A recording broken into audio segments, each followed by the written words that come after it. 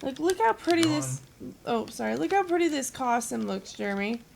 Like, look at this real woman. She's wearing it.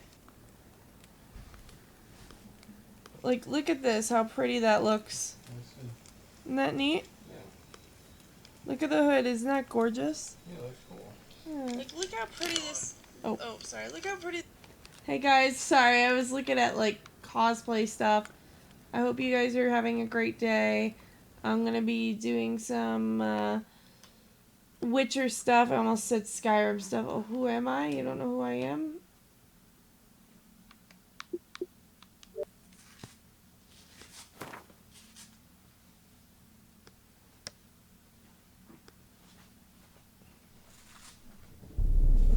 I see you gather before me.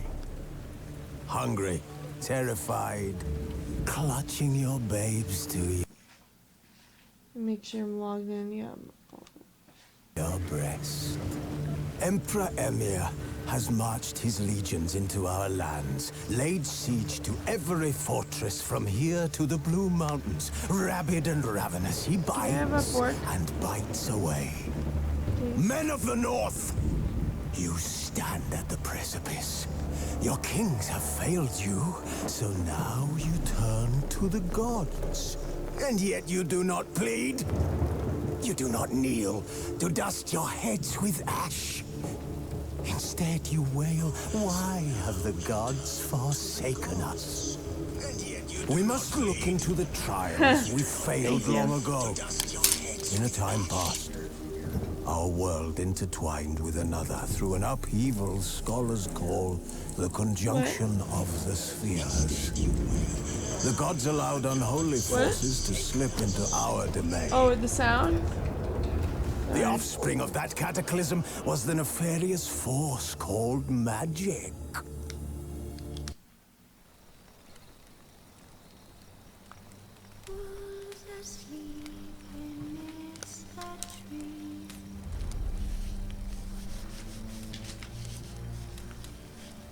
This is where, like, Geralt of Rivia. Were your fingers clean? Just a second. When you handed that to me? Yes. Good. This is where Geralt of Rivia gets around.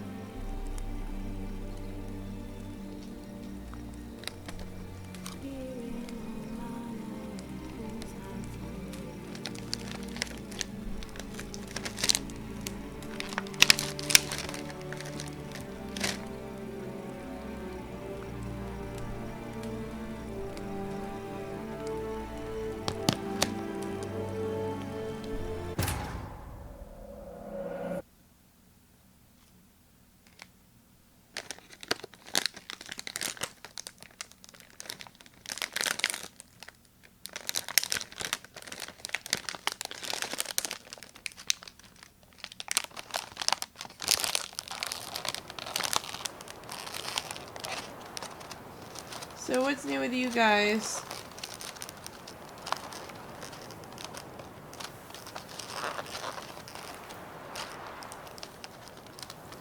Anybody watching?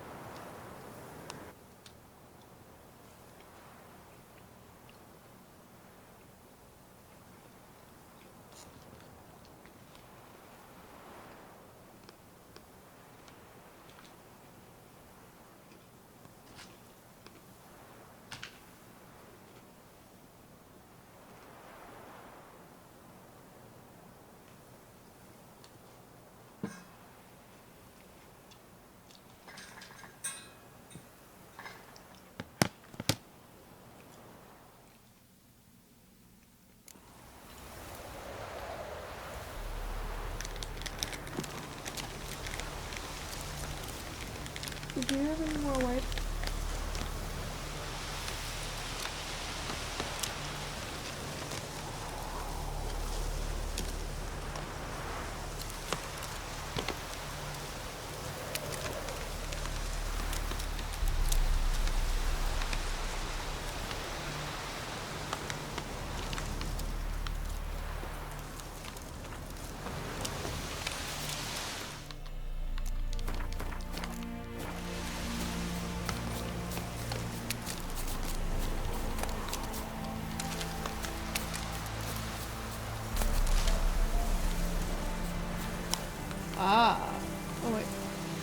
Unless it was a bandit girl.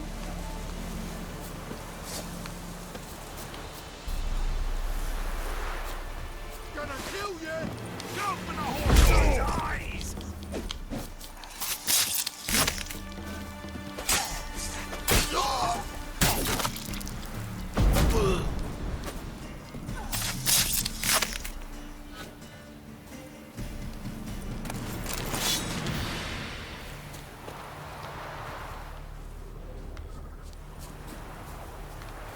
They call everybody a whoreson in this game.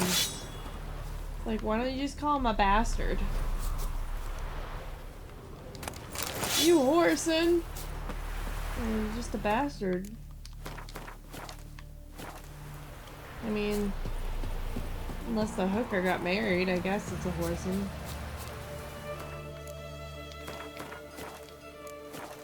Dude, I knew this guy, and his mother was actually a stripper, and she got pregnant while being a stripper, like, and she didn't even know which one his father was. That's how big of a hoe she was. And so he never knew who his father was.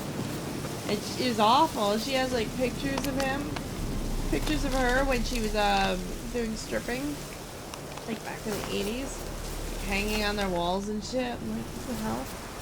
Look at this one.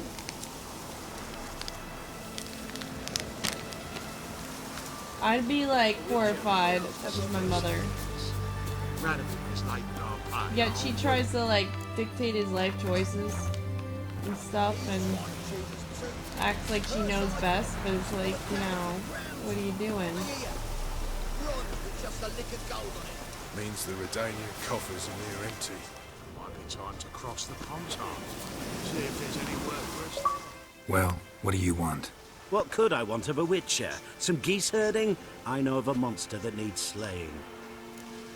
Jeremy, which Star Wars The Force Unleashes? Dope in the cage. Who's he? Why? Look like a monster to you? No? Then he's not your ploughing concern. What kind of monster are we talking about? If only I knew. It was like this. Got Radovid to hire me and my company, but he's been late with the pay the last weeks. And I'll be damned if we're to risk our lives for free, like hell. Couldn't agree more. But you were gonna tell me about the monster. Yes. We arrived here, encamped. Then it turned out some beast prowls the area. Snatchers cows and the like. Reckoned we should help the local boys, so we grabbed our weapons and set out. Me and Kurt one way, Gerd and Henk the other. Gerd and Henk never returned. Whatever it was, it got him. Jobs for a professional, clearly. So Kurt and me, we chipped in for a small reward, hoping someone's willing to help the locals avenge our comrades in the process. Awfully noble of you. Ah, mercenaries, we've our honor too. Well, Master Witcher, what will it be? Will you take the job? Let's talk about the reward. About how it's just not enough right now.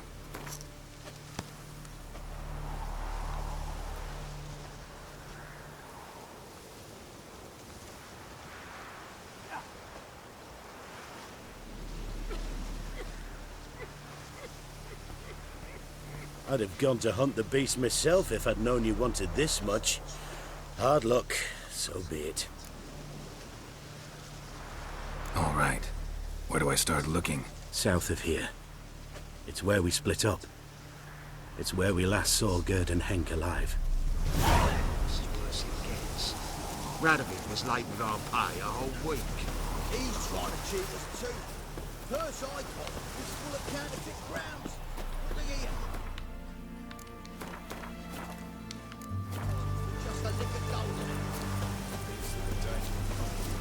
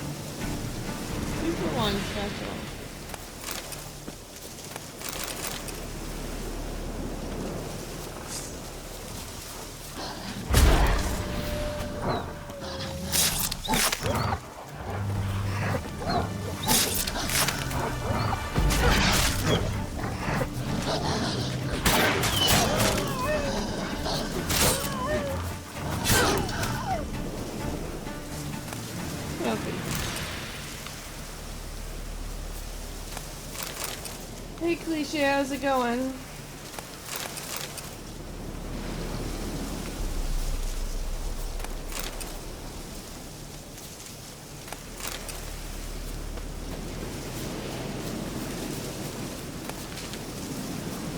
The lead puppy tried to take a bite out of me while I was killing that bear.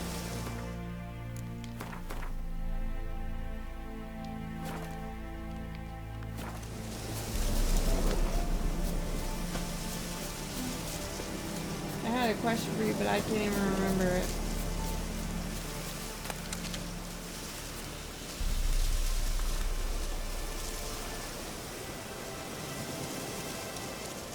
I definitely see a creature walking around over there.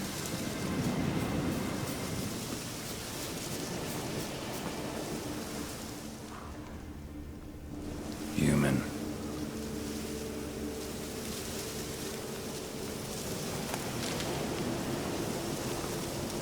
Claw marks, bite marks, armor ripped to shreds. No sign of another corpse.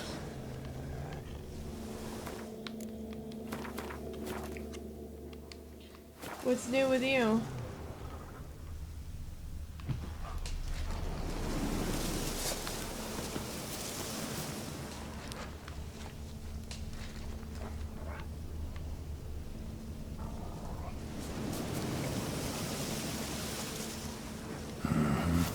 Flying monster.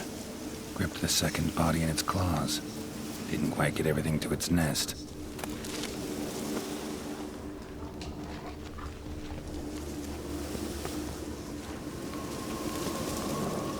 Piece by piece, follow the thread.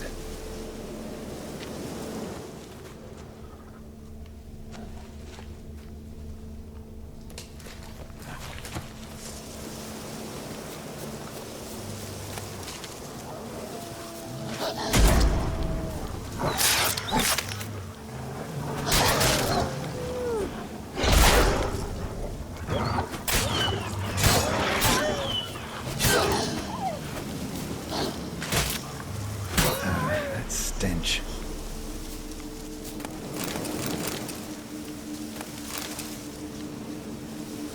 Happy early birthday.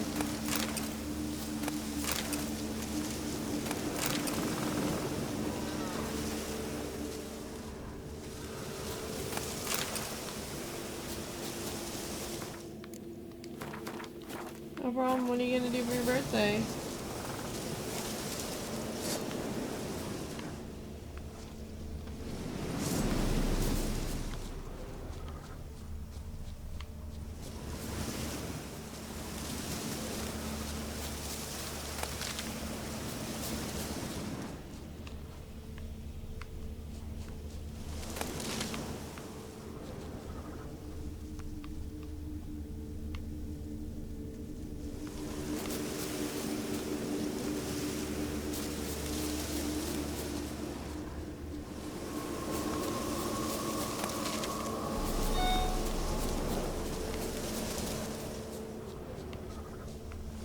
I hope you have a good birthday regardless.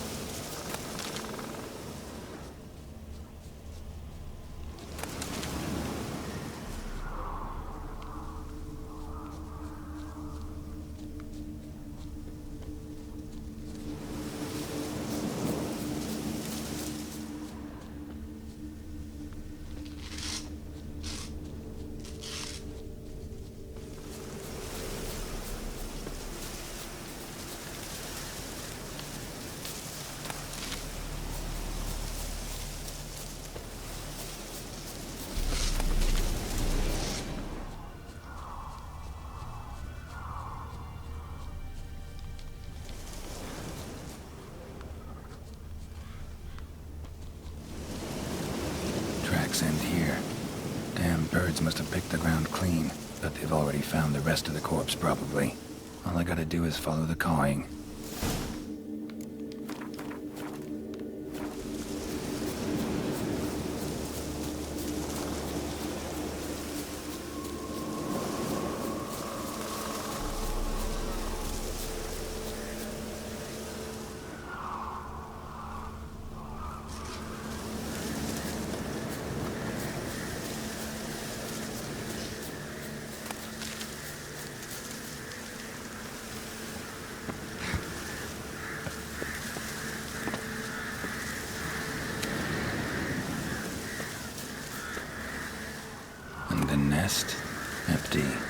except for leftovers. Well, well. I took on this contract before I did. Fenric had the reward up front. Mars after feathers more than they're paying me. An arch griffin.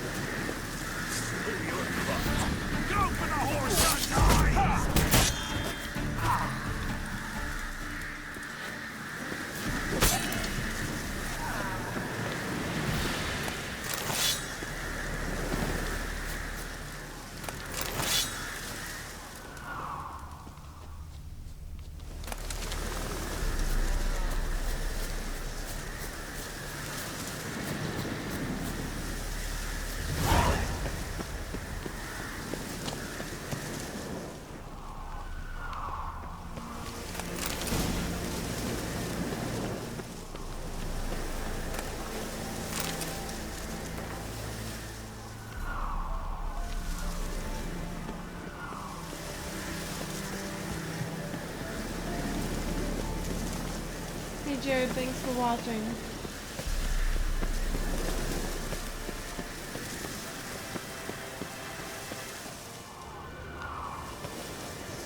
House is completely destroyed, but the magic circle's intact. Guessing this is a locked portal.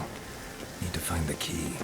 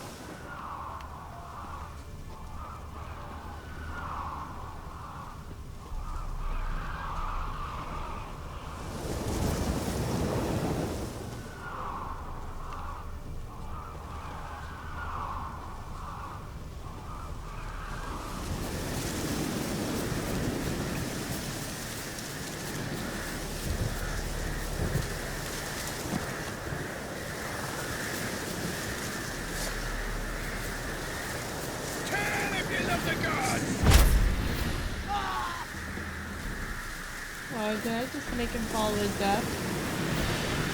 Overjoyed, Samson!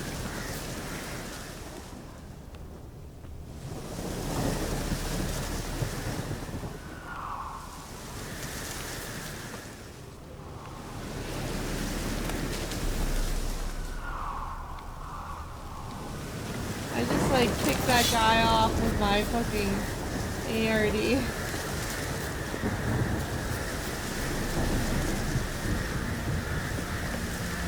Storm, damn it. Alright, Vegeta.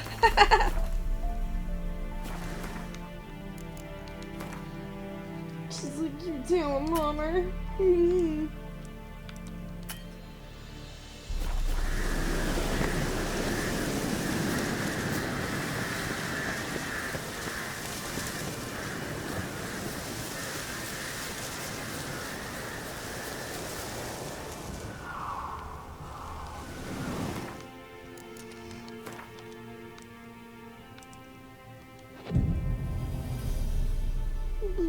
Mom, and get that griffin. There it is.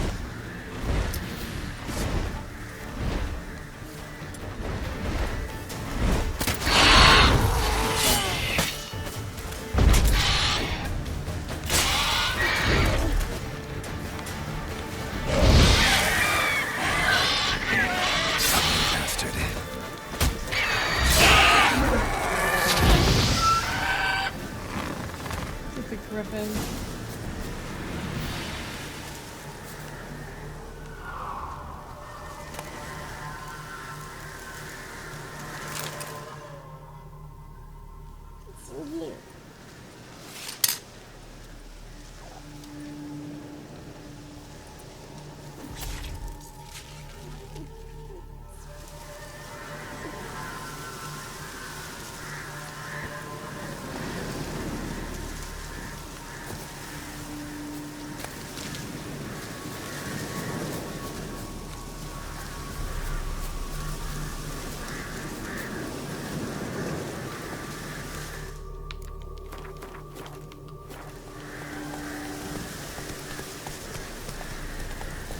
Slow now. Whoa.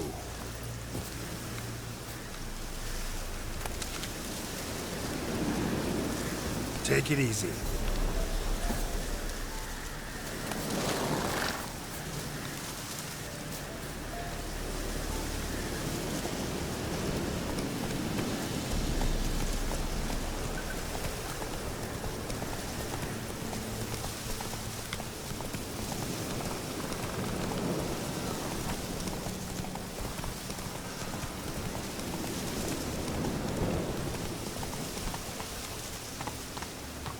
Faster.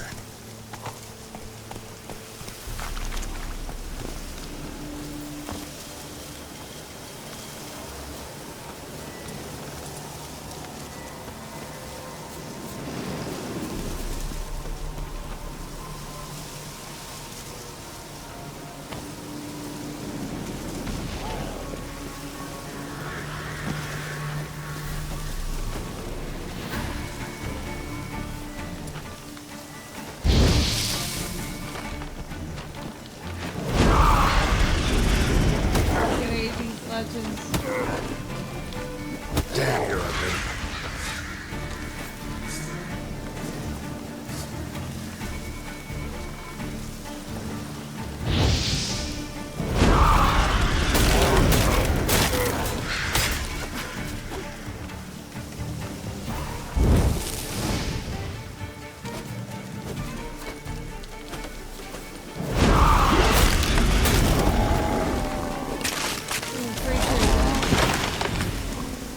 A giant ass tree dude.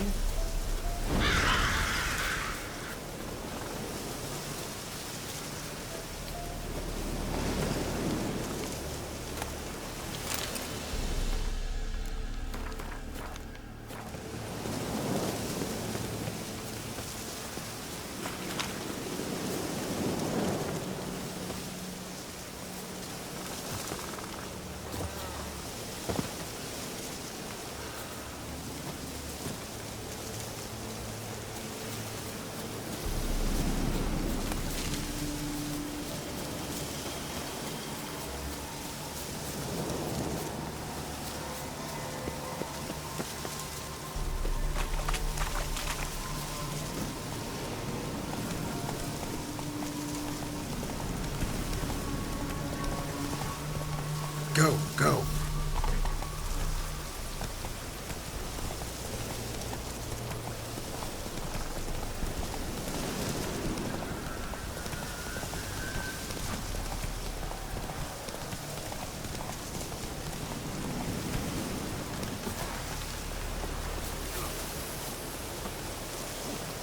Well, any progress? Monster's dead. I slew it. It was a griffin. An arch-griffin, in fact. In that case, I'm grateful. Arch grateful. Your reward. Hold up a minute. Recognize this? You accepted a contract. Reward paid up front, and higher than what you paid me. What am I meant to do? Business is what it is, and intermediaries deserve their due. What you're due is a punch in the face. Gold. Now. Some advice before you go. Don't ever try to cheat a witcher again. Ever.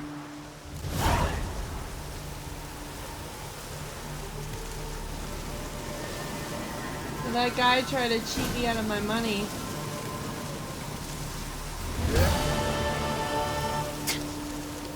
Samaritan. Watch it, Greyhead.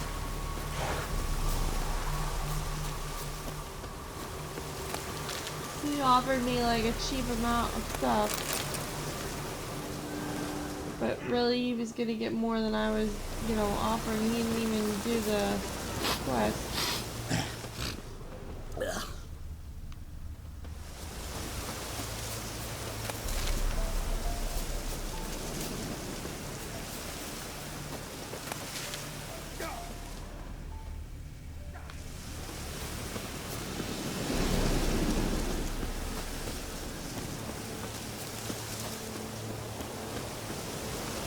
For a rise.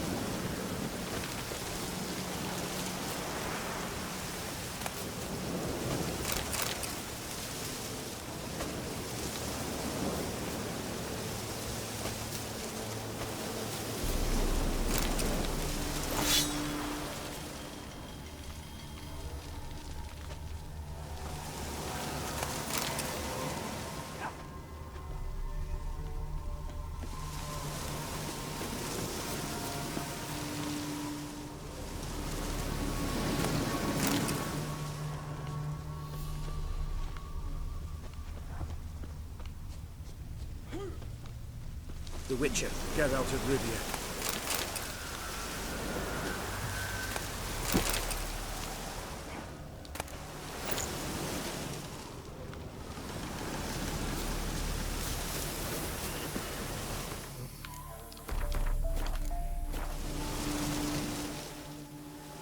You, Quinto? The one and only. A pleasure. But who might you be? Whoa! I'll have no pleasure here.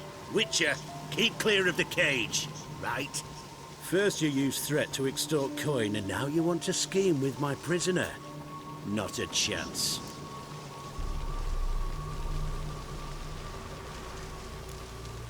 What did he do to step on your toes? Ours, not ours. But he stuck sticks up a number of bankers' arses. Put a tidy price on his head, they did. And as Master Hans of Sedaris is an enterprising individual, he decided to nab me and claim the reward. Anyone give you leave to talk? Shut your trap!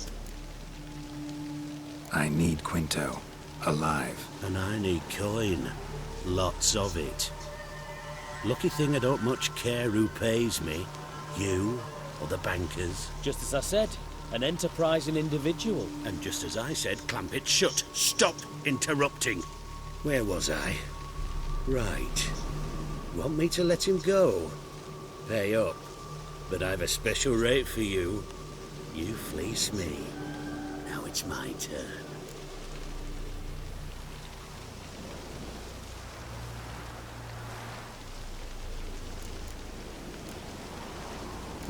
Famous mercenary, supposedly. But you're acting like an old fishwife. Just counting the crowns. Counting the crowns. What? I'll not take any insults from some bloody mutant.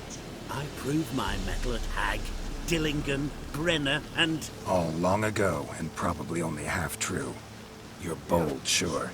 With your mouth. Oh, that must have hurt that. Cheat me out of coin, then dare insult me. Take it back, you bastard. Open your gob and take it right back. Bare fists. Make me take it back.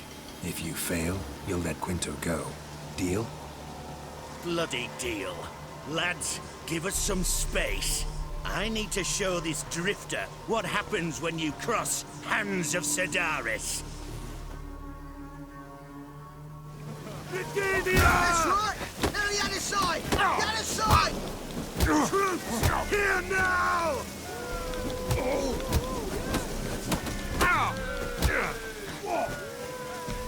Drop the damn drift, Roy! Come on, Geralt! Got him. Thought you looked wimpy. Didn't expect it to be that easy, though. Must admit I'm fairly surprised myself. Your trap. Both of yous. Take him, Witcher, and bugger your... What? How did you... Fishbone. Did it yesterday. I was waiting for a lull to slip out. Witcher showed up before I could. Let that be my recommendation. Now, do tell. What's it you need me for?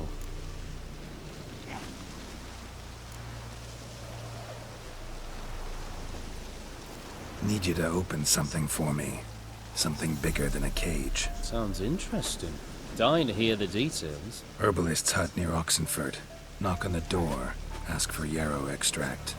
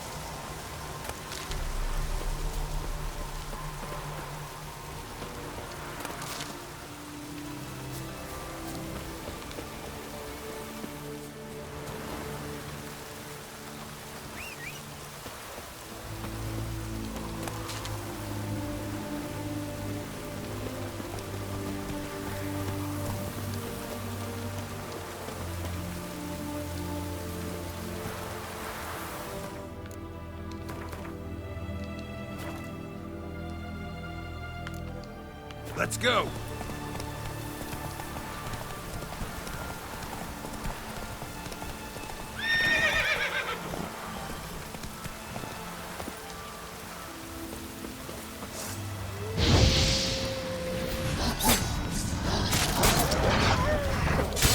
Fucking wolves, boy.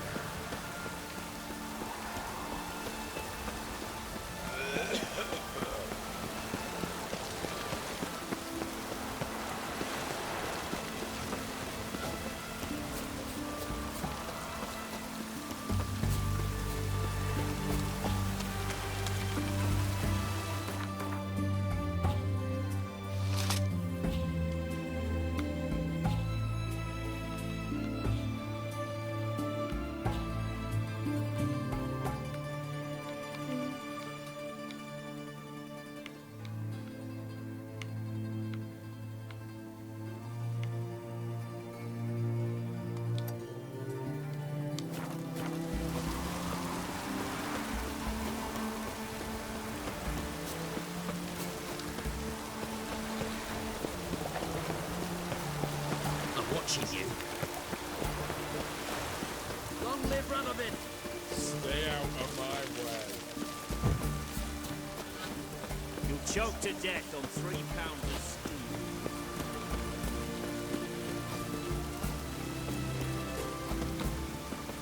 Pricey, eh? What a drink the one I had. What's your pick? You that mad cunt who wanted kings.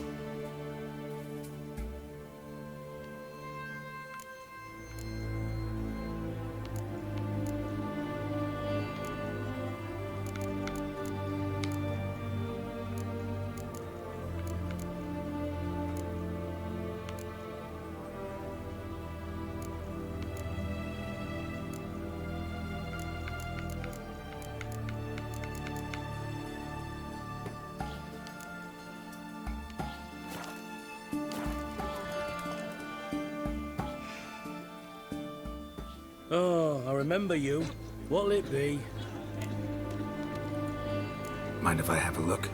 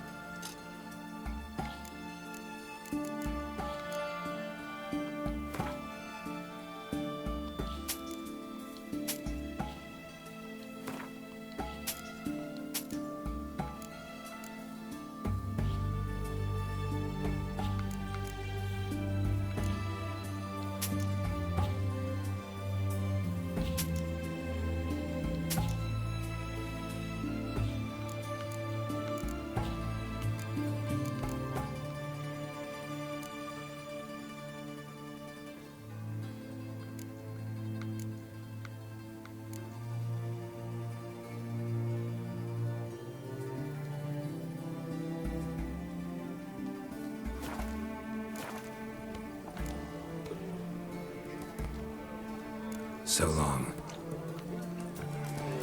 That bloody Nilfgaardian Imperia can kiss me down there.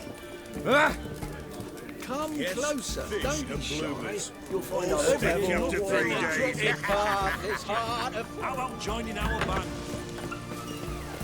You choked to death on 3 pounds of steel.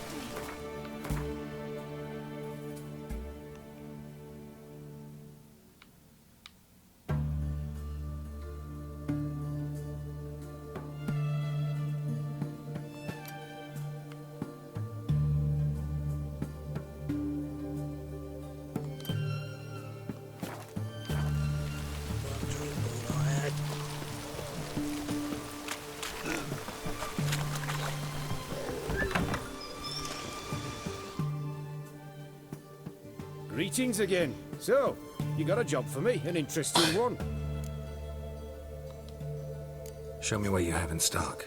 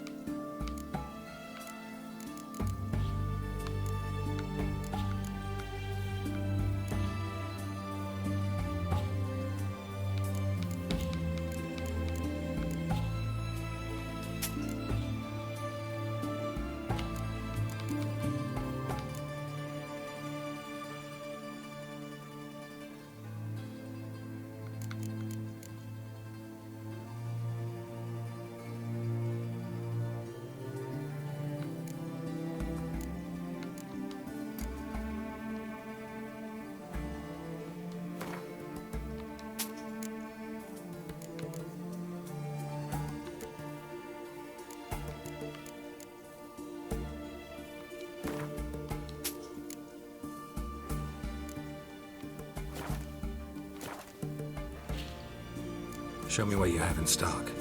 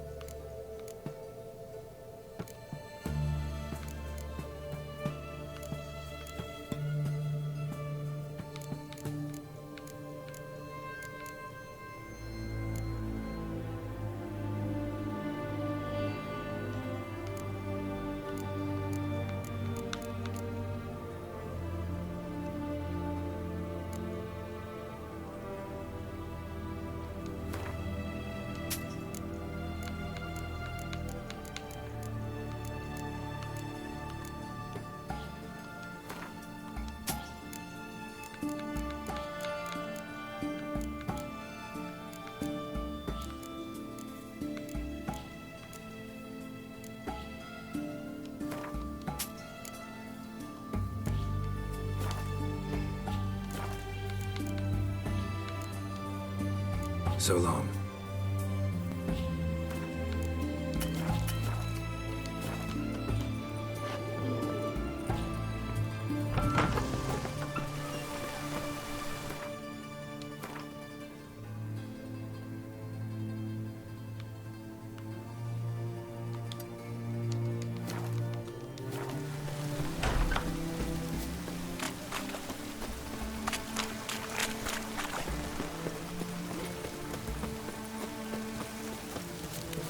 Spreads disease. Defeat isn't a desertion.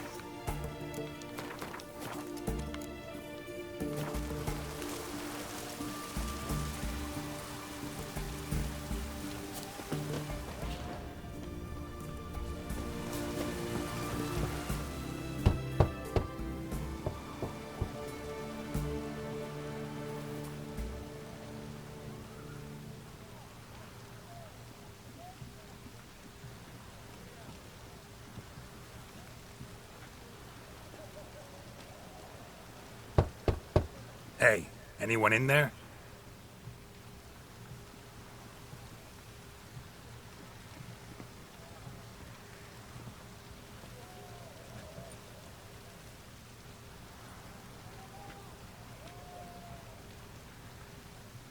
Blood. This does not look good. Blood. Someone knocked their head on this beam. Open cut.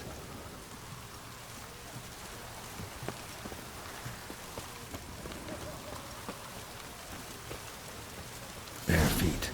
Fresh prints.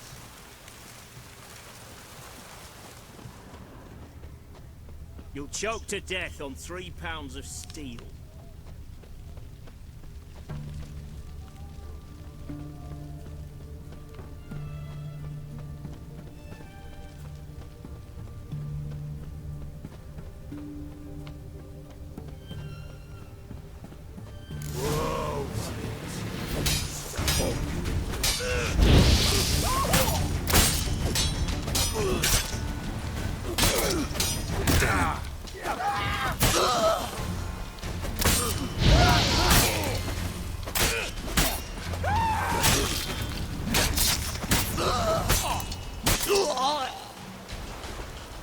Looks like Hugo ran into trouble. Gotta find him fast.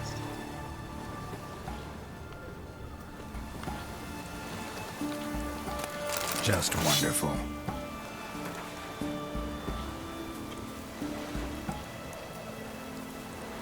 Looks like a long walk up a short pier. Ha! Autographs.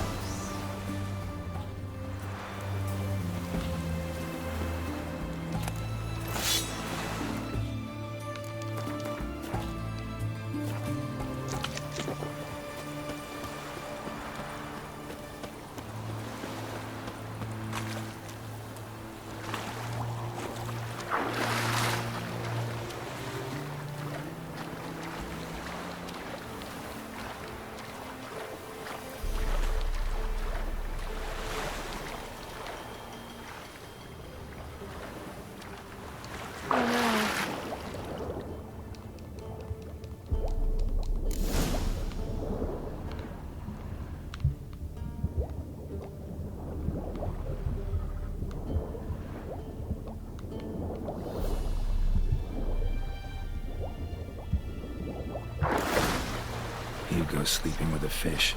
No two ways about it. Gotta find Eveline.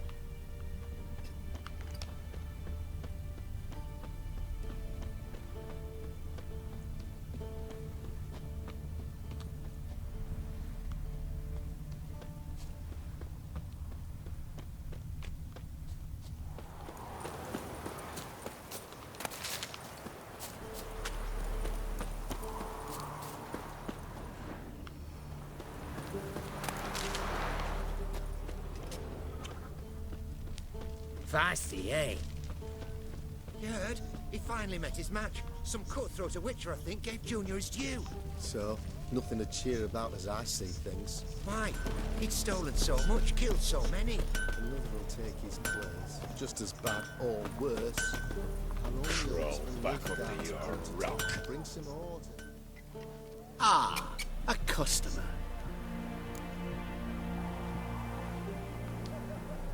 Show me what you got on offer.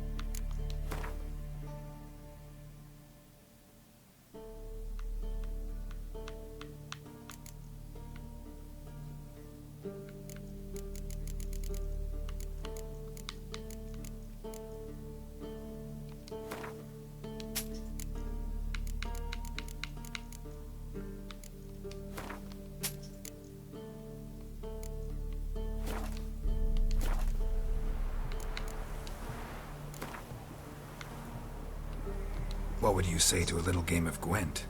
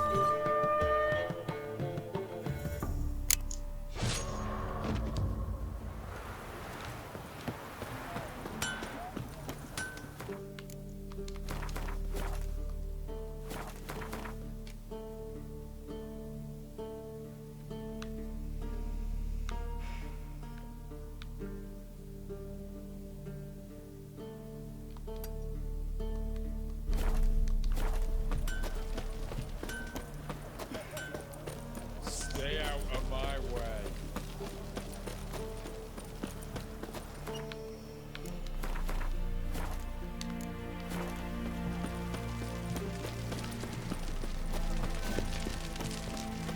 Well, the Witcher.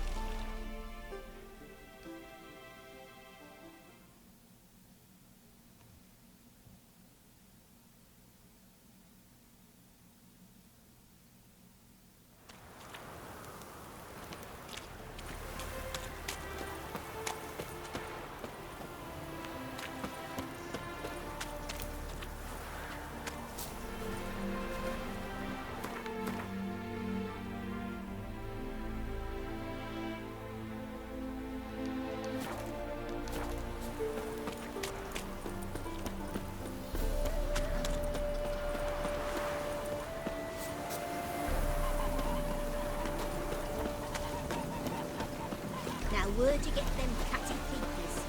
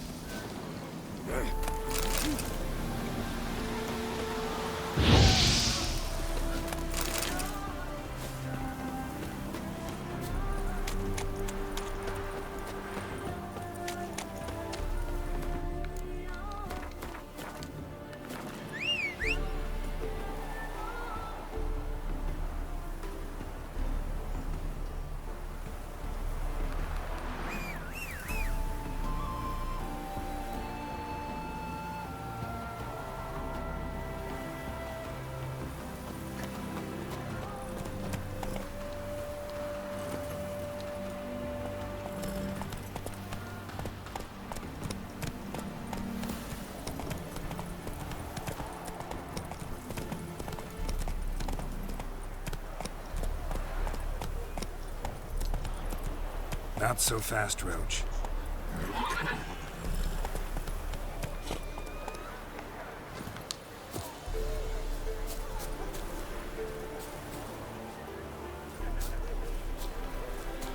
Then let's... It's nice enough.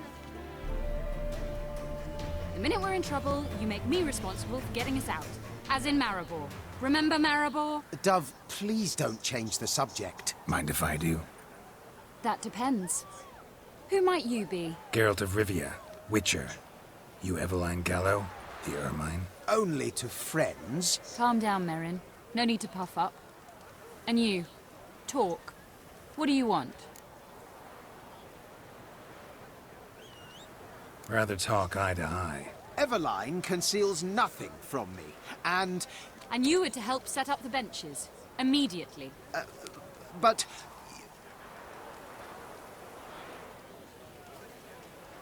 Sounds a bit possessive of her. Very well. Once again, what do you want? Got a job for you. Truly? Of what nature? Anonymous performance. No audience. At a certain auction house. Pays as much as you can carry. You've none of a Fink's features. But you see, I've a problem. Let me guess. There's a monster needs killing. Somewhere, certainly. But not here. May I finish? Or would you rather keep guessing? See, we were to do a show. The tickets have all sold. Alas, our friend and colleague, Hawkeye Van, well, he's gone blind. Drank some hooch from a questionable source. A sad story, but not the point. The crowd awaits, so either we find a replacement for him, or we shall have to return the coin. All good and fine, but not spent it already. I think I know where this is going. And I shall get straight to the point. Stand in for Van, and I shall help you. What do I have to do? Jump through some flaming hoops? No. Shoot your crossbow, hit a target. Not a bad shot with my crossbow. Why not? I'm in. Splendid.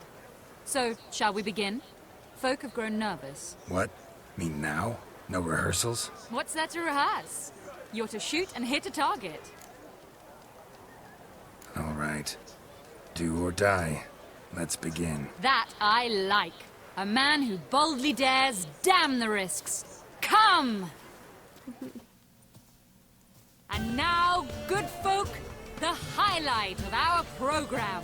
Standing before you, Geralt of Rivia, victor of marksmanship contests in Angren, Dol Blathana, and Lobindon.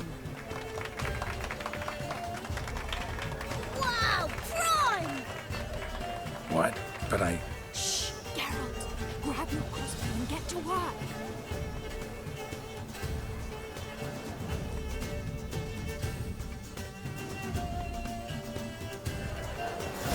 What's the hold? Shoot!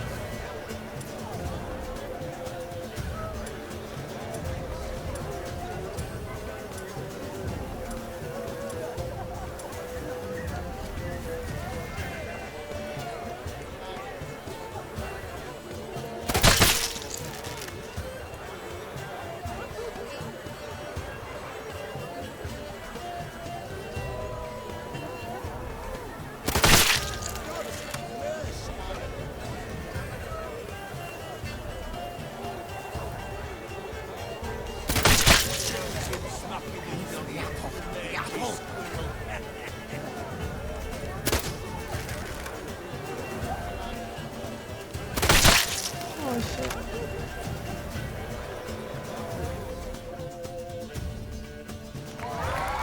Got mostly apples, that's good.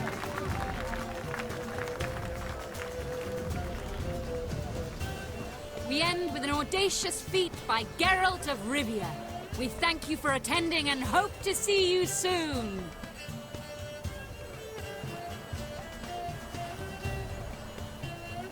It's a shame that man didn't shoot the elf. That would have been brilliant. You know, I doubted I'd emerge from that ordeal in one piece. Fine work, Geralt. Well, one performance down. What of the next? Herbalist. Has a hut near here. Ring a bell? Go see him and ask for some yarrow extract. Ooh, a mystery. I adore mysteries. Till later, Witcher.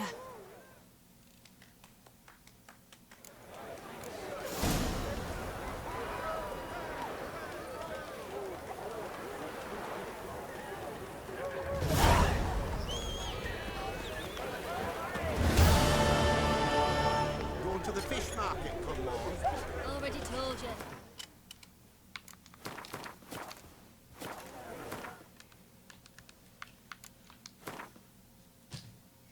Hey Casadio, how's it going?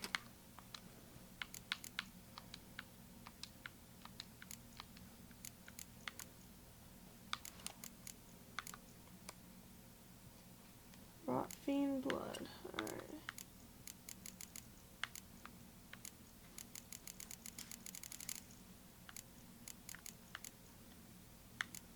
Alright. Great, what is new?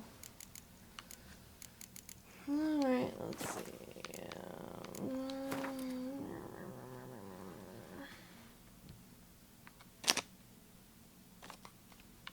Now to find somebody who has rot fiend. Apparently some dwarves over to the brothel on overcrowd. They say he's got she-devils, she-demons, and tormented children.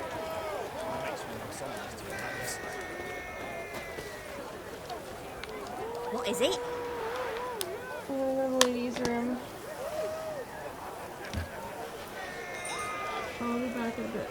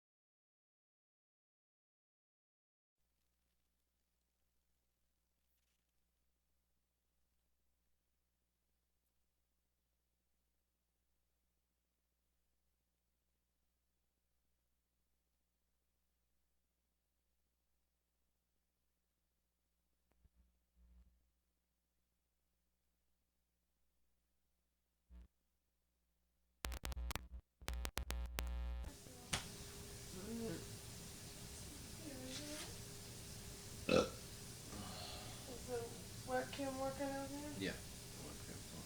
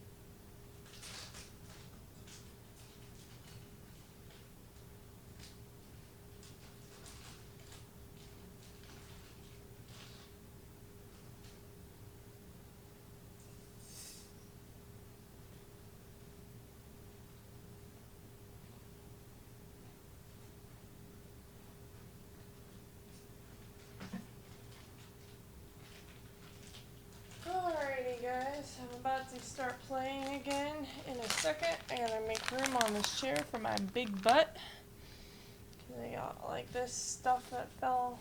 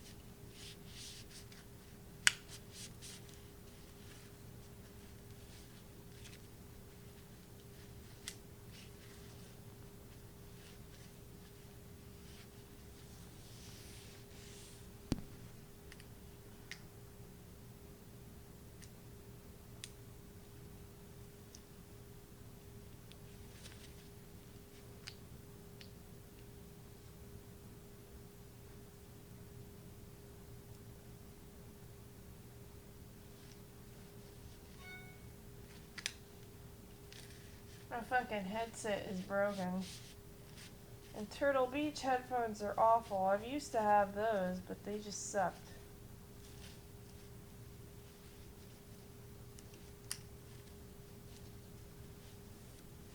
Turtle Beach.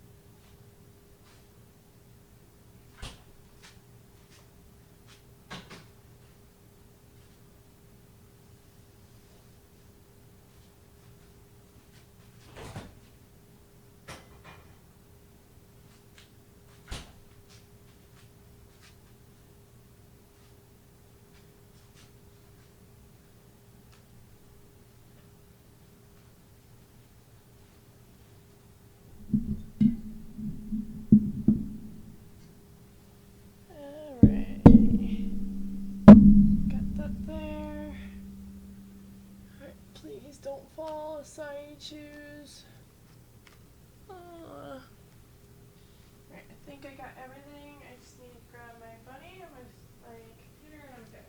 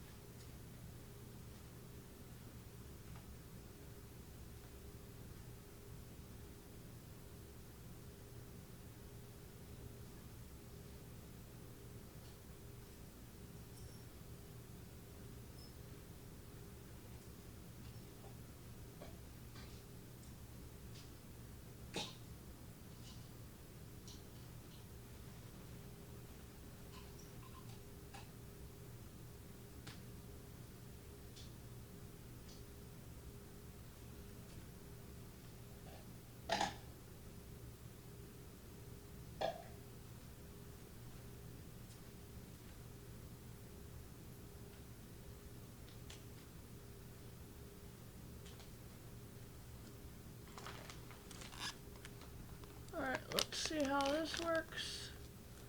I got my blanket.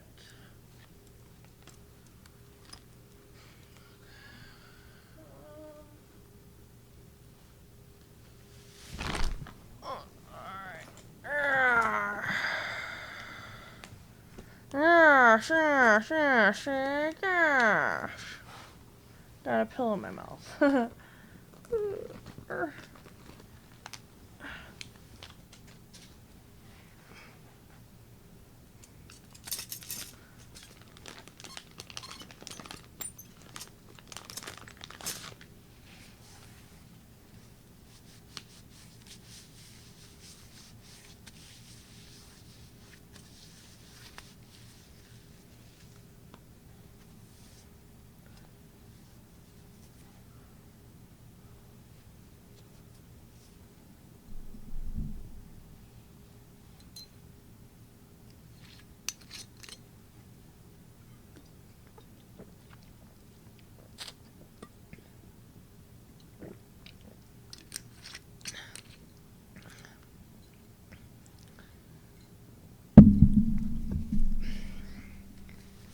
if you give me a minute, I shall start. I just gotta get situated.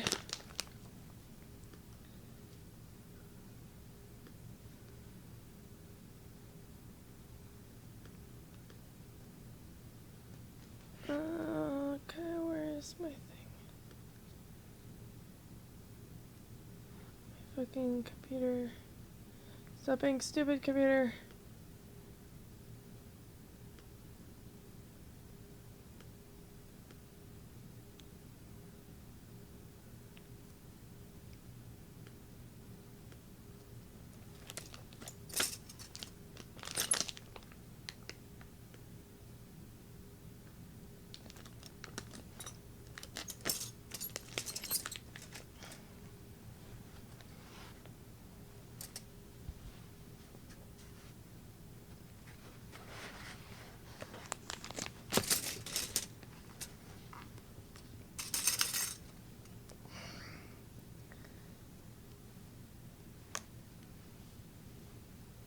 Man, I'll tell you right now, we went to the organic food store today. I'll tell you, it is difficult to find lemonade or orange juice nowadays that doesn't have crap in it. Like, for some reason, every single company on the face of the earth wants to put, like, artificial orange juice in their stuff. And so, like, nobody else notices it because they're like, oh, you know, we're only dumping tons of chemicals in our mouths every day. Like, no biggie. Like, you know, they just don't even notice. But for me, I notice. Because, like, I have problems with my stomach. And so, like, for me, I'm just kind of like, oh my gosh, there's, like, chemicals being poured into me. It feels like I'm drinking acid.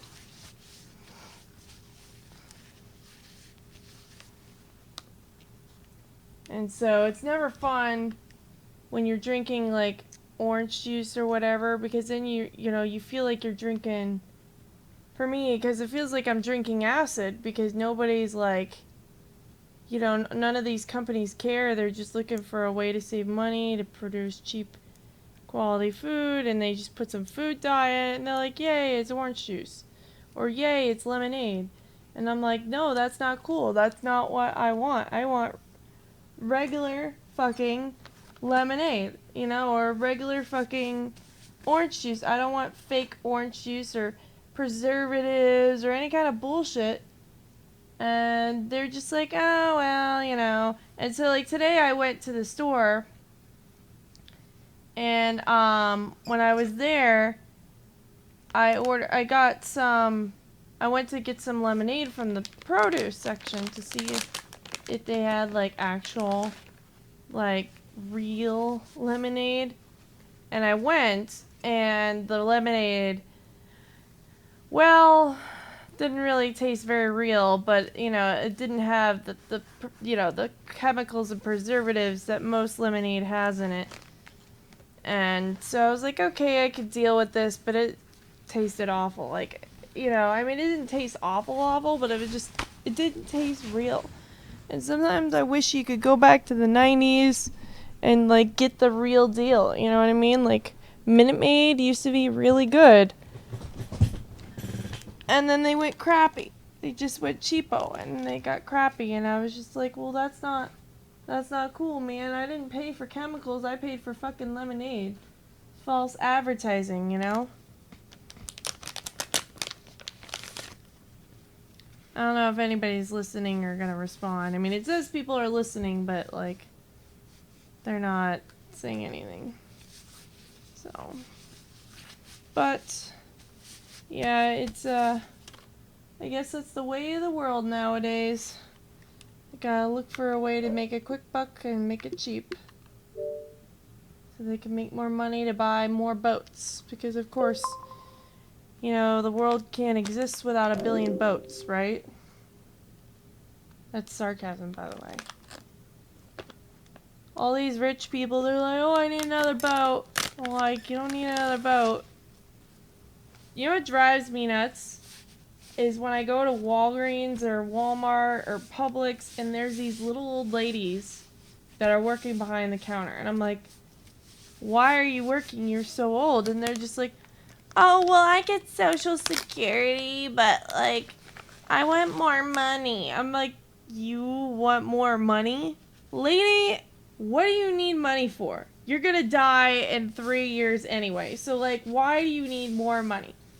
Oh, because I like to buy my Louis Vuitton, and I like to, like, you know, I want to save up for another boat. And I'm just like, really? You need another boat? Like, why do you need another boat? What's the deal? Like, why do you need a boat? Like, why do you need one at all? It's not like it's not like the olden days where you had to travel from place to place via, like, boat. I mean, you can go any way you want, anywhere you want. You could get a cheap plane flight for, like, under $100, maybe under 500 if it's really that expensive. Like, there's apparently tickets to France right now that are literally $500 round trip for France. So, like, if you can go to France for $500 round trip, that's pretty good. That's like $250 there and $250 back, essentially, for a whole week. Then I think, like, you don't need all that money for another boat. Like, you're not gonna need it. You have your Social Security, and because of Obama, he took away all that shit, so that way, now that when we're adult, like, when we're growing up, like, when we're, like, really old, we aren't gonna be able to retire and do all that shit. We're gonna have to basically be working into the ground because you took it away. And, it's just stupid. Stupid. And all these rich people that are old people, they're like, oh, I don't care. I'm like, shouldn't you be in a retirement home or, like, working on your garden or your knitting collection or something? Like, seriously? And they're like, oh, well, I just want to enjoy the last few years of my life. I'm like, what kind of benefit does that do for the world? It's not like you could just punch out another kid out of your vagina.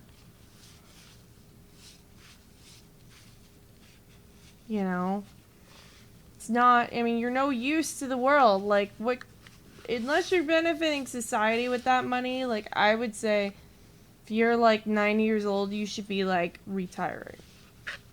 Like, not even working. Like, just go home, retire, maybe babysit for your kids so that way they can go to work while they, while their kids are being looked after. Something, like, be a grandmother. Don't be, like, thinking like you're 20 years old and you're gonna travel the world. It drives me up a wall when I see that, because I remember when I was older, or not older, when I was when I was younger and I was looking for, like, part-time jobs, I couldn't get one.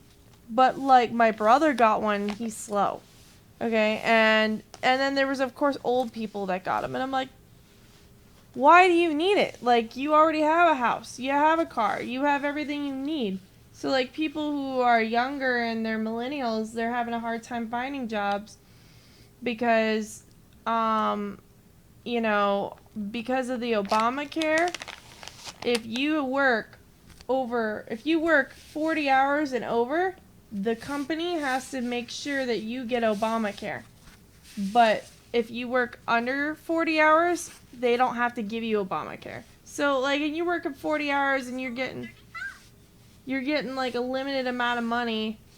It's like, what can you buy with that? You could barely even buy an Apple Watch with that amount of money in that amount of months, okay? It's like, I mean, because, I worked at GNC originally when I was 19, and, like, what they did was they gave me very few hours. And then I worked there for about 3.5 months, and according to the state of Florida, if you work under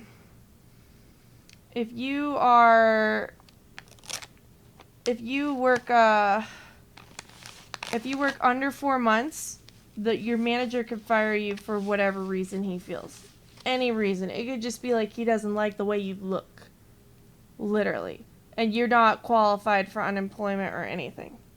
So, you can't, you can't qualify for unemployment, you can't get health care, can't do anything. So companies are like, hire, fire. higher fire, higher fire. They do that, and then like people my age group, it's more difficult for us to get on our feet unless our parents helped us. And if your parents don't haven't helped you, then you're shit out of luck.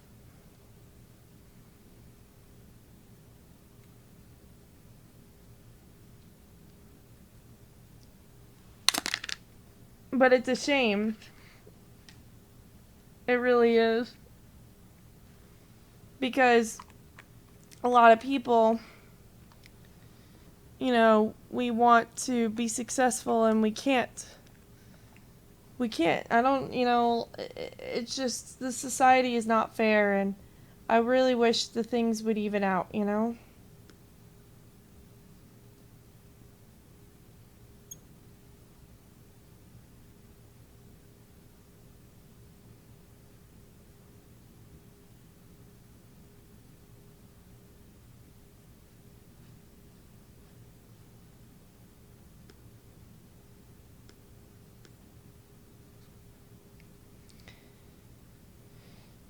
Anyway, that's life.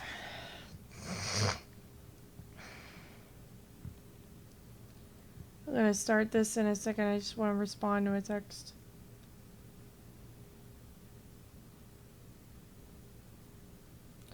Anyway, how are you all tonight?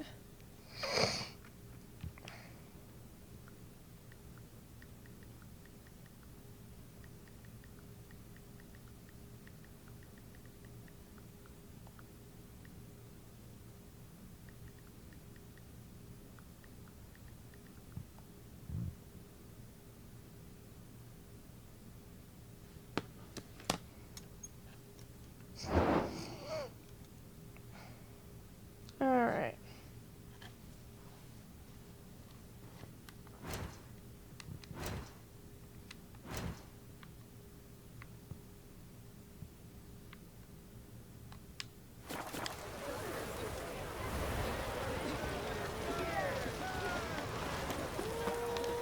What is it? Welcome, welcome. What would you say to a hand or two of Gwent? Not gonna try to sell me something first? My goods are not swallows. They will not flit nor flee. Cards won't either. Do you wish to split hairs all day, or play Gwent, Like to take a look at your wares. Fine.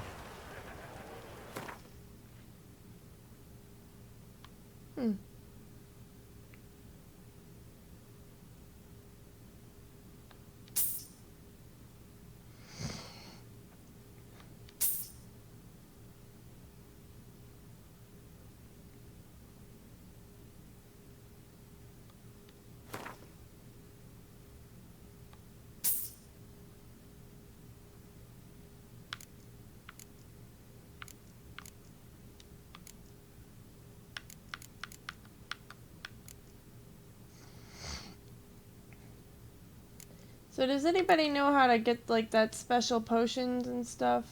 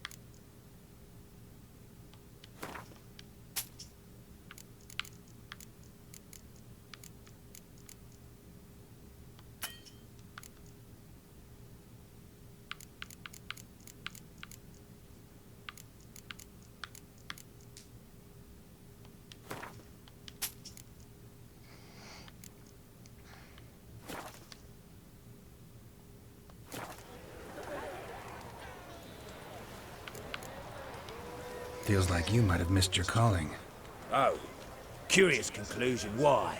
Well, should be hawking goods. Instead, Gwent's all you talk about. You're right.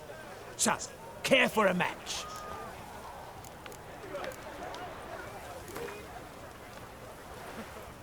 So, should we lay him down? Yes, yes, yes. You needn't ask twice.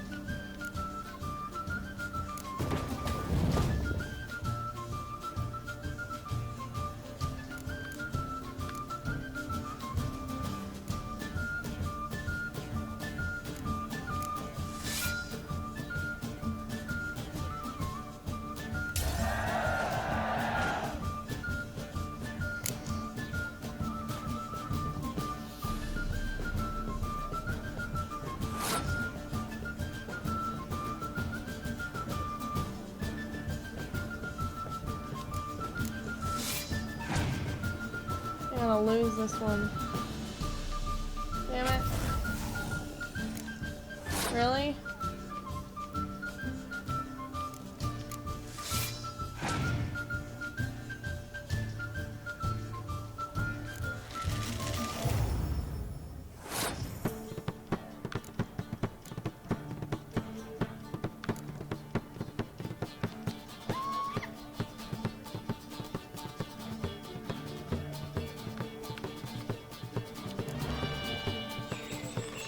Damn it.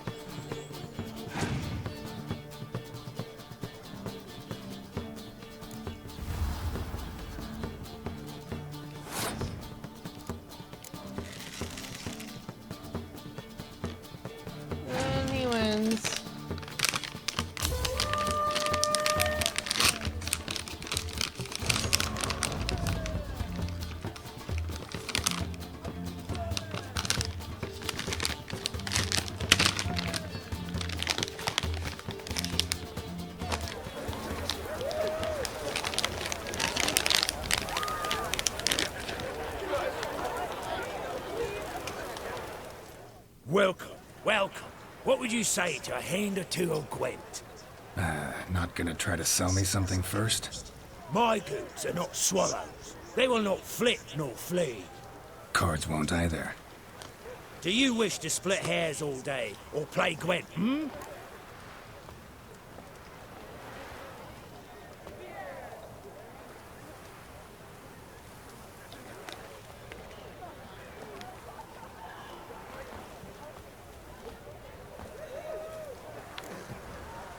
Gwent it is. So, should we lay him down? Yes, yes, yes.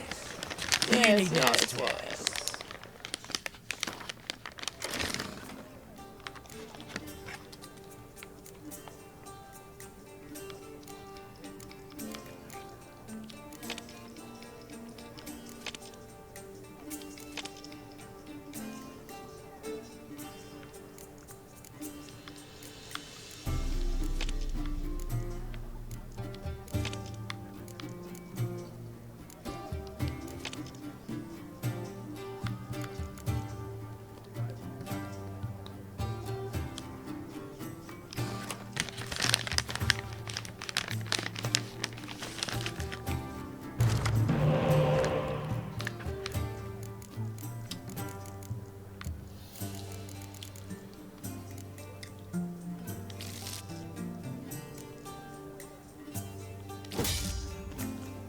I didn't want that one. Good luck.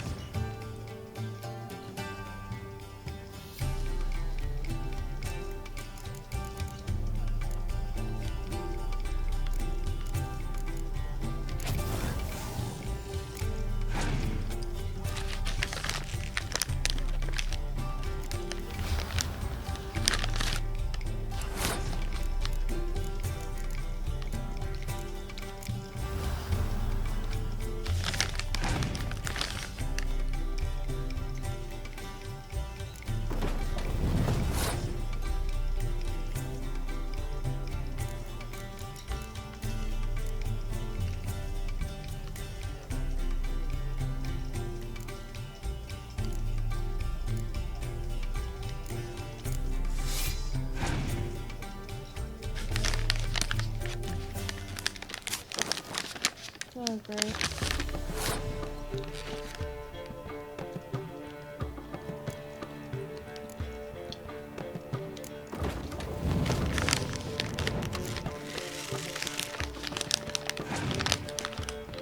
Oh, that's cool.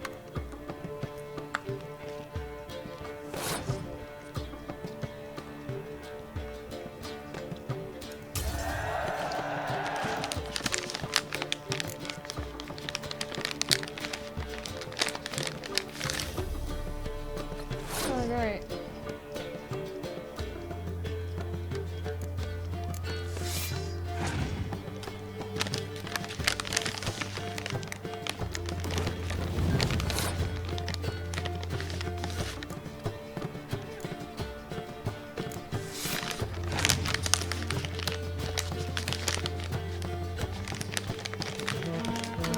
Ba-da-ba-da.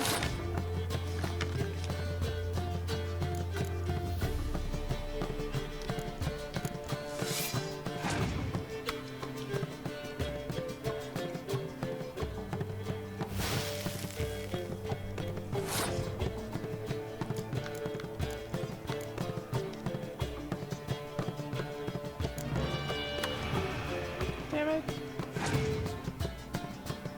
Motherfucker.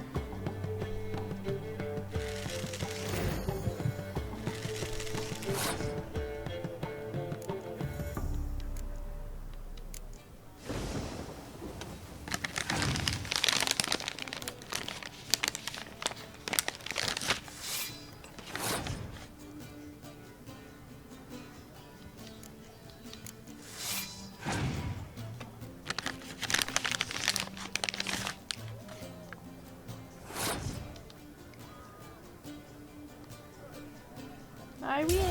Yay!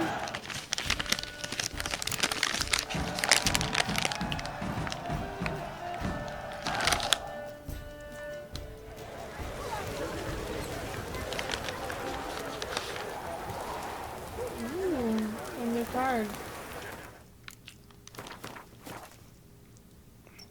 Now the question is, where to find that rot fiend blood? It says, so for the chemicals I need cleansing mixture. I need rot fiend blood. Where the fuck do I get rot fiend blood?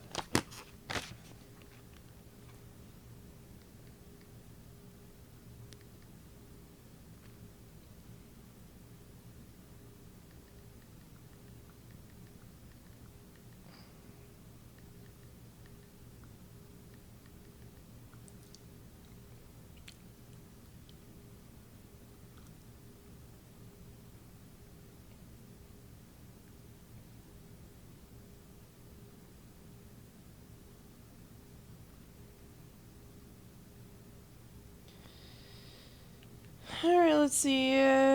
Help me find the rot fiend blood. Oh, they agreed to the potion.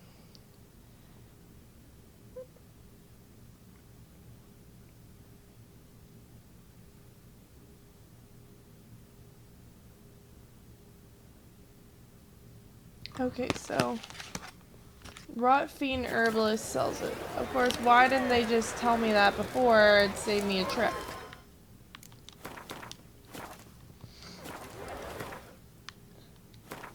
Now I gotta find out where that guy is.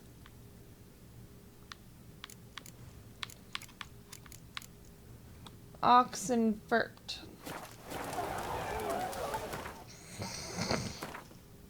Boogers.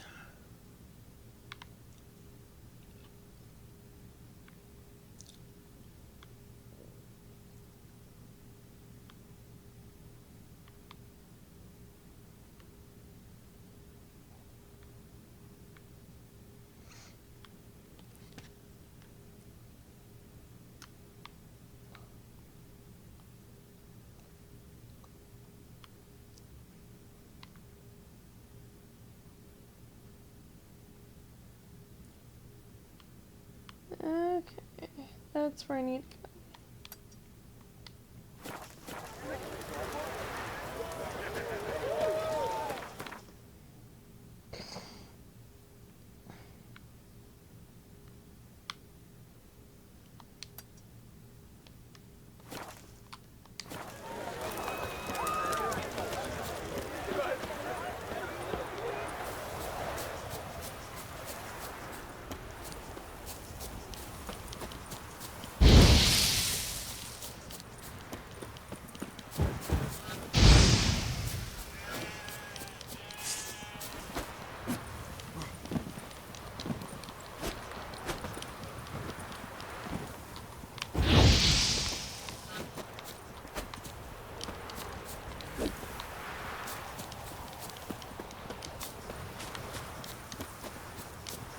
Back here, lamb chop.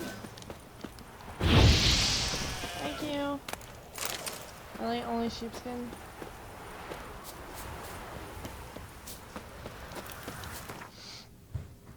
Oxenfurt Harbor.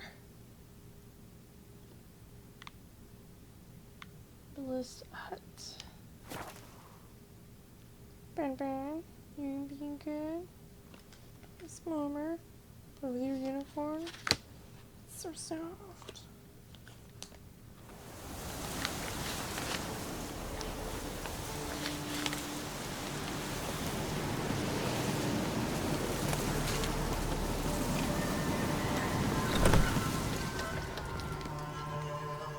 Hey there.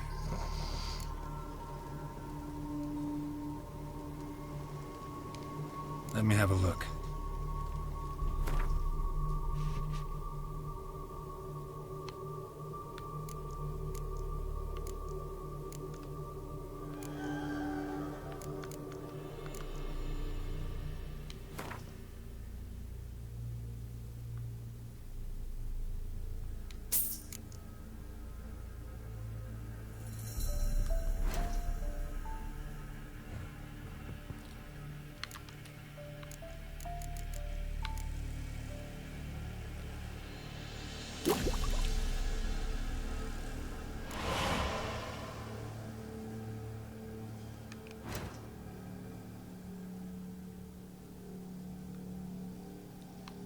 think I'm just gonna get the rest of his rot vein blood.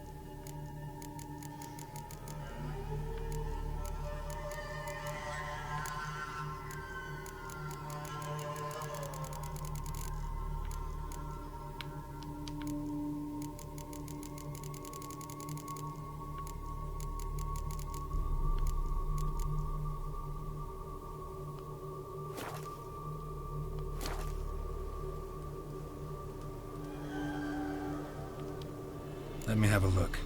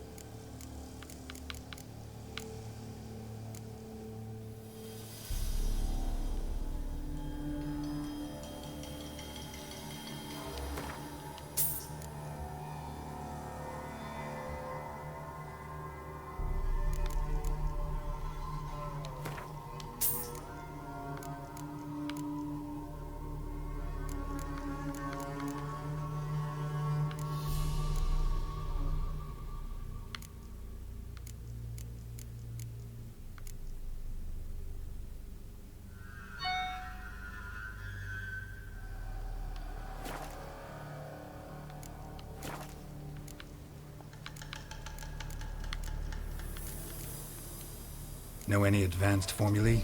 Maybe something you could teach me? All I know, I learned from Master Gremist of Skellige. Looking to apprentice yourself in the herbalist trade? Nah, I just want to learn something new. Call it what you will. You must sail across the Great Sea, find the Isle of Ard Skellig. There, in the sacred grove, the learned Master Gremist will judge whether you're fit to be his pupil. So long.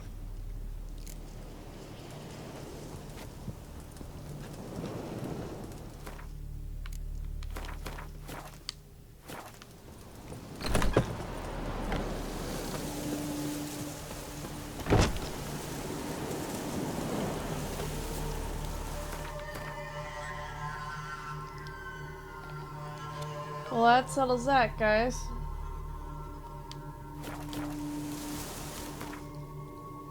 Now you know where to go. So instead of go hunting for fiends, just go to that one area and you'll be fine.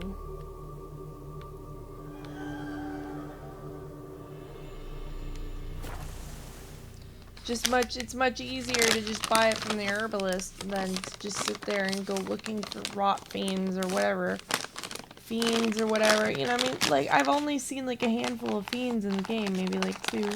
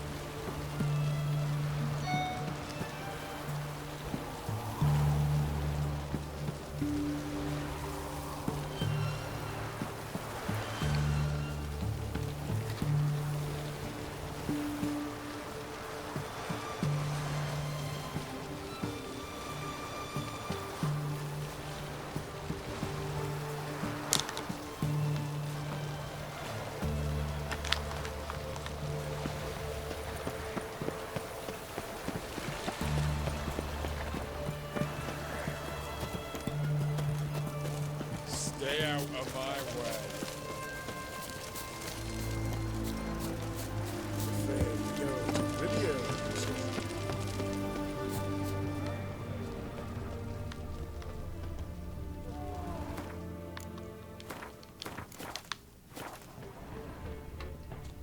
What do you have to say? Lance Corporal Taking a peek at my wares, yeah? How'd that prick wind up with us? Volunteered. Word is he had to bribe the medics to let him enlist. He mad or what? That's just it. Certifiably insane. Didn't pass the tests, apparently. But to pay hard coin to enter the army? Thought at my age nothing could surprise me. Nothing about the cook.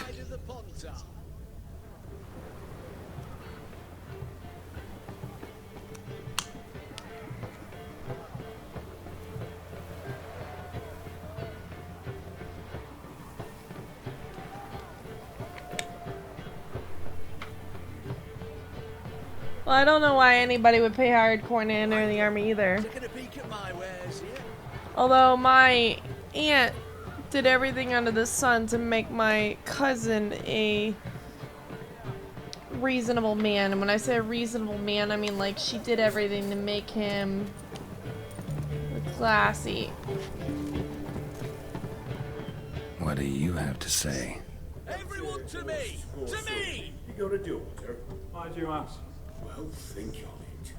To marry into a dynasty like that, it'd be like living in clover. Trust me, you do better not to take any interest in the Basodis. Why the hell not? It can only bring trouble, Nate. Only trouble. Nothing interesting. Best wares this side of the Pontar. We got that before. In Lockwood, perchance.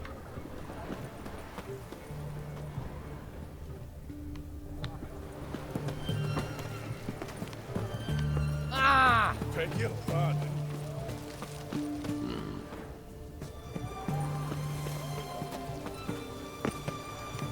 What do you have to say? What do you have to say?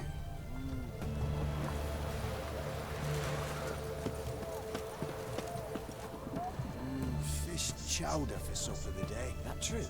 Who told you? No one. Came through the western gate the morning.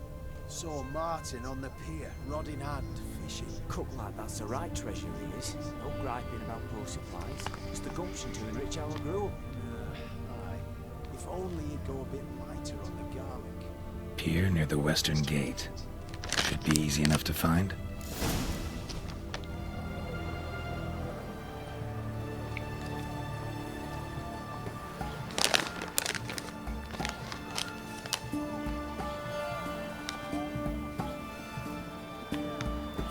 Piece of copper.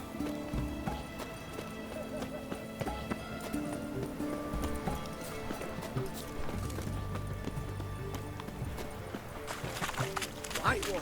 Take a peek at my wares here.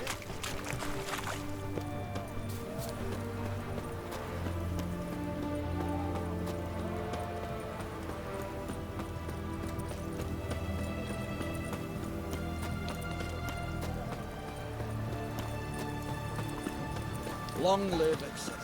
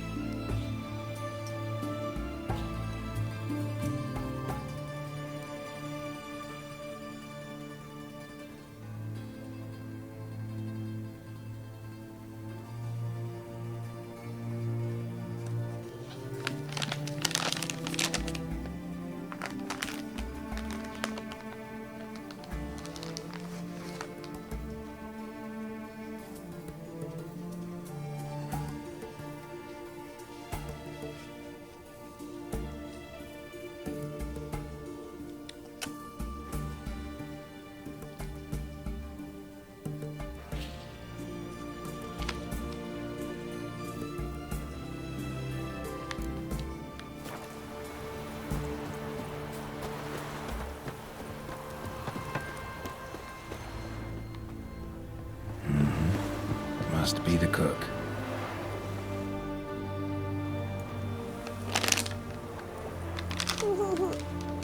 Good day. Fish biting?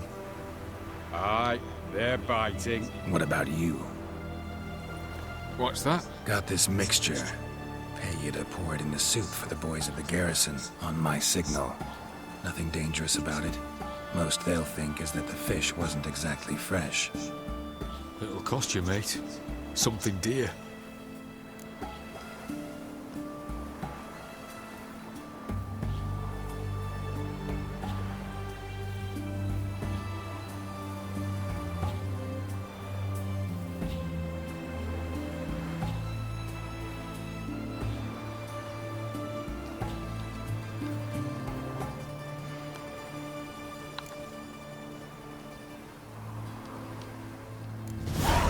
Asking a lot. Too much. How about you do this free of charge, huh? Out of the kindness of your heart. Aye, I'll help. Out of kindness. Wait for the signal, and mum's the word. Understood? Some ceiling. I like his hat. Bunch of seasonings. It'll be tasty. Sesame.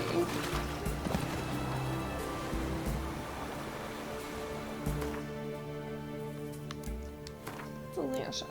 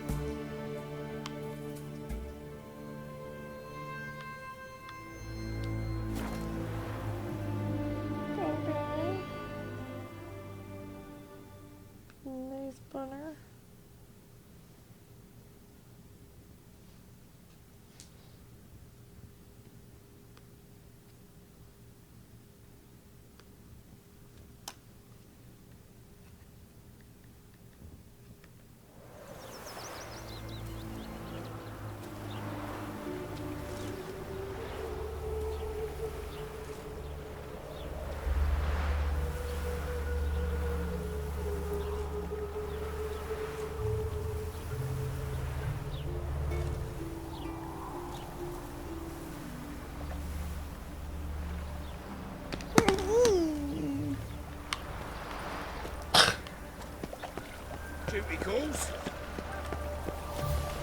Another drifter in from Tamaria. The city, but you're not scared, are you? Ah!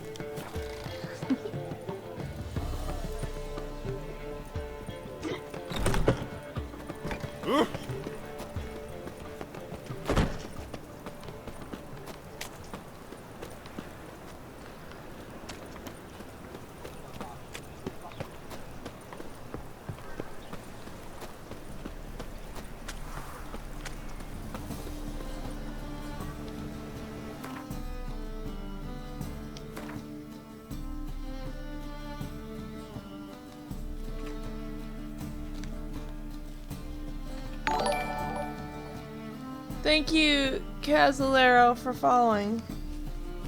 I appreciate that.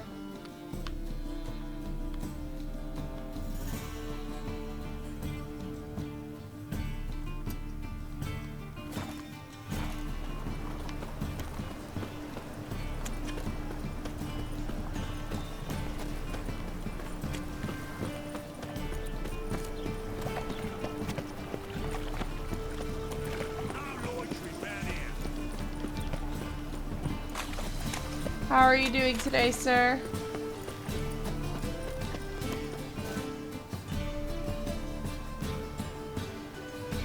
If you guys like my stream, be sure to follow and subscribe. Thank you.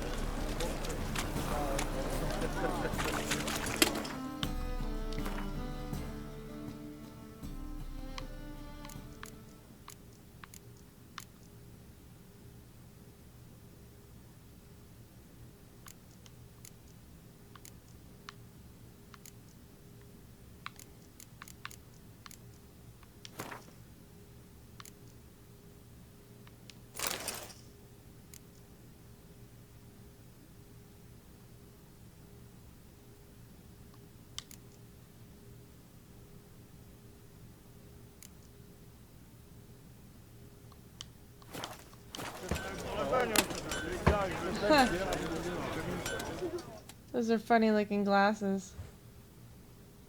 Need something sharpened? Reforged? Oh, wow. What do you have on offer?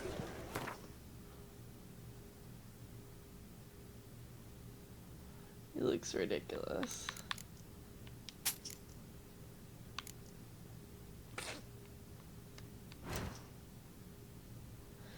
Soon we're gonna do a heist, by the way, in case you were not aware.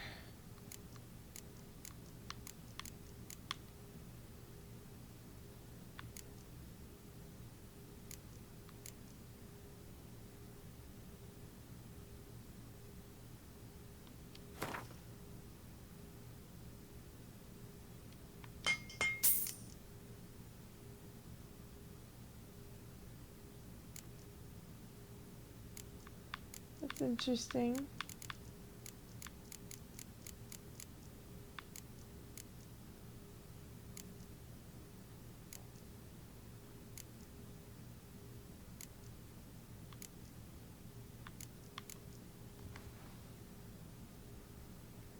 The blue sword is the DLC.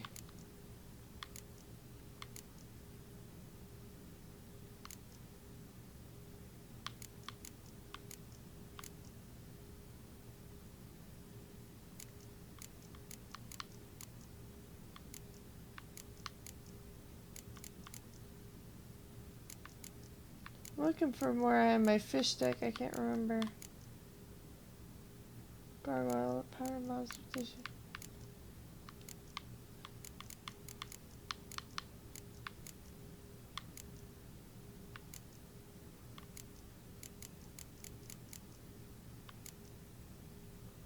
Resin.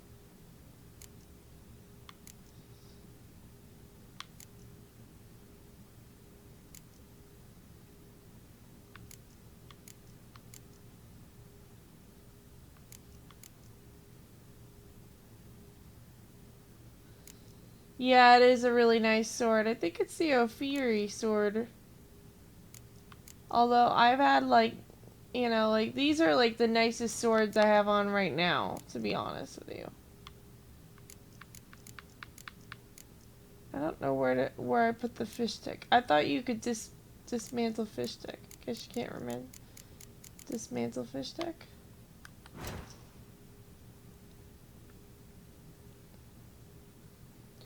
But yeah, I'm really picky with my stuff.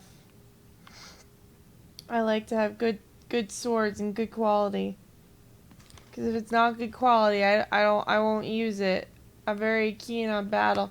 Although we're gonna be doing a heist in a minute, I just need to make sure I have all my ducks in a line real quick. Because, you know, I know that we're gonna be doing this heist, and like, you know, if my shit's not together, you know what I mean?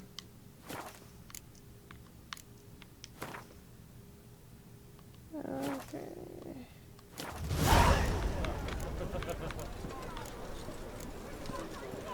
You want me to... I'm gonna try to do Gwent with him real quick. Wouldn't mind a few rounds of cards. To see how I do. But I will be doing the heist, because I have just about everything ready for the heist. Have you done... You haven't done the DLC at all, have you? It's fun.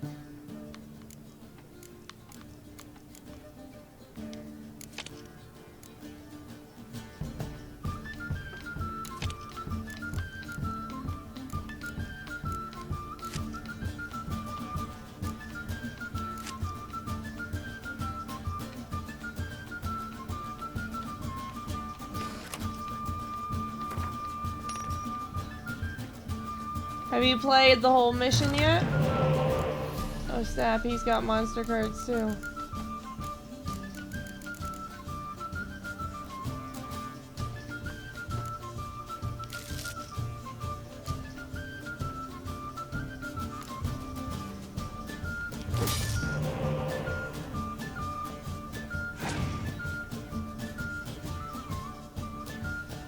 Oh, where have you gotten in the main game? It took me about like 100 some hours, give or take, to get through the main game. But I like streamed it every single day. So boom, boom, boom, boom, boom.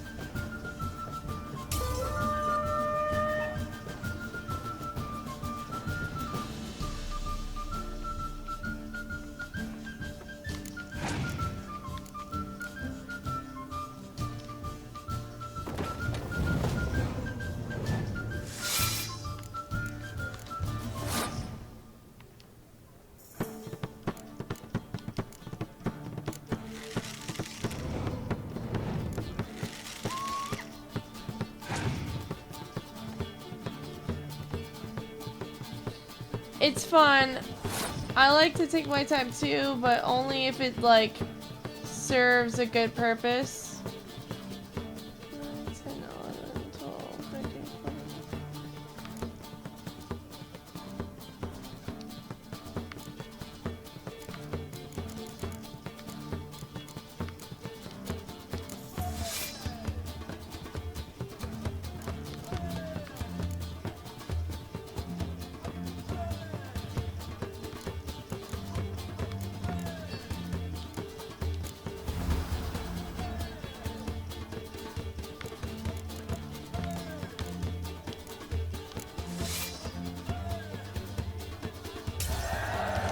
I try to do this so I can win this guy's cards.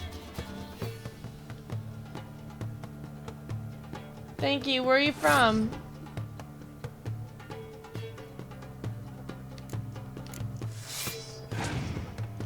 I wish I had a spy in my monster deck. I don't know if it's possible though.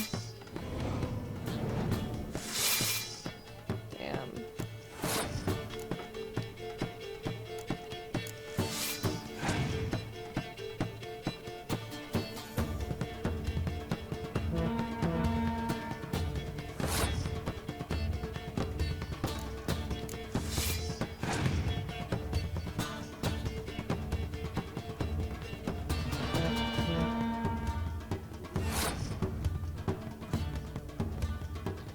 I don't think I'm gonna win this.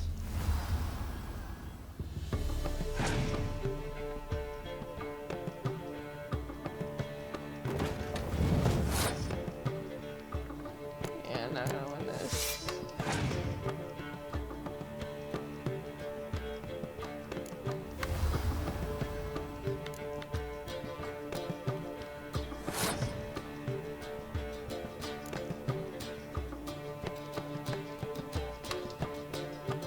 Sweden, wow, you're from far. I'm from Florida.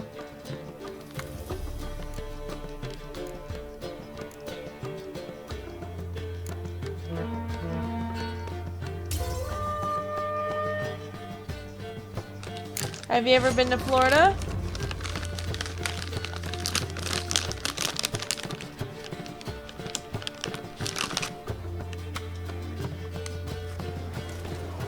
Alright, I'm gonna do one more match with this guy, Gwent. The DLC for this is really Need pretty. something sharpened, reforged. The one thing I don't like about this game is that you are literally... You literally have to loot and sell and loot and sell and loot and sell, because if you don't sell it, you won't have any room to carry anything. It drives me up a wall, actually.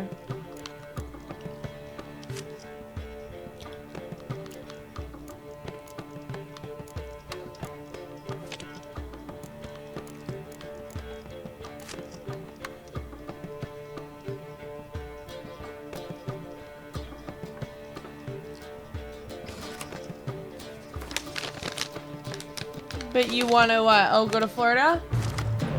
Wow, Florida's really nice.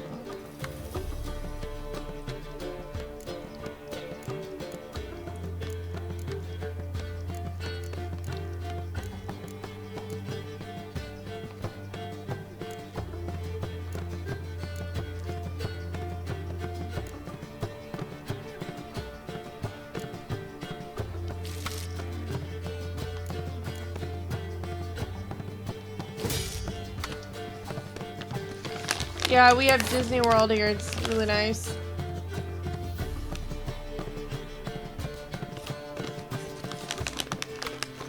Oh shit.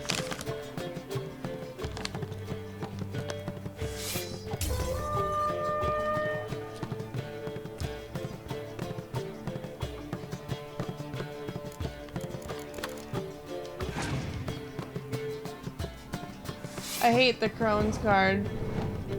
Are you any good at Gwent? Where do you want to live in the US? I'll give you some advice. If you live anywhere in the US, you want to live places where there's cheap taxes. New York and California are very expensive to live in. A lot of foreigners go and they move there. I recommend Florida.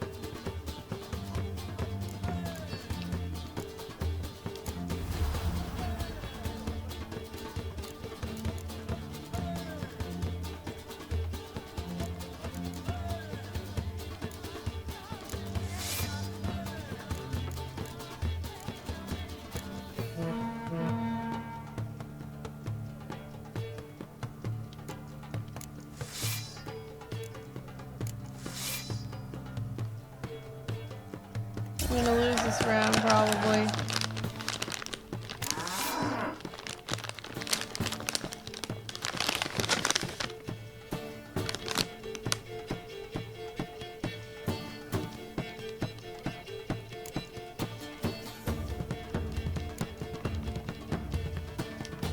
Won't let me pick those cards, that's stupid.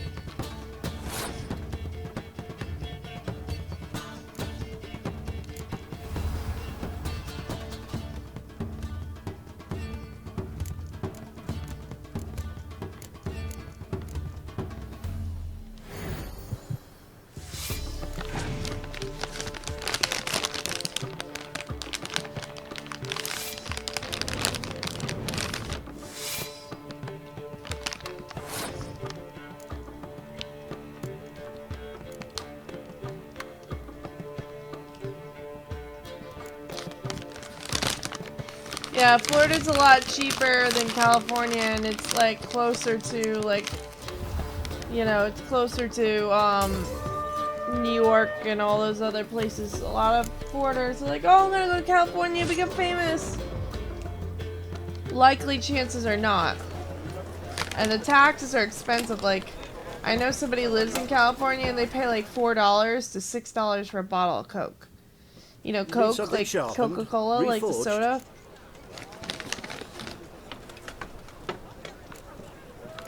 I'm gonna try Gwent again.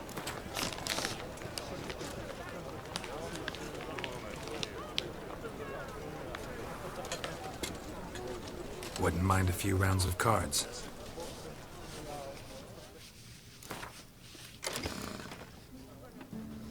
Yeah, they're like, oh no, it's expensive here. And I'm like, yeah, duh, it's expensive. It's fucking California.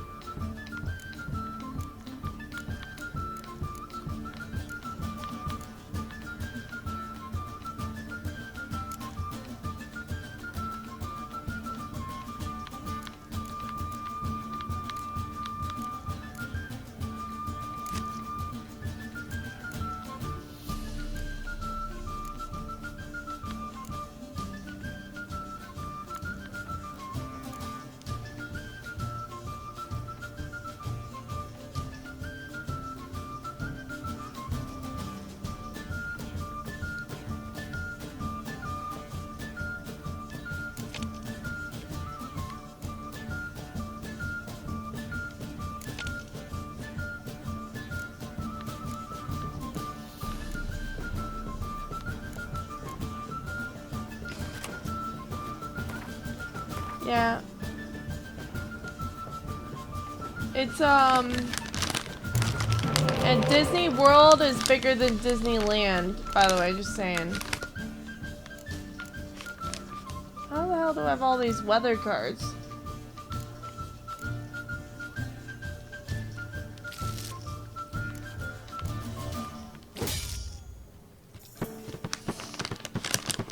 You could actually fit Disneyland into the parking lot of Disney World.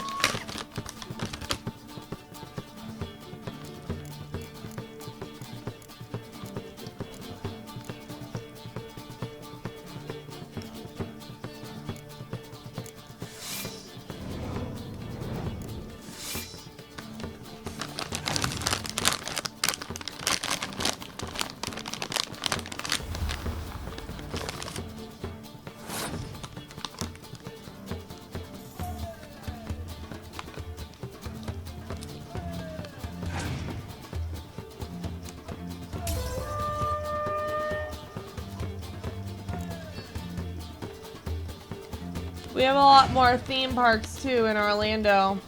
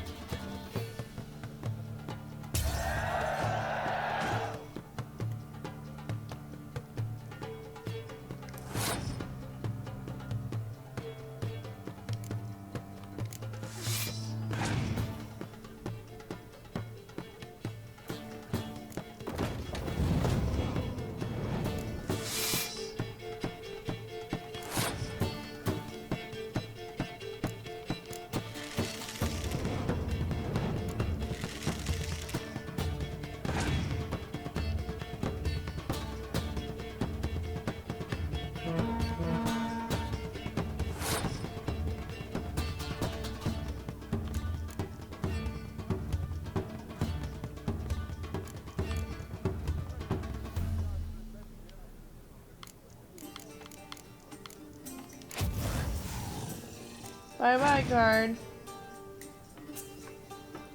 So what's it like in Sweden? Is it cold?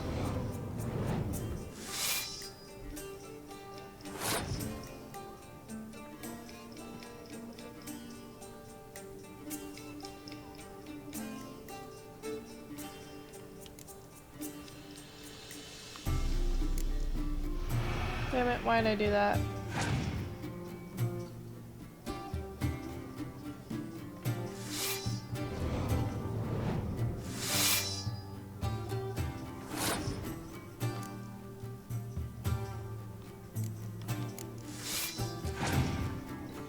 Wish I didn't play that card now.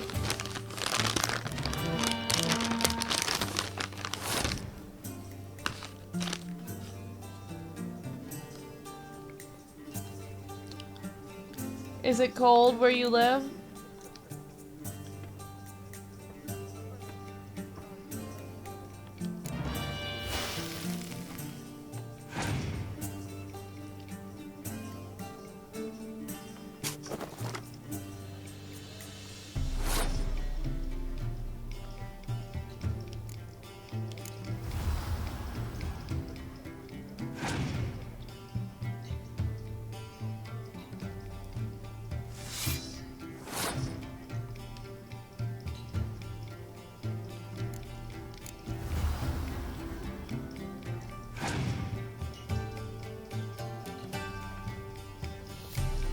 Damn it, he's gonna beat me.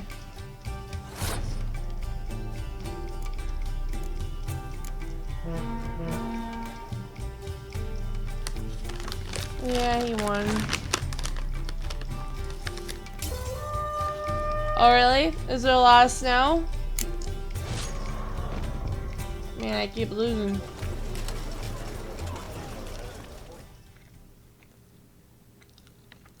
Need something sharpened? Reforged?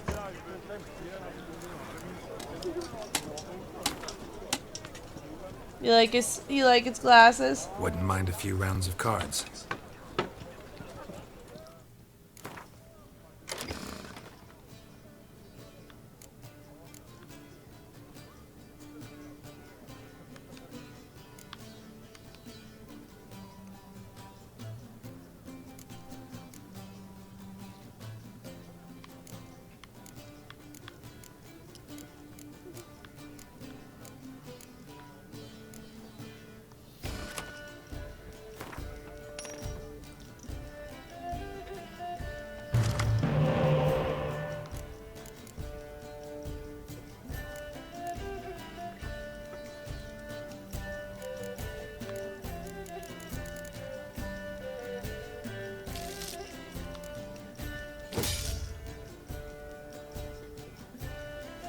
Have you played Gwent before?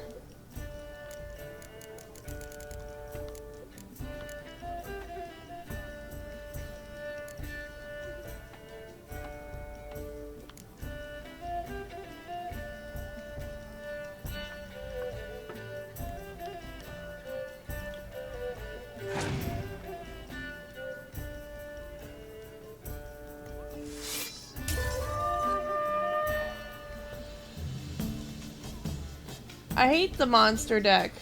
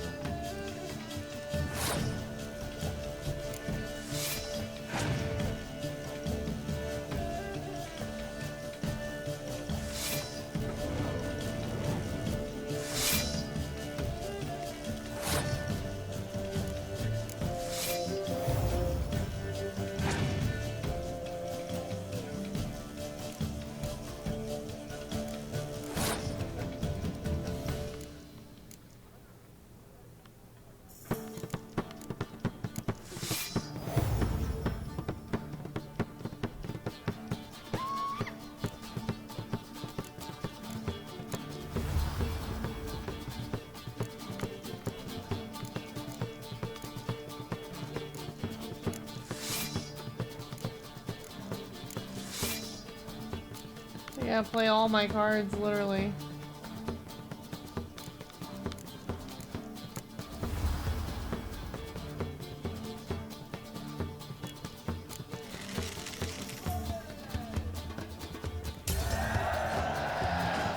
Yeah, he's gonna... Oh. Nice to meet you, and thank you. Yeah, I suck at Gwent, too. Sometimes I'm good, other times no.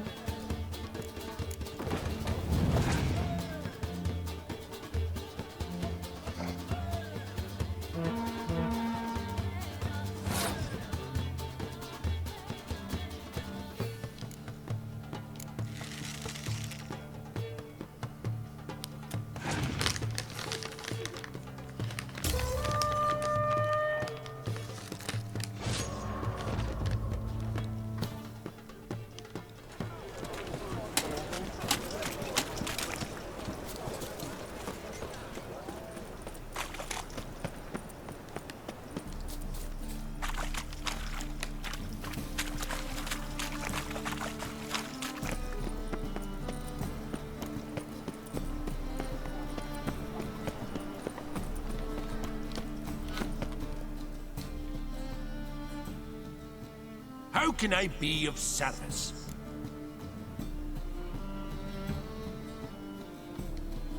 Want to pay back my loan? Splendid! I see you as even more credit-worthy than before. Got some coin I'd like to convert into crowns. You've come to the right place. A better rate you'll not find anywhere in the city.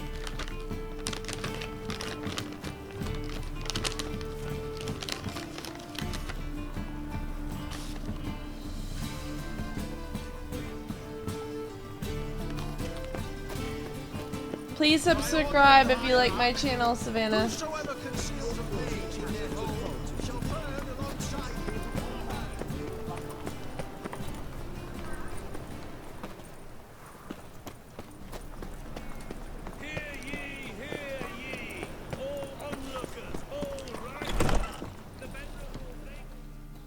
The venerable vagabonds. Ah, you're back. Let's see these books of yours.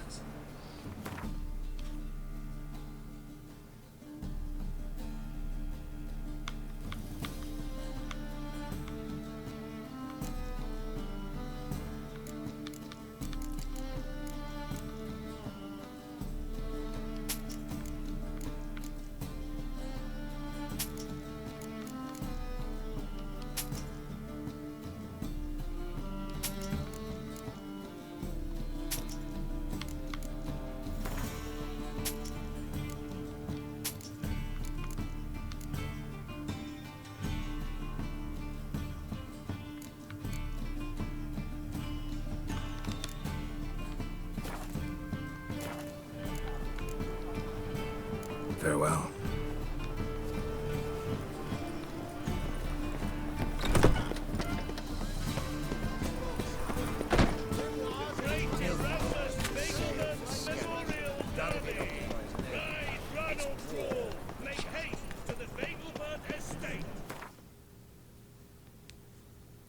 Brum brum brum brum.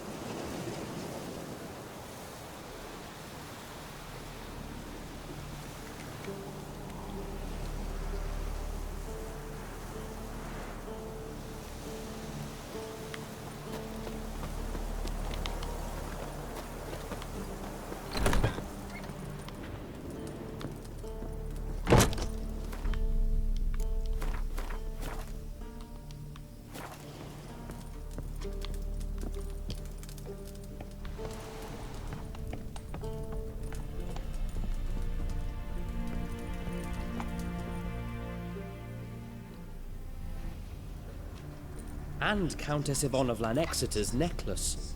Your handiwork, wasn't it? It was. I scaled a gutter, entered her bedchamber.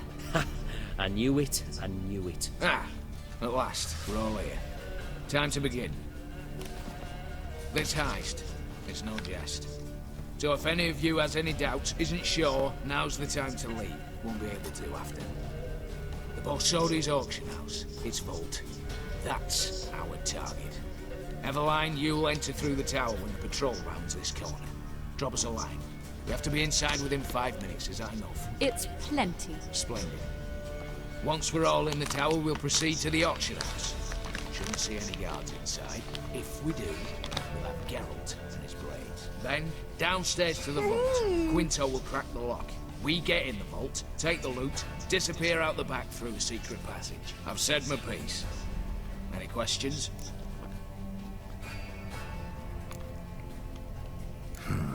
All good and fine, except what if something goes wrong?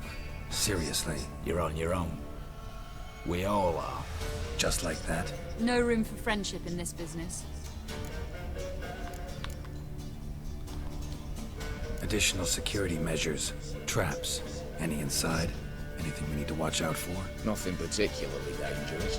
Here on the ground floor, there's a rope linked to the bell in the tower. Anyone sounds the alarm, there'll be trouble. How do we stop it from ringing? Don't pull the rope.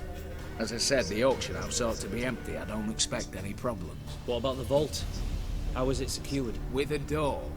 But you ought to be able to handle it. Any other problems we resolve as they come. Anything else? Got a horse sense take on this. Secret passage. If we plan to use it on the way out, why not on the way in? Excellent question. Why not? Every corridor has 2 ends, right? Like a rope.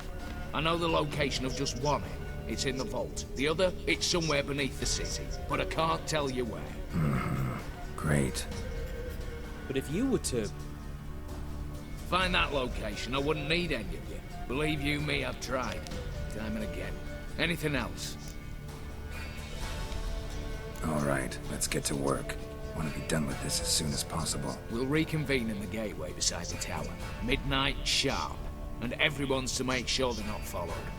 I'll get word to the cook in the barracks. What about wearing masks? Not a city in the north that don't have wanted posters with my likeness hanging about. I'll tend to that. Ah, one last thing. Inform the City Watch. Blabber anything about this over an ale, and I'll kill you with my own hands.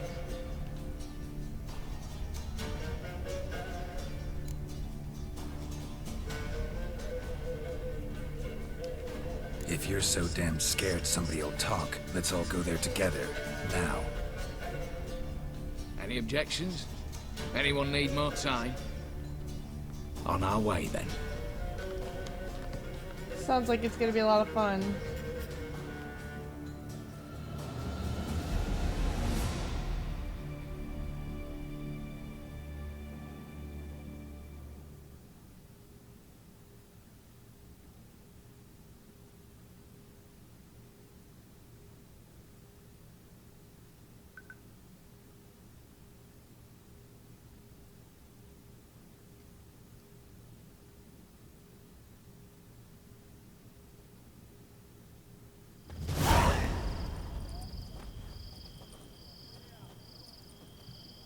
Let's begin. Prime. Just one patrol. Mixture of yours must have worked. Eveline, you ready? Are you kidding? Of course I am.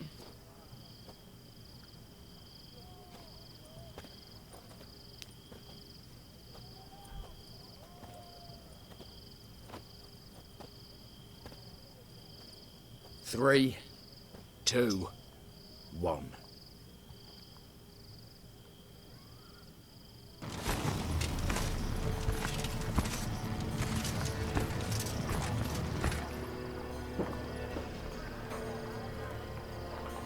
It's clear. On your way.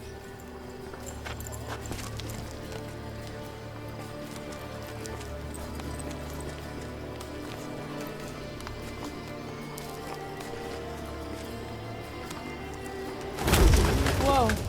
Ploughing city foul. Shite all over again. What? So. Troll's turning round.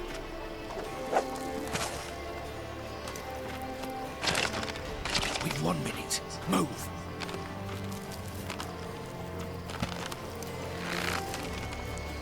One letter there. Old mother. Keep us from.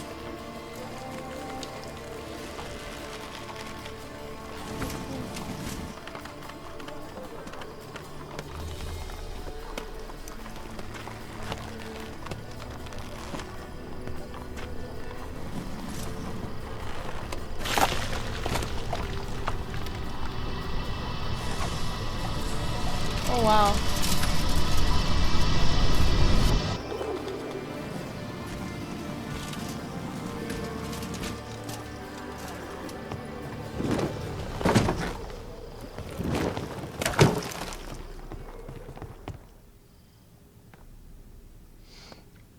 If memory serves, you assured us there be no one inside. Seems my informer was wrong. Is that all you've got to say? I nearly broke my neck. You knew what you were signing up for. This is no time to argue.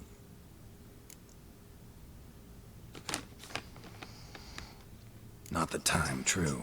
But we'll discuss this later. You can be sure of that. At your service, mate. One guard could mean many more. You'd best draw your sword now. No. What now? No one dies. Said so from the start.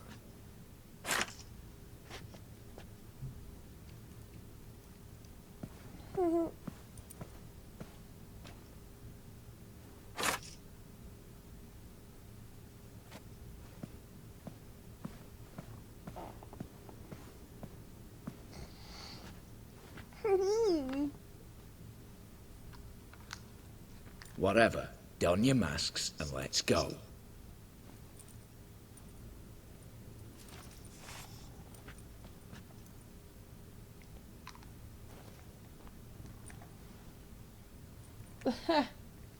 Wow. Nice mask, Geralt.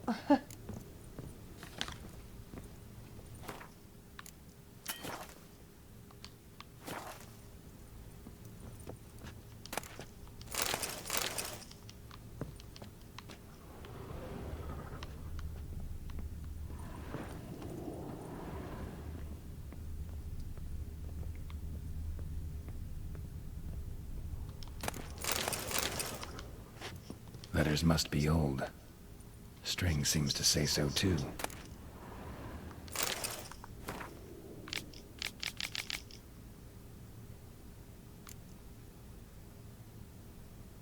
It was true love.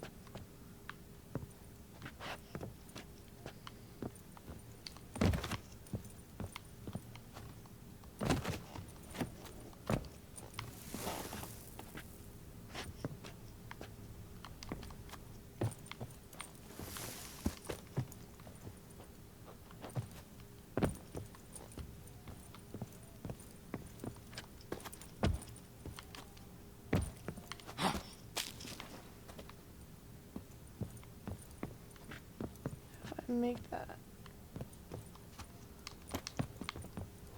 Oh, there we go.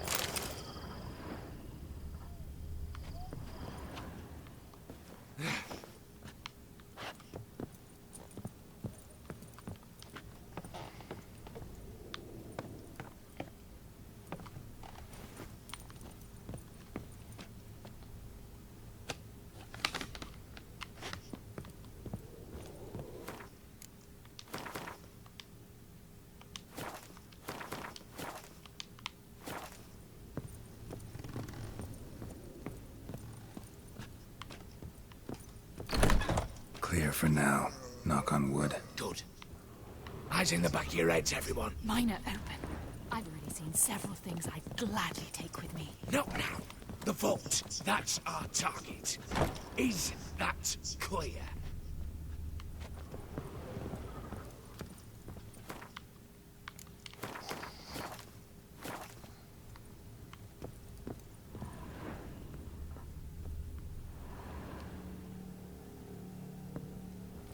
Yes, but we shall raise the starting What's this? Guards! Guards! Should have stayed in that cage. You said... I damn well know what I said. At them before they sound the alarm. Your mouth smells of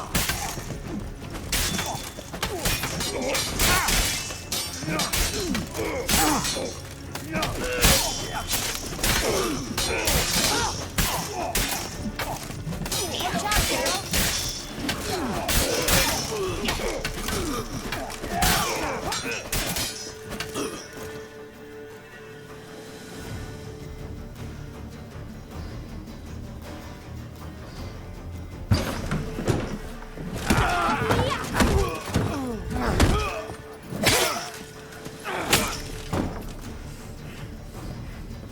Stop him!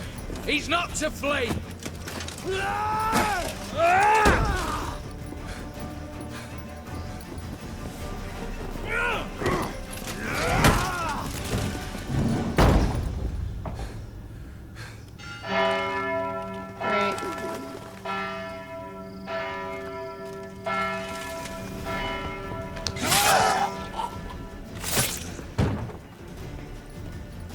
Lock themselves in.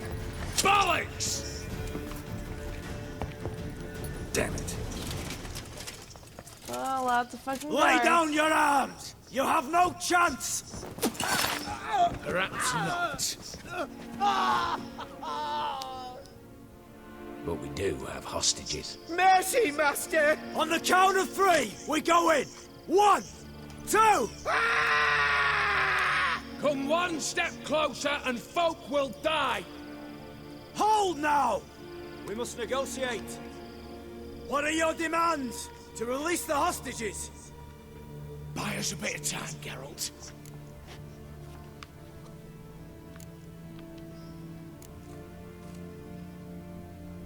Not about to hide behind these folk. I'm letting them go.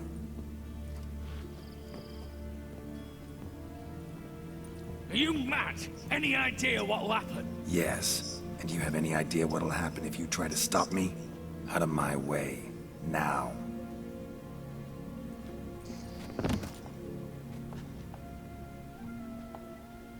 An honorable deed! The court's sure to consider it a mitigating factor. Now, you've 1 minute to come out. One at a time. Hands on your heads! I'm going. Up the chimney and out. It's grown too hot, pure and simple. Best of luck, gentlemen. Drink to our health. Once you're far away. You had your chance! Attack! Still insist on using that wooden sword. Get to work, Quinto. We'll try and hold off the assault.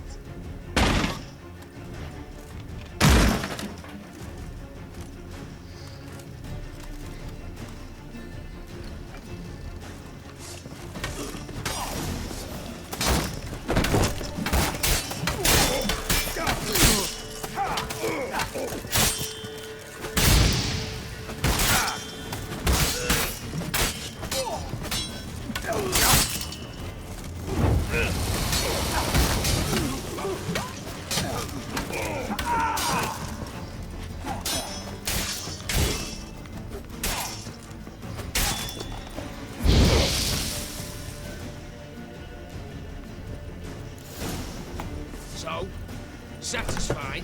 Conscience still clear? Follow my own rules. Couldn't give a shit if you approve. Right. Our paths will diverge soon enough. In the meantime, the vault awaits. Ought to be open by now. What the fuck is the vault?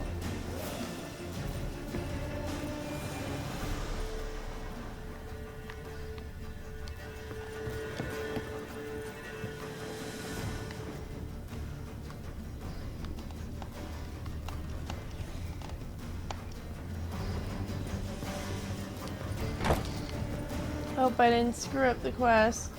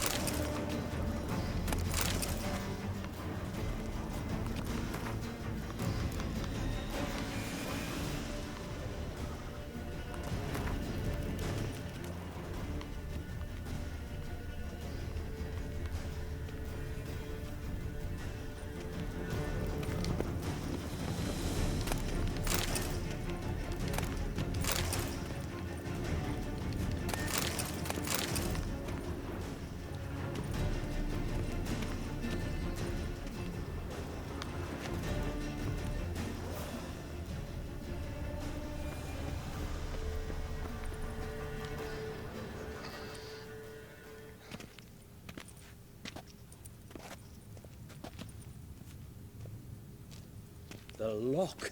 Lovingly crafted. 2 spring-loaded bolts, cylindrical plugs, Dameritian wards. I'm not interested. No one's interested. We go in. Geralt, you're at the fore. Why me? It's why I hired you. Now move. We've no time.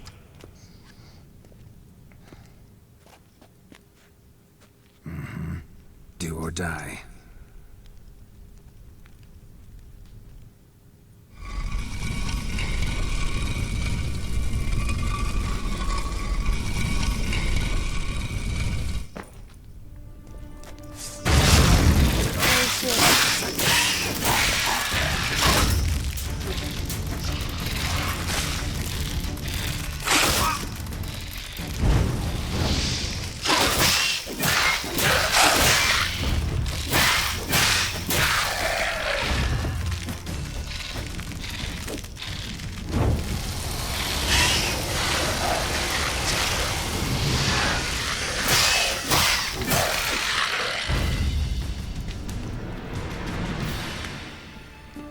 That's it, for now.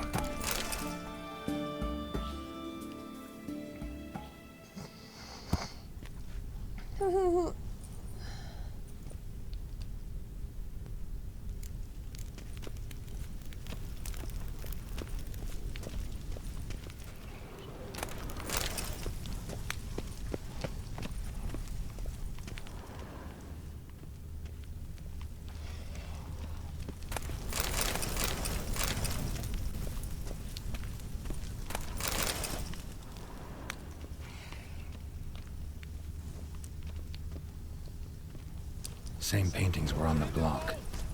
Lock themselves in.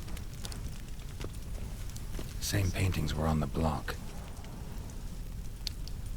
You'll hang for this, all of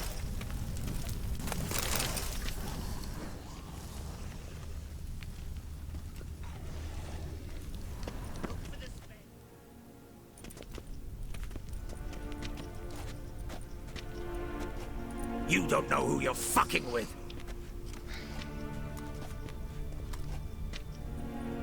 On the contrary, I know all too well.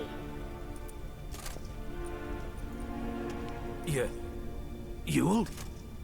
Greetings, brother. Been years. Well, well. Complications, complications.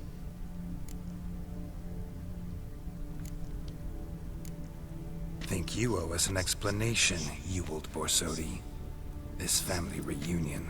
What's the point? Revenge. For betrayal. Years of poverty.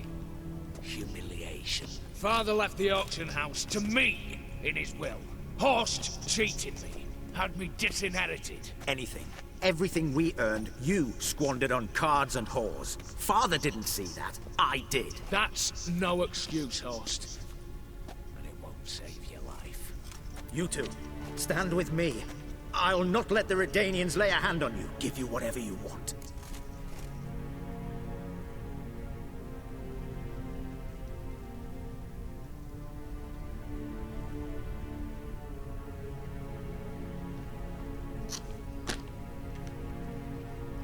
I'm not sure which decision to make.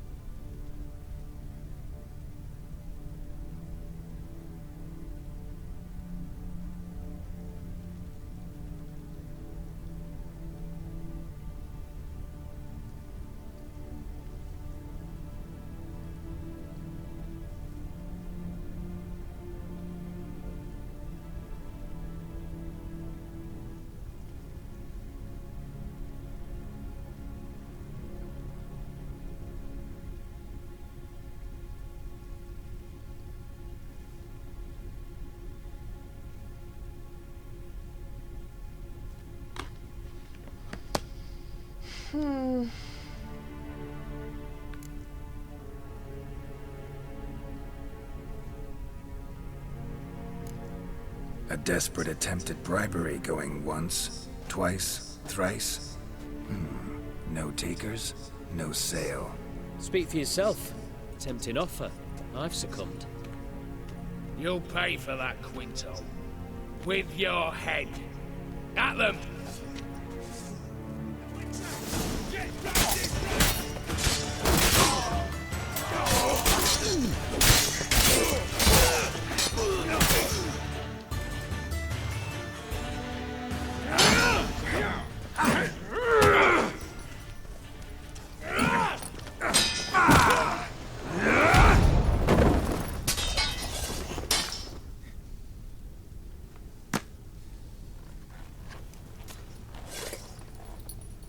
I'd have preferred to resolve this elsewise. Stolen the scrolls, thrown you out into the street. Revenge is best served cold, after all. But I don't mind serving it hot. No. I beg you, mercy, for your brother. I shall do anything you ask. Truly. Anything. Anything. Sign over to me. All that you own. Then walk out as you stand, with just the clothing on your back. Allow me one thing. Any one thing.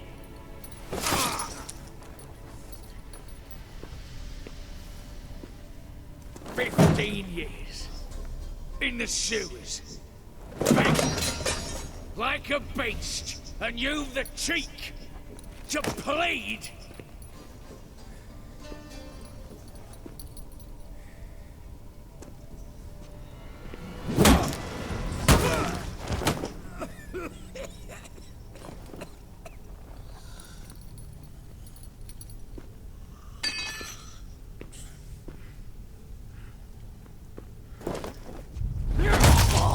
Take that.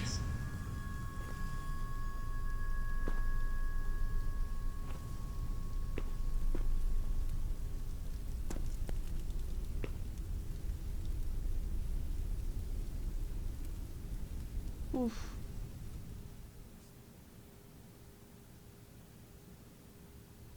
Satisfied? Exceptionally. You? No, and I won't be until I find Max Bersodi's house. In this vault, or so you said. And it is. There. But I fear it's not yours for the taking. What the hell? You see, it houses my father's will. A scroll thanks to which Ewald Borsodi, long missing, will assume the family fortune.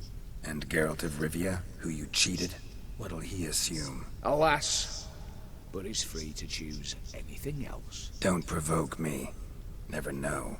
Might choose to take your head. You're wounded, tired. Figure my chances are good.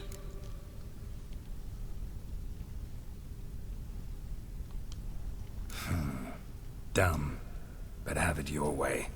Let's make this quick before the soldiers get down here. As I said, at your service. He's a scumball.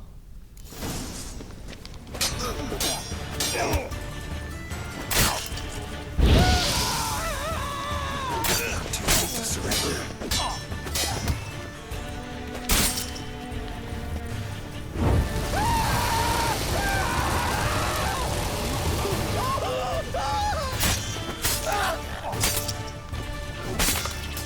Nice, beheaded him.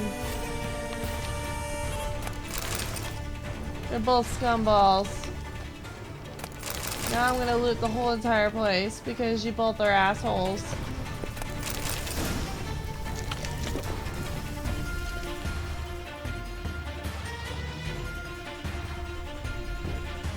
Huh. Wow. Damn candles. Redanians will be here soon. Damn it, secret passage. Where is it? You know what? I'm glad I screwed them all over. They were a bunch of all of them were a bunch of assholes. Assholes galore.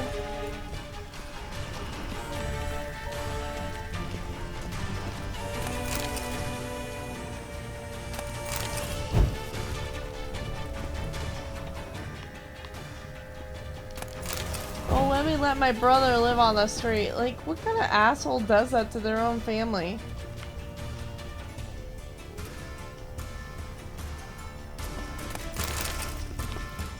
Cool music.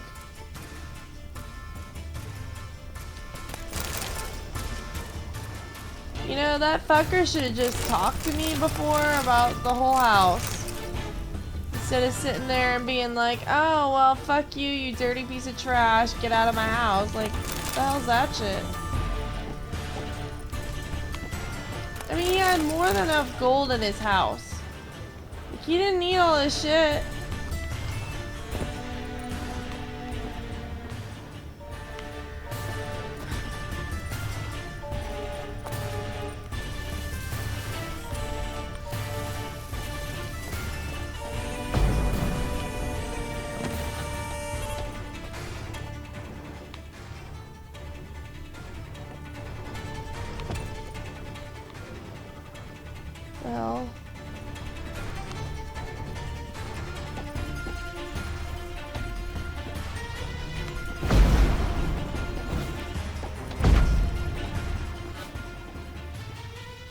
Can you get out this shit? What the fucking stupid hell?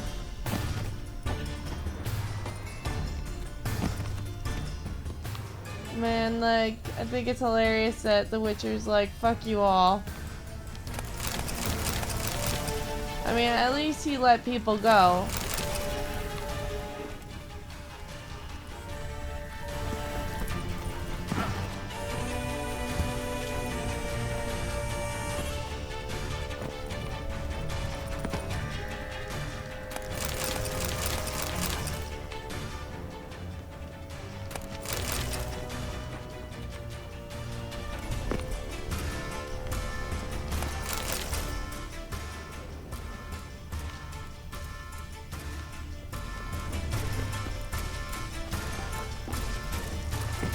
Music's pretty cool.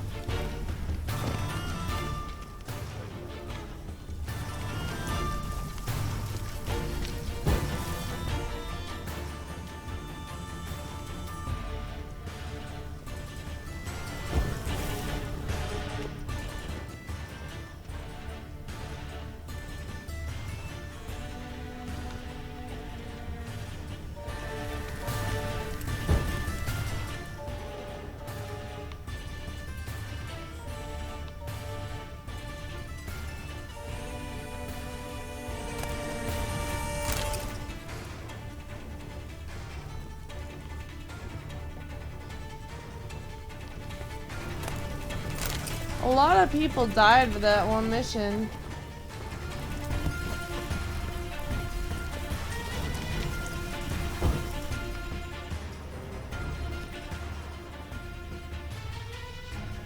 I already saw where the trapdoor is. I know it's here. But I just want to make sure I have looted this entire room.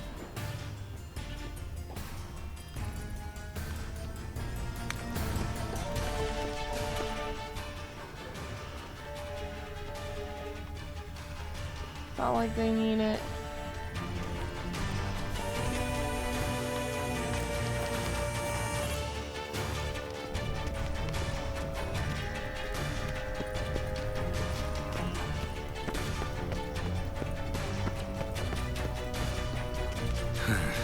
Air seeping through the cracks. Passage must be here. Now, how do I open it?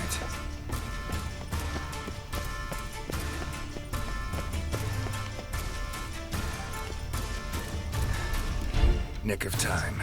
Now to get out of here.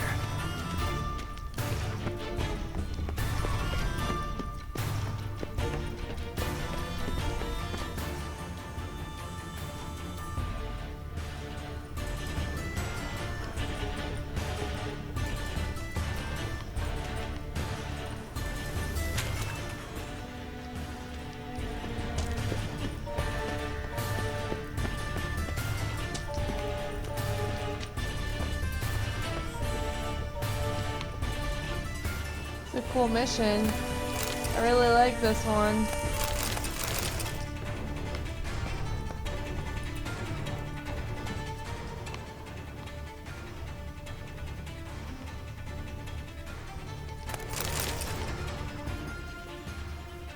His deer hide was so important to hide in this dirt tunnel.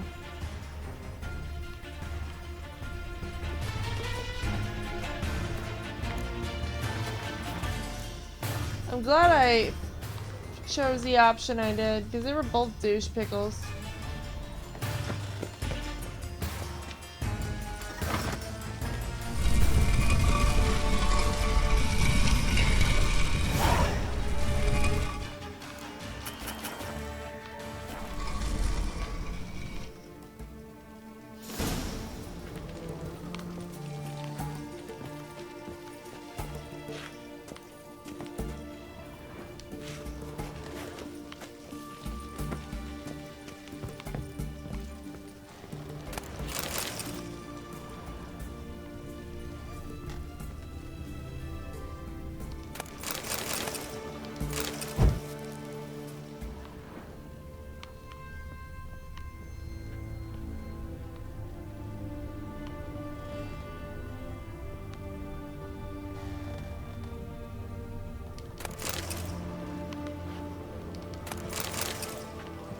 To be honest, it kind of reminds me of how my cousin treated me and my sister, my parents.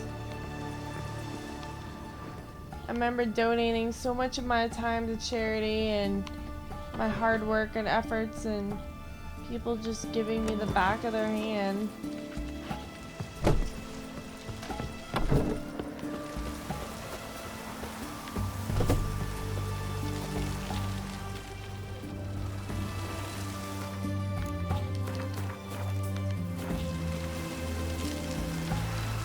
No one giving a shit about what happened to me and shit. And so like when that guy was like, oh, help me, I was like, why would I help you? Like, you're just a douche.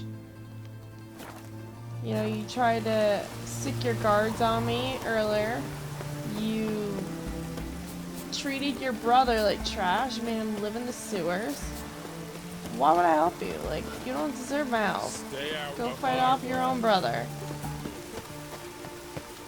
Crawl back under your rock. And he's not a nice person either. How much for a herring? Crown apiece. Huh? Need to chat. I'm all ears, Witcher. Got something for you. I love gifts, but I prefer to unwrap them in private. Oi, lads, mind the barrels. Going out for a jabber with Geralt. Come. Jabber.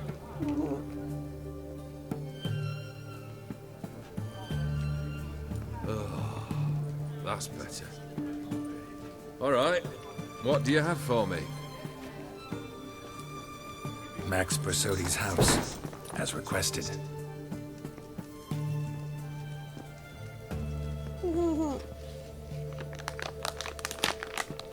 Ah, Horst must be livid. He's not. No? He's not anything except dead. His brother, same thing. A few others too. Stones you've got. But I didn't think you'd have the stomach for a massacre. Situation got out of hand. Oh, sounds familiar. There you are, drinking, puffing on henbane, and then, surprise, heads rolling across the floor. And none know how or why. I'm not amused. No? Why not? 'Cause unlike you, killing gives me no pleasure. The Borsodis aren't worth your tears. Sons of bitches to a man. The Borsodis, what's your gripe? Get kicked out of an auction? Worse. They evicted me from my home. Are you really interested? Wouldn't have asked if I wasn't. Ha! Cheeky as ever. My family, they took on some debt. A poor investment in a sawmill. A bad crop one year. A lawsuit lost. You know how it is. When it rains, it pours. We needed but a few weeks to recover. But Horst Borsodi had acquired our debt. All of it. Demanded it be repaid immediately. I pleaded. I begged. I tore open my shirt at his threshold. Ugh. It was like talking to a wall. I went to the auction. Saw those perfumed pricks buy my father's sword. My mother's death mask. My brother's horse tack. Ah, Horst earned a pretty pile selling our mementos. No surprise the animosity you feel for him. That was but the start. My Iris's parents learned of my family's misfortune, and our betrothal was no more. They found her another suitor, one from beyond the sea. The anger I felt, I thought I'd gone mad. Went to the tavern, drank a round, a second. I brawled, then had another tankard. And then I asked the wrong bloke for help. What happened then? What happened then, Witcher, was one big stinking pile of shite.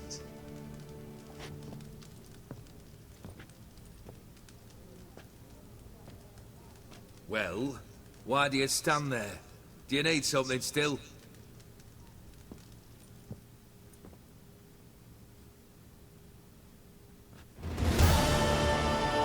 Open sesame.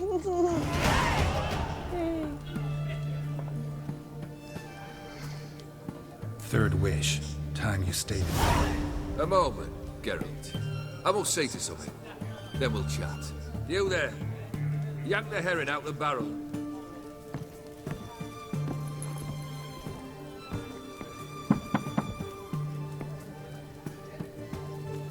A hare and a bird. Oh, it's a person. Come on! None of this dallying!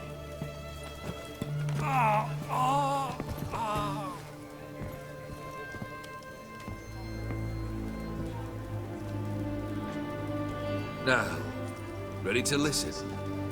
Or do you still not give two shites about what I've got to say? I'm ready. I'm listening. Good. You'll return to your lord and tell him as follows. His demand was brazen. Hurt me to the core. For I was brought up to respect the sacred law of hospitality. And I shall not bend to an uncouth boor's dictum. Understood? I will pay him a visit shortly to test his willingness to adapt. So you ride off and announce me. And don't spare your horse.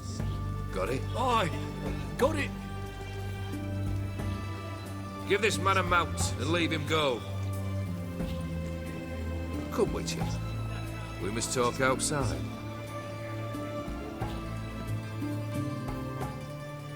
The Aetheri believe one should only discuss important matters out of doors, with the gods as witnesses.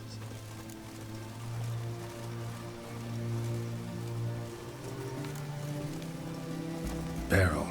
What was that about? On the way here, we stopped for nourishment at a tavern belonging to one Lord Dauntless. We enjoyed ourselves as one does at an inn, raucously. Our antics were not to the liking of this Dauntless.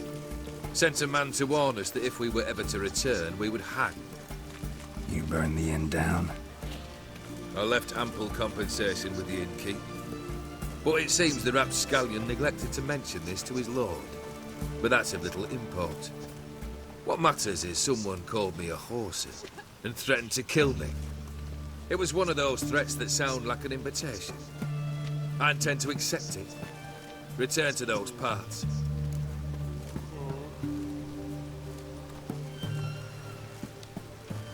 Fulfilled 2 of your wishes. Time I learned the 3rd. Confident, aren't you? Proud, sure of your strengths. Fearless. 3rd task, if you don't mind. Mutations. They stripped you of emotion. Tell me, have you ever loved? I mean, truly loved?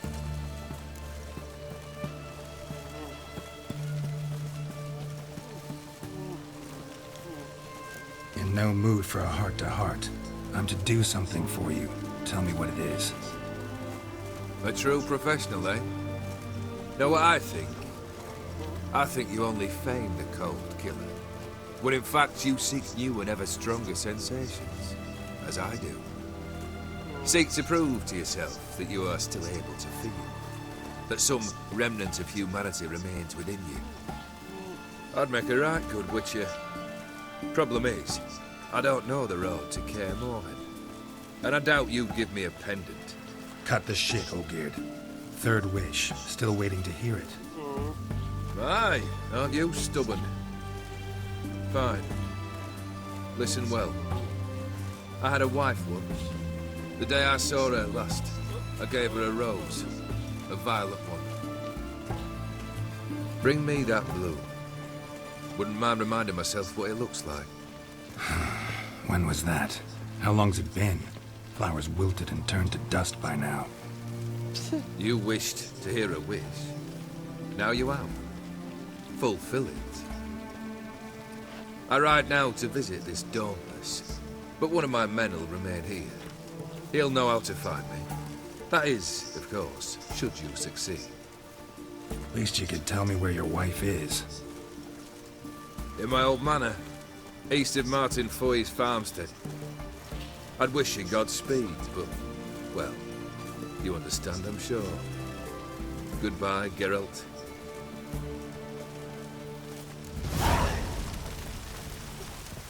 drink all I had. One drink all I had. You'll choke to death on 3 pounders.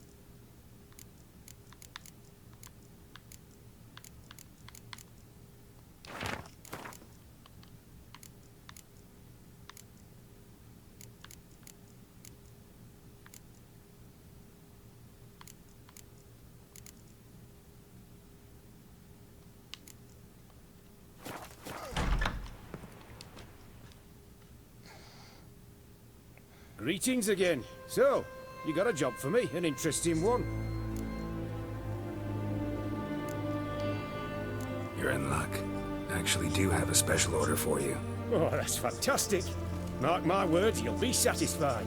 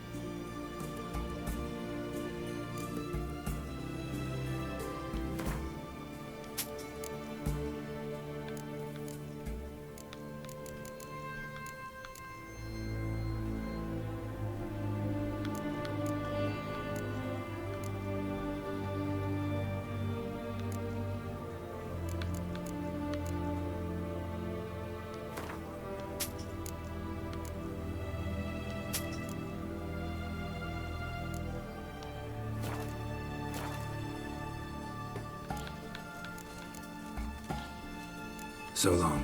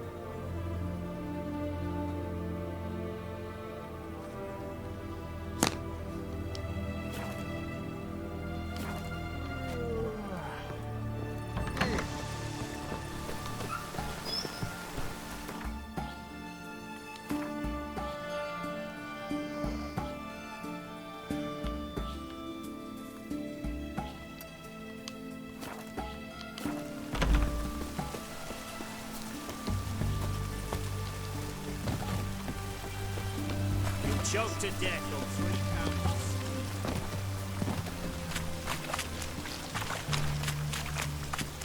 Scram before I lose my patience.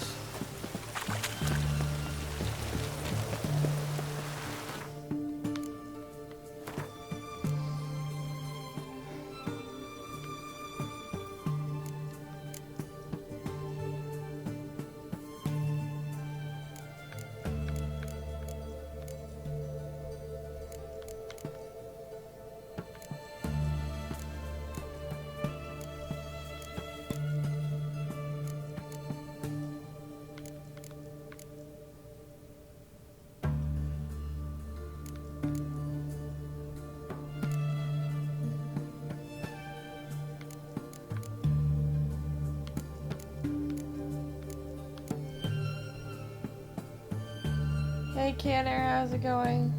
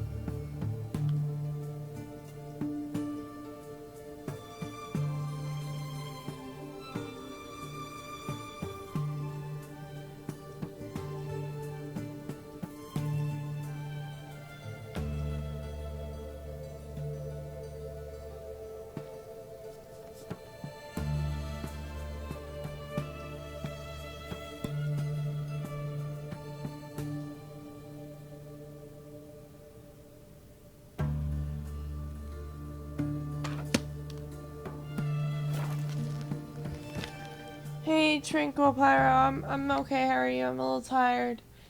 Sorry I didn't see your message.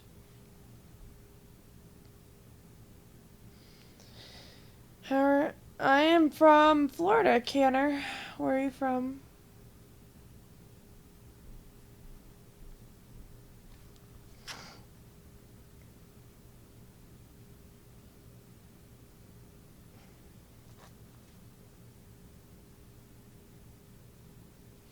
Oh, okay, that's good. What'd you do today?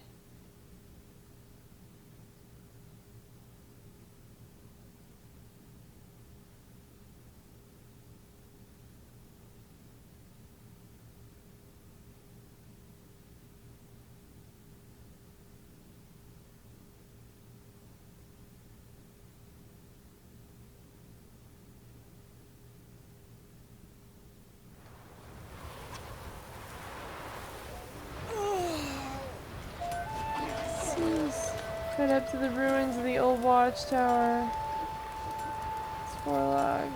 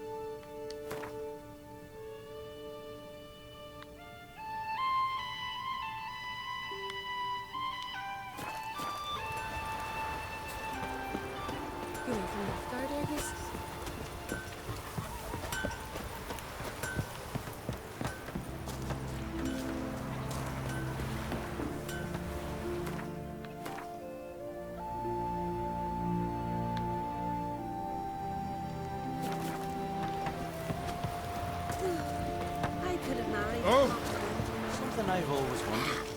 What do you witchers do once there are no basilisks, leshens, or giants around? Eh?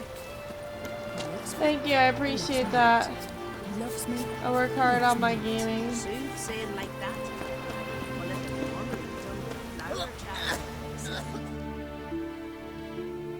What can I do for you, traveler? Can you trim my hair? Way it is now, it gets in my eyes.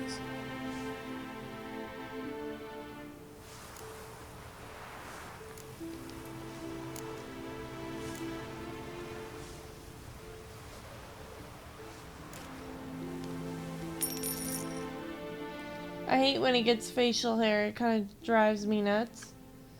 Because he looks kind of scruffy and I like him to look like clean cut. So long. In real life, I like when a man shaves because my skin is really soft. It's like baby soft, and so like when somebody kisses me, if they have like a beard or scruff, like it causes my skin to get scratched real easily. I mean, I have nothing against guys with beards, it's just, you know, for me personally, you know, I prefer this, you know what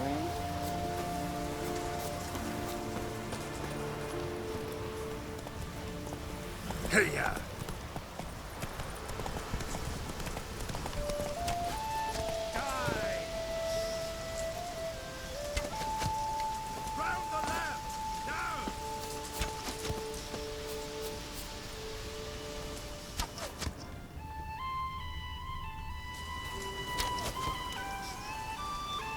That's no bunny, not dying.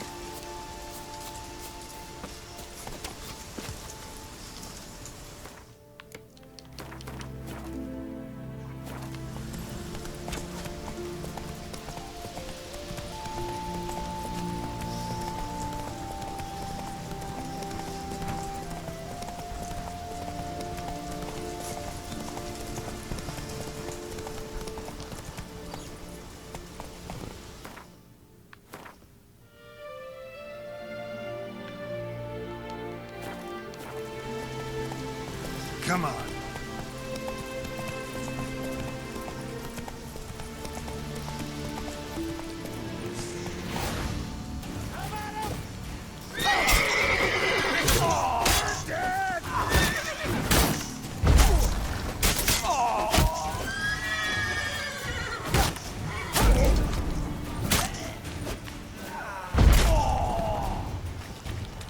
Come on, come closer. What? Lost your nerve?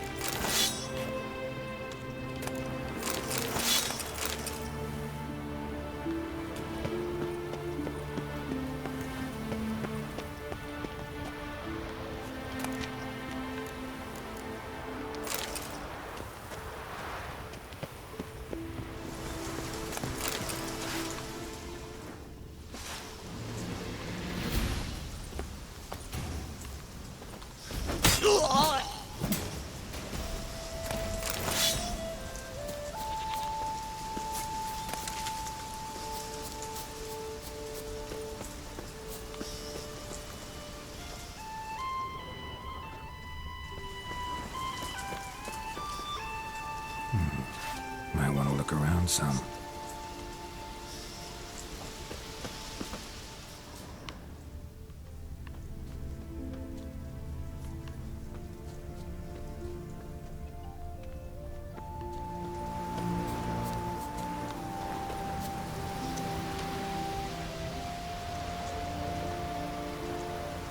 Yeah, well, I mean, like, I understand why you'd be lazy. I don't shave my legs every day. But then again, it's not like I have people touching them every day, you know what I mean?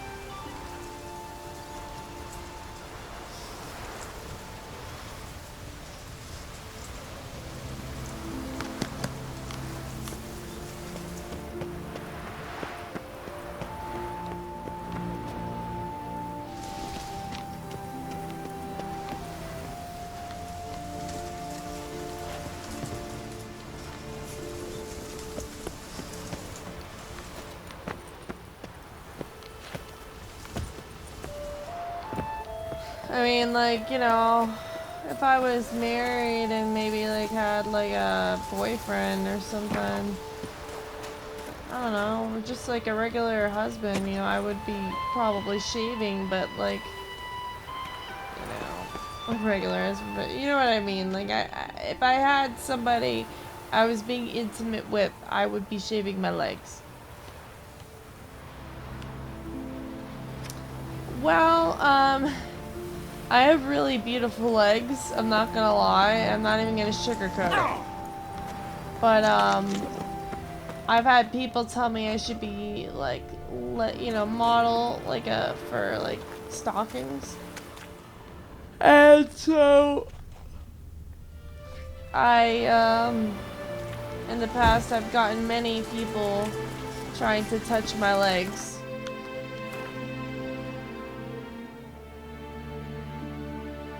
That's nice, yeah. I mean, like, I would, it's just, you know.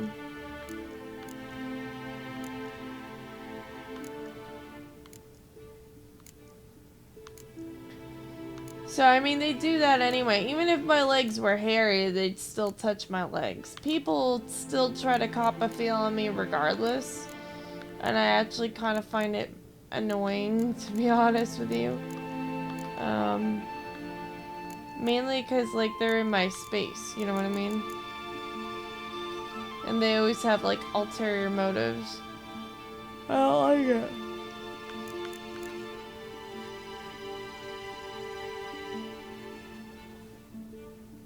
Did I get the diagram?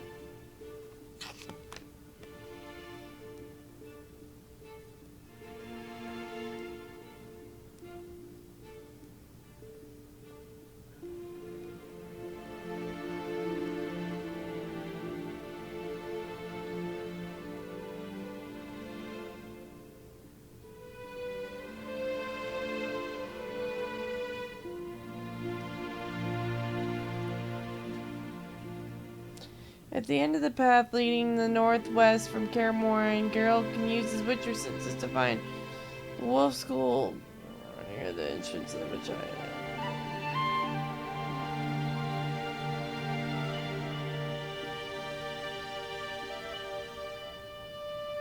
Oh, I got that one. Okay, so Superior Wolf and Trousers I've already got.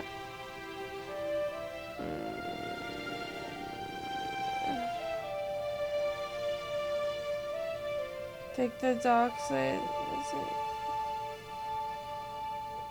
To the north of Kaer Morhen, still towards this way.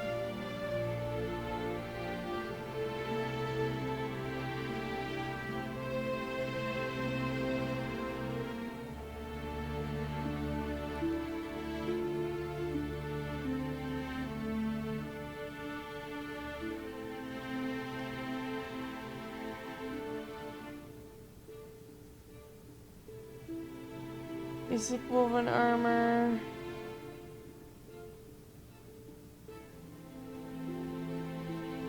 I'm trying to look for pants for this trousers.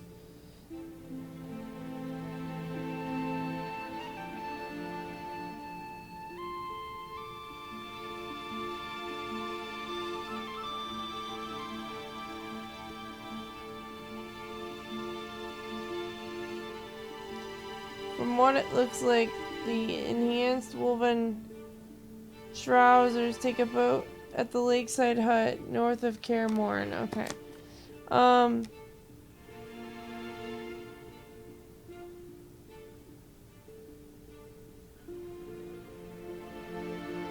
Yeah, I agree with you. Personal space seems to be a myth nowadays. It's kind of disgusting because it's like people don't realize that personal space can help prevent disease. Like if everybody's sitting there just like fucking their mother's brother all the time. Not saying I do that, but I mean like, you know what I mean? Like if they're doing nothing but screwing around, they're gonna get each other sick.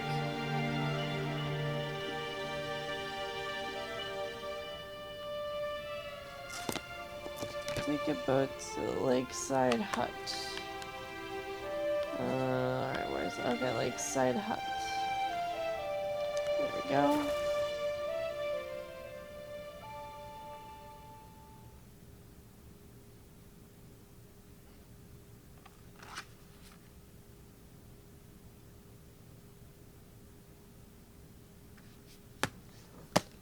But yeah, I find it appalling that like people don't ever think about people's personal space and stuff. I mean, I get it, like it's, you know, everybody wants to be friendly with each other, but like some people you just shouldn't be friendly with.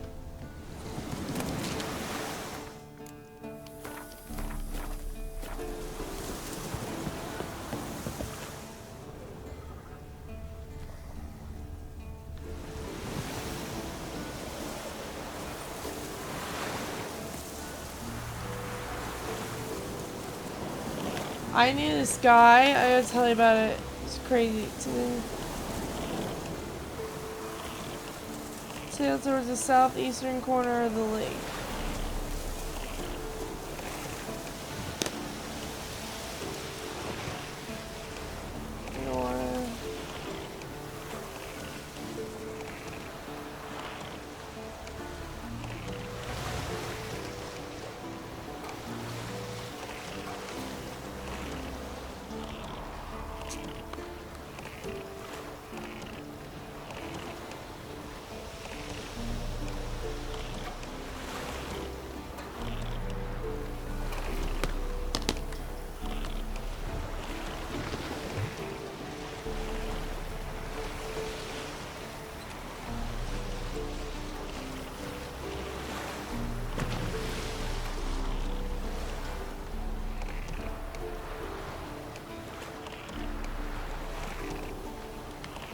I'm sure, like, I know that there's a lot of, like, dolled up girls there, so I don't know for sure what it's like, but we get some crazy people here too from time to time.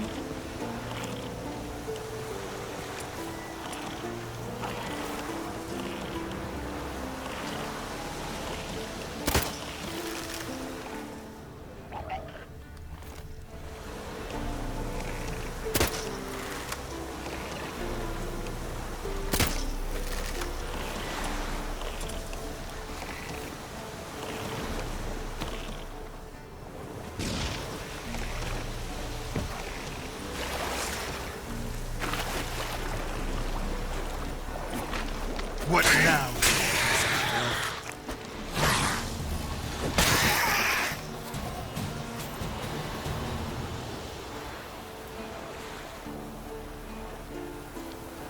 Yeah, they all, like, from what I recall, they all, like, do their hair up to be, like, really tall or something like that. I don't know.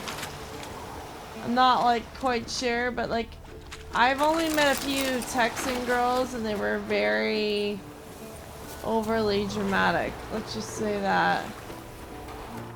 And very full of drama. They seem kind of like little princesses.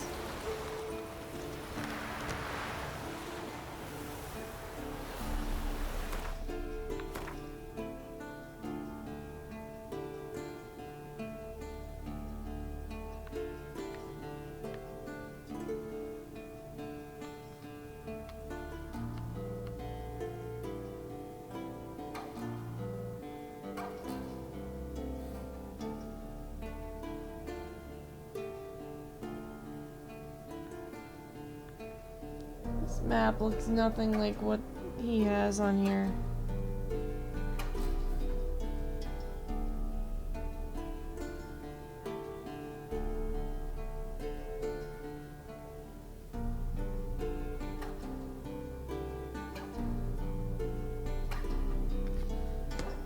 Are they nice? Because I only dealt with one Texan girl, and I actually took her and we were doing a stunt in the pool because we were cheerleaders, and she actually like went and decided it would be okay to purposely kick me in the face when we went to catch her. Like, there's certain actions you do in cheerleading, and there's certain things you just don't do. And one of the things that she did do was she thought it would be okay to like be rude and kick me in the face. So I don't know. Then again, girls nowadays are catty regardless, so yeah, like I know this guy, and he thought it was okay to like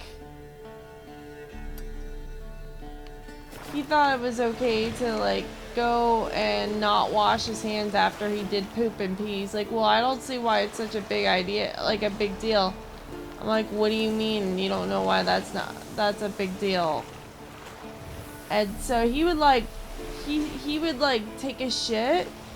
He would dig a hole, because he was a gardener too. He would dig a hole and then like take a shit in it, wipe with a leaf a couple times, and then like not even wash his hands. He'd say he covered the hole back up. Like, you're disgusting, dude.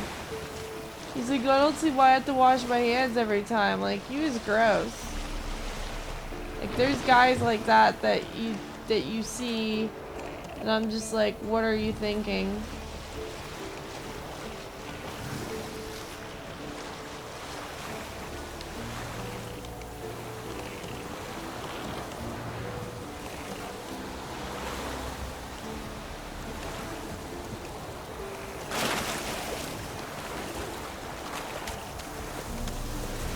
Who knows, they might go through a lot of shit, but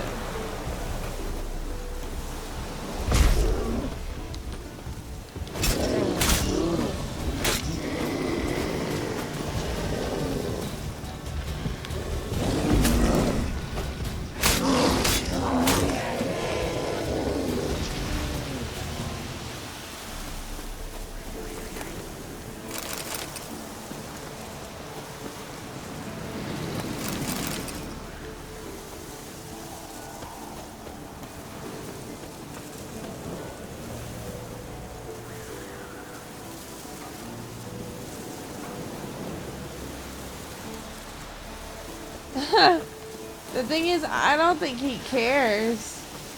That's the thing that gets me.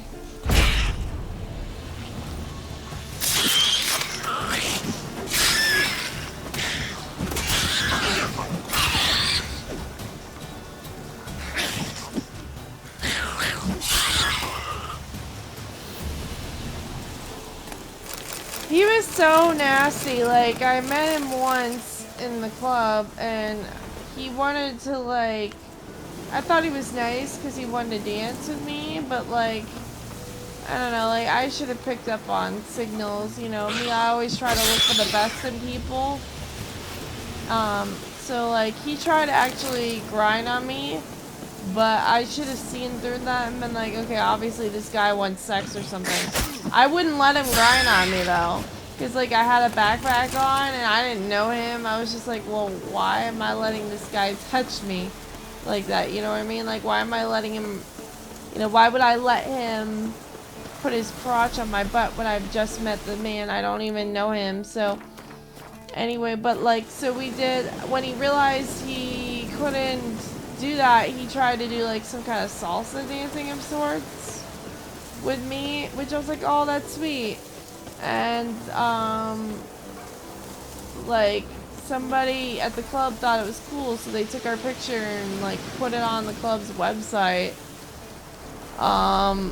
And like, he was tagged in it and I was tagged in it and we added each other and stuff like that. And long story short, he wanted to hang out with me, but I was like, no, I don't really want to hang out, because something still didn't seem right to me. Like, something just was off. And he like kind of peer pressured me into it, into hanging out with him. And I was like, alright, well, we can hang out, but just so you're aware, like, you know, that doesn't mean I'm gonna kiss you or have sex with you or anything like that. And if you really want me to see you, you know, like, you keep in mind, I had like just spent money buying an Apple Watch. So I was like, I don't really have the funding to really, you know, be eating out. And he's like, oh, don't worry, I'll cover you, you know, I'll treat you. We're gonna go to like the mansion. So this guy thought he could hook me into a date by taking me to the mansion, which is a fancy restaurant. Well, it just so turns out that he thought if he took me to a fancy restaurant that he could order me a cheap meal, which was tacos, and that I'd sleep with him. Even after I told him I'm not interested in you and I'm not gonna sleep with you and all this shit. And when we were there, he was like drinking and he's like, you want some? After he was like backwashing, we're like, no. And then I was already appalled because I couldn't eat anything on the menu because I was allergic to more than 3/4 of things on the menu. So the only two things that were available were steak and tacos. And the tacos tasted like Tyson's fajita meat. And I was like, really? You spent like 14 bucks on Tyson's fajita meat? Like, I could have like made that myself at home. And so I was kind of like appalled, and you know, because when we were there, the server was like, we can't serve you this other food that you wanted. I wanted a pot roast. They're like, we can't serve it to you because it contains ingredients of things that you're allergic to. And the only things that are on the menu that you can eat are either steak tacos, like fajita steak tacos, or like an actual steak. And so he was like, I said, alright. And the guy was like, oh, I think she'll have the steak tacos. I'm like, well, what if I don't want steak tacos? He's like, oh, don't, trust me, you'll want them. I'm like, really? And so I was agitated because it was like I'm a grown adult and he's trying to order me food that I don't even want to eat. I mean, I get it, food is food, but still, like, you're going on a date, even if you're not, I mean, like, if in your mind you are trying to get with that girl, you're supposed to impress her. Not, like, even if she wasn't gonna be interested in you, and she told you that, you shouldn't just give her things she doesn't want to eat. You should respect her decisions and stuff. Well, how long you gonna make me wait? Oh, come on!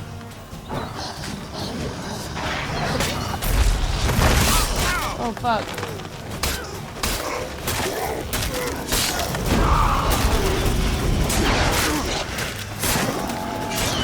Holy shit, there's a lot of dogs. Anyway, so I told him I really didn't like the meal that he ordered for me, and I was aggravated that he like treated me like a child in that respect. And at any rate, then he decided he was gonna try to, like, I told him, I was like, oh, they have like creme brulee, I really like creme brulee, and I wanted to get it. He's like, oh no, we'll go to Del's Freeze, like, you could get some ice cream there. And I'm like, really? So I don't know if you know this, but Del's Freeze is like the cheapest ice cream place in the area that I live.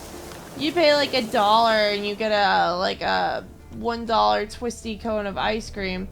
And I get it, you know, food is food, but it's like, you know, again, you're going on a date to impress the woman. You're not going on the date to try to please yourself only. It's gotta, you know what I mean? Like, otherwise you would just eat at home alone if you're gonna, like, only be there to please yourself.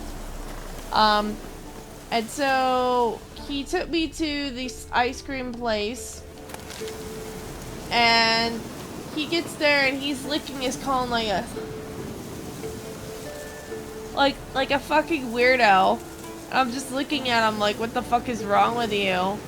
And he's like, you want some? And he like stuck it in my face. And I was like, no. After he had like slurped it up.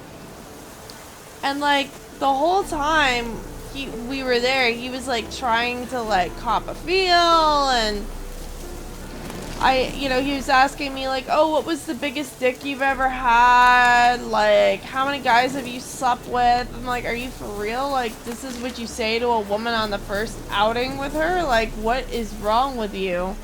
And he asked me like all kinds of inappropriate questions, and then somehow or another got brought up that he doesn't wash his hands after he wipes his ass. And because he kept asking me how many people I slept with, I got annoyed with it, and instead of answering the question, I said, well, how many people have you slept with? And he's like, I don't know. I'm like, you don't know? He's like, no. I said, well, how do you not know? He's like, I don't know, maybe like 20-some people, 22. I'm like, seriously? You've never counted? He's like, not really, I don't think about it. I'm like, when was the last time you had sex? He's like, a month ago. Well, he said, I believe it was, well, I don't even believe it was a full month from what he had said, but we're gonna just say it was a month. And then he was like, I said, well, was it somebody you loved? And he was like, no, just a friend. I'm like, really?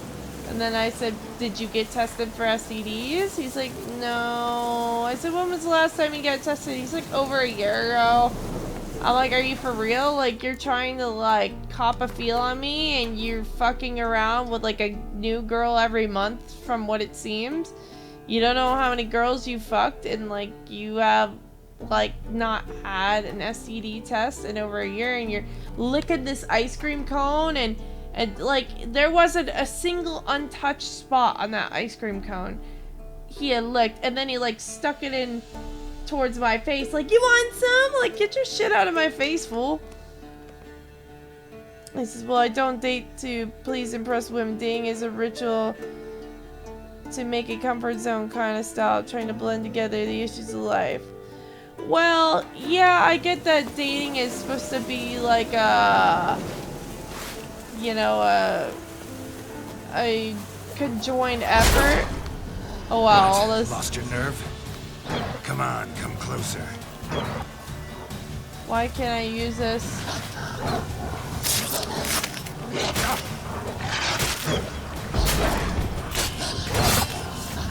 Come on. What? Lost your nerve? Come on, get closer. What? Lost your nerve? Come on, come closer.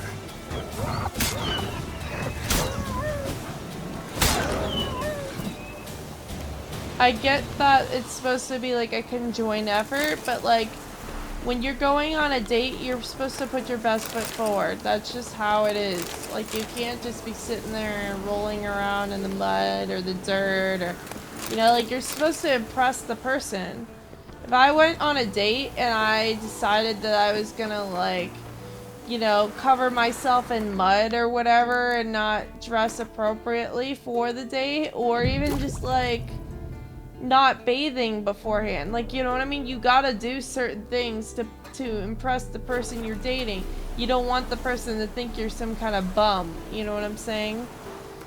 So like you can't just read into that and assume that I mean something other than that, because that is what I do mean.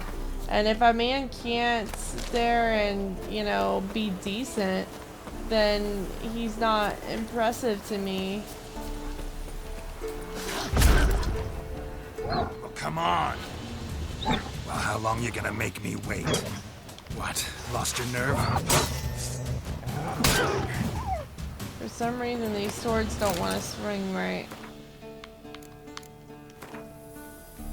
But yeah, he was like sitting there, look at this thing, and he's like, "You want some?" Like, the fact that you're on like a, you know, an outing with another individual and you're not, you know, like the fact that you're willing to share your ice cream with somebody you've only met once before is also disturbing to me, because it's like, well, how do I know that you're not, you know, doing this with every other person? It's just not sanitary. It's not clean. I mean, you could be getting, you know, doing that, you're gonna get herpes.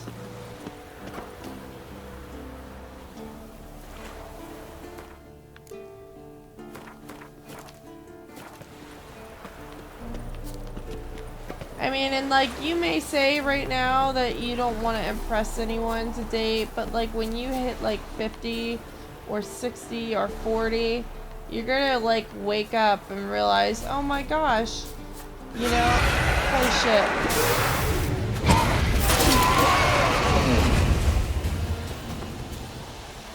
You're gonna wake up and realize that, oh my gosh, my balls are sagging, my dick can't get up as easily, oh my goodness, like, you know, my body is falling apart or whatever, you know what I mean? And you're gonna be like, oh my gosh, you know, 20-year-old girls aren't interested in me anymore. OMG, you know, you're gonna feel like life slipped you by, and then you're then gonna take things seriously and you're going to want to impress someone. Nobody I've ever seen at age, like, say, 60 or 40 is gonna sit there and be like, yeah, well, I don't date to impress. Like, no, they all date to impress at age 60 to 40. And, like, I'm not trying to diss you or say that you're a bad person, but, like, you know, you just gotta keep in mind that when you go out, you can't be a bum. You just, I mean, you can if you want to, but like, don't expect like respect from the other person.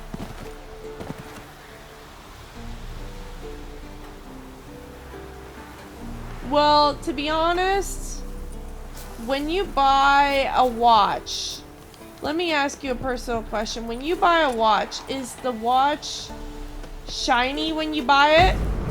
Is it pretty when you buy it? Is it nice? Like, is it clean? Is it new? The answer is yes, it is. It's special and it's wonderful. And when you wear it, what happens? It wears down. It gets old. It gets, you know, gets jaded, okay? That's how all relationships are. Everything is shiny and pretty and perfect at the beginning.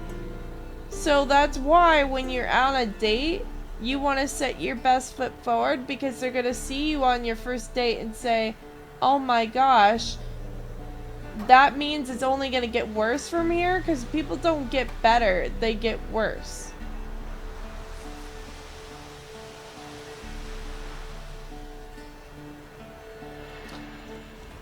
Well, no, like, I mean, when I say put your best foot forward, I mean, you gotta bathe. Like, take a shower, brush your teeth, don't be a bum. Okay, that's common sense. You know, like, when she's on a date with you, do you think it's okay for her to come to the date and be dirty? I mean, do you think, what if she didn't wash in a week? Like, is that okay for a first date? Like, is that what you want your first date to be like?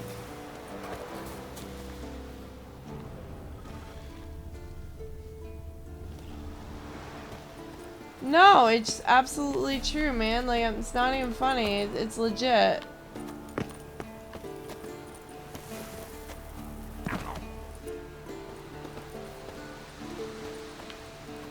How the fuck do I get up here?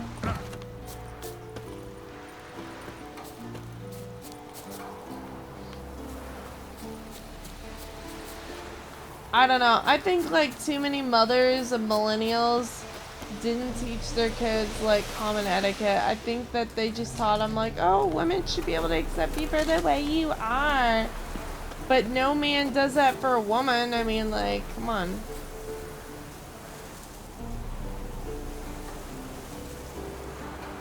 Right! There you go. Because she's not impressing you. Being clean is impressive because it means they take care of their body. That is what's impressive about it.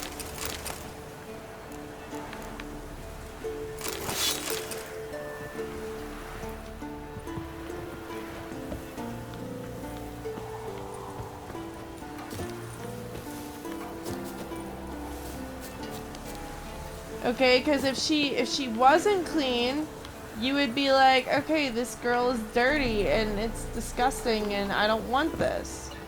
So that's why I say, yeah, you gotta, like, put your best foot forward, because, I mean, let's be real, all of us have a bad day. All of us have a day when we're gonna be tired and exhausted and dirty and disgusting, okay? Because that's what happens, we're human beings. But, like, you know, when you're on your date, if you're not presentable, woven steel sword, nice. I got that at least. You know, like, there's gotta be something to them that makes you say, okay, well, this person is sane. They're, you know, being clean. They're being, you know what I mean? Do you follow?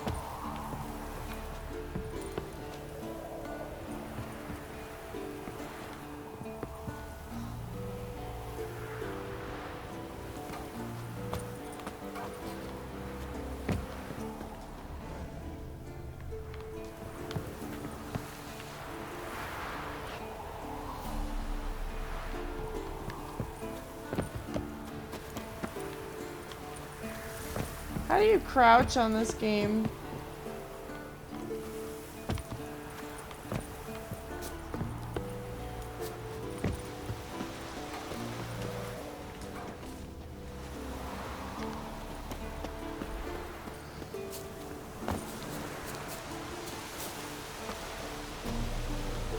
I just wish people would, like, not use that phrase, like, oh, like, you know, you don't have to impress people. It's like, yeah, you do. Like, it's not, it's just not acceptable to be a bum.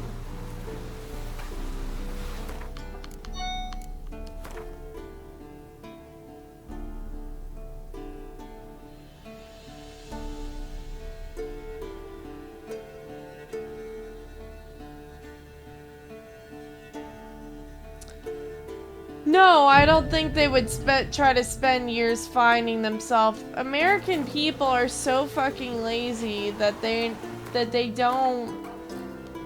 They would rather eat food that's bad for them, knowing that they could get cancer from it, than take the extra mile to try to eat healthy or whatever. Like, that's just with basic things. Human beings don't care, okay? They're not, I mean, certainly they may go out in the wild and meditate or whatever, okay? Maybe once in their life.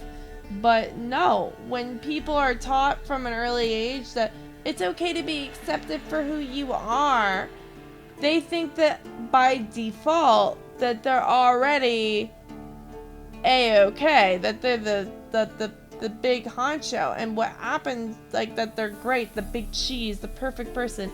And what happens to those people who don't know any better is that when someone does come along and points out a flaw, they're so wrapped up in their self already that they can't imagine or fathom that there is a possibility that they may not be the best. So when that happens, then they're like, oh, well, fuck you, you're a bitch. But it's like, you know, maybe there's some, you know, truth to what the person's saying, and that can leave room to improvement, room of growth, room for us to actually think maybe we can find ourselves more, find something better about ourselves, and try to amp it up and make it greater. You know what I mean?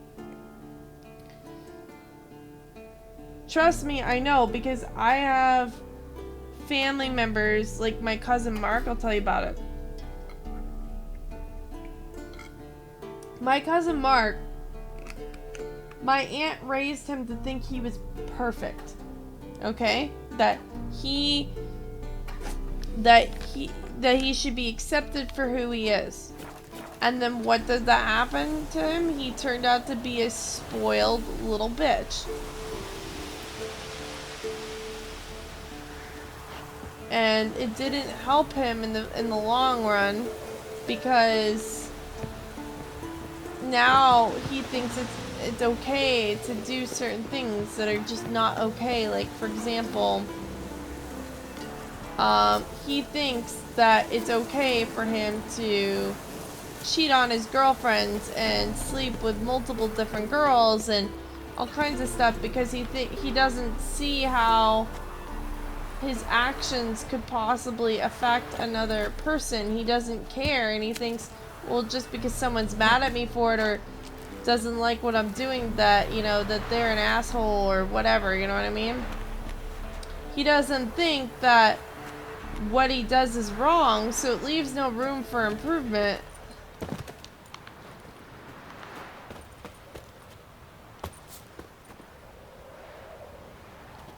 And he never grows, ever. And his mother is, like, literally sheltered him his whole life. So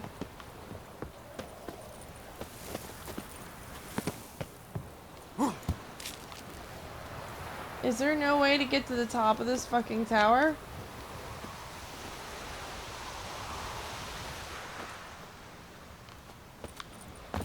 Damn it.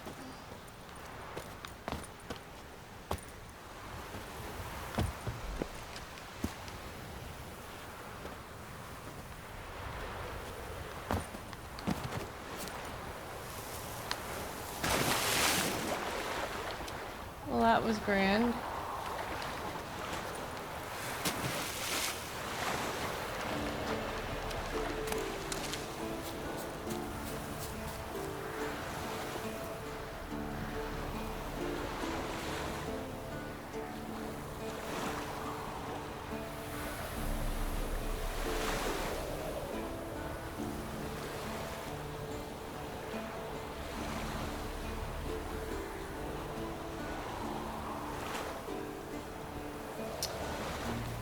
That's another thing. People say be yourself. Well, there's okay, you know, like, yeah, you want to be yourself, sure. But, like, there's a difference between being yourself and being a bum. You know what I mean? Like, you can't just go through life and be like, oh, well, you know, I don't, you know, I think it's okay to, like, just slack, you know, and that it's okay because that's myself to slack. You know, you can't be a slacker.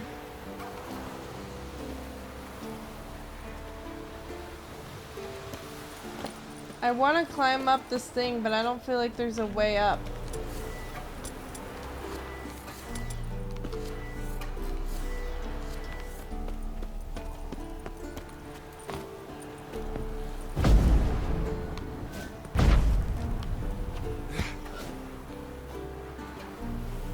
No, it's okay.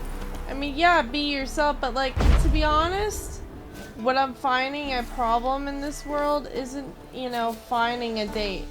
There's a million guys who want to date me. What is the real problem is the fact that they think that they can go on a date, not apply themselves, but expect me to apply myself.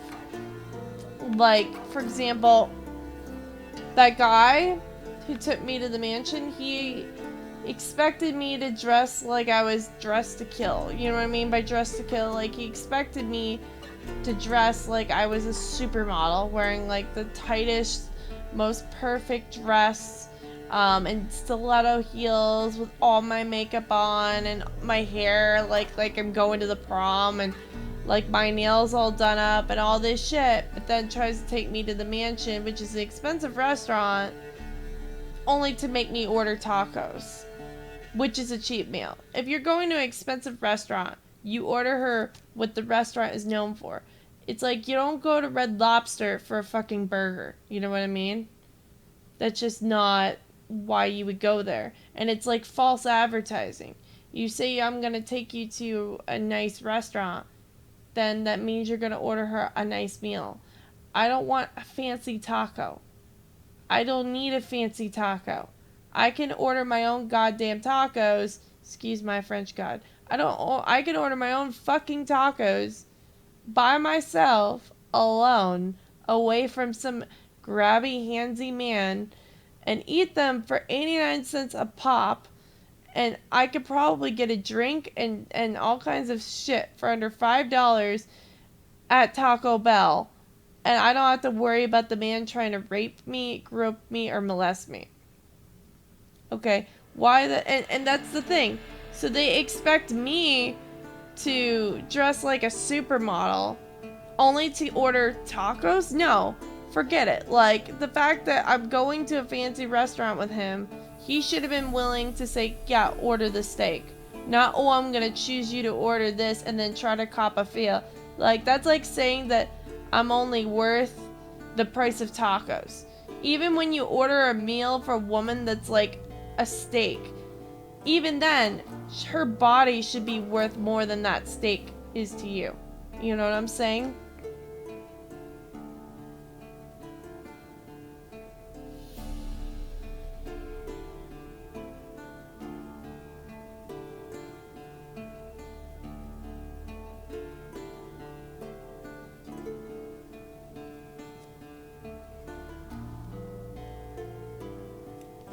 Well, I've had guys try to, like, pull this fast one where they're like, oh, well, we could go to the beach or the park, or we could go for coffee. Like, nowadays, I mean, like, I should show you what my Meet Me account looks like all the messages I get. I get hundreds of thousands of messages per hour. Per hour. Okay? And that's just for Meet Me alone. That doesn't include Facebook or Instagram or anything else. And I don't lead them on. They see me and they think I'm pretty and they want to date me, which is great, but it's like, you know, and then they all be like, oh, well, we can go out for a walk on the beach in the park, and then they seem to think that taking me to dinner or taking me to coffee is too big of an ordeal. I remember back in the day, you used to be able to take a girl out, you know, a guy could take a girl out to coffee, and that was considered like a good first date thing. Nowadays, I won't even go on a date with a man unless I know exactly where we're going, And unless it's gonna be a full meal. Like, I gotta know where it is. I gotta know what the budget is. And, like, know what, you know, and tell him what I can and can't eat. And then I'll agree to go. I don't do the coffee date, and I'll tell you why. Give me a second. You gotta give me a chance. Okay. The reason why I don't want to go on a coffee date is because already when you go on a date with a guy, he thinks it's okay to cop a feel. And that, to me, really irritates me. Because just because I go out on a date with a guy, let's see. Investigate the broken cart. Just because I go on a date with a guy, even if he takes me to the most expensive restaurant in the world, it does not mean I'm gonna have sex with him. And being the fact that just about 90% of the dates I've ever been on in my entire life, with 90% of, well, not 90% of the dates, 90% of the guys I've ever dated have tried to cop a feel on me, even when we weren't even like a full couple. I feel like I better get my money's worth out of this situation because I'm making time, I'm giving up my time that I could be using for working or talking to somebody else, to spend time with that certain person. I'm giving up my energy to do that. That doesn't even include if I'm putting on makeup or dolling myself up for him, okay? And so I'm giving up my time to go on this date to get to know him as a human being, not to get to know his cock. And the fact that they disrespect my wishes every single time and still try to cop a feel, I feel like, well, why would I want to subject myself to that situation if I'm only going to get a fucking cup of coffee? I can make my own goddamn cup of coffee or buy it. Sorry again for the swear words. I can get my own fucking coffee, okay, without him. Okay, his broke ass could go fuck himself in the ass with his fucking fist, for all I care. Okay, if he wants to do that coffee date, go have him do coffee all by himself. Why? Because a coffee cup is a $3 item. And then he's coming on to me thinking, well, I spent money, therefore she should give me sex. If you go and you look at the rates for what a prostitute costs on the street, okay, like, because if you look these things up on the internet, there's like things and expectations. Like, even for like a porn video, I believe they're like expensive, okay? And for a prostitute, like a really cheap prostitute, like a girl in the strip club that, you know, if you offer her a chance, like if you ask a girl in a strip club for a blowjob, she's gonna make you pay at least $50 for a blowjob for like 10 minutes. Like a cheap stripper. That's a cheap stripper. And when a guy is saying to me, oh yeah, I'm gonna buy you a $3 coffee now, fuck me, blow me, and let me fuck you in the ass. Okay, I say, what? Okay, like, why don't you go back to the whores on the street? Why don't you go to the strip club and get one of them girls and blow one of them? Oh, well, that costs too much money. That's too much effort. That ain't my problem. You know what I mean? I ain't your personal whore. So because of the fact that a number of men have tried to jump me sexually and expected things and try to guilt trip me out of things, yeah, I'm not going to go for a $3 coffee. I'm going to go for a good-ass meal. And if he can't offer me that, then he can hit the doorstep. Because, like, you know, for real, like, I think I'm worth more than $3. Sorry. I think I'm worth more than a fucking meal. And I'm being very generous with that alone.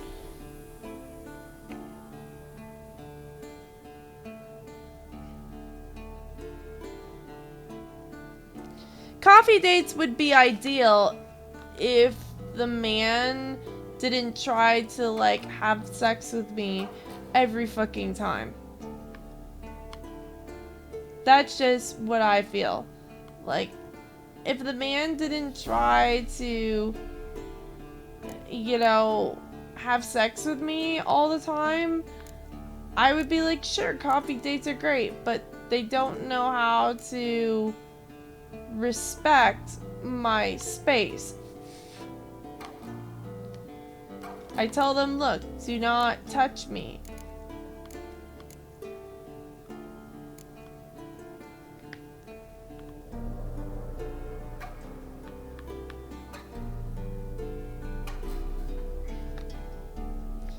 So yeah, like, you know, like, to be honest, I would probably be okay with, a guy, like,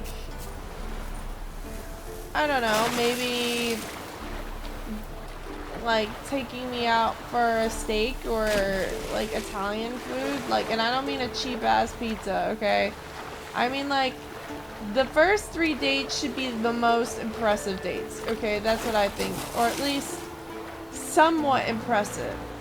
Taking me to Burger King, taking me to Starbucks, those are not impressive to me. I can get any day, any guy I wanted any day of the week. Taking me to coffee, I could probably get a guy per hour taking me for coffee. I could just be like, okay, next. You know what I mean? Like, you got your hour, next guy, you know, if I wanted to. I'm not like that, but I'm saying, like, I could. So when a guy's like, yeah, we could go for coffee, like, well, what is it that you have? What makes you so fantastic that I should go with you for coffee and not the next bloke offering me coffee, you know? What is it that you have to offer me? Is it, you know, is it that your smile is so radiant, the sun just pops out of the sky and has to wear sunglasses because your smile is so bright the sun is not as bright as your smile? I mean, like, seriously, like, what are you offering me? You know what I mean?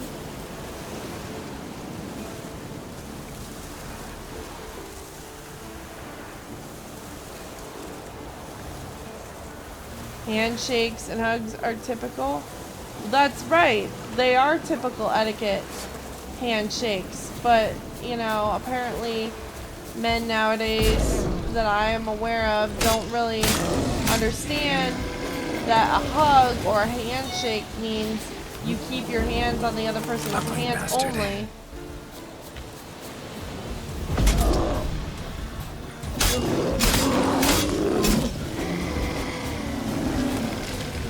They, for some reason, think that a handshake means, oh, I can, like, shake her boobs or something like that, or grab her butt, or try to finger her or something, and it's, like, appalling to me, and I don't like it.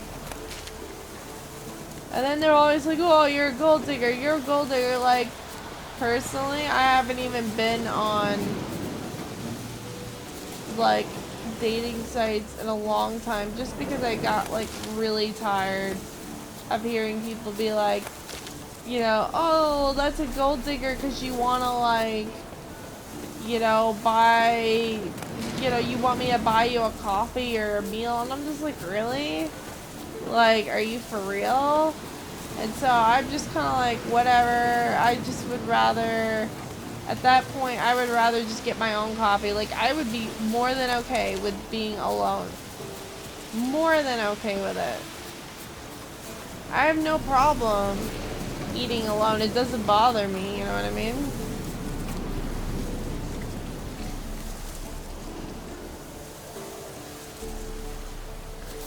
Well, let's be real. What does every woman want? Okay? If you think she's, you know, needs you for your cock, she doesn't. She can get...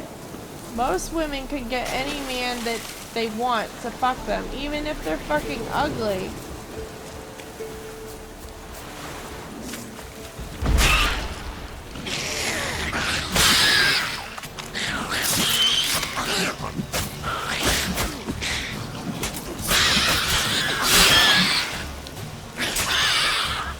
So, like, what do you expect them to want? Like, they certainly aren't gonna want your penis. They don't want... I mean, like, what is it that they want a boy to, like, hold them? I mean, like, that's, like, high school stuff. if you look at a real woman is like, yeah, I want a future I want a family, I want happiness, I want to be able to feel special and loved and taken care of. Any man can give a girl sweet words. What the fuck is that bear sleeping?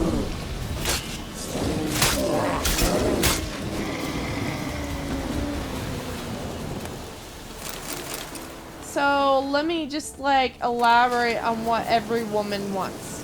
Whether they want to admit it to your face or not. I don't mind admitting it to your face because guess what? Somebody's got to like tell you the truth. Women want security. We want to be able to know that a man could take care of us in case he gets us pregnant. Stench. Like, you know, because what if he can't take care of us, or a kid? If he can't take care of us, he can't take care of a kid. So what if we die in childbirth? And we die in childbirth, who's gonna take care of the child? You can't expect the mother to do it. And if he can't treat her out for a date, afford a meal, then he probably cannot afford taking care of a kid. You know what I mean? Well, then you shouldn't be wanting to date. I mean, like, what do you hope to gain from a relationship? You think that you're not gonna have a family with the person? If you're sticking your dick in her, there's a great chance you're gonna get her pregnant. And you can't expect her to take birth control all the time either, because I used to take birth control. I took it for 6 months, and then I got 3 blood clots from it and nearly died. I'm actually still on blood thinners from it. And the reason why I was on birth control was because my doctor was like, oh my gosh, you need to take birth control so it shrinks the cysts in your ovaries.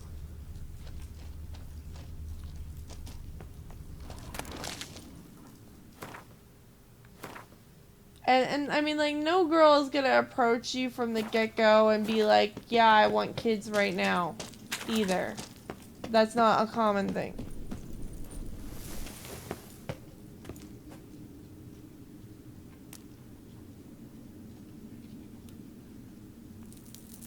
Well, I mean, that's one way to put it, I guess.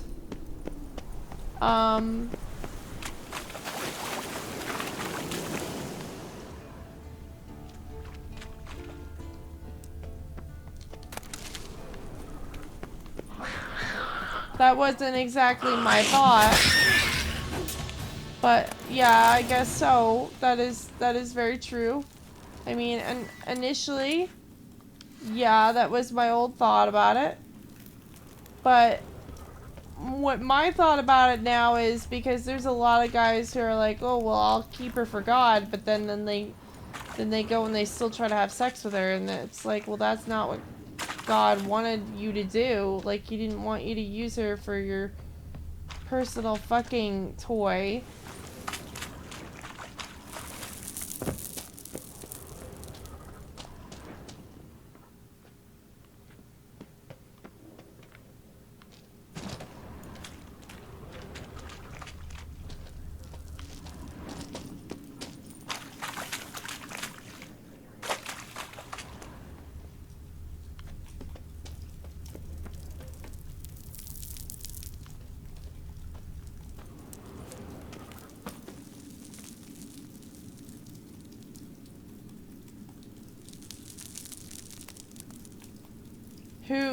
Who are you talking to? Are you talking to me?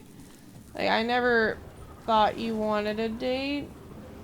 I'm just, like, I never wanted a date with you either. I was just talking about, like, why I was frustrated at the gentleman that I did go on a date with. Not like oh, well, like, you know, it wasn't directed at you. Is that what you thought? That's kind of funny. Why do men always assume that? Just because I'm talking about somebody else does not mean it's about you. To be honest, I already forgot the guy's name.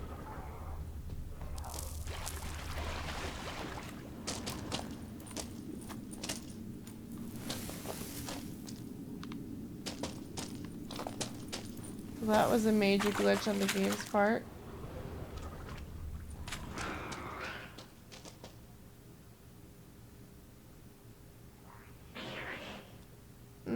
No, not really. I don't find men that I've never met to be an option for dating. I don't know. Is that what you do? Do you date people that you've never even met or never even saw? Is that what you do? Because I don't do that. Maybe that's your go-to method of getting girlfriends, but that certainly isn't my go-to method. Just saying.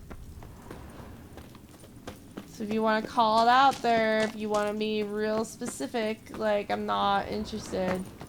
There is one guy I have found somewhat of an interest in, more than somewhat of an interest in, and we've already dated before, so...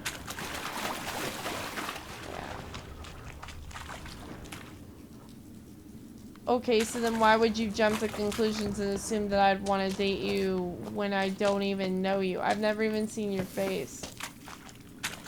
Fucking weirdo.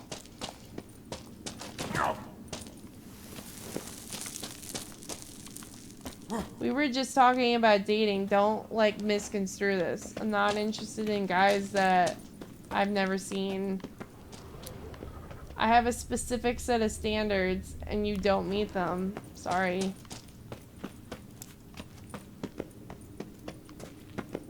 I mean, like, I didn't want it to be like, hey, dude, I'm not interested in you.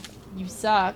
But, like, hey, if you want to, like, really put yourself on the spot like that, okay, I guess I could, like, be more specific with you to clarify that I'm not interested, if that's what you really needed to hear.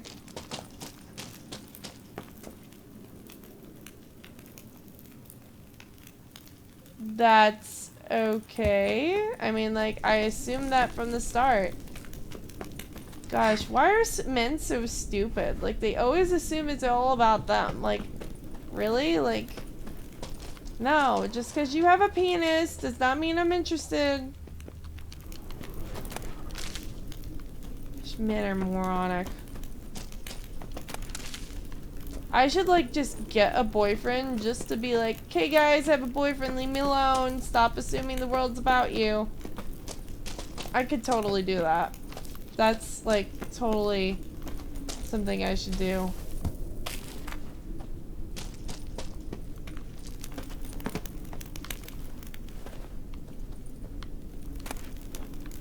Just to make it clear that I'm not interested. Yeah, well, like, you need to not assume that just because a woman talks to you about things that have been going on in her life, that means that she's interested in you. Like, why would I... Just answer me this. Why the fuck would I be interested? I've not seen you. You've never donated. You've never done anything to benefit my life. So why would I be? That's the other thing I don't understand. I mean, like, is that like a current thing going on with other women, that they go for any single guy that has a penis and be like, OMG, you're a boy. Let's date. Holy crap. I mean, is that like what girls do? Because that's not what I do.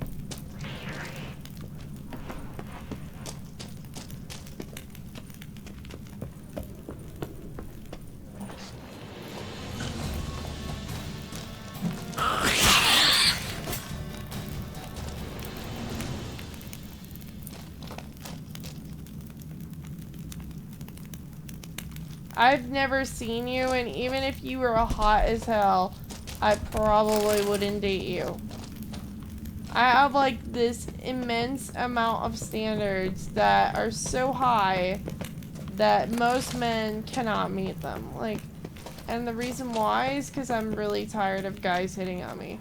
I don't want to date people that don't meet my standards, and I have high standards because I get like 1,000,001 men hitting on me every single day.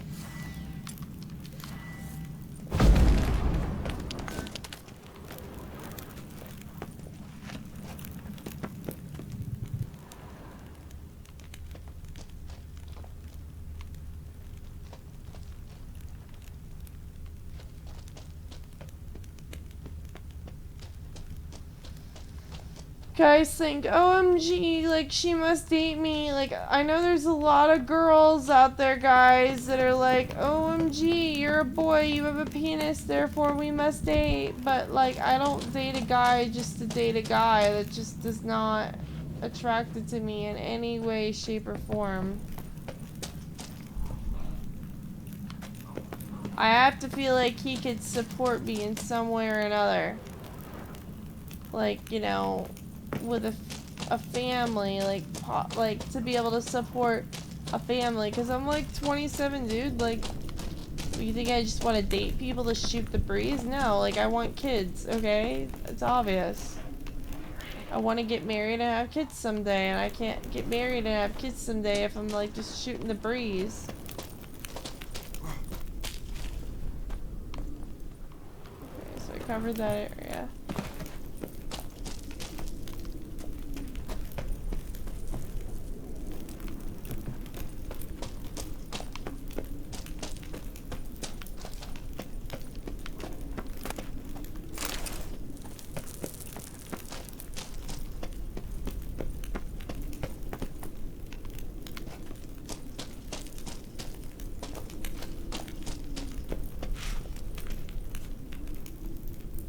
For friendship? Regular friendship? Okay, I guess if you mean for just friendship, don't ask me for sex. Period. Don't ask me for anything sexual of any sort. No nudes, no bullshit, no whining, no drama, no crap. That's what my standards are for friendship.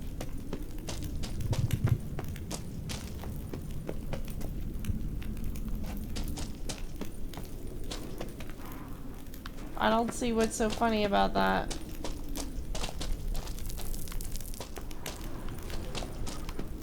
Ah.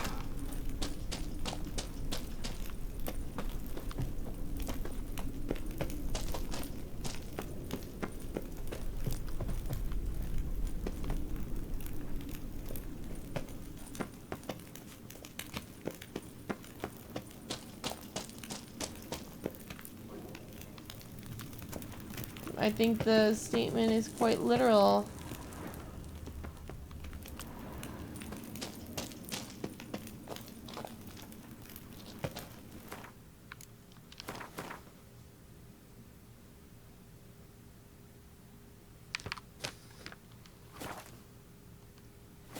I mean, like, I have those standards because, like, I feel like guys don't respect me any other way.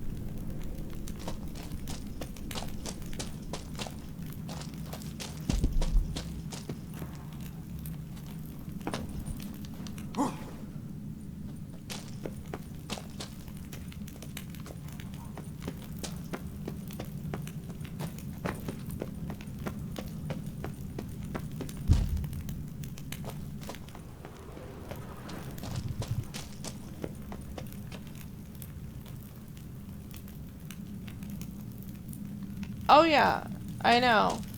It's not the 90s anymore, dear. This is not 1995 where people say friends and they mean they come over for bead making classes, okay? You tell people that you want friends, apparently they seem to think that that means that... Oh shit. Fucking monsters.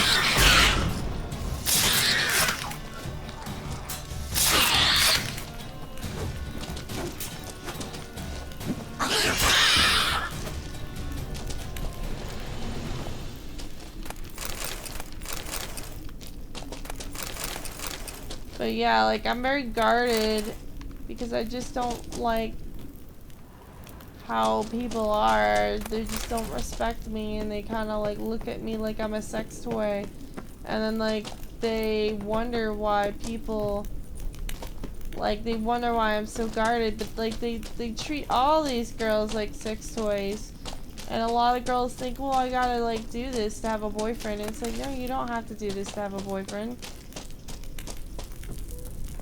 It's not part of like your requirement.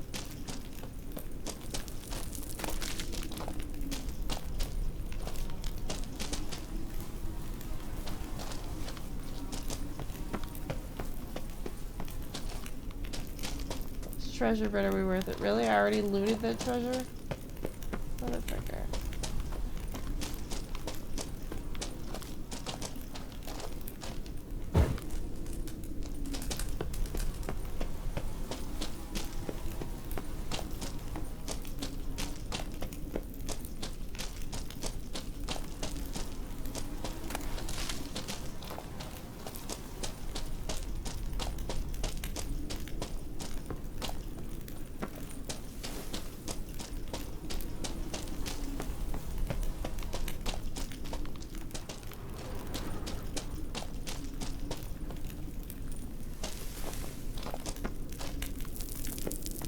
How old are you, dude?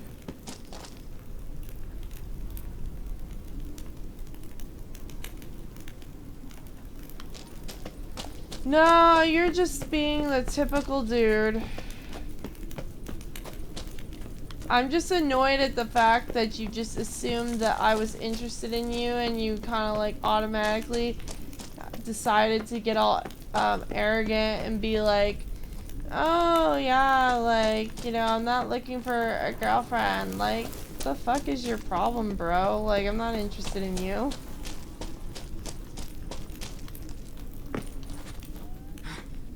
It's like, what did you do for my life to make me to where I should feel like I should be interested in you?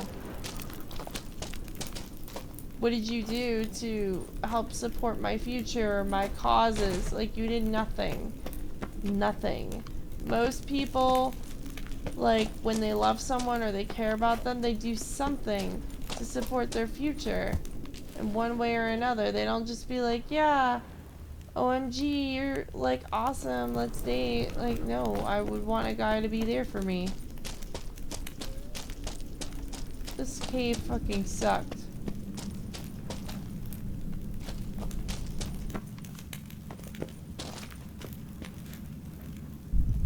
Well, how old is older than dirt?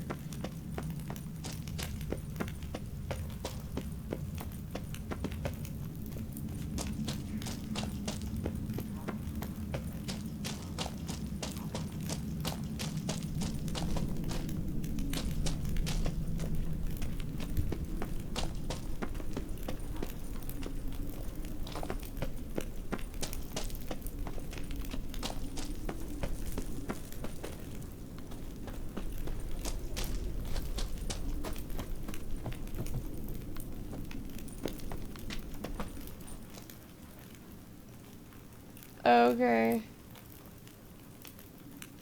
Hey, Leon. Oh, well, the second you're like, ooh, I'm not interested in dating, you just, like, pulled up the awkward flag. Especially when I never exhibited any, previous interest in you. So, like, there's no other way for me to take that other than being that you're arrogant.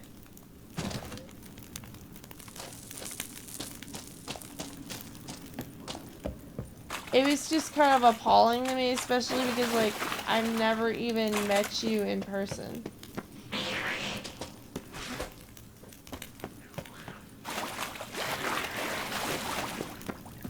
Like, I've never seen you, never touched you, never known you.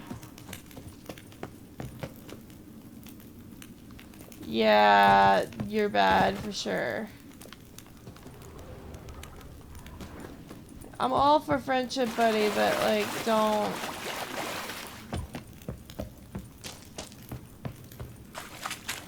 Realize...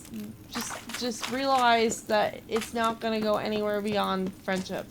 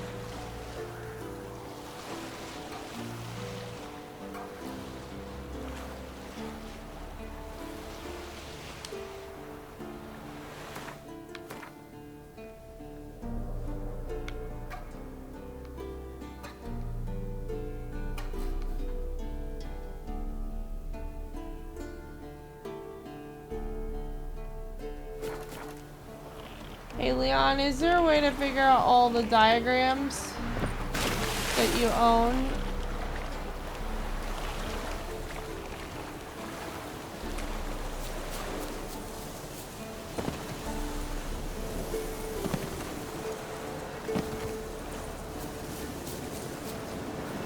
And yeah, dude, keep in mind that when I do talk, like, I tend to get, like, very passionate about things sometimes, because I am Italian and Irish and German. I am very hot-tempered.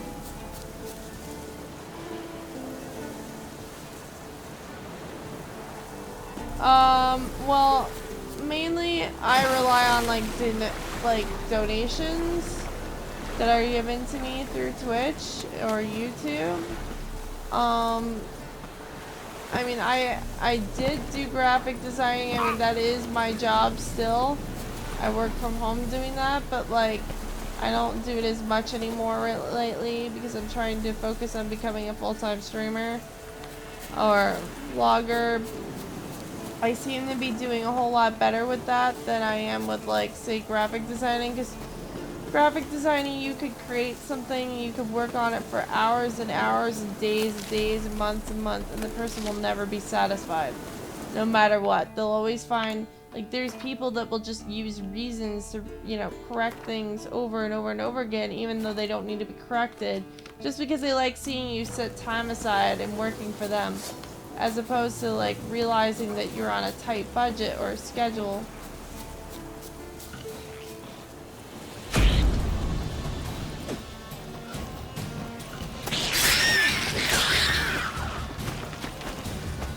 So I don't really do it as much anymore.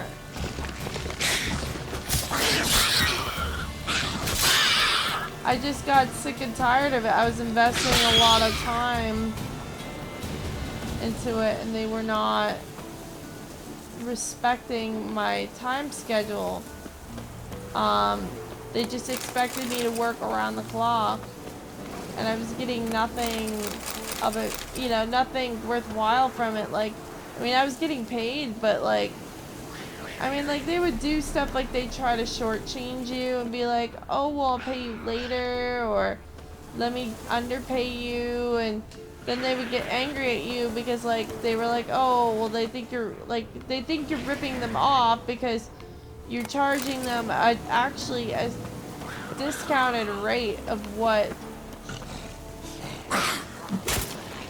like, I would charge very cheap for my work, and people would still bitch and yell about having to pay for the fee, and it's like, that's just outrageous, because I'd be working hours and hours and weeks of time, and they didn't even want to give me what, like, a company like EA Games would have given me, and I was just like, you know what, this ain't worth it. At least with YouTube and Twitch, I get money just by you guys watching, like, the ad revenue. I get money from that.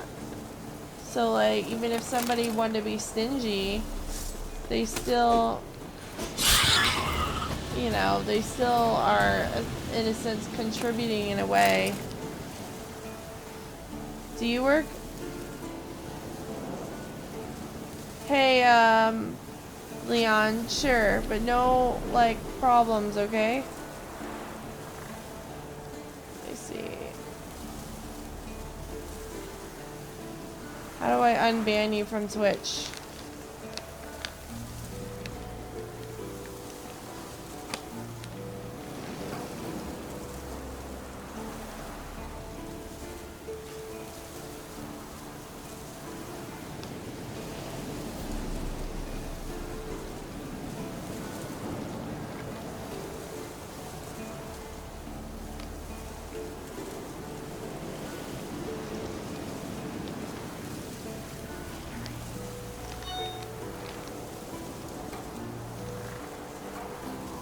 Okay, I'm banning you.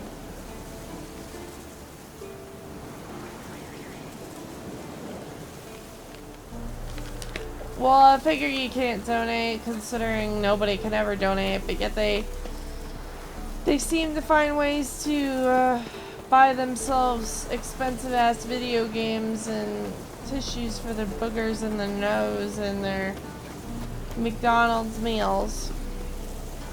Hey, Leon. Why can't you get a job these days? You're 34 and you can't get a job?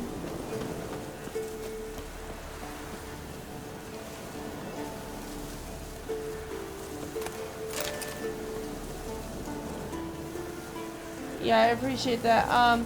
I'm trying to get the woven stuff because, like, as you can see with his pants that he has on, it's very glitchy.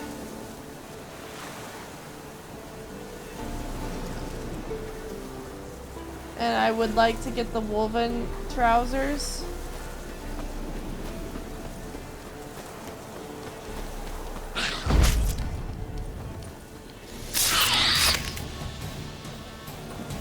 Necker's all over Karamoran. Oh, why was he eating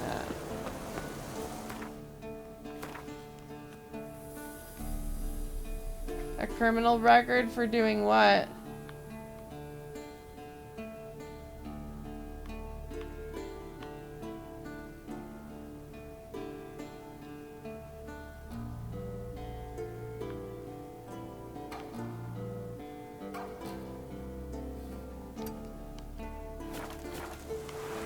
Why are they afraid of you?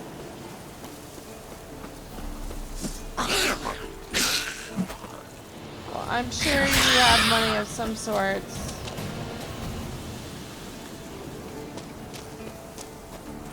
Like, I'm not saying you have to donate. I'm just saying, like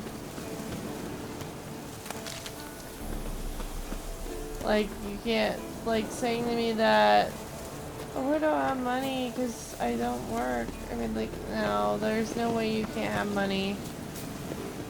Like, you need money to survive in life. You can't just go through life and not have money. You have to have money for, you know, like, toilet paper and money for fucking food. You know what I mean? You gotta have money of some sorts. Just saying you can't spare $1 or $2 doesn't fly. I mean, like, I'm just like, okay, it's fine, whatever, but... And I don't expect you to donate either. That's okay. Like, just watching is nice. Like, if you can't, really can't donate, even though I think you can, you can always recommend the stream to your friends.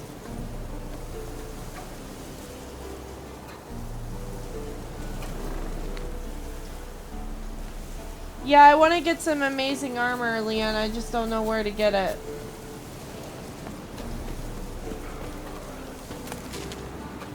Oh, good. Neckers.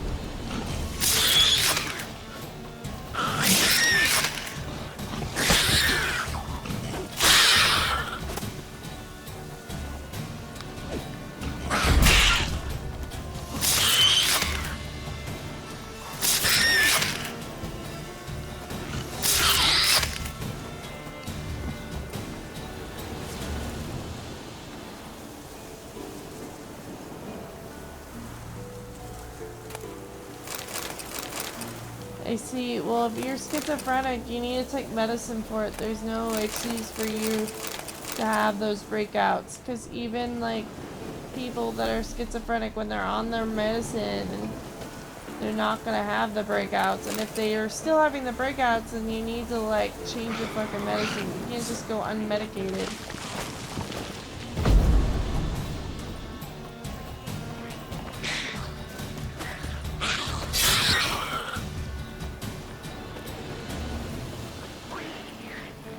It isn't an excuse.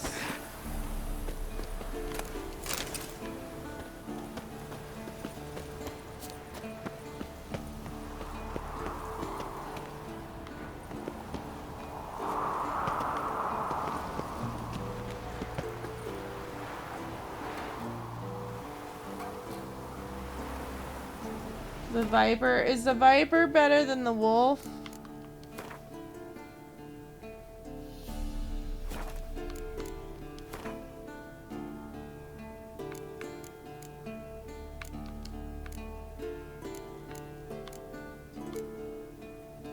So I have Bear School, Griffon School, search the ruins of Armor Castle, Sword Family, and Perfidy.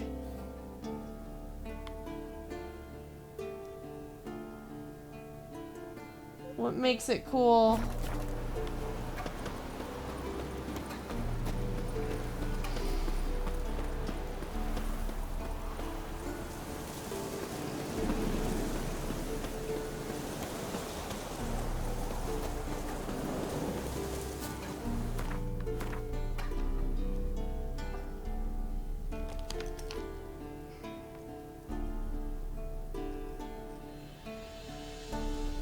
Well, I have no reason for you not to be around, Pyro. Like I said, you know, like, if you do have a mental outbreak, that you need to, from your mental disorders, you need to get that treated with medicine. Just because you have that disorder doesn't give you the right to sit there and use it as your crutch. There is plenty of medicine for you out there. You could even go to like a special like clinic for people who can't afford healthcare, and they will give you access to getting that medicine for either cheap or for free, because they don't want you to go around unmedicated. They don't want you to have those problems, because you pose a threat to society. So don't sit here and use that excuse, because I will not believe you and I will not buy it. I knew a lot of people that were schizophrenic because they go online because they're afraid to be around other people, or people shun them, and they get treated. They get taken care of. They don't sit there and be like, oh, poor me, woe is me. They don't do it. Only people who do that are people who are just looking for excuses as to why they can't fix their problems, and I'm not gonna let you use that as a crutch as for why you would treat me like shit. Not saying you have, but like, you have to like be responsible. That's like saying, oh, it's not my fault I got a girl pregnant, but it is your fault. You stuck your penis in her, you orgasmed, you didn't use a condom. It's still your fault. You know what I'm saying? Check what picture on Google, the Viper one? How do I access that quest? Because I look on my treasure stuff and it's not there.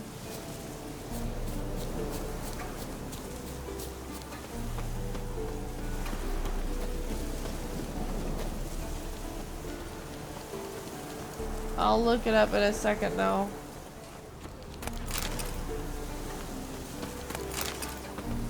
I like this woven gear though, it's really cool. The women will be restless.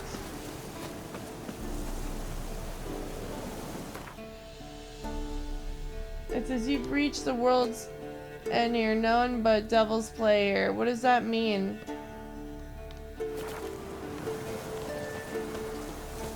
Will they just not let you? Got a feeling I'm forgetting about something.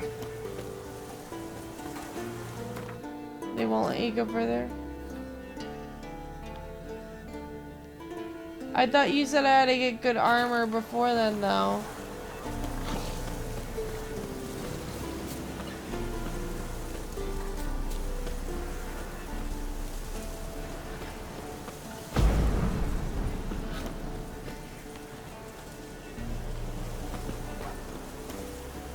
Let's go.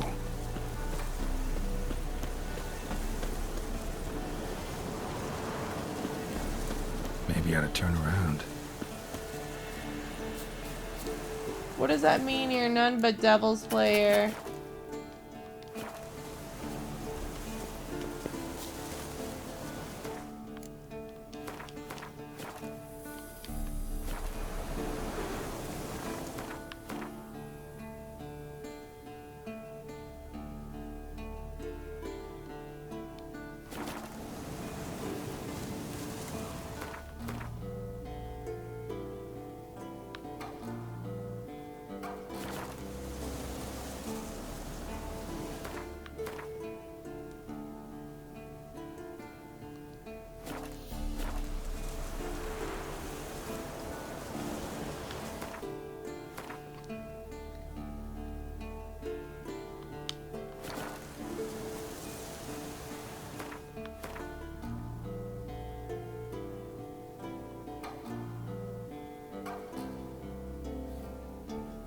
Oh, okay.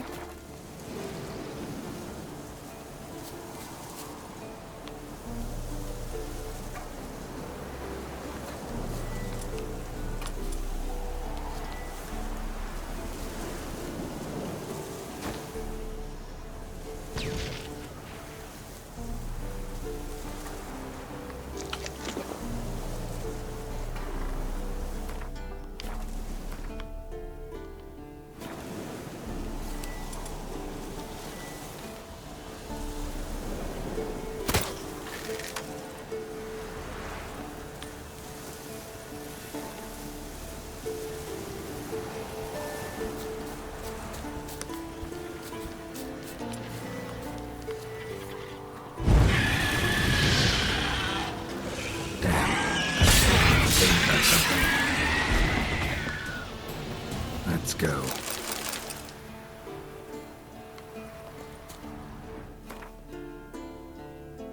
Take your time.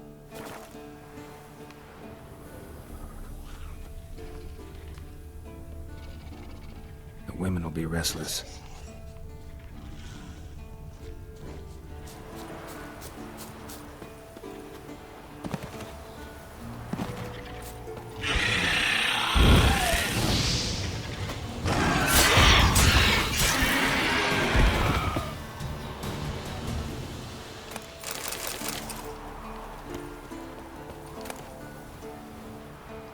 Really, that's it.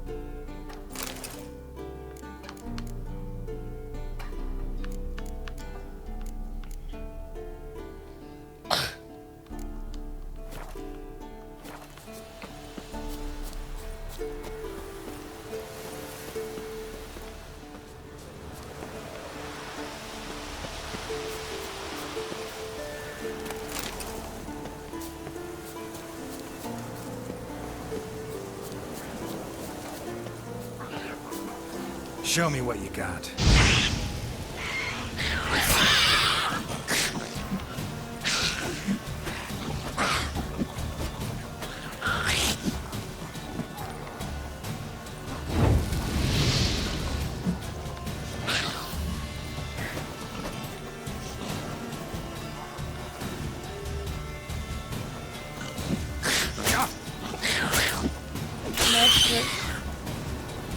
Stupid ass glitch in the mesh.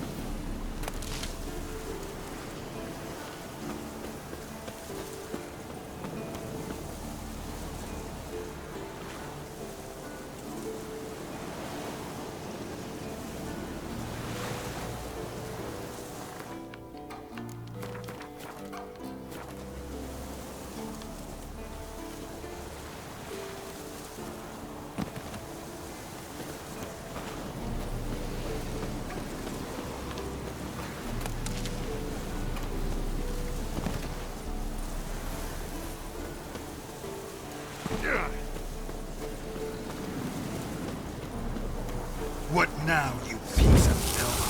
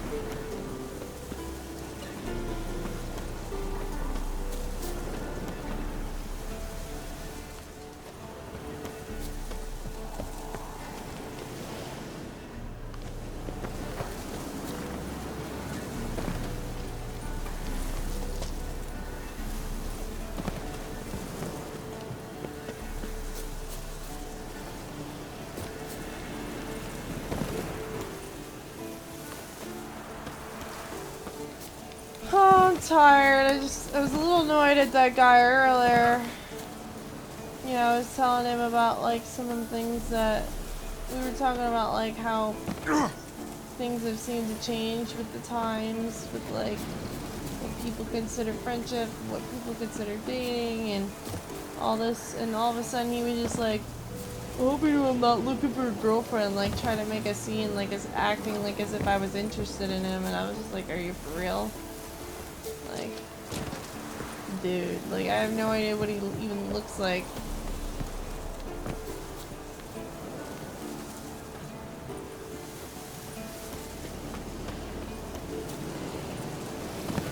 How are you?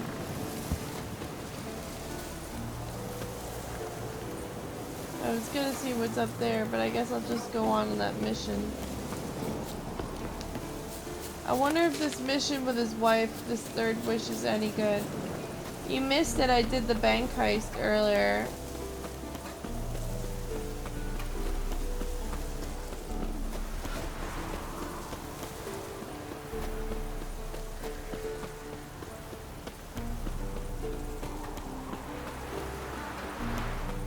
I keep feeling like there's a way to get up to that second story, but I don't think there is.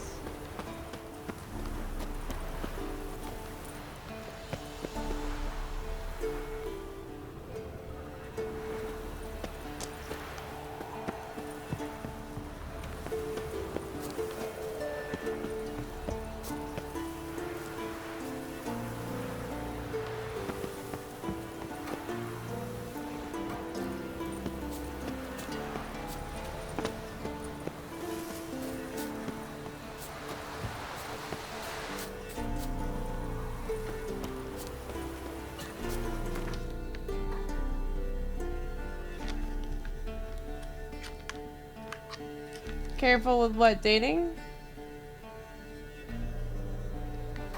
Yeah, I that's what I was saying. Like, I went to the auction house I went to the auction house. I ended up killing both the brothers. Looted the place. I actually bid on every single item and I won every single auction.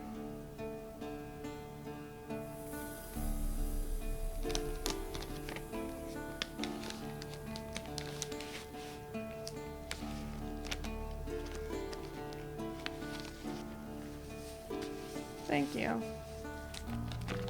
Yeah, I found that there was a will in that bird or whatever it was. That statue. I went to the blacksmith and had him take it apart. It was actually the first thing I've ever had taken apart. Yeah, I put them on, but I don't know what they're supposed to do. Like, I wore them around, and then once the heist started, it was like, no, you gotta take it off. I was actually worried because I was like, I don't want to do the heist with these on.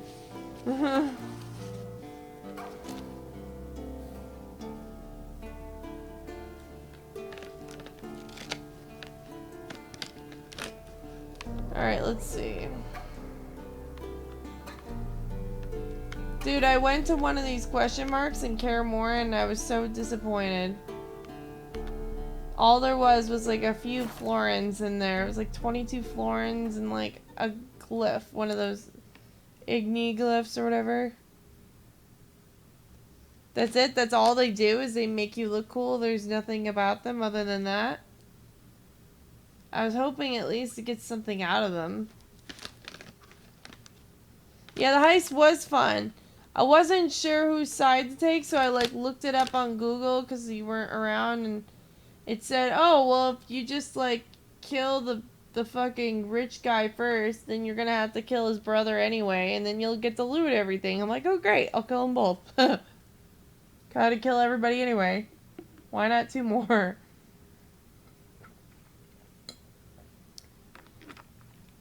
Like, literally everybody in that whole heist died, except for the girl. Because she's like, I'm out of here. My fucking wrist.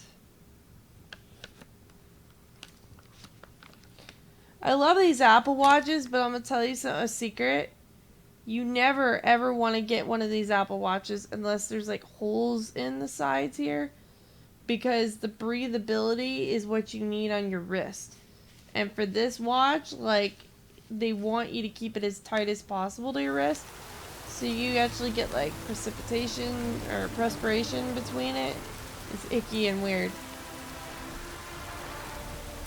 Oh, it was easy for me to figure out. I found it right away. All you have to do is loot the place. Because the guards will continue to try to break in. So if you just loot the building,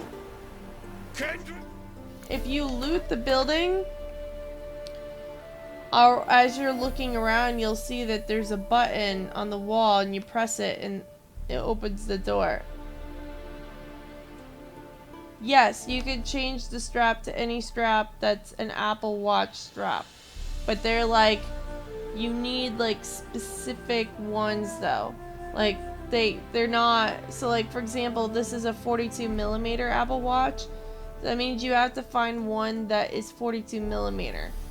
I mean, if you go on Amazon, they have like, their options are limitless. Like, I actually have an Amazon wish list of just watch bands that I want for my Apple Watch. And I really want to get them, but you know, like I don't have money for it right now. Like, they have all different kinds. There's this one that a lot of men like called the Hermes. And it's actually like a double strapped one. It's like a nice leather wristband. And it's like got 2 straps. I don't know why they call it Hermes, but it looks really cool. Like, usually like professional men like that a lot. I would like, there's this one that I really want that's like magnetic, and you like literally just have to put it on, you like wrap it around your wrist and it just kind of snaps by itself. You don't have to connect it or anything, and it's rainbow. I really want one. They're called the Millenance or whatever. I don't know how to pronounce it.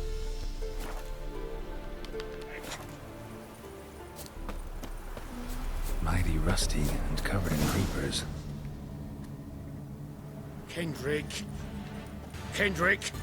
You there? Not so loud. Ah! God, scared me after. Not so loud, I said. Fog's not natural. Could be something in there hiding. Foglets or air nymphs, for example. Don't want to attract them. Believe me. Foglets? Oh, sweet mother Melitterly, why'd I ever come here? Good question. What are you doing here? See, Kendrick and me, we I'd thought, like to get more man, it's Nike been bands empty in all different these years, colors. full of fine things going to rot. Mm-hmm. So you're a thief. Thieves steal from the living. What's the harm taking from the dead? Kendrick went to open the door. I stood watch. Suddenly heard his lamp smash. Then nothing. Quiet. Called out to him, but...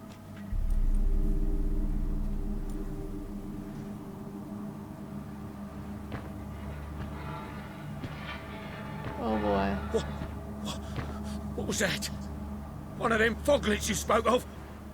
No. Phew. That's a stone off my... I'll see what that was and look for your partner. You? Ain't about to wait around. I'm out of here. Uh-huh.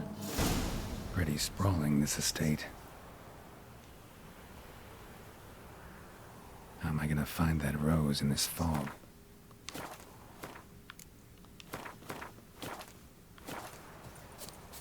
Someone's still tending to the flower beds.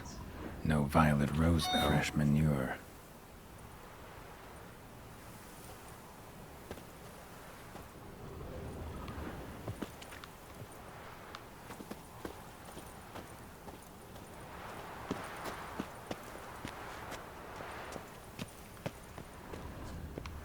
Water's ice cold. Mountain stream cold. But yeah, they have like lots of really nice bands and they're usually very cheap. Like, I suggest that you get an Apple Watch that you want based on the actual like metal around the thing, not by the band, because unless you're getting a Nike watch, then if you want a Nike watch, you have to get the Nike ones because the Nike ones have specific features that the other ones don't have. Like this one's a Nike watch. But all the Apple Watches, no matter Nike or not, you can take the band off and switch it with another band. That's what makes it great because, you know, you can change it up to match your outfits or whatever.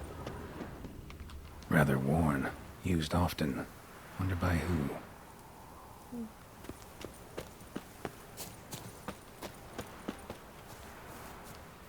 What are you doing in a place like this? Best shoe before you get hurt.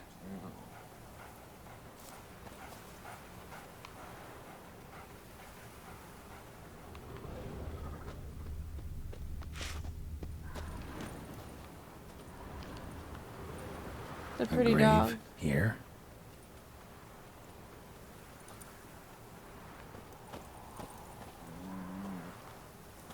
But most of these bands are very, the Nike ones are specifically cool because they've got like these little holes in the side so you could breathe better. Trust me, you'd go bonkers if you didn't have one. But the watch faces are very lovely.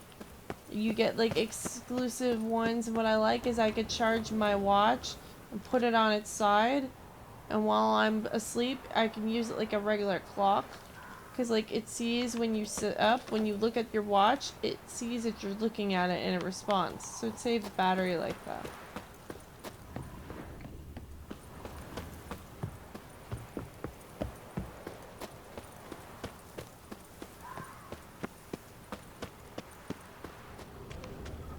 Beehives. Well maintained but dormant.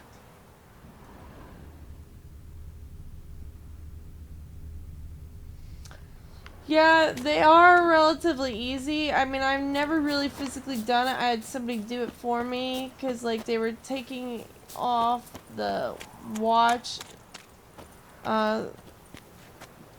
band to put on the glass protector. And by the way, the watch scratches easily the glass on it, so you don't want to be using this without. It says there's something here, but I don't know what the fuck is here. You don't want to be using it unless unless you could get that thing on there. Wood's rotted completely. No violet rose here. Maybe somewhere out back.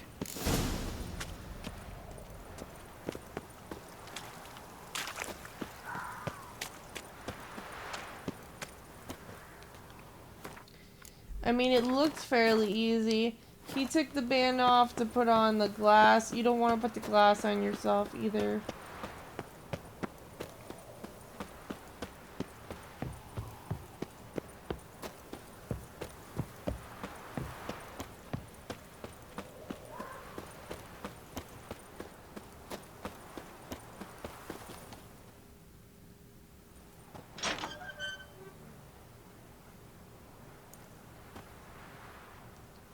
Weird, those animals. I'd scooch along, kitty. This place. What's that? That digging.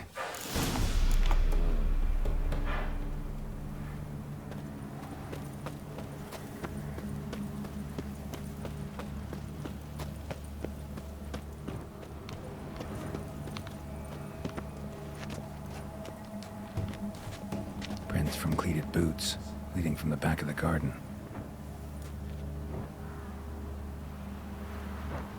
Did you like it? I went swimming with it. Someone dragged a wounded man through here.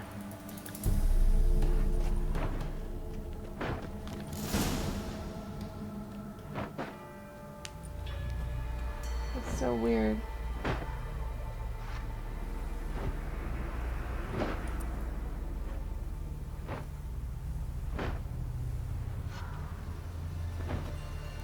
Graves, unmarked, laid out in rows like garden beds. These are clipping. Do you see how his body's floating? There's a mesh air going on. Hey. Hear me?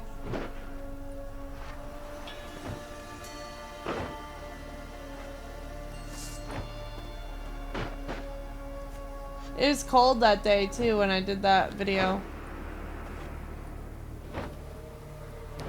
Other thief. Body's mutilated. Who are you? Ew.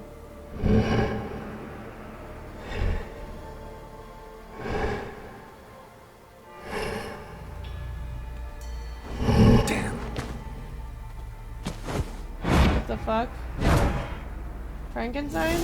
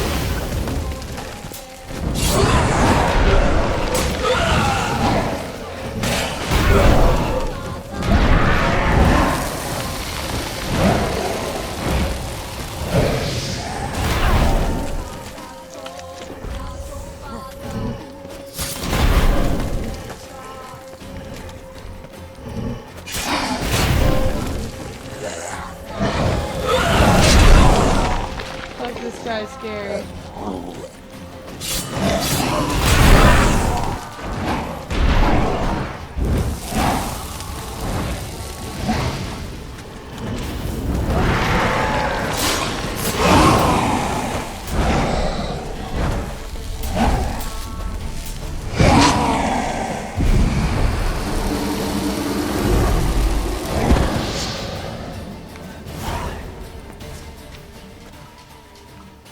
Fucking creepy.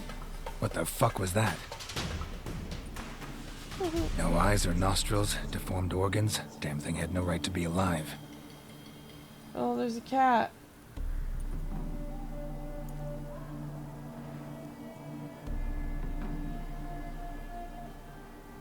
Well, philosophers do still debate what it means to be alive, exactly.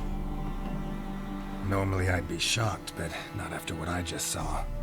Who are you two? Clearly not animals. Think of us as friends of the house.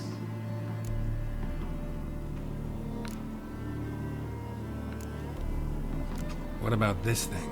What can you tell me? Friend of yours? We called him the Caretaker. Doesn't look like any creature I've ever seen. Where'd it come from? From very far away. He was summoned to guard Lady Iris and the home. He tended the garden, took care of unwanted guests. Very far away. Meaning where exactly? The name of this place would mean naught to you. What's with the show? The pretense that you're animals. You couldn't have warned me? No. We're obliged to maintain discretion. So why talk to me at all? Why? Well, we get so few chances to talk to humans, and we're curious to know what brought you. Gonna need a better answer than that. Later. You know the master of the house, the And owner? thank you, Leon. Olgierd von Everec. Yes, we know him, but he left, and his wife became mistress of the house. Great. So, Lady von Everec home? Could you announce me, say she has a guest? Why do you wish to see her? I'm here to get the violet rose Olgierd gave Iris just before he left. Iris is inside, in the bedchamber upstairs. Take his key. It opens the rear door. Guess I'll make my own introductions. So cute. The black cat and dog. So, how should I address you? As you did now. We'd rather keep our names to ourselves.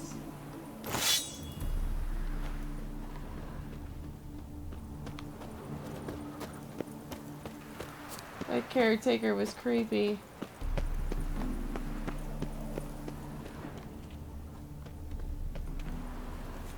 Looks like he killed both those guys.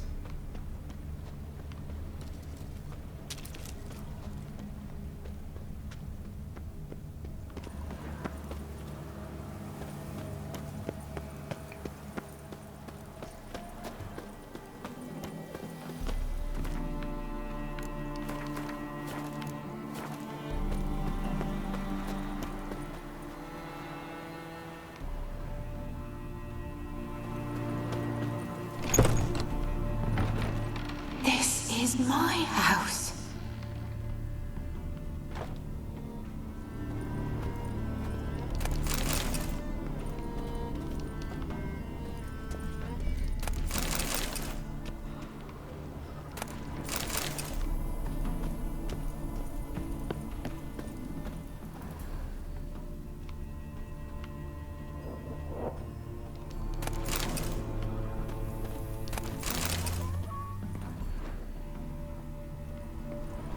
I'm guessing he left her there for dead.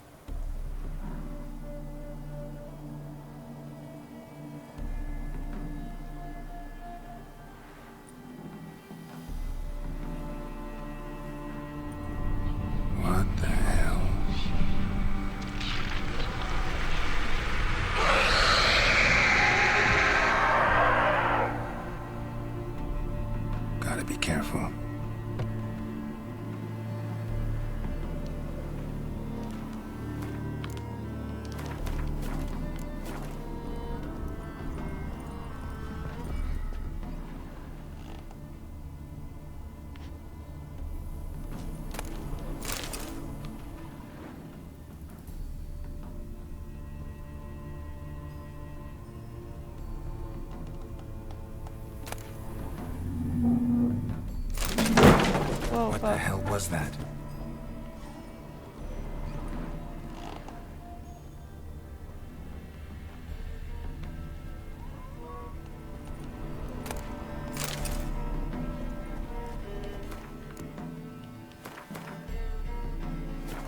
Any advice for this?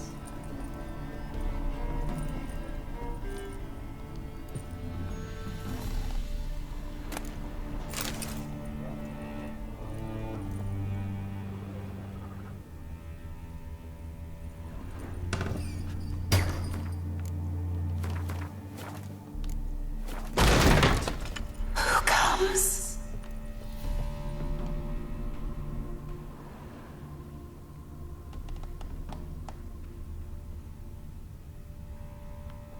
That's it? Just, yeah, enjoy?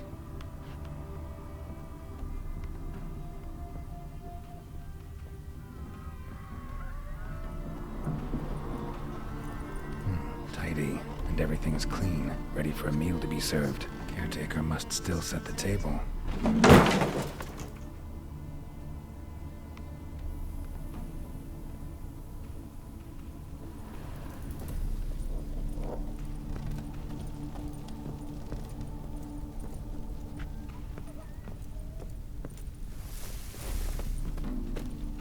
It's creepy.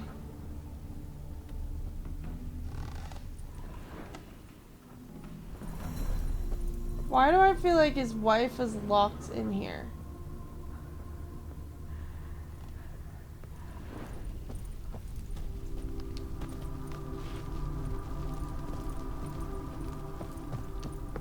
Like while it was on fire. I feel like somehow she was locked in the house and it was set on fire.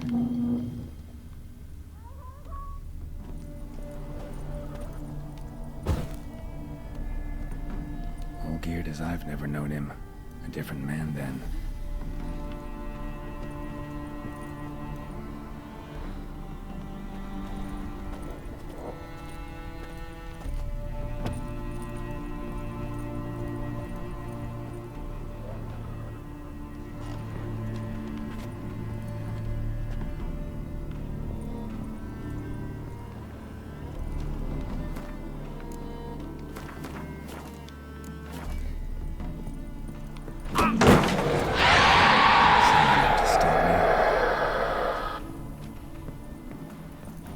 I feel like that person is actually his wife.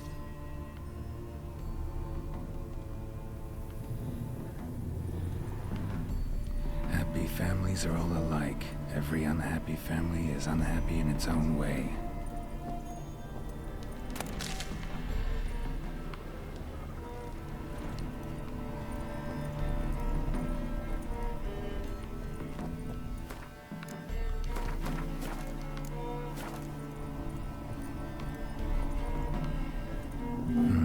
Fire damage. Interesting.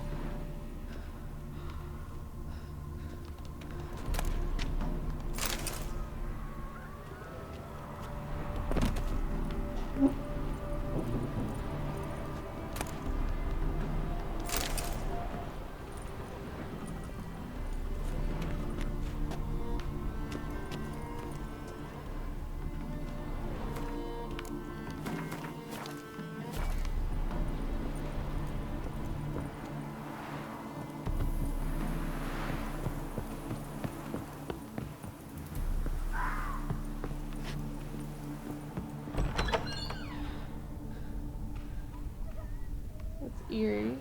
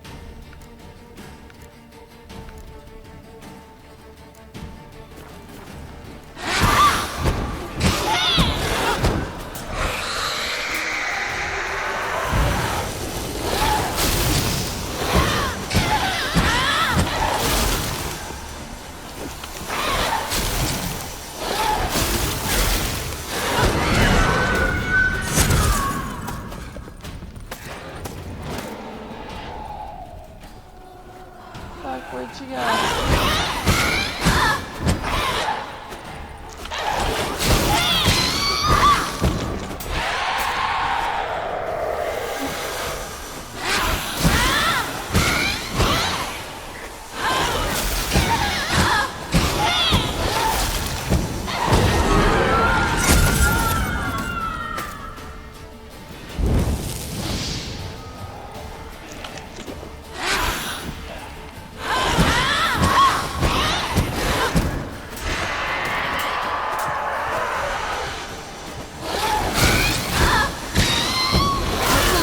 Killing her.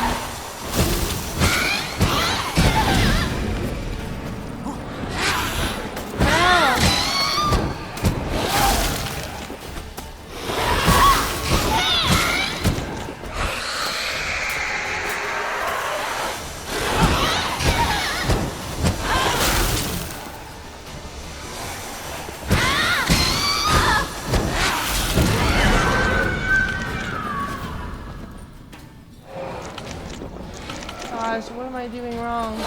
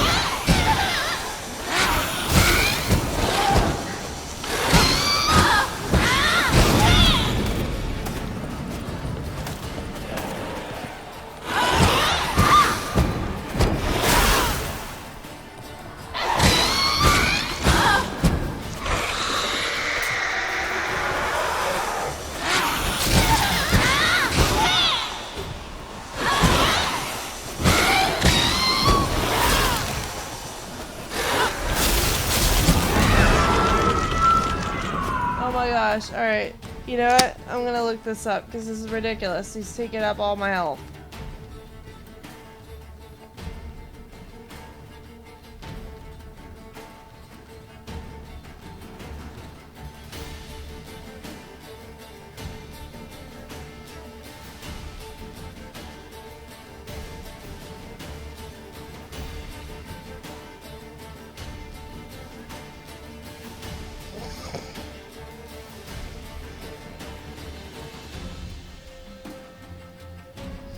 I know, how do you stop her though?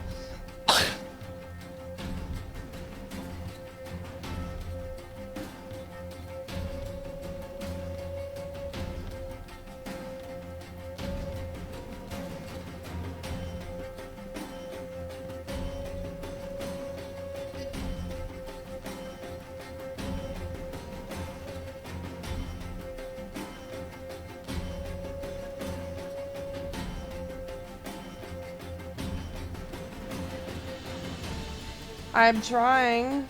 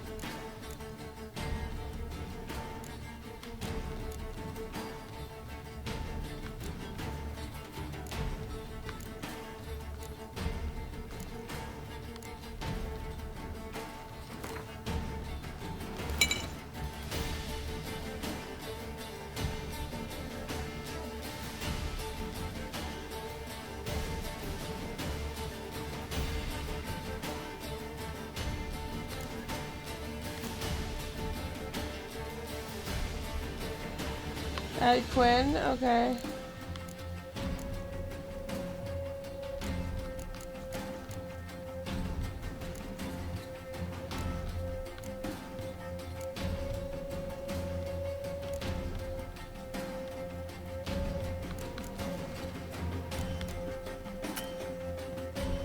It won't let me do it during battle.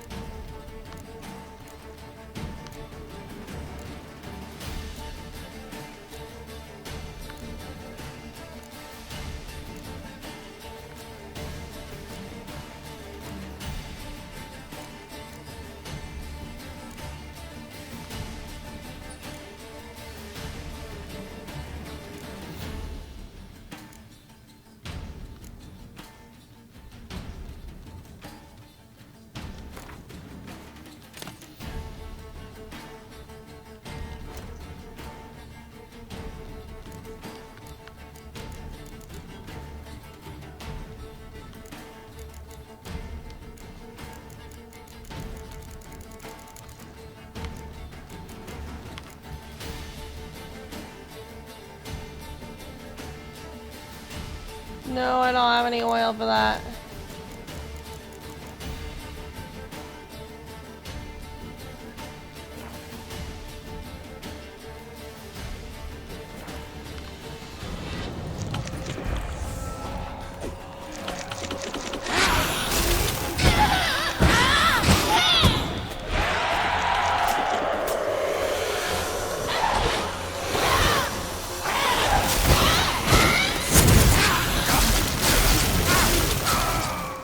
Oh, fuck, he died.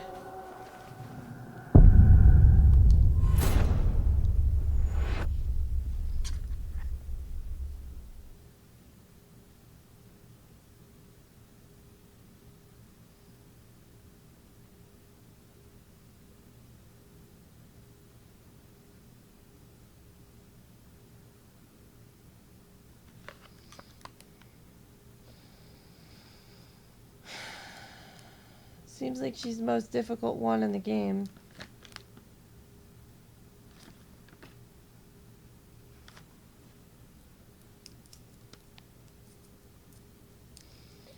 Okay, well, how do you destroy it? Because it seems like she's still able to go in even after you destroy it. And how do you know if it's destroyed when you do it?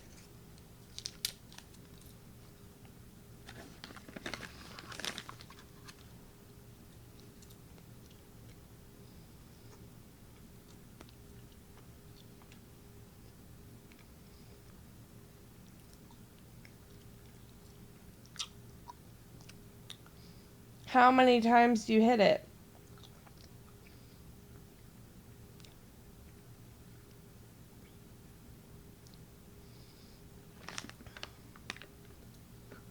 Because I'm slashing and hacking. And nothing's happening.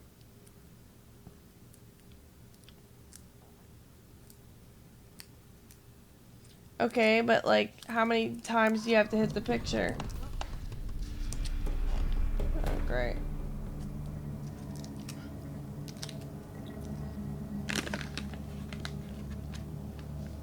What do you mean hit the walls?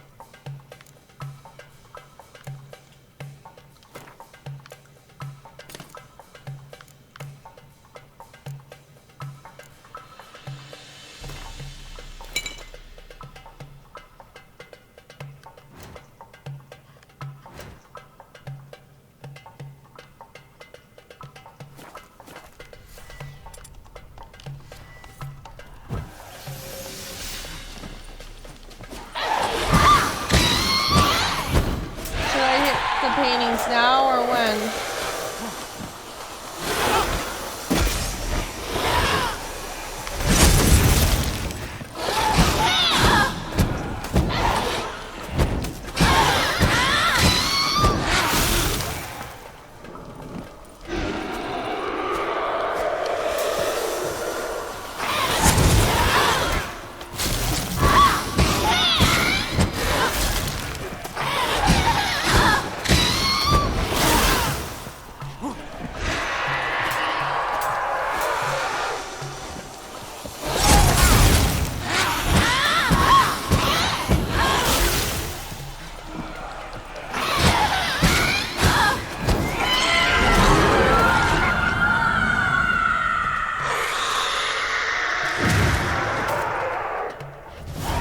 Thank fucking gosh. Thank you for your help. What the hell was that?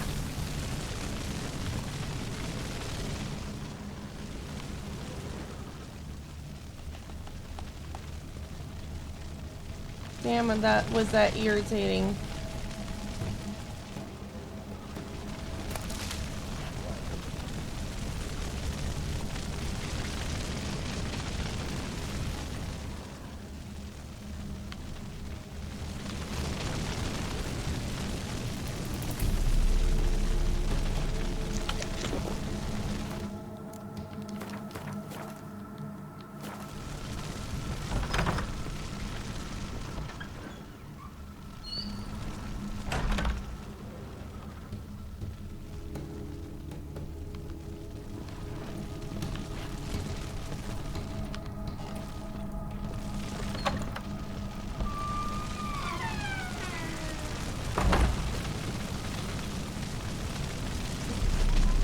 Chamber. Iris was supposed to be here.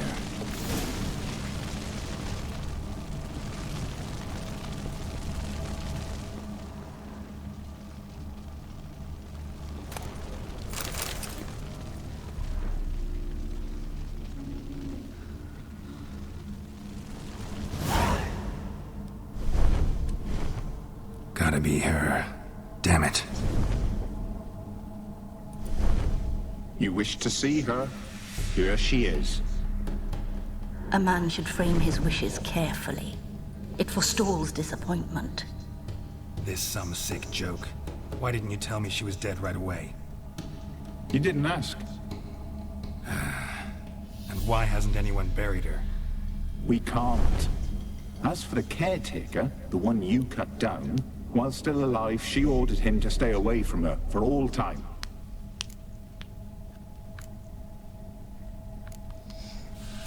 The deeper I get into this, the more I gotta wonder.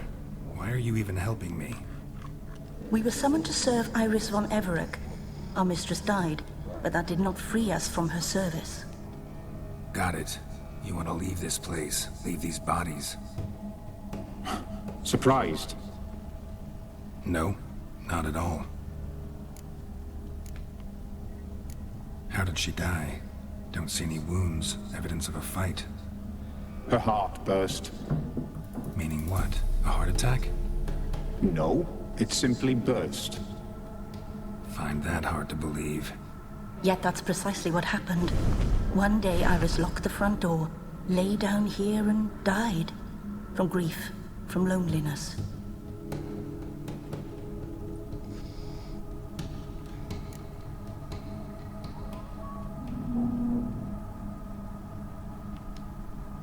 Her ghost's restless, angry, attacks intruders. Know why? Lady von Everett has endured much hardship. She's unaccustomed to guests and not fond of strange folk. She can't hear us. Seems I gotta speak to Iris's ghost. It's no easy task to contact the mistress. Rage and bitterness fill her. Got my ways. To make contact with Iris, I gotta bury her body. But that caretaker's macabre little cemetery won't do. Too much blood, too much fear. She spent much time in the front garden. Maybe there. Wait. Take this key. It opens the front door. Good dog.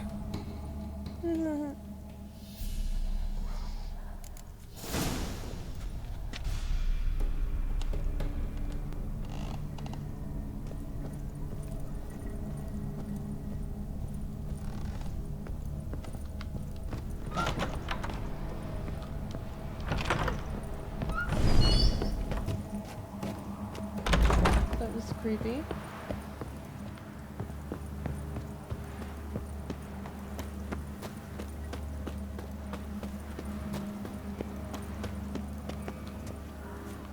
Iris von Everett adored flowers. But she would never want to destroy them. All right, I'll take the grave somewhere else.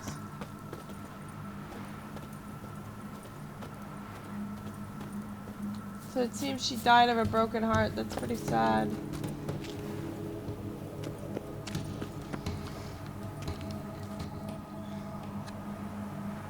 This place seems suitable. Yes, she loved to paint. Did Iris von Everett have any last requests? Say how she wanted her remains disposed of? She feared death. Worried none would see to her burial or say a kind word in parting. Guess I'll be the one to do that.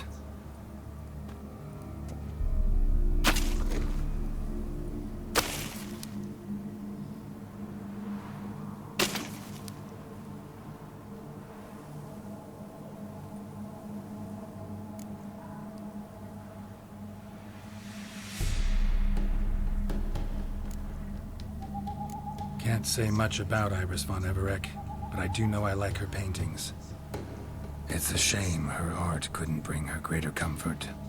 At times, fate muddles our path, and life turns toilsome, hard to bear. Yet all deserve respite and peace in death.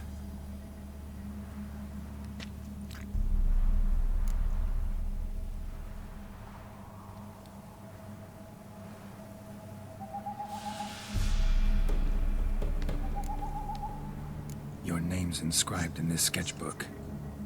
Perhaps you'd like it to be buried with you. You two, got any last words for your mistress? We don't partake in human rituals. Trusting that what you've done is in keeping with your customs.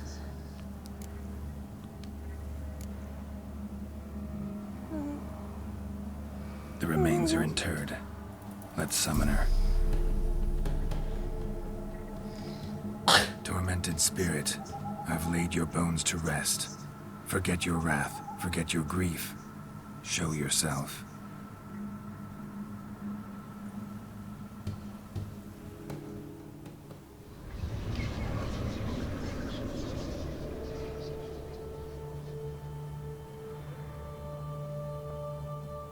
Forgive me for tearing you from your realm.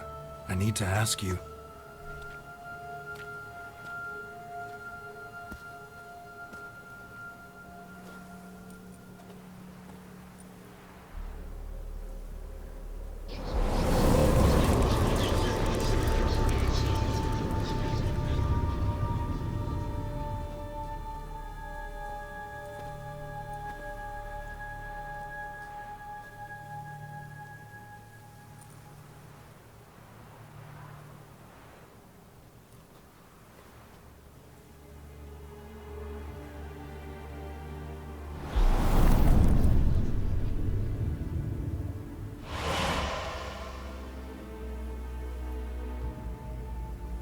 Should I follow you?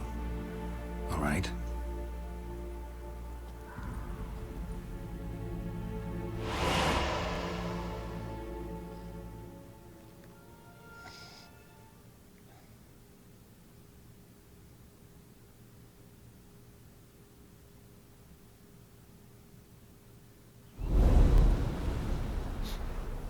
What is this place?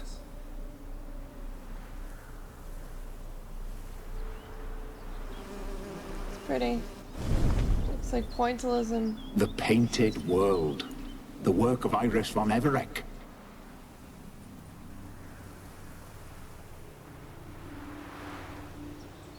How'd you two get in here? We exist in both worlds at once. Strange place. One born of Iris von Everec's dreams. It existed only in her mind while she lived. In death, it gained substance. Pretty fantastic tale. Hard as hell to believe. Yet you'd best believe it, and be on your guard. The Painted World is rife with danger. All right, this is lovely and all, but where's Iris? You awoke her but for a moment. If you wish to speak to her, you must tear her from her slumber completely. Sure, but how? You're a tracker, right? Saw you examining the tracks outside. Yeah, so? This is a world built of memories blurred and wilting.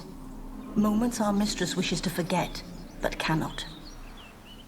You need to find them, restore them, summon the fears that torment Iris, and destroy them. Easy to say.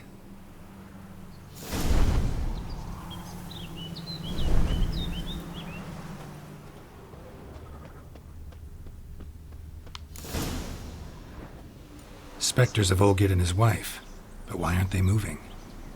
This is a memory. But it's incomplete, blurred. Welcome back. You must peer closely and restore it.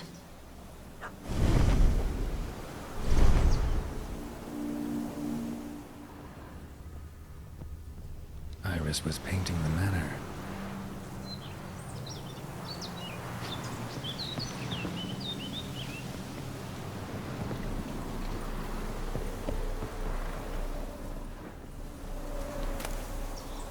Pieces of tableware for an afternoon tea or breakfast.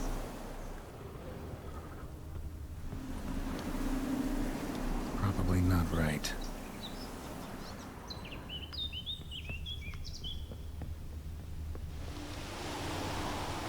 Probably not right.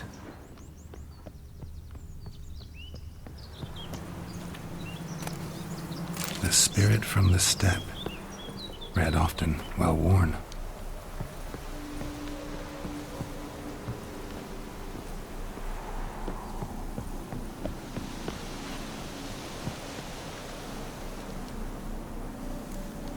Perfect match.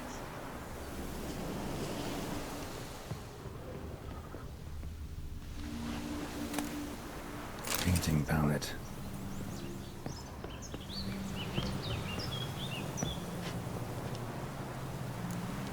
Perfect match.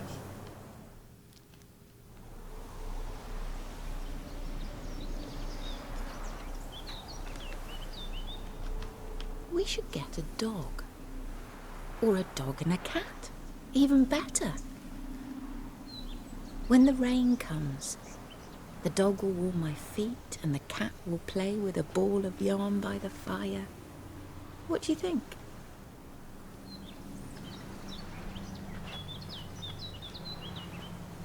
Are you even listening? Apologies, dear. Had my mind on my book. Is it that terribly absorbing? Hmm? Yes, terribly. Know what? Let's go inside. Why? It's lovely out here. The birds singing, the bees buzzing. Blissful, really. Sorry, dear. I feel unwell. I'll go in. You stay a while longer. Aww.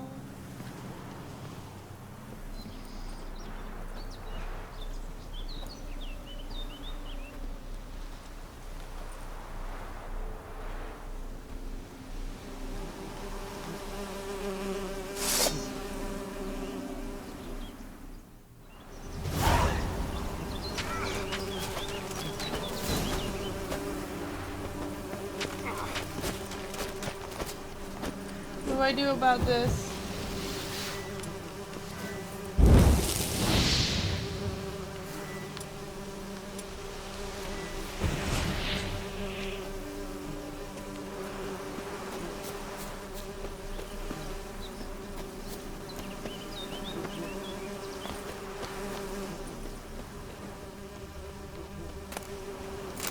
Decorations for a special occasion.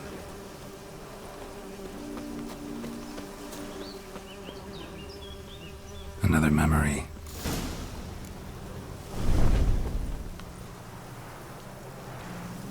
Probably not right.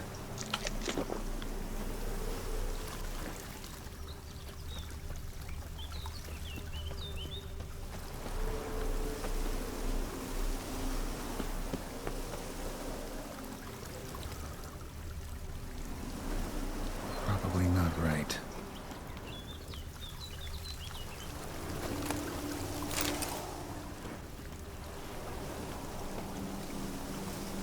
Probably not right.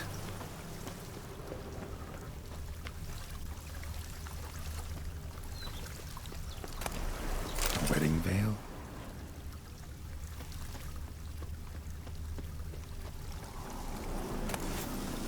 Wine cup, just like the one Olgier's holding.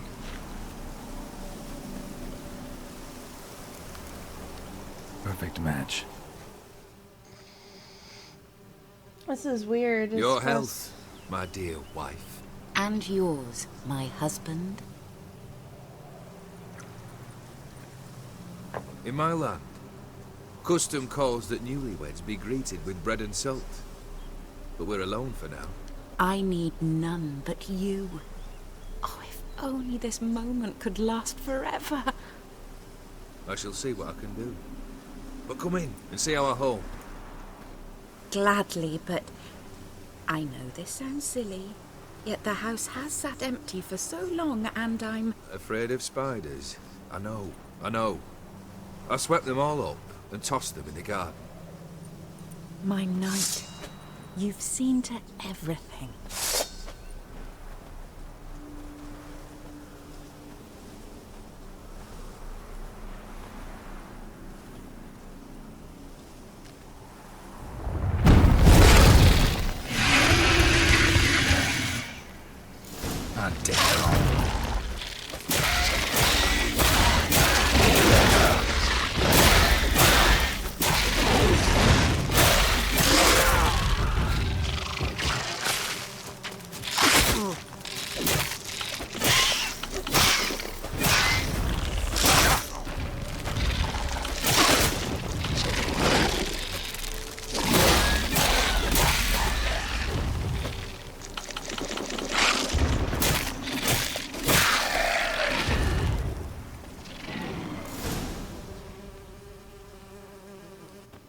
What's with all the bees? Medallion's humming.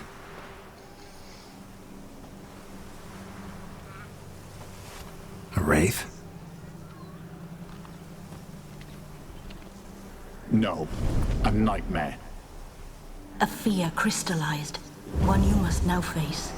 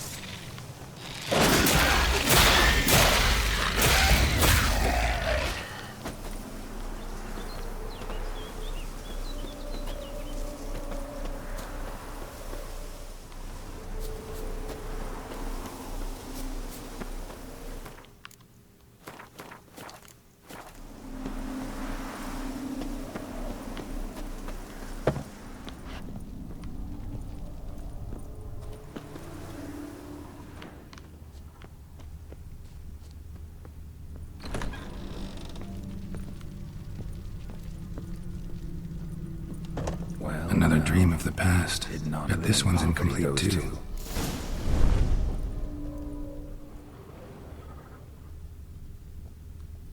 A lavish feast.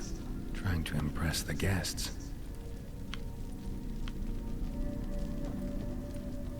Silver thread, pearls. It all must have cost a fortune.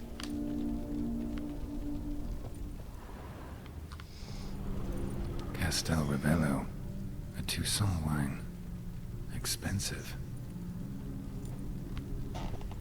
Just a little different than the painting.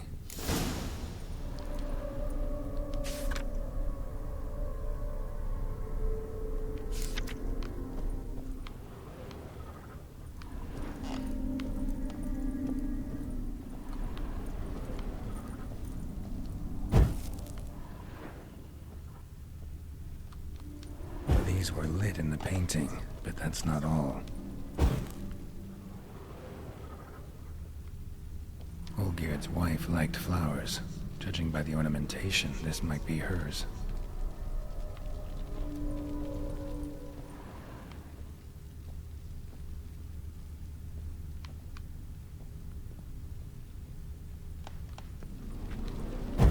Fire was burning in the painting. Still something missing, though.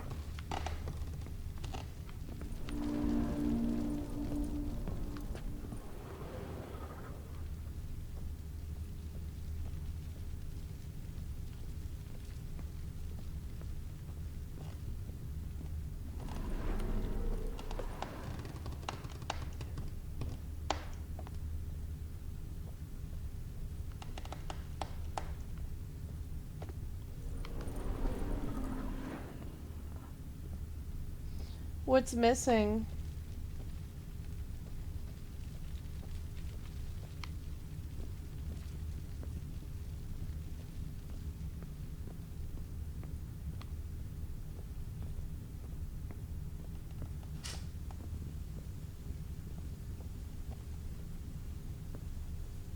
Okay.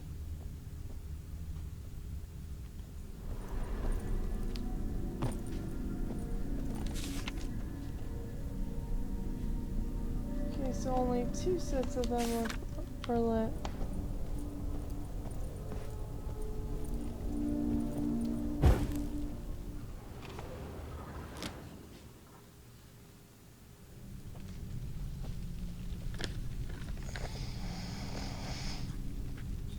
My darling, is everything all right? You seem pale, out of sorts. Everything's fine, really. But why don't you tell me how you fare? I'm ever so happy to see you. Except, why didn't Grandmama and Grandpapa come? It's a long, rugged journey. Muddy. They still refuse to meet me. Is that it?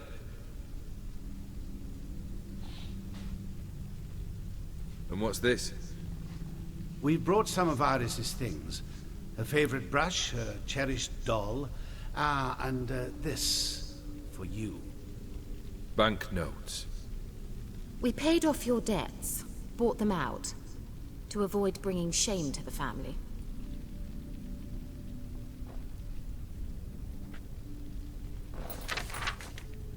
So nice of Mama and Papa to remember me.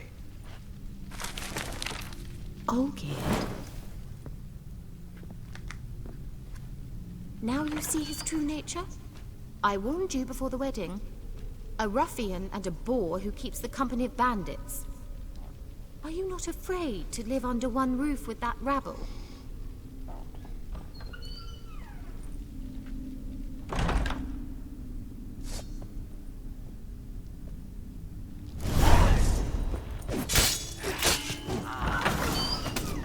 So let's follow him.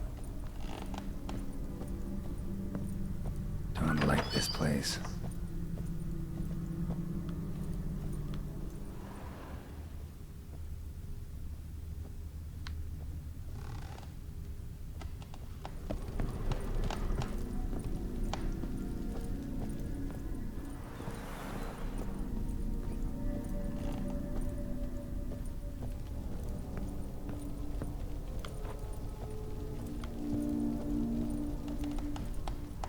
The bedchamber.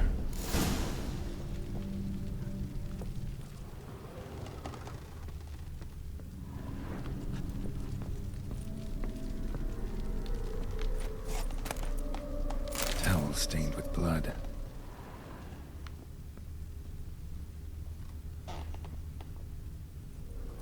Blood stains.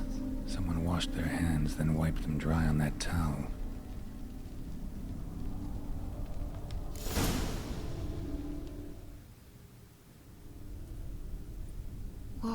What time is it? It's late. Sleep. Up all night in your study again, I see. What have you got on your hands? Nothing. Got a bit dirty, that's it. Is that blood? Have you hurt yourself? Ink stains. I was writing letters. I shall go to Oxenfurt soon. Perhaps you'd come with me. Oh, that's a marvelous idea. A trip would do us both so much good. Then it's decided. Now, time for bed. I'm exhausted. I shan't fall asleep now. It's out of the question. Come, I shall finish your portrait.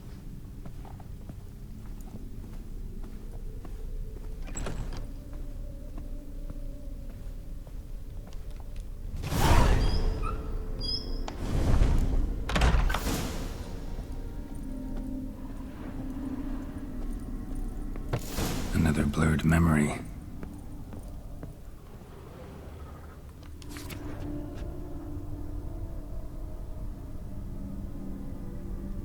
She painted Olgierd, but the details are off. Living tableau's missing something. Goblet, like the one in the painting.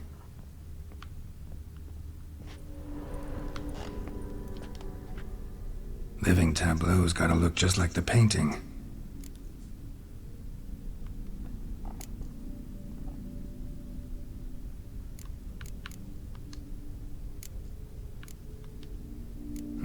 Still not right.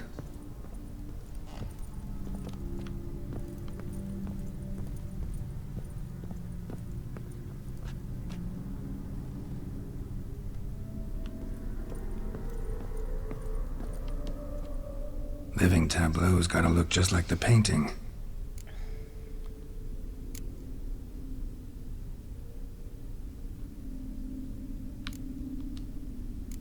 Maybe on this side. Still not right. Living tableau's gotta look just like the painting. Still not right.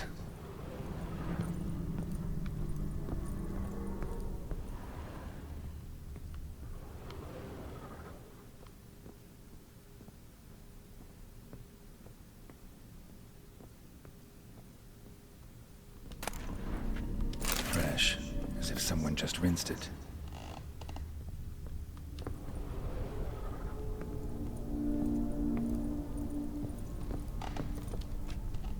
Living tableau's gotta look just like the painting.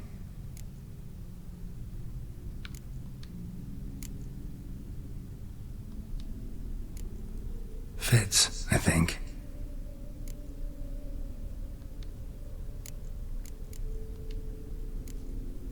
This goes here.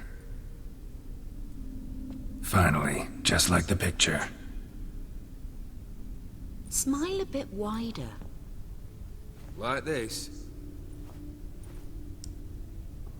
You were meant to smile, not bare your teeth. No, still wrong. Smile like you did when Papa agreed we could marry. Please? You're useless. I can tell something's bothering you. I've a bit of work I should see to. Again? Olgierd, we agreed not to keep any secrets from one another. We promised. Forgive me. I don't wish to discuss this. Olgierd.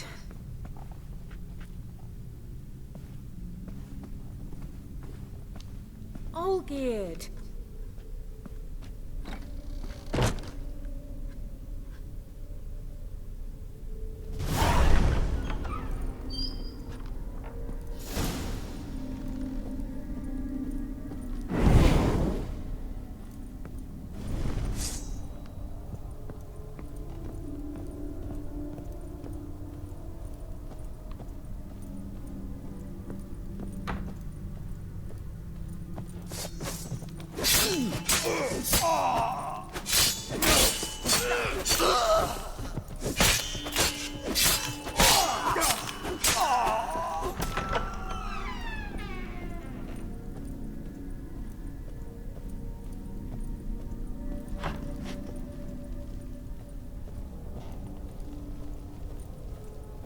Master von Everett's study.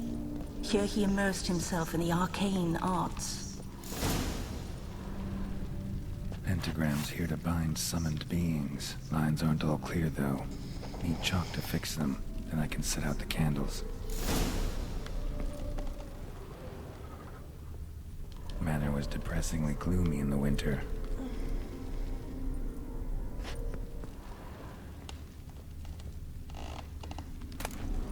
Blood pacts, or on foreign presences.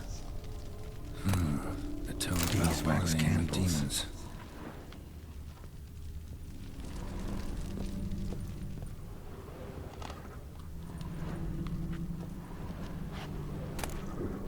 The gates of mystery, between worlds, the library of an occultist.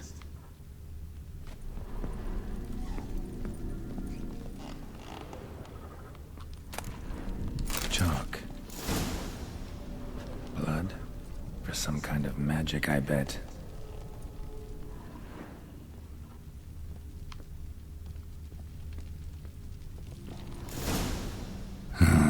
Black magic. That should do it. Now for the candles.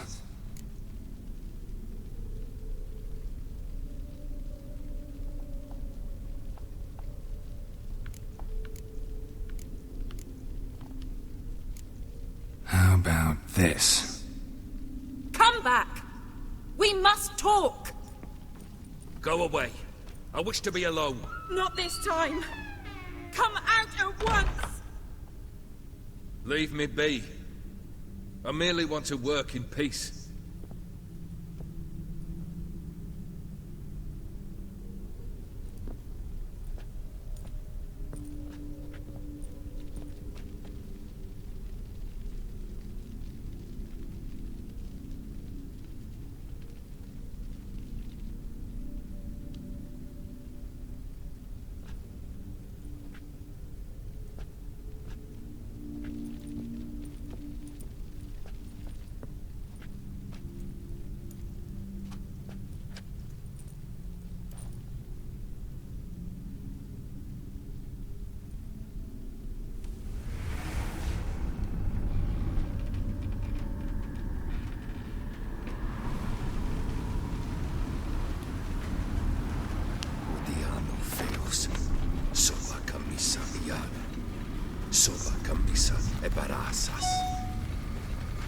What other spell must I use, damn it?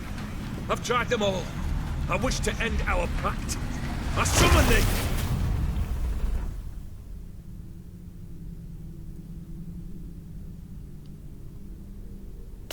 Damn it!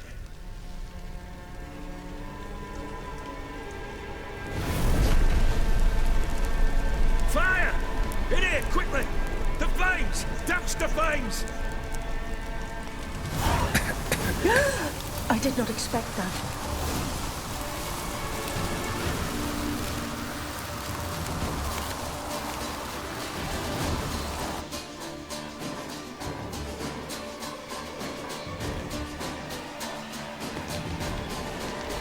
Damn it, smack in the middle of a raging blizzard. Gotta find shelter and get inside.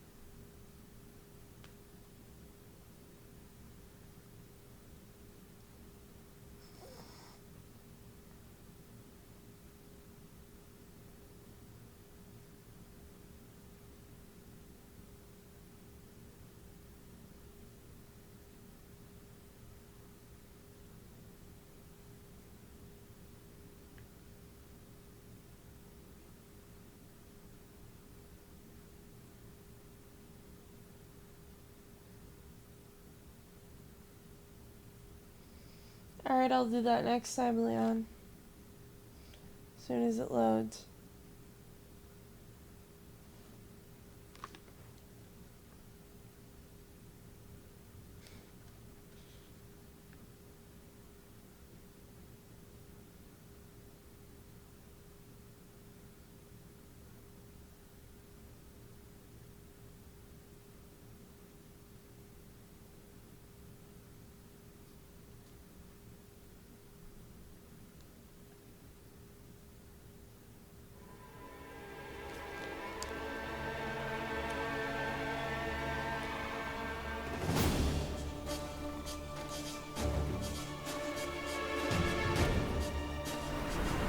Smack in the middle of a raging blizzard. Gotta find shelter and get inside.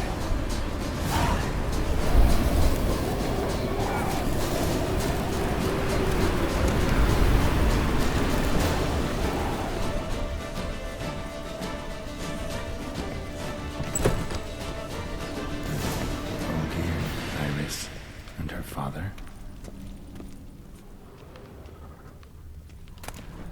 So this is when he started smoking. Beer tankard, but there was vodka in it. Drained to the last drop.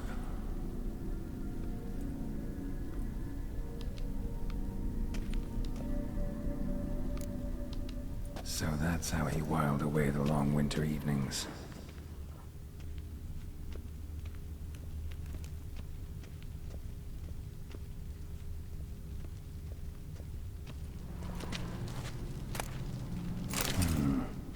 Contract between Iris and Olgierd.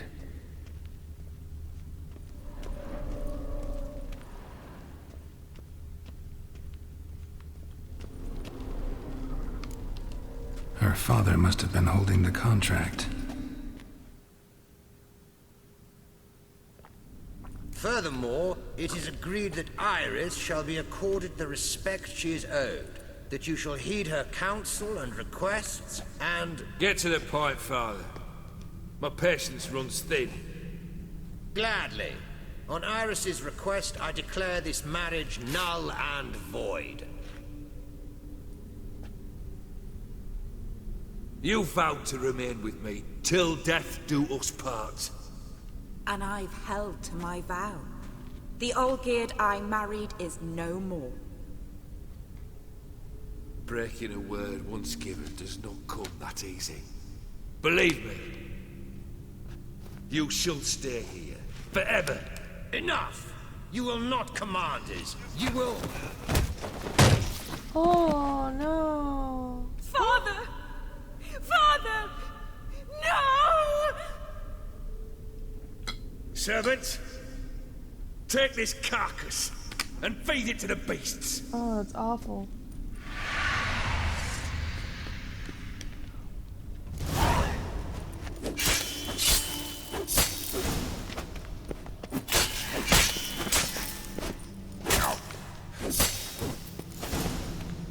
Then Von Everett ceased to be human. Though he still loved his wife. No, he merely remembered that he should love her. Let's go upstairs.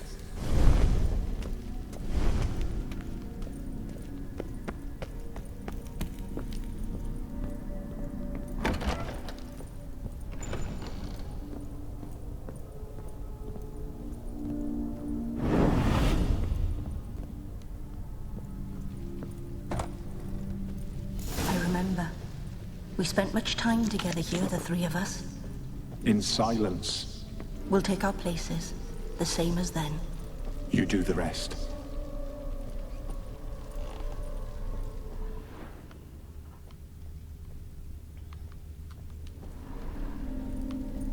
Animal hair.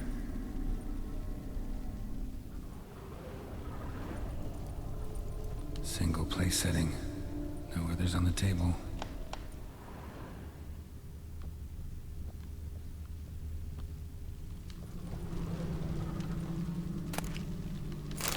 Clay bowl. Small bowl. For soup, maybe? Claw scratches.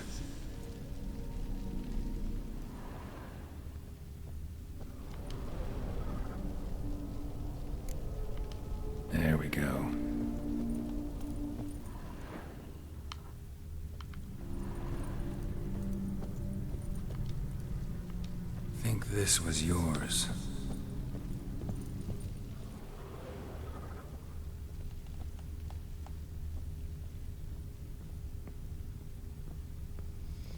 I think he left his wife trapped in there. She wanted a divorce and he probably didn't ever want her to leave. A letter.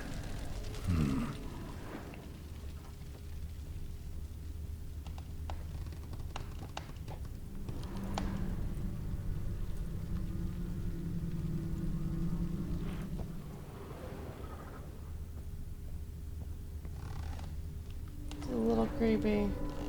Perfect match. You actually ate from these bowls? Of course not. I already told you, we're not animals. But the caretaker would set them out all the same, as ordered. Another monstrosity. I begged you to stop this. Those two are too many as it is. The dog and cat keep you company. This one will protect you. Care for the house, no matter what happens. Before, I wished to know what was going on in that head of yours. I thought perhaps I could help. Now, I care not the slightest what you think or how you feel. I feel nothing. Just as I no longer know if I still hate you. Go, Olgierd. I want you out of my sight.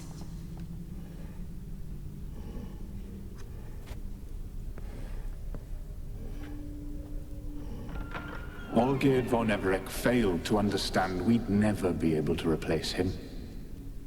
His spectre now casts a shadow over Lady Iris's every remembrance. Oh. We're almost at our journey's end. What's there? Iris von Everec's greatest fear.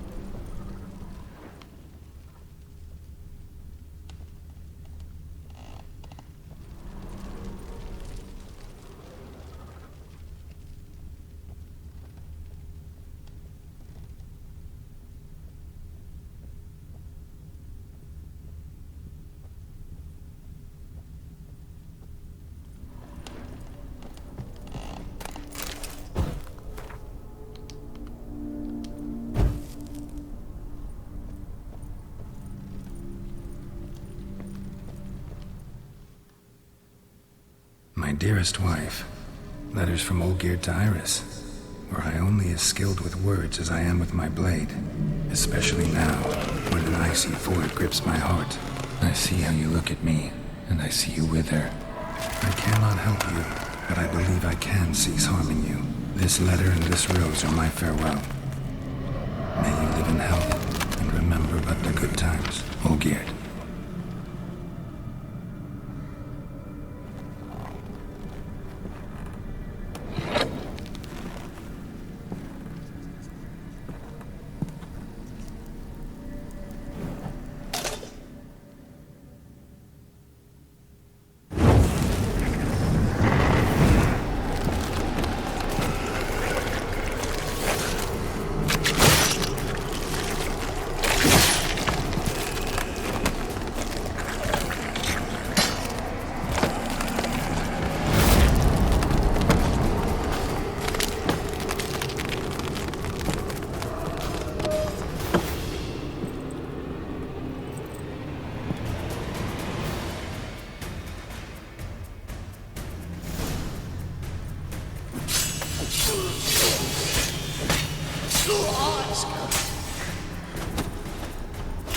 How do you defeat them?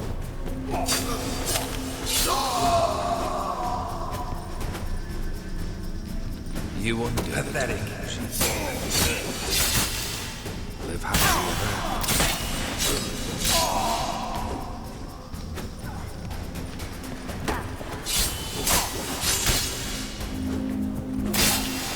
The witches should see. This guy.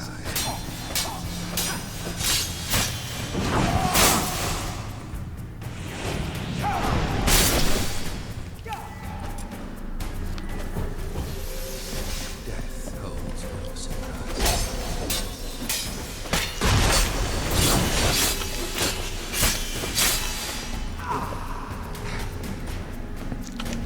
You'll never learn.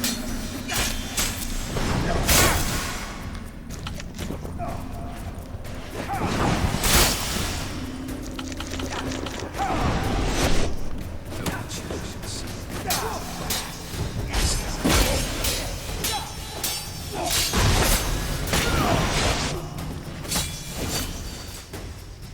Oh.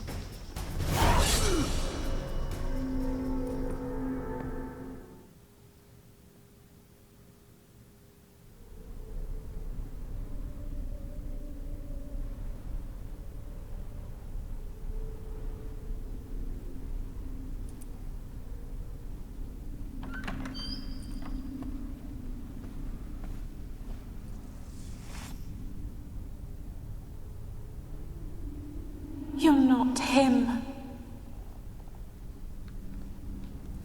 Wait, I want to talk. Not here. Not in this place.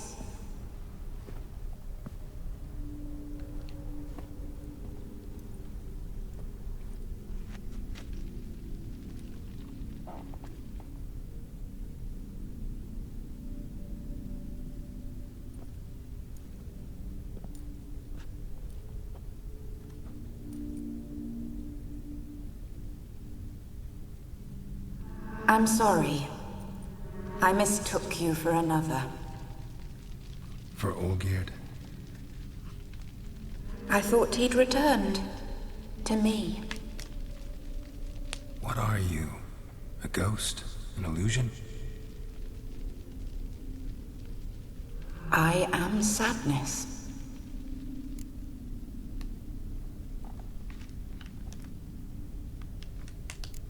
I've come for the violet rose Olgierd gave you. On the day we saw one another for the last time. I dried it and placed it in our chamber, at my bedside. I lay there for days, staring at it, until at last it crumbled into dust, as did I soon after. So, the rose is gone? Not from this world. Look, you buried my body and the flowers bloomed once more. And I was held in a deep, dark sleep. Only now have I awoken, just like my beautiful rose. When you placed the sketchbook on my grave, I remembered learning to draw my husband's face. Tell me, how is Olgierd? Healthy? Does he fare well?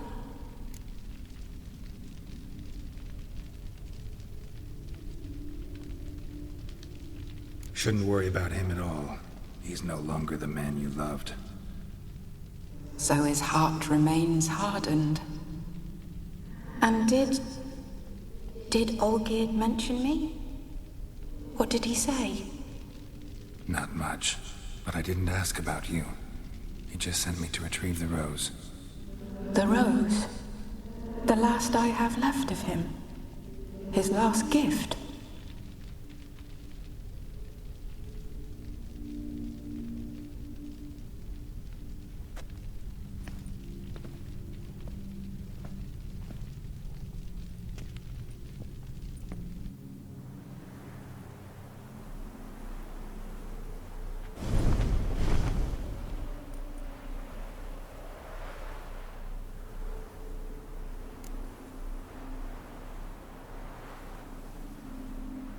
I don't see any dislikes, better plays.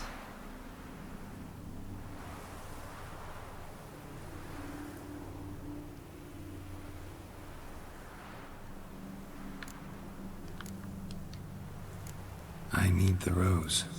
Will you give it to me? It's so fragile. Look, the petal edges have turned crimson, as they were on the day I received it. The one thing missing is the single drop of dew which slid down the leaf when I took the rose in hand. Or was it blood? Because I pricked my finger? I can't remember. You know, I never did read the letter from Olgierd. I didn't have to. And I needn't have kept the flower he left me. I've come to a decision. I shall give you the rose. Our service thus ends. Thank you, stranger, for freeing us. Before we go, some advice. Beware of the one called the Man of Glass. Stand in his way, and you'll meet a fate worse than death. Seek salvation in glass that can't be broken. Glass that can't be broken? So long. What does he mean, glass that can't be broken? I'll remember you, Iris von Everec. That no longer matters. Farewell.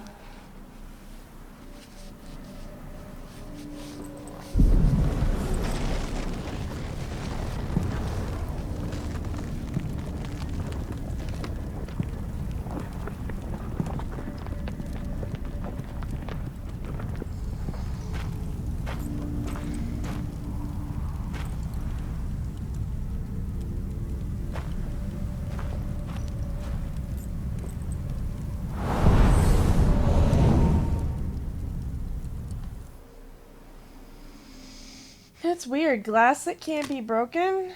That's weird, a weird term.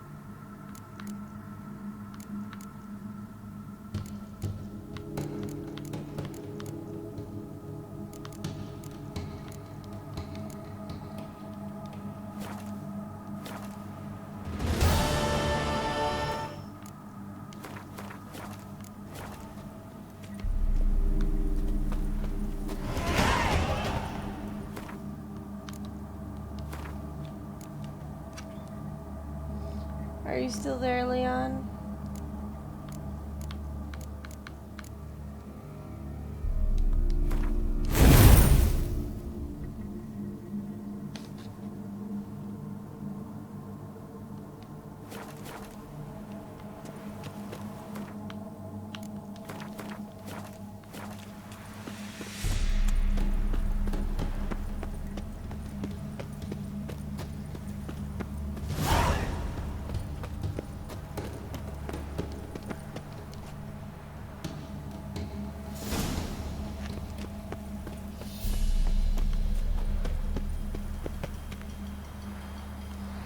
What did he mean about the glass?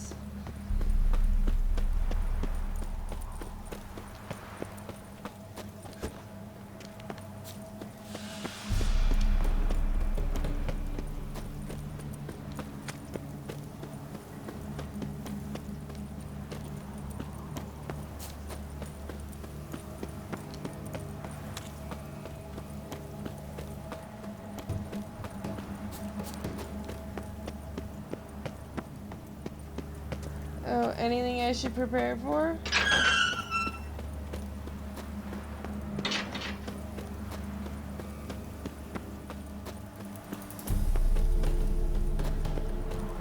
soon.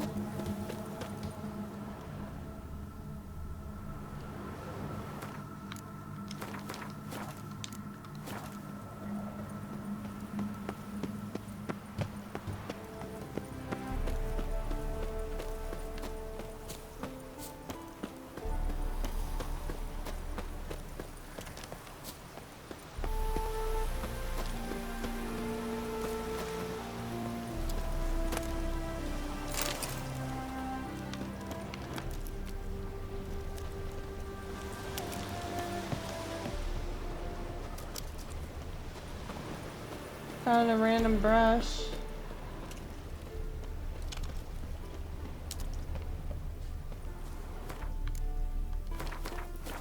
How the fuck do you get out of here?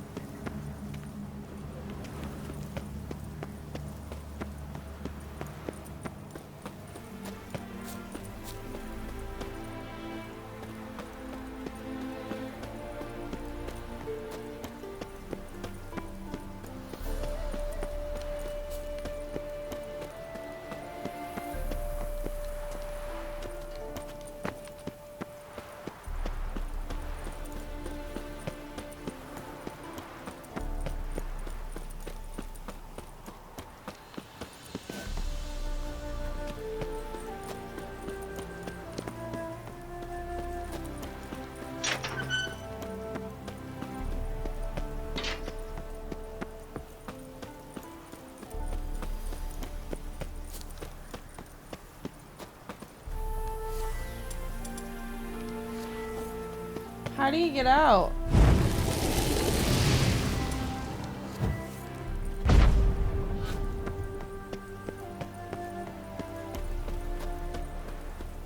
There we go.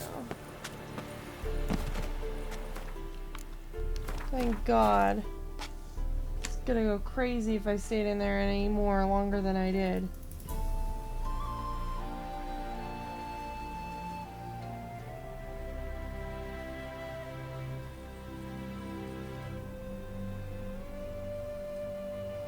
He's weird though. I don't know why.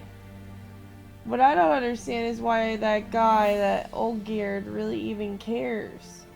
Sounds to me like he was a bad dude.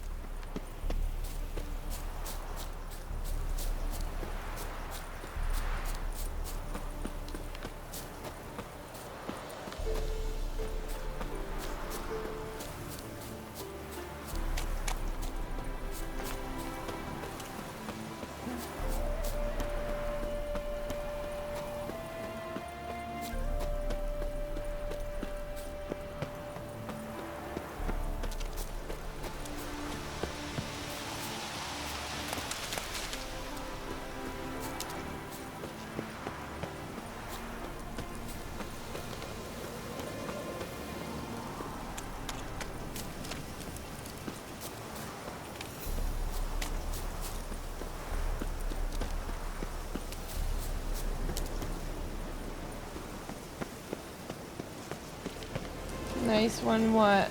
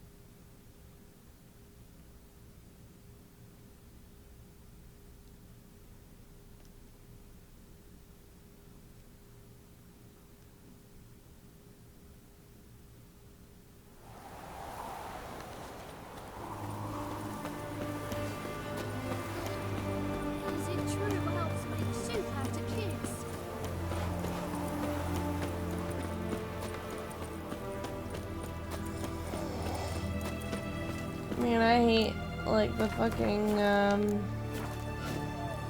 these seniors eating together? Or they're playing cards? I seriously hate Villain. I think it's, like, awful. I like Novigrad, though.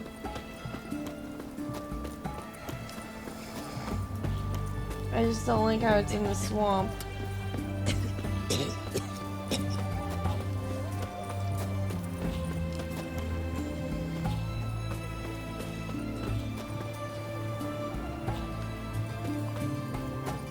Watch your step. Ain't it the Kingfisher? You're sorted for at least 2 days. Just could adjust the good position where they touch the ground.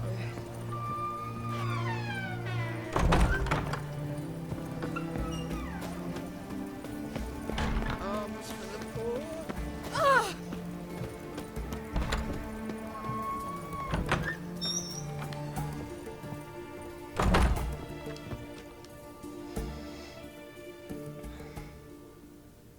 Greetings, Master. What can I do for you? Got a razor and shears?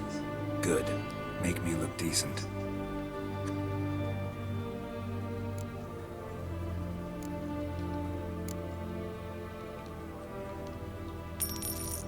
I don't like the 5 o'clock shadow.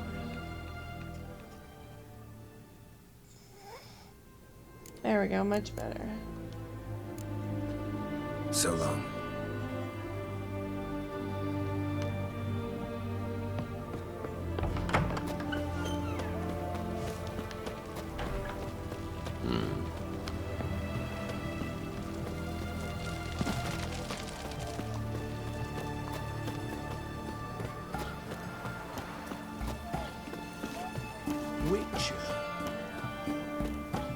Like a new ride's ticks, you're a bigger rat picker than me.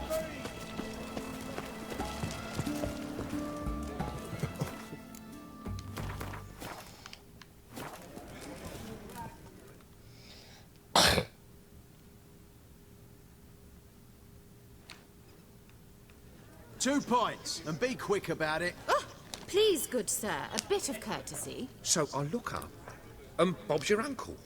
He downs half the barrel in one draught.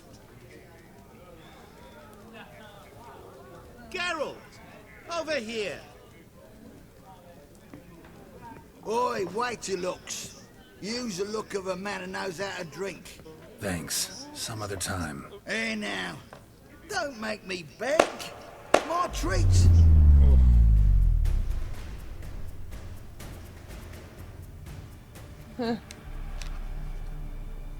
Nice.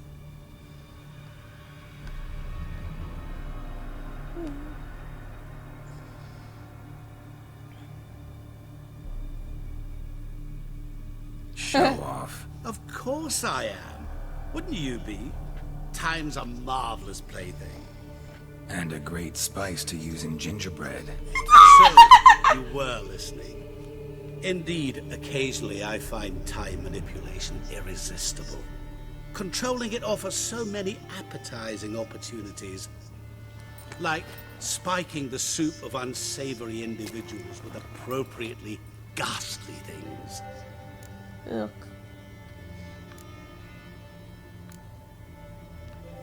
You actually control time, or is this just some conjurer's trick? What difference does it make? A big one. Let us say, time has always fascinated me. So I taught myself how best to use it. Why time of all things?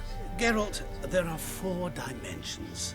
Length, width, height, and time.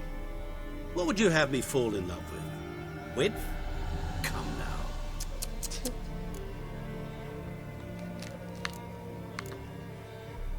Who are you really? Gauntero Dim, also known... Not what I'm asking. Ah, so you'd rather know what it is I do. In brief, I give folk what they ask for. You might say, I simply grant their wishes. And drop them in a world of hurt. No, not I. That would be their poorly formulated wishes. I'm no cheat. I give folk what they want, Nothing more. That the oft-desired unworthy things, that is entirely the fault of their rotten natures. You're not human, that's clear. So what are you? A demon? A djinn? Do you really wish to know? Yes. No, Geralt. You don't. This one time I shall spare you, and not grant your wish. All who have learned my true name are now either dead, or have met an even worse fate. Yet I still need you. So, to what do I owe the pleasure? I wanted to congratulate you. You acquitted yourself splendidly with Olgierd. In fact, you've almost satisfied your debt. Was supposed to fulfill his 3 wishes. Did just that. This is where you remove the brand, 'cause we're even. Nearly. To fulfill the terms of the contract to the letter, you must do one more thing. Draw Olgierd to the Temple of Ilvani. We never discussed that. Oh, but we did. As a man of the world, you should know that every contract contains a catch or two.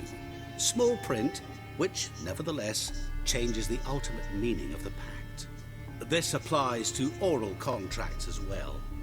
Recall that I said, and I quote, "I believe, however, that all will end well, and once it does, we 3 shall meet and thank one another for the voyage we shared." End quote. Yeah, I remember. Fulfill your end of the bargain, and I will remove the brand.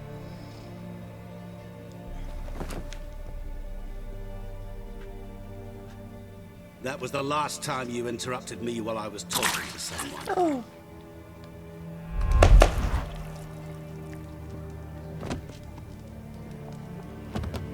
What the devil?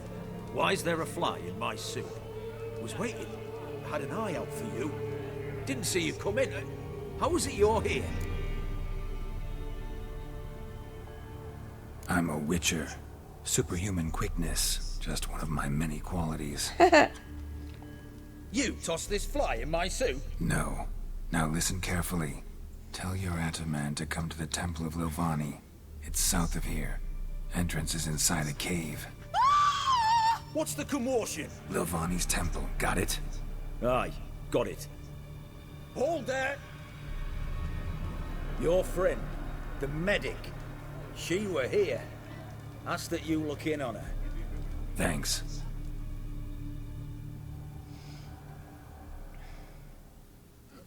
The devil walked a crooked path, his heart a full of fire. No soul would lend him coin for drink, no wench would quench his fire. Man, there's some rowdy I remember people. you. What'll it be? Mind if I have a look?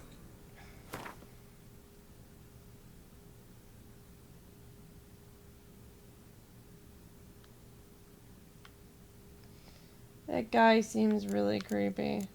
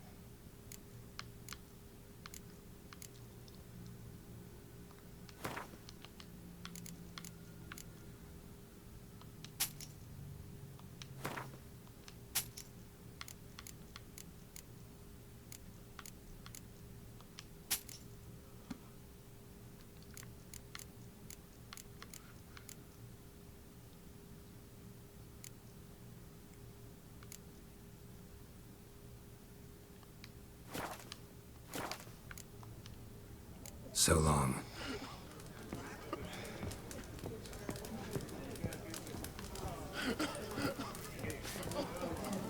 My valor stands on 3. Oh, damn it. Good food, good drink.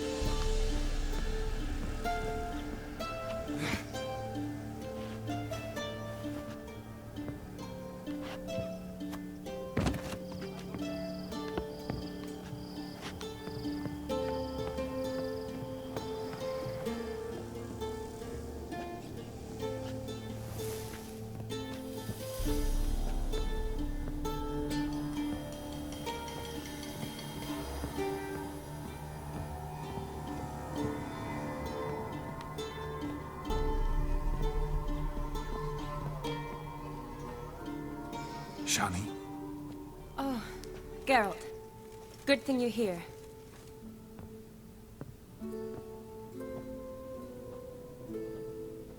What happened? Somebody break in? This? No. Just getting ready to move. What? When? Where to? Not what I wanted to talk to you about. Or at least not only, but...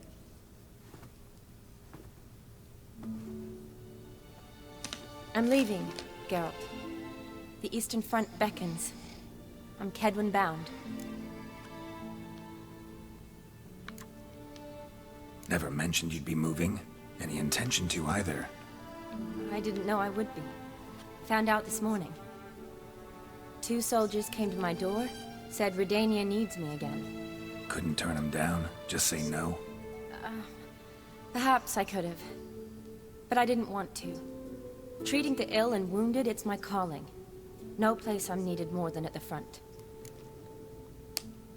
Can't you reconsider and stay?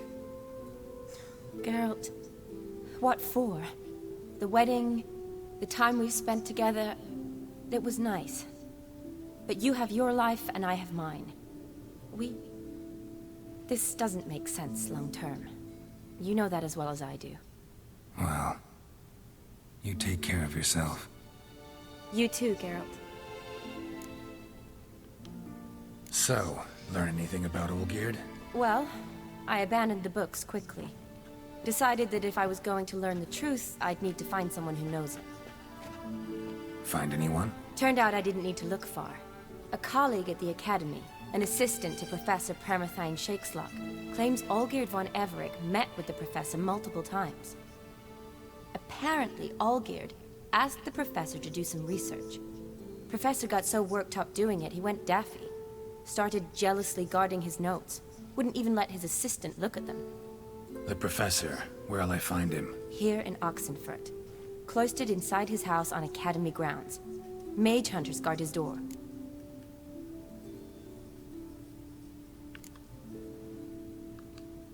Mage hunters at the door. He under house arrest? I can't say, really. Some of the faculty think him a traitor. Say he sold out to the hunters for a hefty pouch of gold. The assistant, on the other hand, insists the professor wants him there to protect him. I don't know what from. What's your guess? He's certainly useful to them. A specialist in black magic and the occult? Must be a trove of knowledge. If he's really gone off his nutter, I wouldn't be surprised to see them using him. Need to talk to this professor. We'll go together. Redanian guards all over the Academy. Doubt you'll get in alone. Guards have never stopped me. You know that. Wound these, and I'll have to patch them up. Besides, we might run into a friend. Get inside free and easy.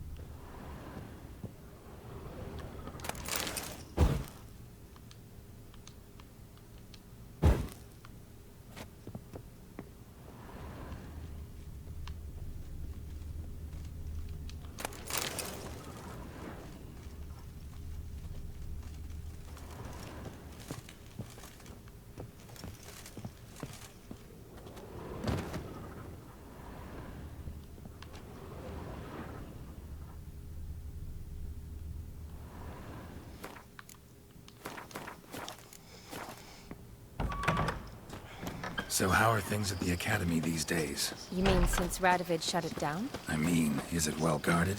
Might be all it is. Many of the faculty fled to the far north. The braver ones stayed, but assumed the guises of tailors and laundresses. Why? Just curious. Scholars seem to have adopted mage tactics. They in the same bind? To Radovid, there's little difference between the two. Seems to tolerate you well enough. Because he needs me. For now. So the Eastern Front, and then? Depends where they send me.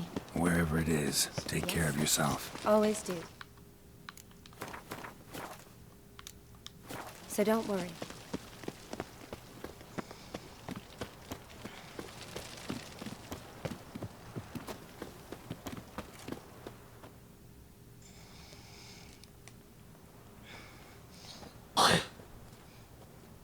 Halt!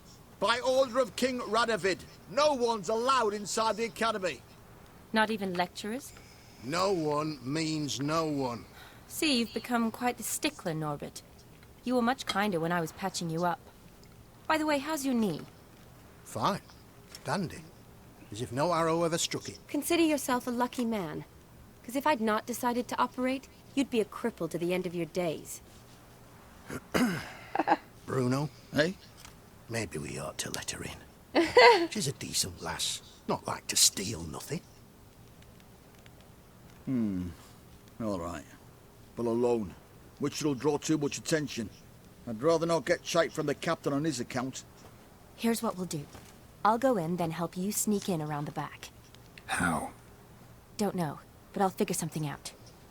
Usually aren't nearly as many guards on the riverside. Agreed. All right, let me in.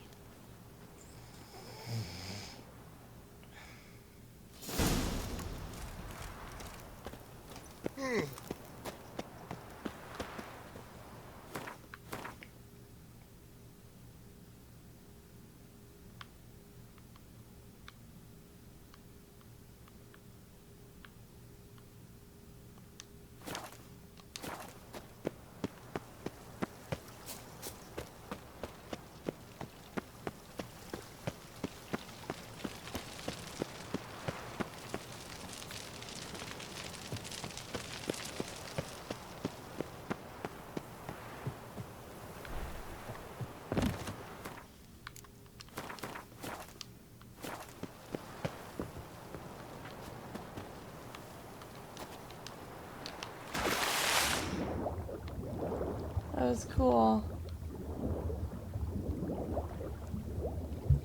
Pretty close one too.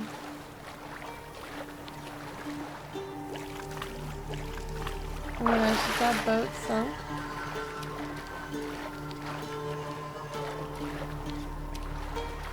Oh, I thought it was sunk.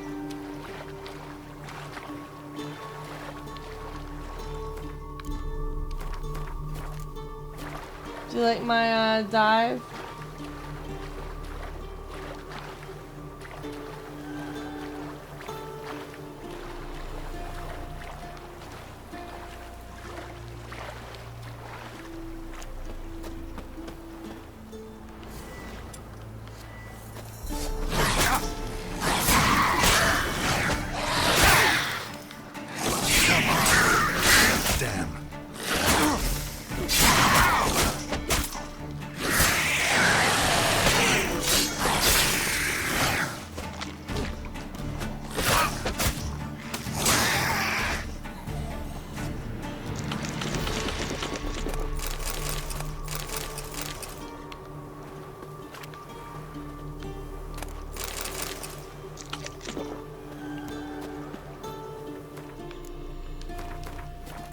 Fucking droner. Yeah, you like that?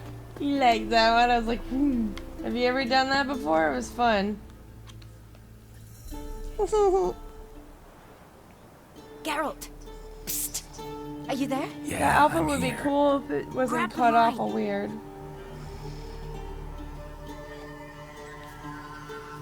It's like his waist is Where'd floating you get the or something. rope? Long story. But we've done well. Professor Shakeslock's house is at the end of this street. Witch hunters guard the door. Doubt I'll be able to sweet-talk them. Been a huge help already, Shani. Thanks. It was nothing. Really. You'd have done the same for me. If you wish to see me again before I go, I'll be at home. Packing will take some time yet. All right. Be seeing you.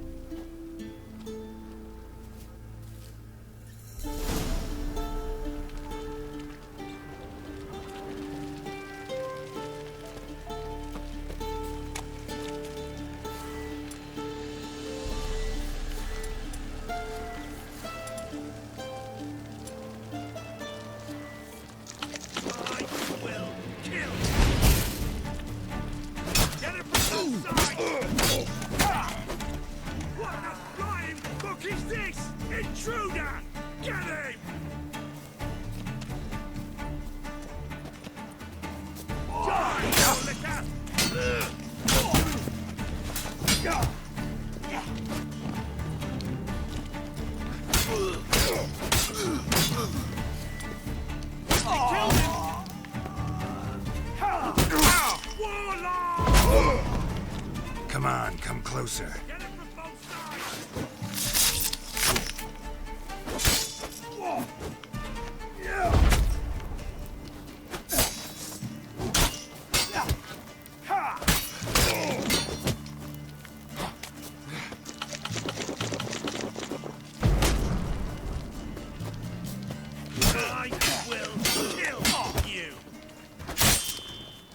That's enough of that.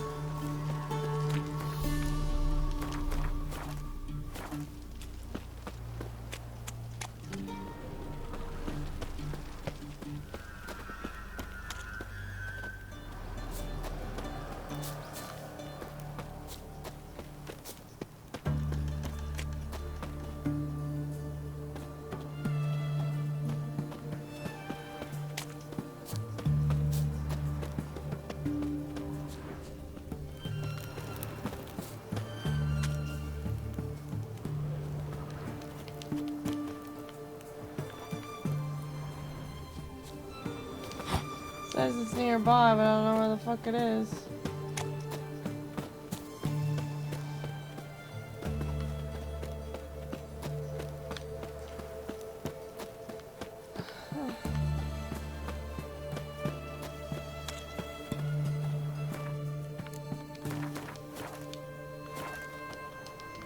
Do you know how to get in here?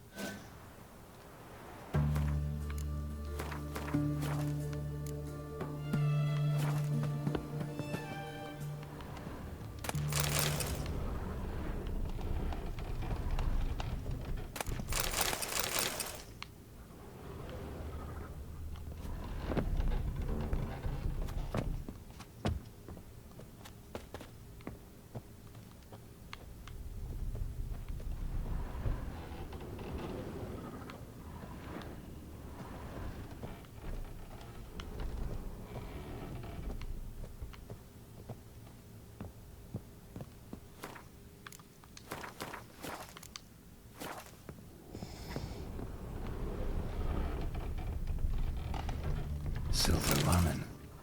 Don't know the sigil. Hasn't been used in ages, looks like.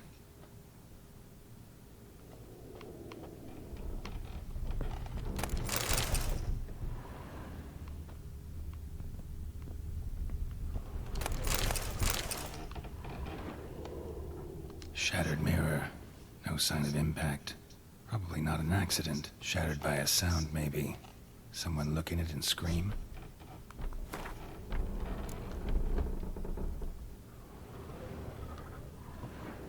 Julian Alboco's Lesser Key. Tomes about demons. Dusty as they come.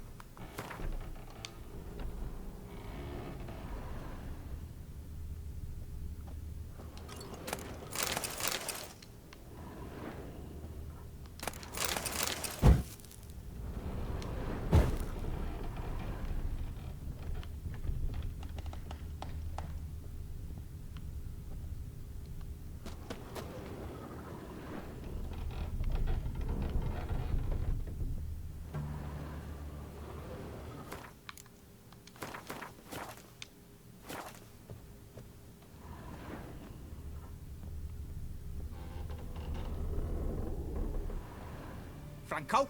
Is that you? Leave the bedpan in the usual spot. And take the platter. I shan't be eating today. Professor Shakeslock. Who the blazes? How'd you get in? Get out. I know nothing. Don't wish to know anything. Understand? No, no, no. Out! Not gonna hurt you. That demon sent you. I'm sure of it. What demon? Feigned ignorance. Please, you know, Gaunter O'Dim, evil incarnate. He didn't send me, but he is why I'm here. I'm a witcher. A mutant. Yeah. Could be. Why are there guards outside your door? You a prisoner? Protective custody. That's the phrase. Protective. When I cannot decide my own fate, cannot breathe without their permission. What do they want from you? You may not be aware, but I'm one of the foremost experts on the occult. Living experts, that is. My mentor was the outstanding Professor Lionel Van... And you're cooperating with the witch hunters now? Cooperating? As if I had a choice. They're ignorant, but not enough to ignore what I know about magic, witches, sorceresses, what have you. Knowledge they use for barbaric ends. But that's beyond my control. Came here because I need information. Think you might be the only man who has it. A witcher. Then it follows I needn't fear. I'm hardly a post-conjunction creature. What did Olgierd von Everec want from you?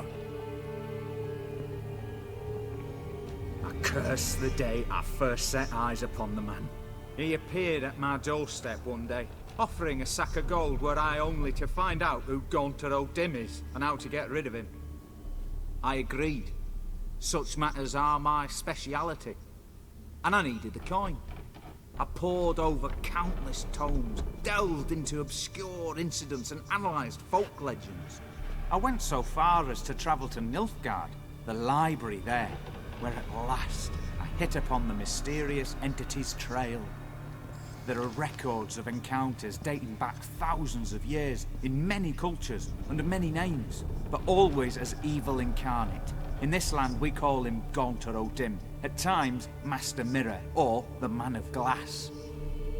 In deciphering the ancient scrawlings I went blind, yet I learned a great deal. For example, that he plays with his victims and thrives on pacts above all else.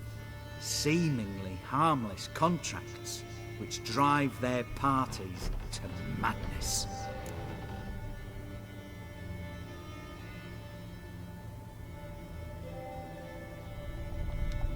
Olgierd signed one of these pacts with him? Brilliant deduction.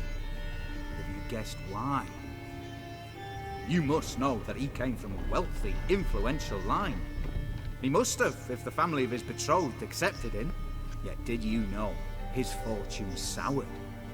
He himself became an outcast, impoverished. Iris's family, a powerful house, could not accept this, would not marry their daughter to a nobody. Olgierd wished to elope. The further away, the better. Yet Iris refused to cut her family ties. Quite the predicament. Indeed. Their luck turned yet darker when a wandering witch mentioned a solution. A man who would grant any wish. His name, Master Mirror. The rest follows naturally. Olgierd and Odim, the meeting at a crossroads. A wish, a pact signed in blood, and a price to be paid. Olgierd was to sacrifice one he loved.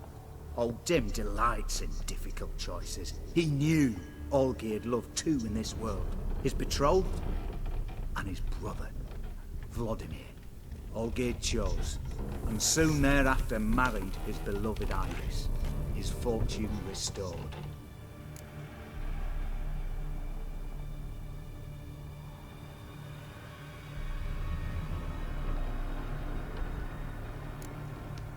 So did Olgierd kill his own brother? No. Deduce, Witcher. Odim acts directly or indirectly. Olgierd merely signed the blood letter. The next day, his brother was dead. Olgierd tell you all that? He had to. How else was I to diagnose his case? Make it sound like an illness. It is worse. Many illnesses are treatable, but play with evil, medicine can be much harder to find. Why was Olgierd out to get rid of Odim? He'd gotten what he wanted. Had he? His heart had turned cold as ice. His feelings for his wife, for whom he'd sacrificed his brother, had withered. He'd lost all he'd loved. Had he wanted any of this?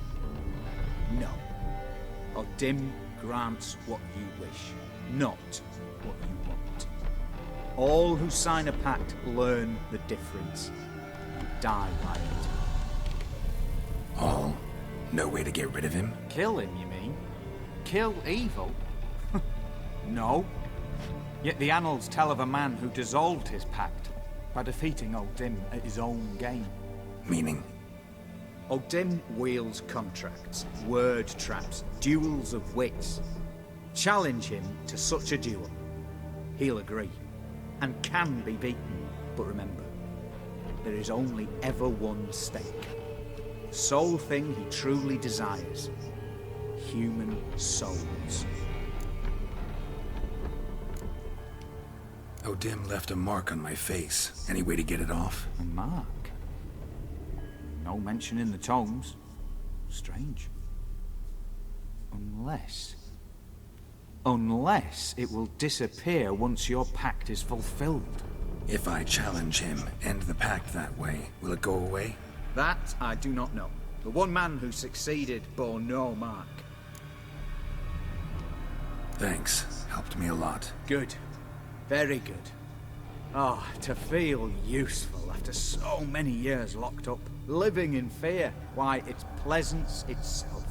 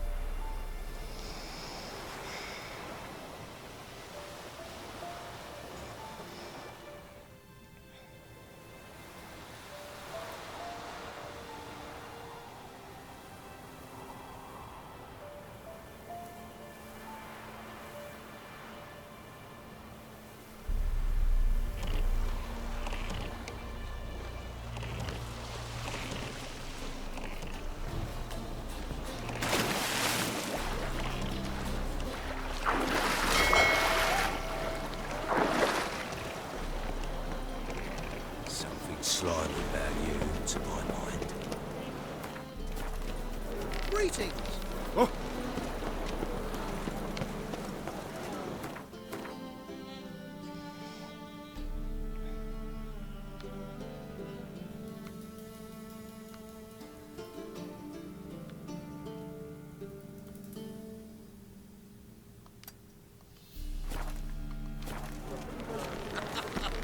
You that man.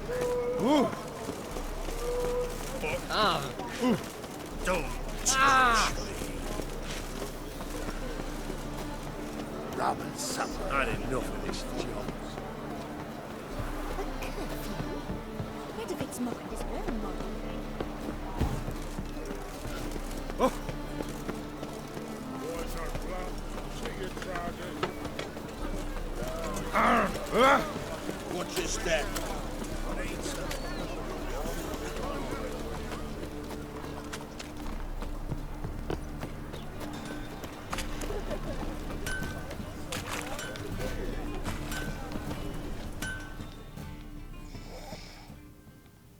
Greetings, Ivier. Greetings, Geralt. How might I be of help? What do you have on offer?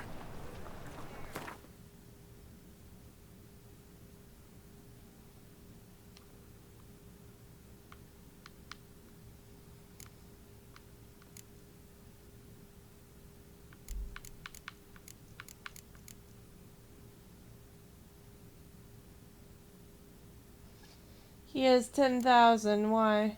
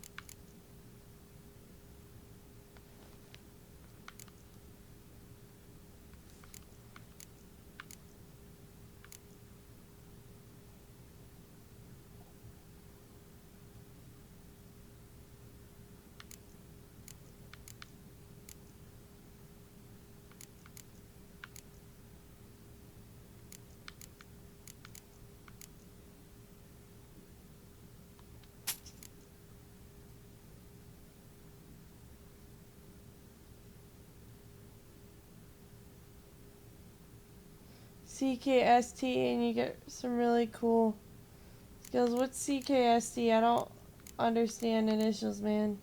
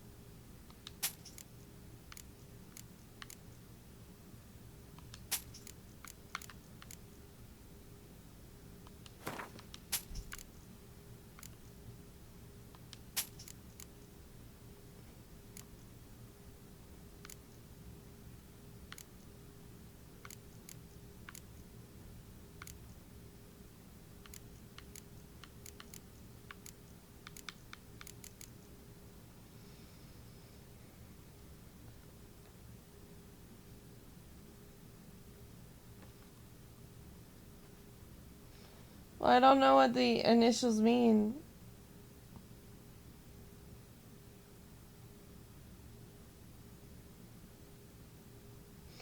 Witcher Marathon? Yeah, I do this every day, Mr. Sven.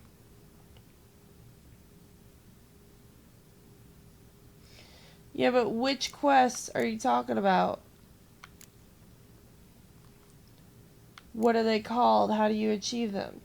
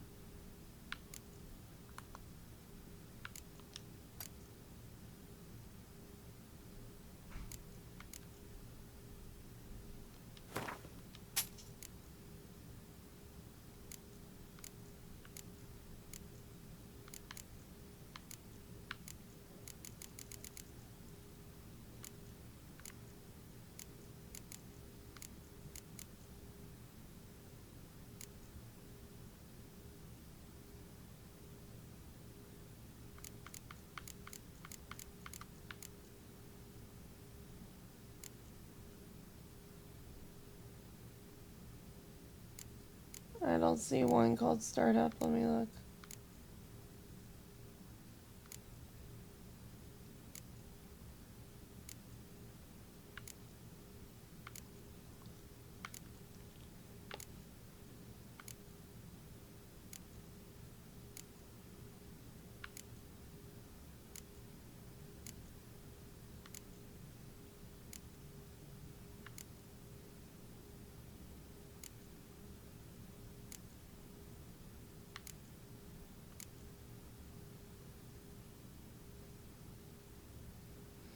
There's worn out and faded notes. Well preserved notes.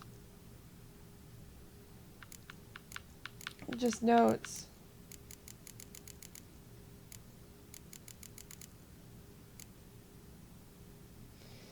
It is 11 a.m.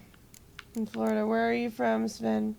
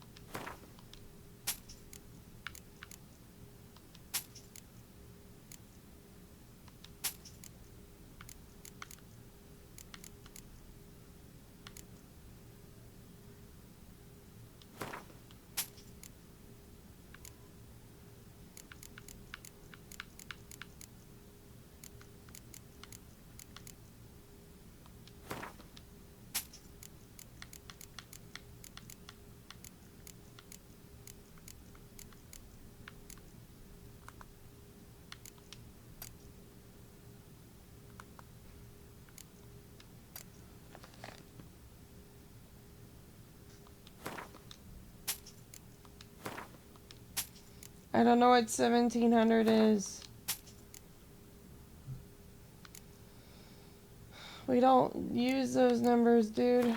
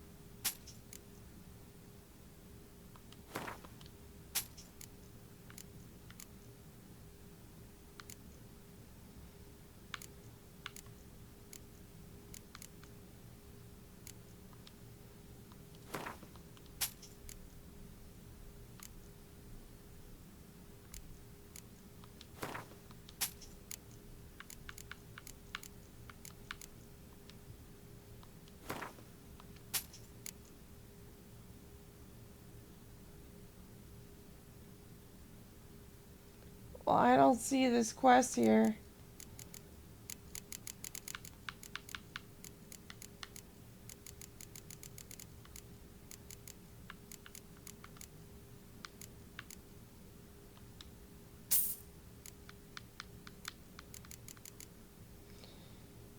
Yeah, I know what you mean.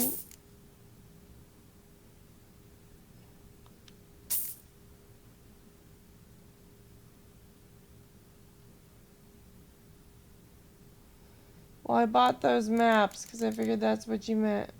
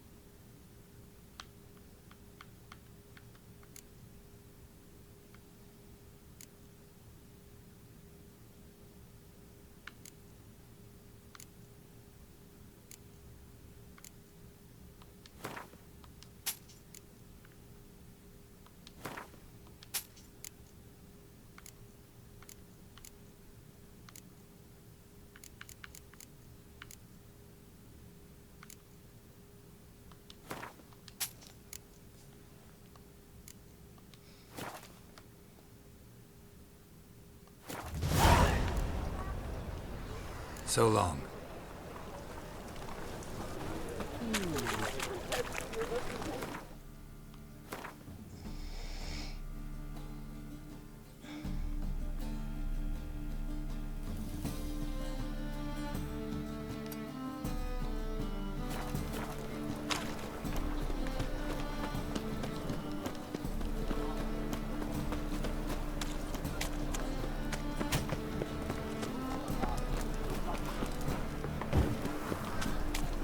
Should I grab Shawnee or like should I like just go right for that other quest?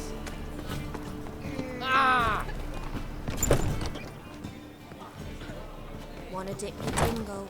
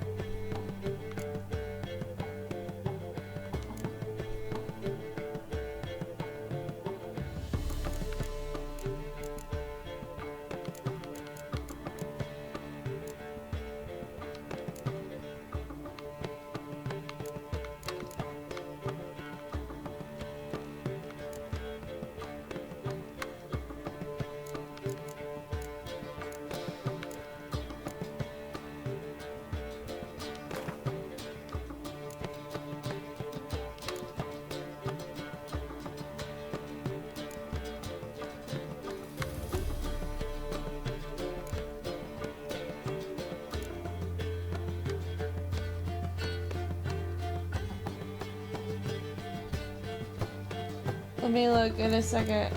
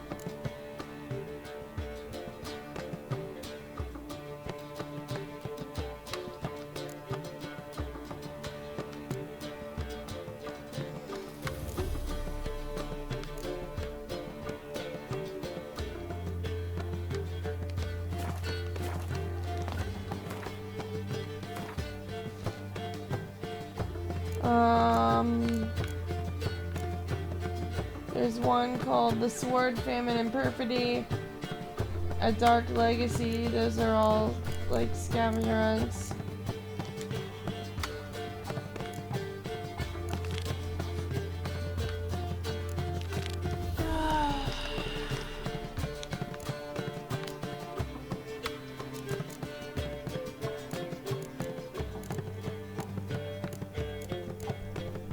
Oh, there's enchanting startup costs. Alright.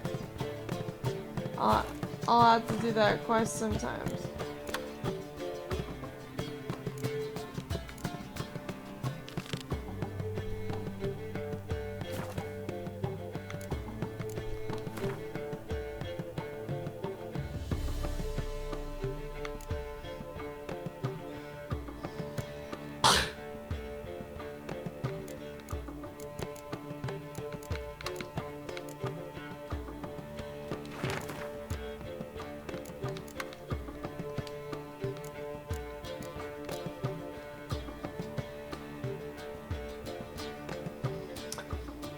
I like to collect them. I just think they're fun to look at. No problem.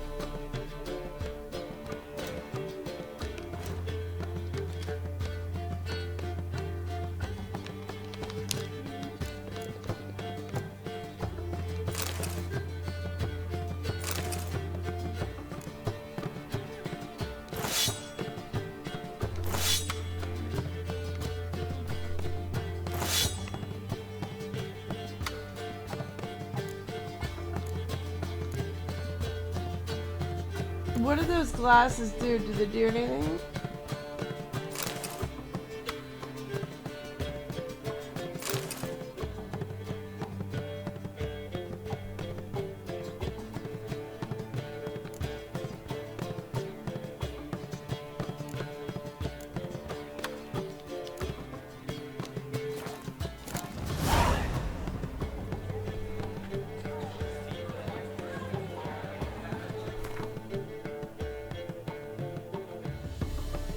Thank you.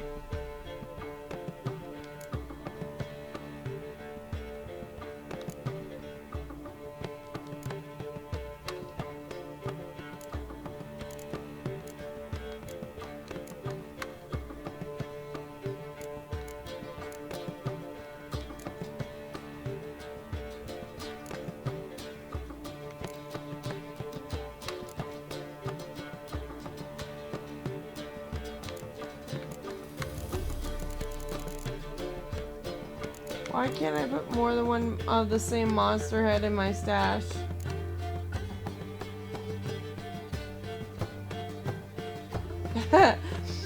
Yeah, I do have a gold mine in my stash. I loot like crazy.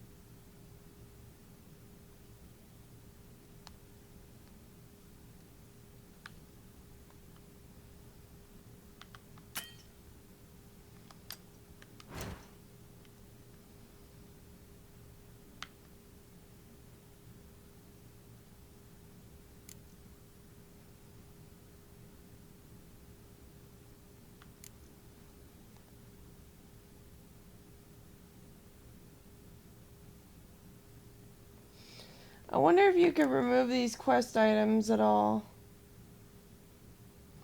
If you consume the werewolf meat, what will happen?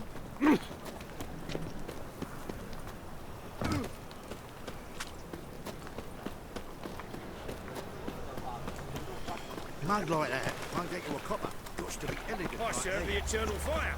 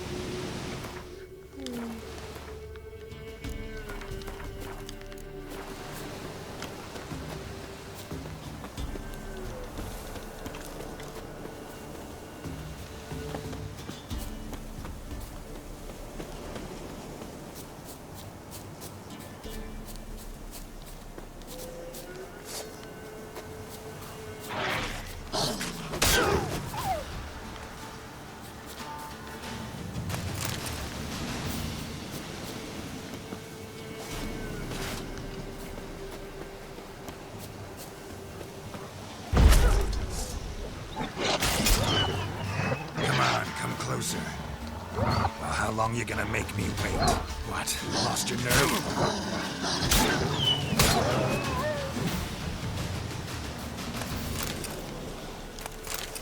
It's a dog tallow.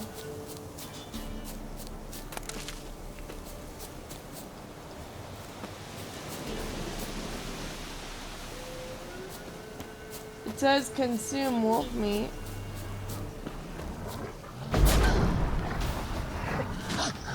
Come on, closer.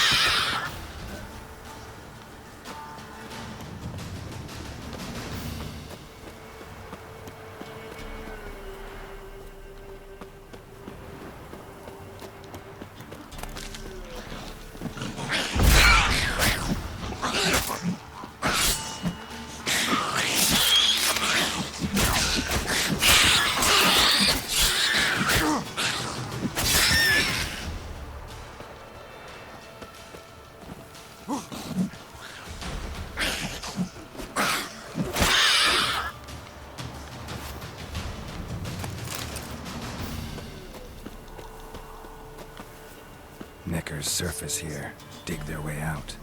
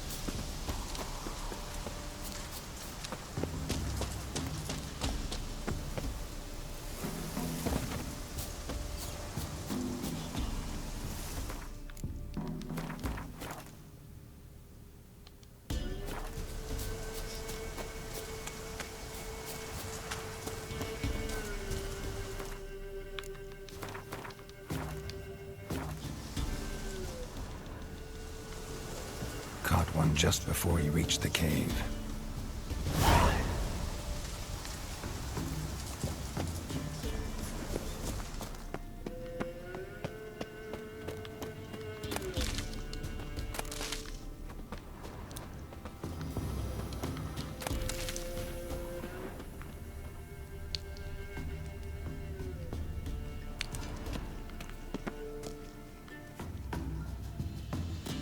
Boy, Creve, your eyes, they shine so in the dark.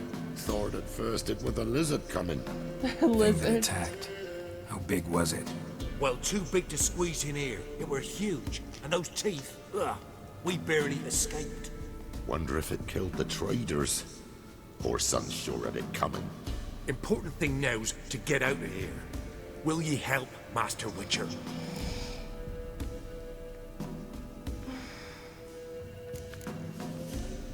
Tell me what happened. Some traders hired us. To protect them along the high road, they said. Before we knew it, they'd bound us like calves. Why? They were kind enough to explain it real precise that we were necessary sacrifice for progress and trade. So they left us, tied to the wagon as beast bait. Weren't long for a huge lizard appeared, as if its master had whistled. Monsters must have learned by now that army supplies travel down this road. Oi. Clever one, the lizard. Cut us off straight away. Left us to crawl in here. Poor Tommy didn't make it. Is this monster quest part of the same quest line? Or is this a separate quest?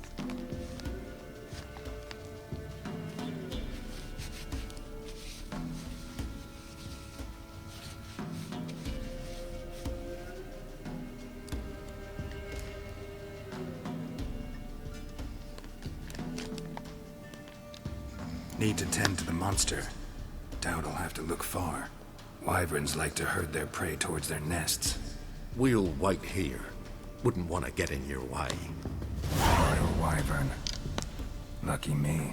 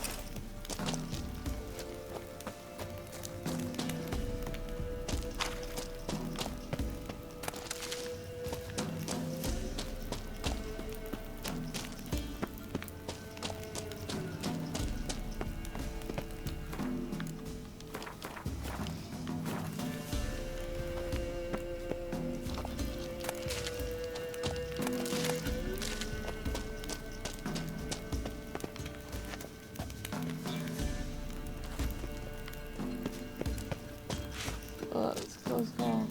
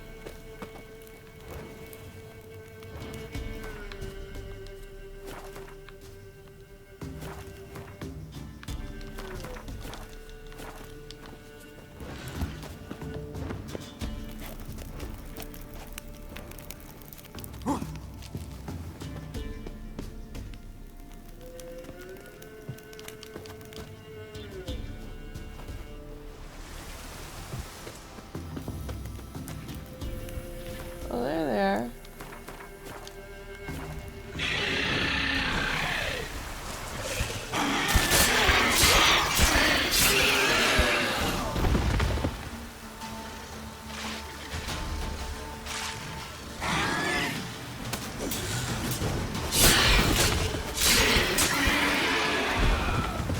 Draconid nest. Need to destroy it. Wasn't them that attacked those people. Gotta be a royal wyvern hiding around here somewhere. More will spawn. Need to destroy the nests.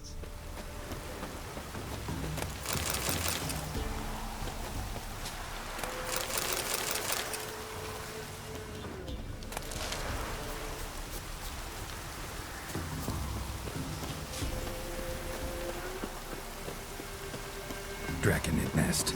Need to destroy it.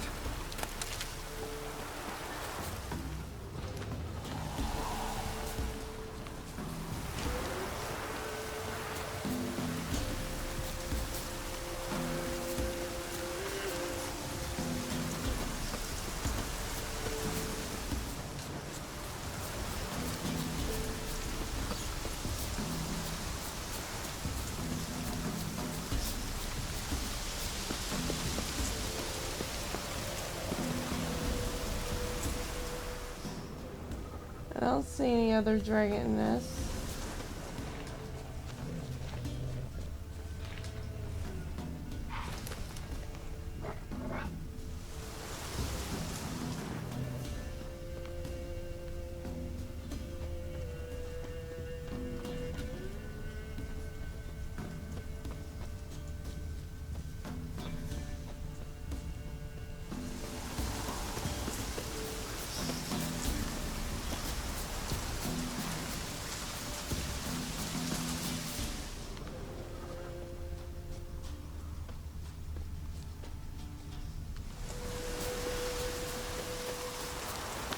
Whoa! Oh boy.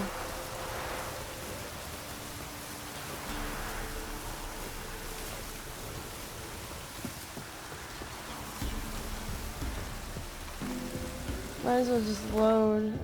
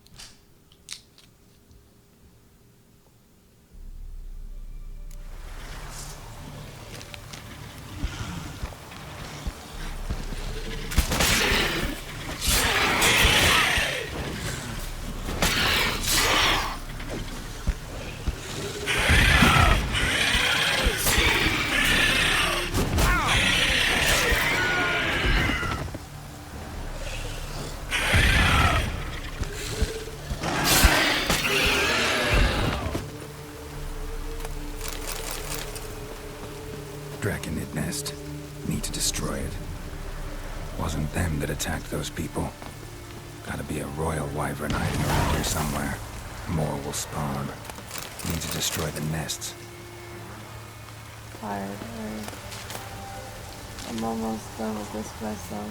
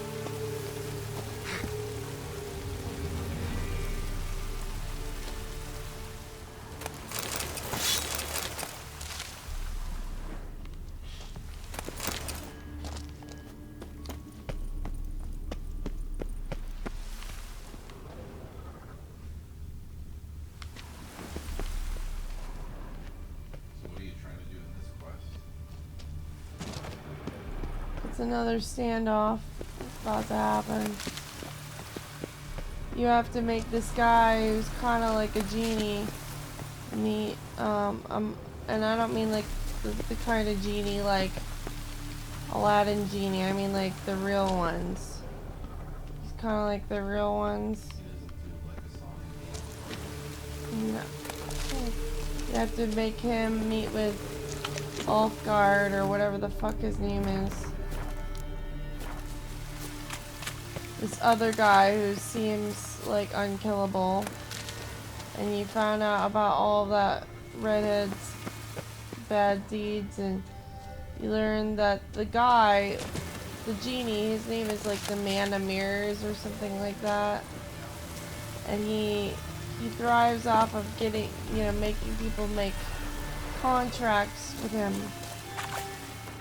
And with those contracts, he relies on words and hangs on words and stuff, so that a seemingly innocent contract is actually not innocent at all. It's actually rather bad. It, like, drives the people insane eventually. And I guess no. You're so sealing. Looks like an Aaron. They already had a frog prince, so who knows? Looks like this is the big standoff about that sometime later. And a lady with boobs made out of rock standing there, because of course you need boobs, right?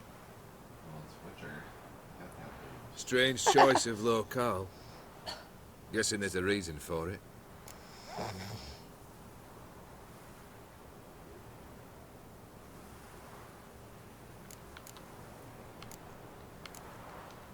You're an art lover. Thought you'd appreciate the place. A witcher with aesthetic sensibility. Forgive my disbelief. But since we're here, I believe you have something for me. Fulfilled the third wish. How do I know this to be the rose? Very well might have picked this up at the Oxenfurt market an hour ago. Look closely at it. Got it from Iris. It was the last thing that bound her to this world. What?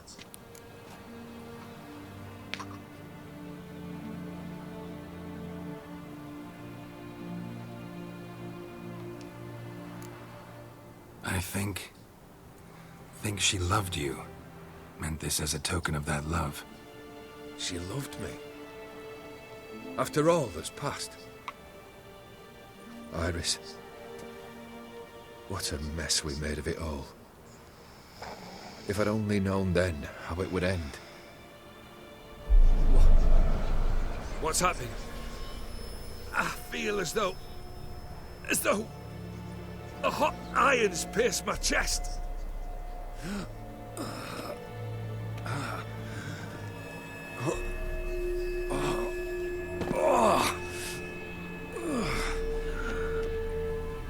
Sorry to have kept you waiting.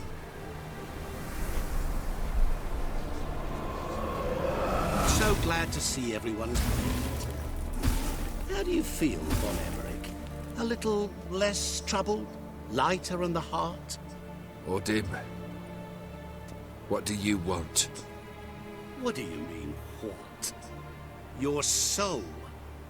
You forget. The pact states you can take it only once you've fulfilled 3 wishes, and... And we stand together on the moon. Well, what do you know?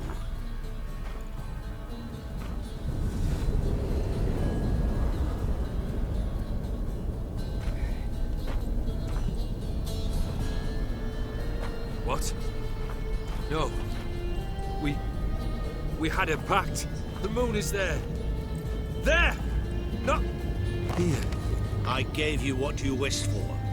Here, on the moon, our contract you fulfilled. Awesome. You cheated me. I never cheat. It is done. Your soul belongs to me.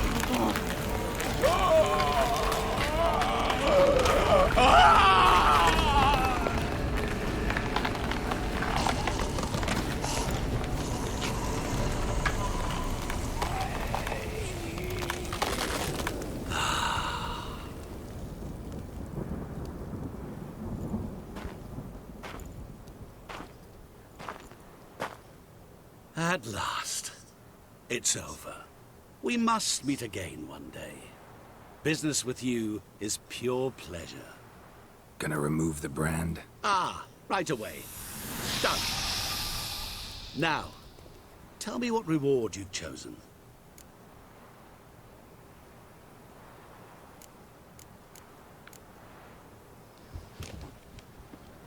I wonder what the outcome will be.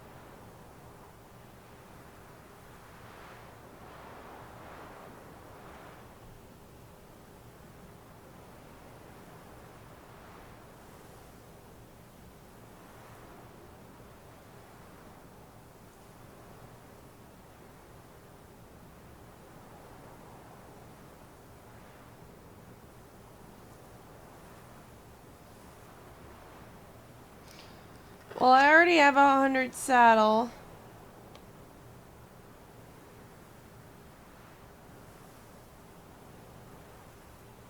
Jeremy?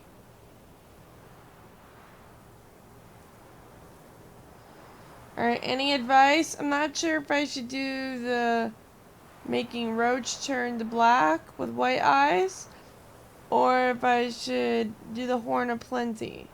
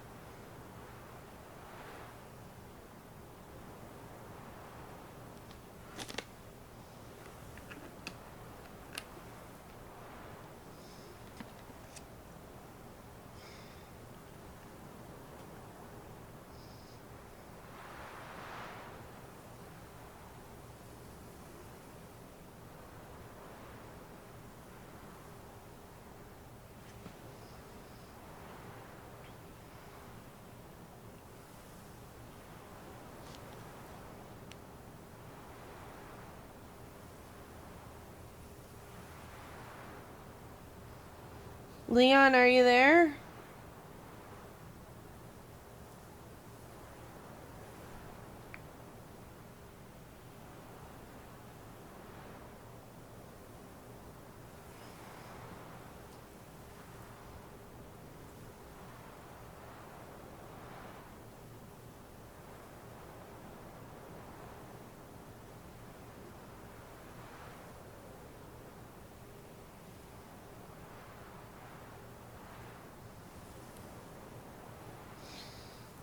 So, should I have spared that other guy's life? Because I'm reading in the comments and it says the sword is required if you want to have the Viper Silver Sword as well. So should I go back and save like the other guy, the redhead, or no?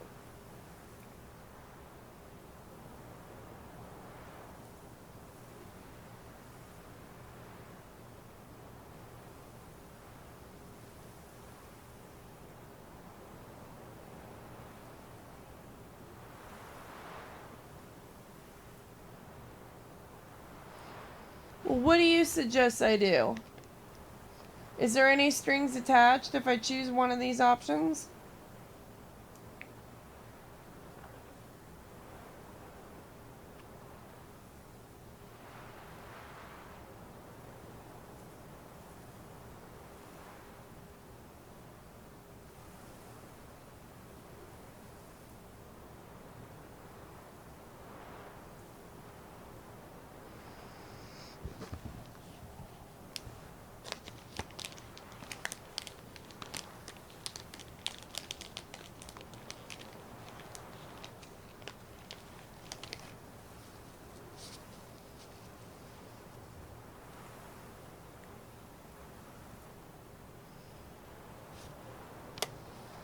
I can't make up my mind.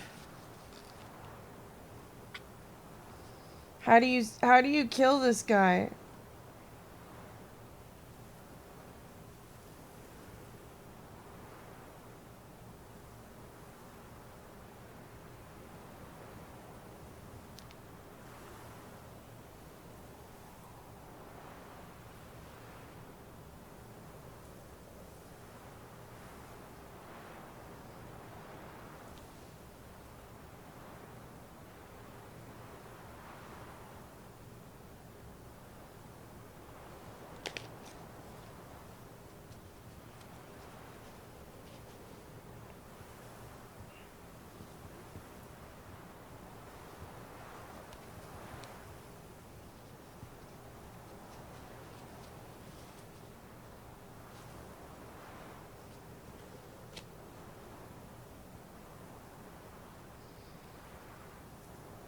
Can you still get the Viper sword?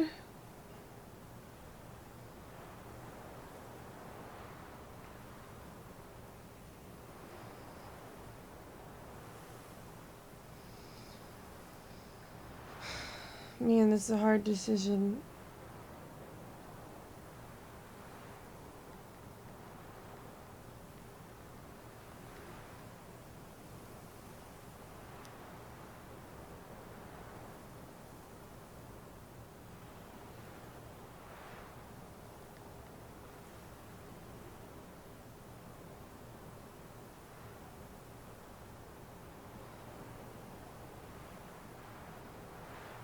Is the sword got good stats? Because I already have a sword that's like 400. This'll mark the start of my new life. With such a weapon,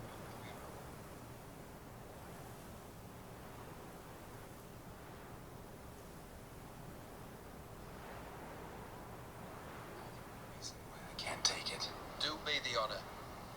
This'll mark the start of my new life. And such a weapon could be right useful to you.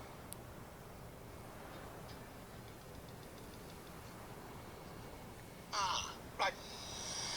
Now, tell me what reward you've chosen. Want to be fast. So fast no one will ever catch me. Interesting wish. I think I've just a thing. Take this. Place it on your steed and ride swift as the wind.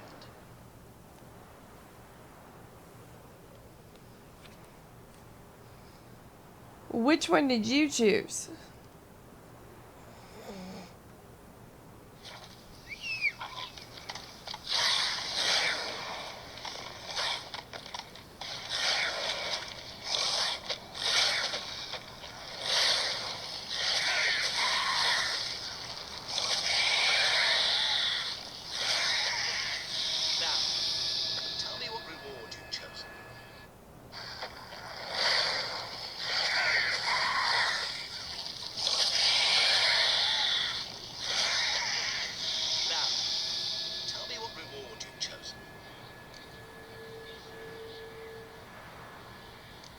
Never want to go hungry again.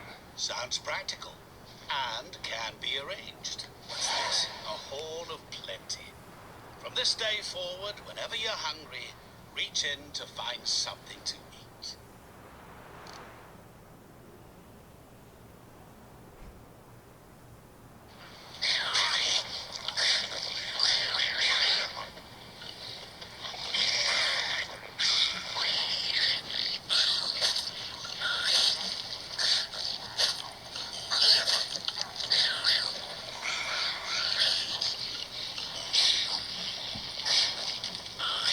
I see. Tell me what reward you've chosen. For the cornucopia, like... Supply of vodka or clear spirit. Either will do, really. Now, there's a wish I understand. It's as good as done.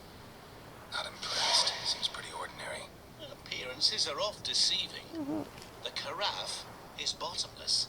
As long as you have it... For the cornucopia thing, the Horn of Plenty, how much vitality is that? Ah. Now, tell me what reward you've chosen. I want to be rich. Rich? Truly?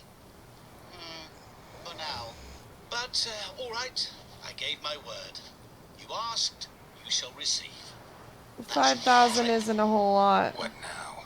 Off to find another poor fool? Haven't decided yet. But I do know if I ever have trouble collecting a debt, I shall turn to a witcher.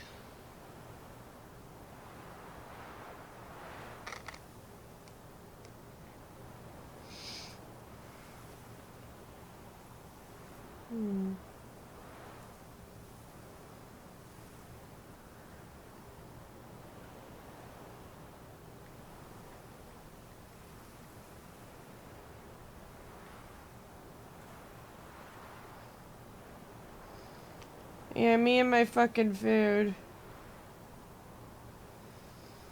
The horse sounds cool.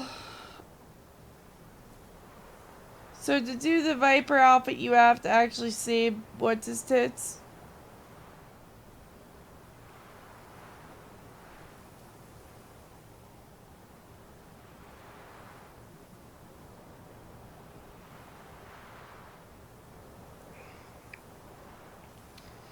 Well, it doesn't show me stats of how much health that rejuvenates.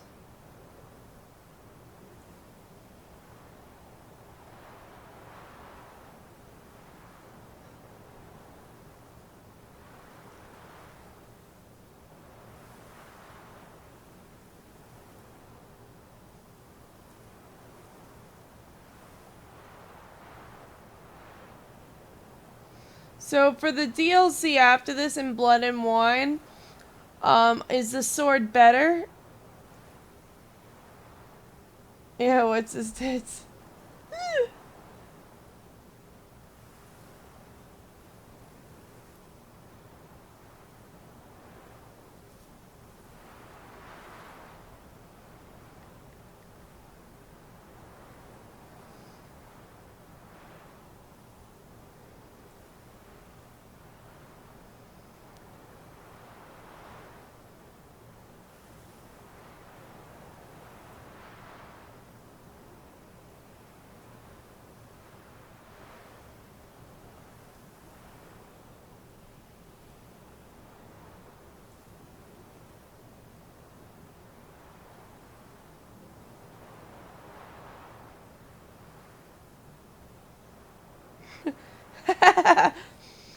Oh my gosh. So somebody got the Horn of Plenty and oh my gosh, I'll read this to you. This is really funny. Oh, it says 40 vitality, that's it? Dang, need no more raspberry juice for me. Alright. So you want to hear something funny? Listen to this. Hey, Pop Rock. Somebody on Reddit said, Horn of Plenty, my ass. So I'm doing the Fool's Gold quest and I ran into a piggy stuck behind a magic wall. Being generous and caring Witcher, I decided to offer the poor wretch something to eat. Well, he ate plenty. As in, my Horn of Plenty is now gone.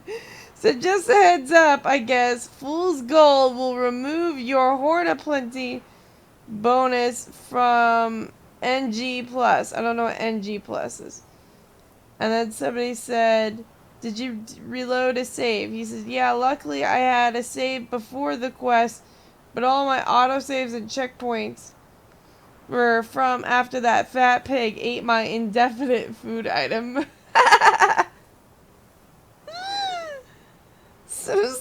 like Horn of Plenty, as in an item you could get from Heart to Stone. Oh my gosh. This guy wrote, dang, neat, no more raspberry juice for me. Goodness, that was so funny.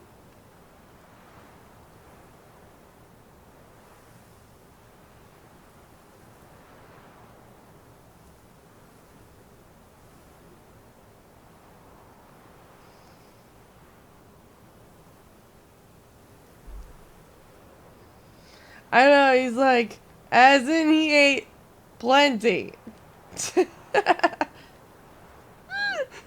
Have you done that quest before? Hey Whisper, how's it going?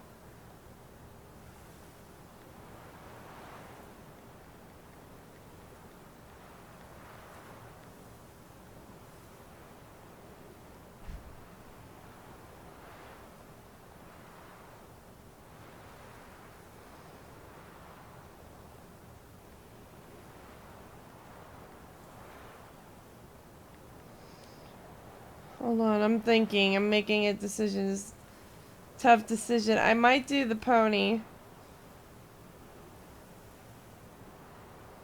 Yeah, I'm tired too.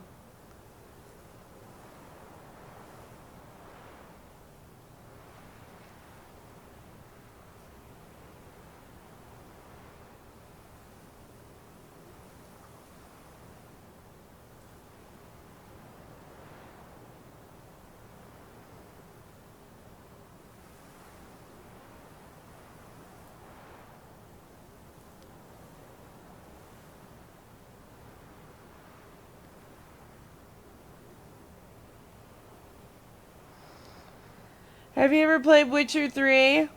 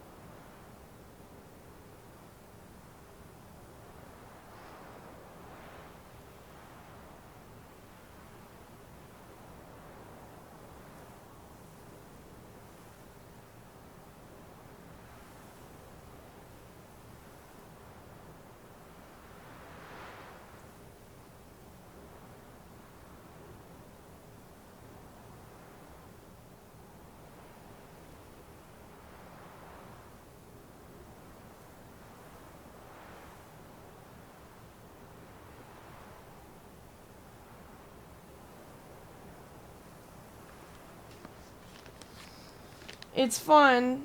Alright, I think I'm gonna go with... Well, wait. Maybe not. Maybe I should look at the pony first. So, this pony is called... You know me, I like ponies. Pretty ponies.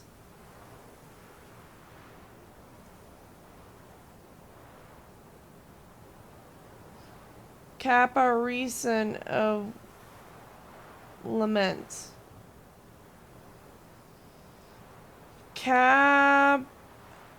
Caparison of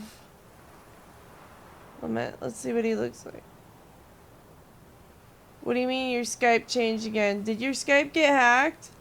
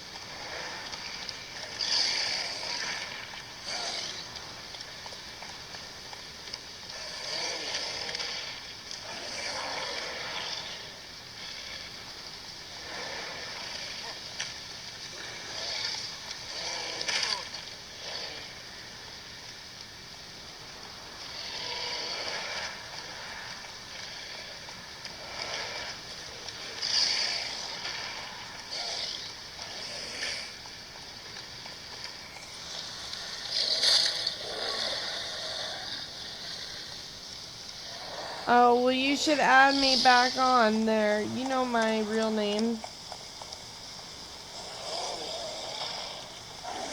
Alright, well, you know what? I'm just gonna be... And Leon, you didn't tell me about the swords after. Wanna be fast. So fast no one will ever catch me. Interesting wish. I think I've just the thing. Take this. Place it on your steed, and you will ride swift as the wind. What now? Off to find another poor fool? Haven't decided yet. But I do know if I ever have trouble collecting a debt, I shall turn to a witcher.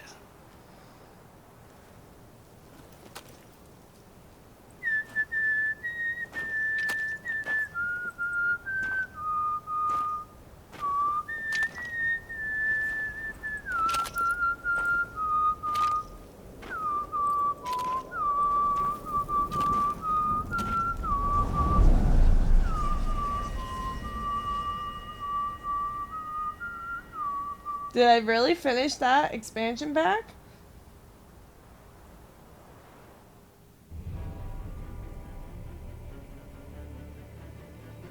Well, I finished the whole thing? What noise? Leon! Does that mean I can't do any of the other parts of that quest?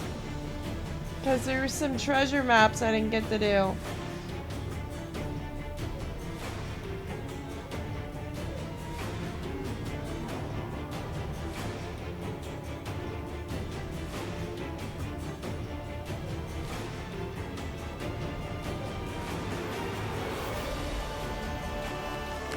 Are you sure it wasn't you?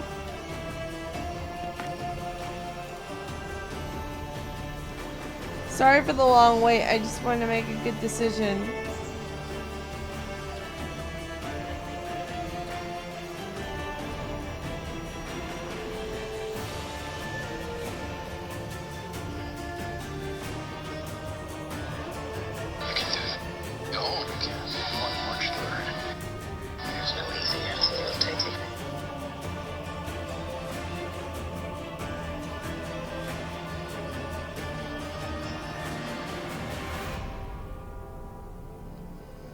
You're funny, Whisper. Really, now the credits?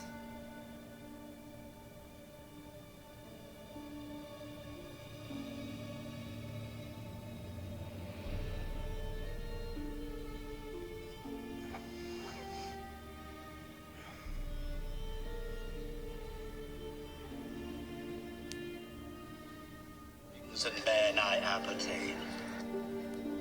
Yes, by some am sure.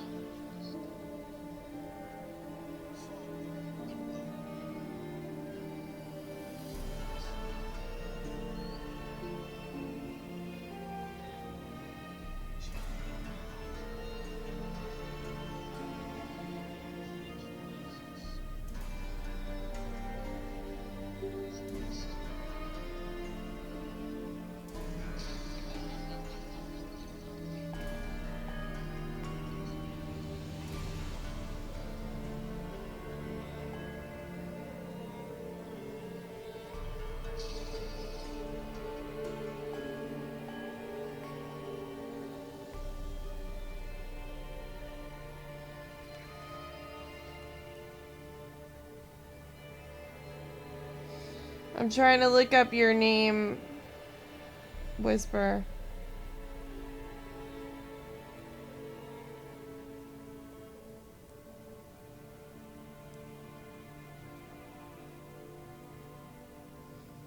How'd he do that one?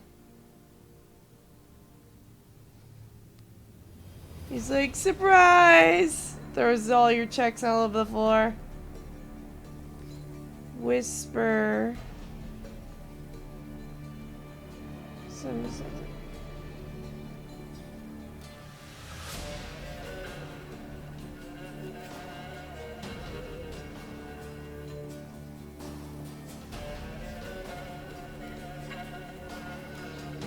So he was a genie, huh?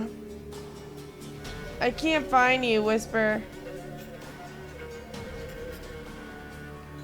I looked.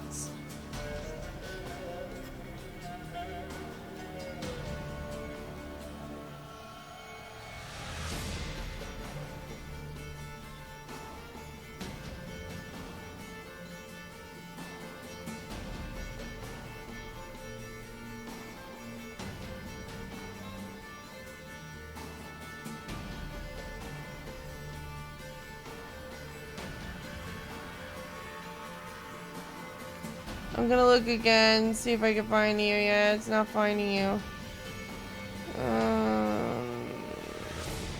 Oh, let me try this way. Maybe I'm doing this wrong. Hold on.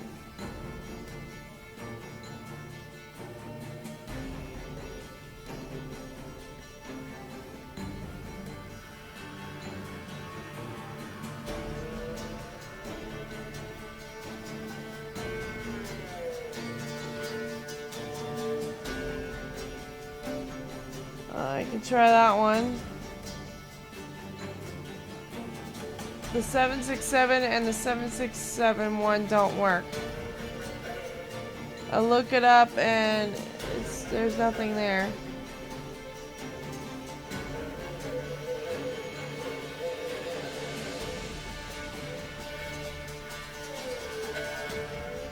Let me try it again.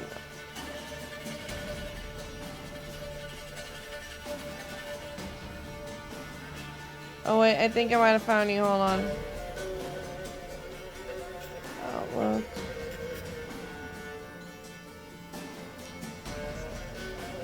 Is it live?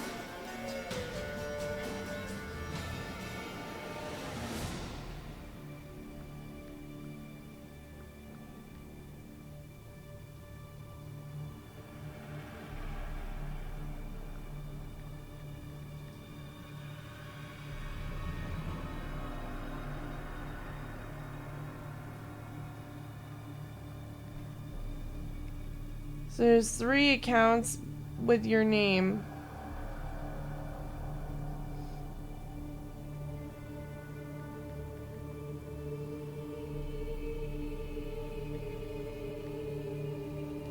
I said hello to all 3. Yay!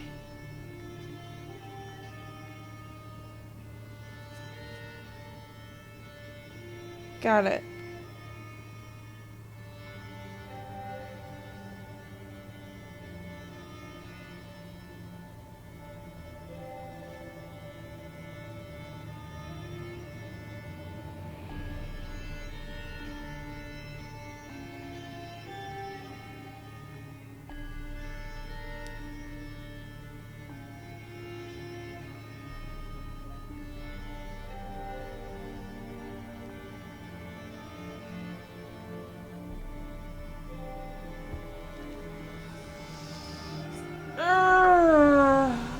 That was a fun DLC, although it was a little bit creepy. The end part was really creepy with the woman. Man, there was a lot of fucking bears in Caremore, and I'm like, what the fuck? What's with all these fucking bears? Yogi Bear!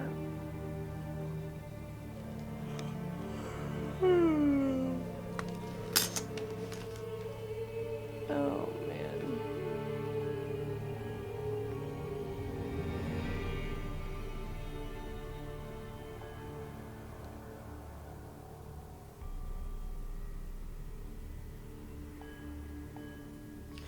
So how do you beat Odim, Leon?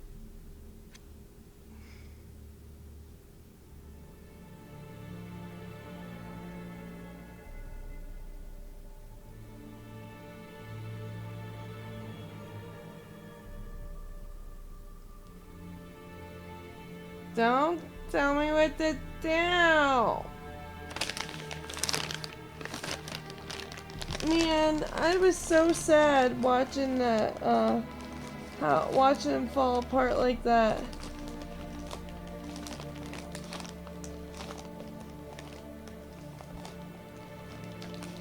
It's like he lost everything in the end. I kind of feel bad for him. Oh gosh, you scared me. So, Jeremy, you ready? Yeah. Uh-huh. So let me ask you this scenario. So let me give you an overview. So the red-headed guy was a bad man. He was... a bad man. He was a bad man because he killed people and was ruthless and whatever, but he wasn't initially ruthless. So it all started off with he was in love with a woman named Iris. And he loved her. But his family ran out of like money or whatever. And I heard another tale where he gambled it away or something like that too. Long story short, Iris's parents didn't want her to marry him. So he cursed the guy that they wanted her to marry. And they it's like I finished that quest. Finish the Hearts of Stone expansion. The secondary quest. Oh, it looks like I could still access the treasure quest. Okay, that's good. Alright, so basically what happened was he wanted to marry her. They didn't want her to marry a nobody because they were worried that she would not have a good life. So what he did was he made a pact with a, you know... Okay. You know what I'm talking about? The guy... Think of the blue guy from that one Arabic movie. Okay. Oh, the genie? You don't say the word. Okay, so like if you look into the culture of the jinns, it's a really bad idea saying that. Every time you say the word, one is supposed to appear. Okay. Now they may not come up to you directly, but they're supposed to. Sure. So instead they'll like lurk around and they'll hide. So you just try never to say that word. Gotcha. Okay, because it's very dangerous, and like in the Middle East there's so many of them over there because a lot of those Arabs, they ask for wishes, and every time you ask for a wish, They ask for wishes and caviar dreams. well, think of how a lot of them get rich. You're not getting my joke. I don't get it. Yeah, don't worry, it's an old TV show. How would I get it if it's an old TV show? So, Lifestyles of the rich and famous. okay, so Whisper asked, why don't you say the word? You don't say the word because, see, how these... Well, basically what that is a demon. So, like, there's multiple forms of demons. I studied demonology. There's reapers, there's incubus, there's succubus, there's that word I shall not name, and there's other different forms, imps, multiple forms of demons. This one particular demon, we do not mention his name. You do not mention his name because he will appear, and he will try to trick you into making a wish. And if you make a wish, he will give you exactly what you wish for, but not what you want. Sure. So what this guy did, this red-headed guy, and what's scary about this mission is this is really real. Like, this could happen. Yeah. And how it could happen because these demons can appear into whatever form you want them to appear in. Something beautiful or whatever. And in the end, what they want is your soul. Right. And they want you to be their slave forever. That means you do whatever they want, whenever they want. And so I've read lots and lots of stories that a lot of these so-called... No, don't do that, Whisper. Because once you do it, there's no one going back. once you make the wish, there's no go back. So don't do it. Because after you are done with that wish, he expects a return. And 9 out of 10 times, he wants a soul. And if he doesn't want a soul, usually they want a lifelong partner. Meaning, like, they want you to be their paramour, for lack of better words. Somebody they could rape and abuse and use and sleep with for the rest of eternity. Right. Even after you're dead. And so, like, there's cases I've read where they've actually locked people into, like little prisons underground and, like, barely given them food and stuff like that and shit like that. And then yet their soul is still stuck there. Because that's where he likes to exist. And these demons can appear and disappear. So, like, that's why we have, like, Aladdin. Now, you can, with any demon, not just specifically this specific wish-granting one, you can trap any demon to a home. So, essentially, the story of Aladdin with the lamp is, in a sense, true because you can trap that demon to a lamp or a picture or, you know, a box or whatever you want it to be in. And stereotypically, people put it in a home because demons like to have homes. They want a house, someplace they can exist. Now, they don't like exactly being trapped in there. So, like, if you go to, like, if you read stories about demons and, like, haunted places, there'll be, like, paintings shaking on the wall. There's actually a true story. Somebody had trapped a demon to a painting, and this painting would actually jump off the wall and fall onto the floor and just shake like this. And they didn't know why. It was a painting of, like, 2 dogs or something. And when they pulled off the back, there was, like, I don't remember if it was, like, a hexagram or a pentagram. I don't remember what it was. But there was, like, an inscription with, like, an actual Wiccan thing on there that somebody had trapped a demon in the painting. Because what demons will do is they will actually harass people and they'll keep bugging them and bugging them and bugging them. And so sometimes in, like, these other, like, pagan religions or, like, Wiccan religions, they will tell you to trap it into an object, to give it a place, to give you a rest, but then you have to bring it out. So that's why in the story of Aladdin, he rubs a lamp because it releases him to come out. Yeah. So I think originally the real story of Aladdin wasn't as colorful as Disney made it. Yeah. I think, like, if you went back hundreds of thousands of years, that story was probably very fucking scary. And, like, if you actually go over to the Middle East and you read some stories, a lot of those people got their wealth through that said wish-granting demon, and there's multiple of them because people will summon them here and there and there and there because they think, oh, like, I could just get this at a whim and then I don't have to do anything. But they don't realize that your time on Earth is very short. Well, I will, how about this? I will type it like this.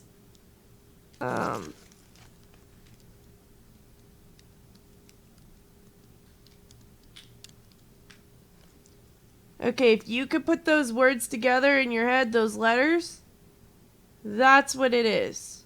Yeah, Disney sugarcoats fucking everything, okay? They will find a way to make the Tower of Babylon look like the Macy's Day Parade if they could. Okay, Disney can make anything look beautiful so long as they put their logo on it. Because they always paint hell with daffodils and rainbows.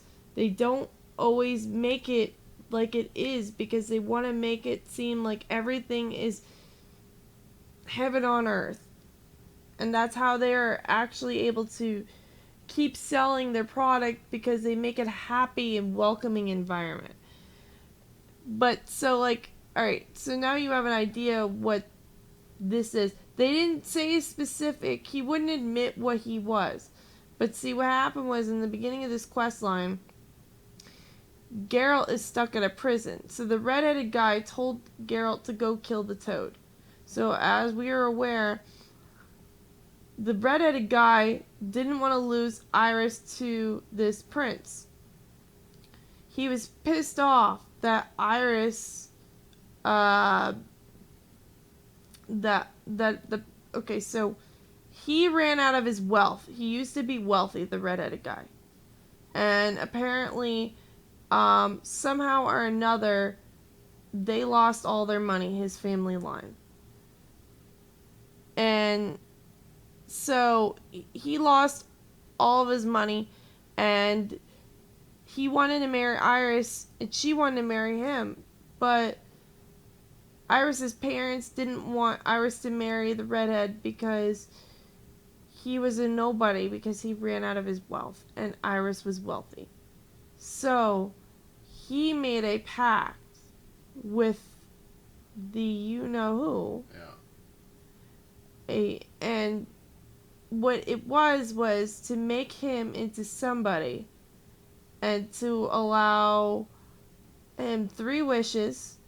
And part of that pact, that deal, was that he wanted to have Iris to himself, but in order to have one that you love, you had to give up one you loved.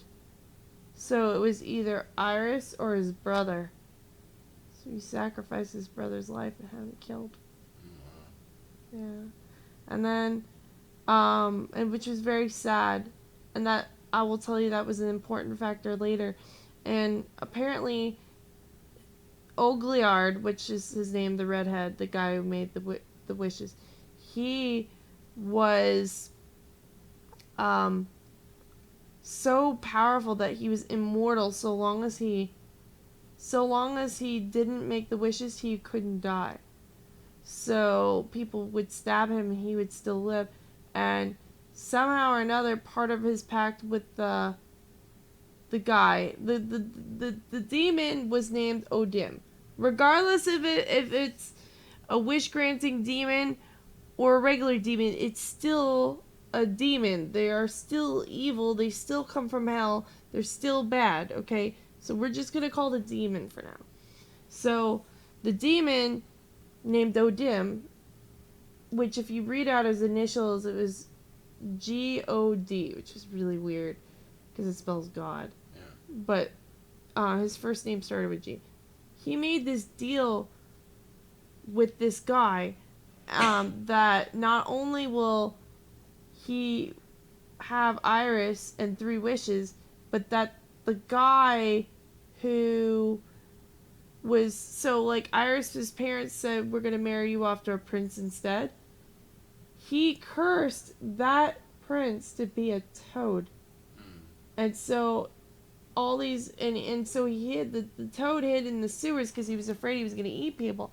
So all these girls were going into the sewers hoping if they kissed this toad, they would turn back into a prince. Right.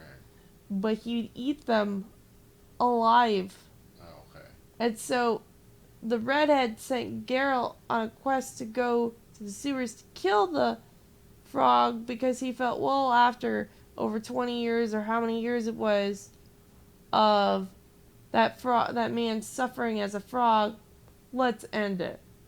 So Geralt went there, he kills the frog, and just as he kills the frog, in comes that demon guy with the frog guy's family that had been looking for him, with a mage who wanted to change him back into a human, but they had just missed him in the nick of time. He had just died a moment before they got there. Yeah. And the tour guide was with them. So they trapped Geralt and the tour guide in a jail cell on a boat, ready to go over to see the king of that guy. And then that Odim appears. You know who Odim is, the demon. Yep. Odim says, okay, I'm going to let you out, but you're going to have to owe me a favor. And now your favor is you need to find this redhead and grant him 3 wishes. So the wishes were ridiculous, but they were really interesting and important. So the wishes were this. He told, and mind you, this redhead was doing stuff like killing people for the fun of it. Okay, but Odim was just as bad. And what had happened was, his wishes were this. 1, you have to find my brother and show him the time of his life. Unfortunately, his brother was dead. So he had 1 day to take his brother's soul, let the soul possess Geralt, and Geralt, with the soul in him, had to go and have the time of his life for a whole day. Yeah. And then the brother wrote a note to the redhead saying he missed him and all this, and asked Geralt to give it to him. So that was the first wish. The second wish was he wanted a house. So apparently what they did was they set the house on fire. And for fun. Just for the fun of it. Yeah. Like the redhead set his house on fire for fun. He goes, okay, well, give me the house of this other man. And he's like, okay, so you have to actually go on a heist to go into this house to try to get the house of this person to give to the redhead. So there was a little miniature house with a will in it inside of an auction house. The reason why the redhead wanted that was because apparently the redhead and his family had a farm before they married Iris. One moment, Whisper. You know, this is good for everybody here anyway, because then they could catch up.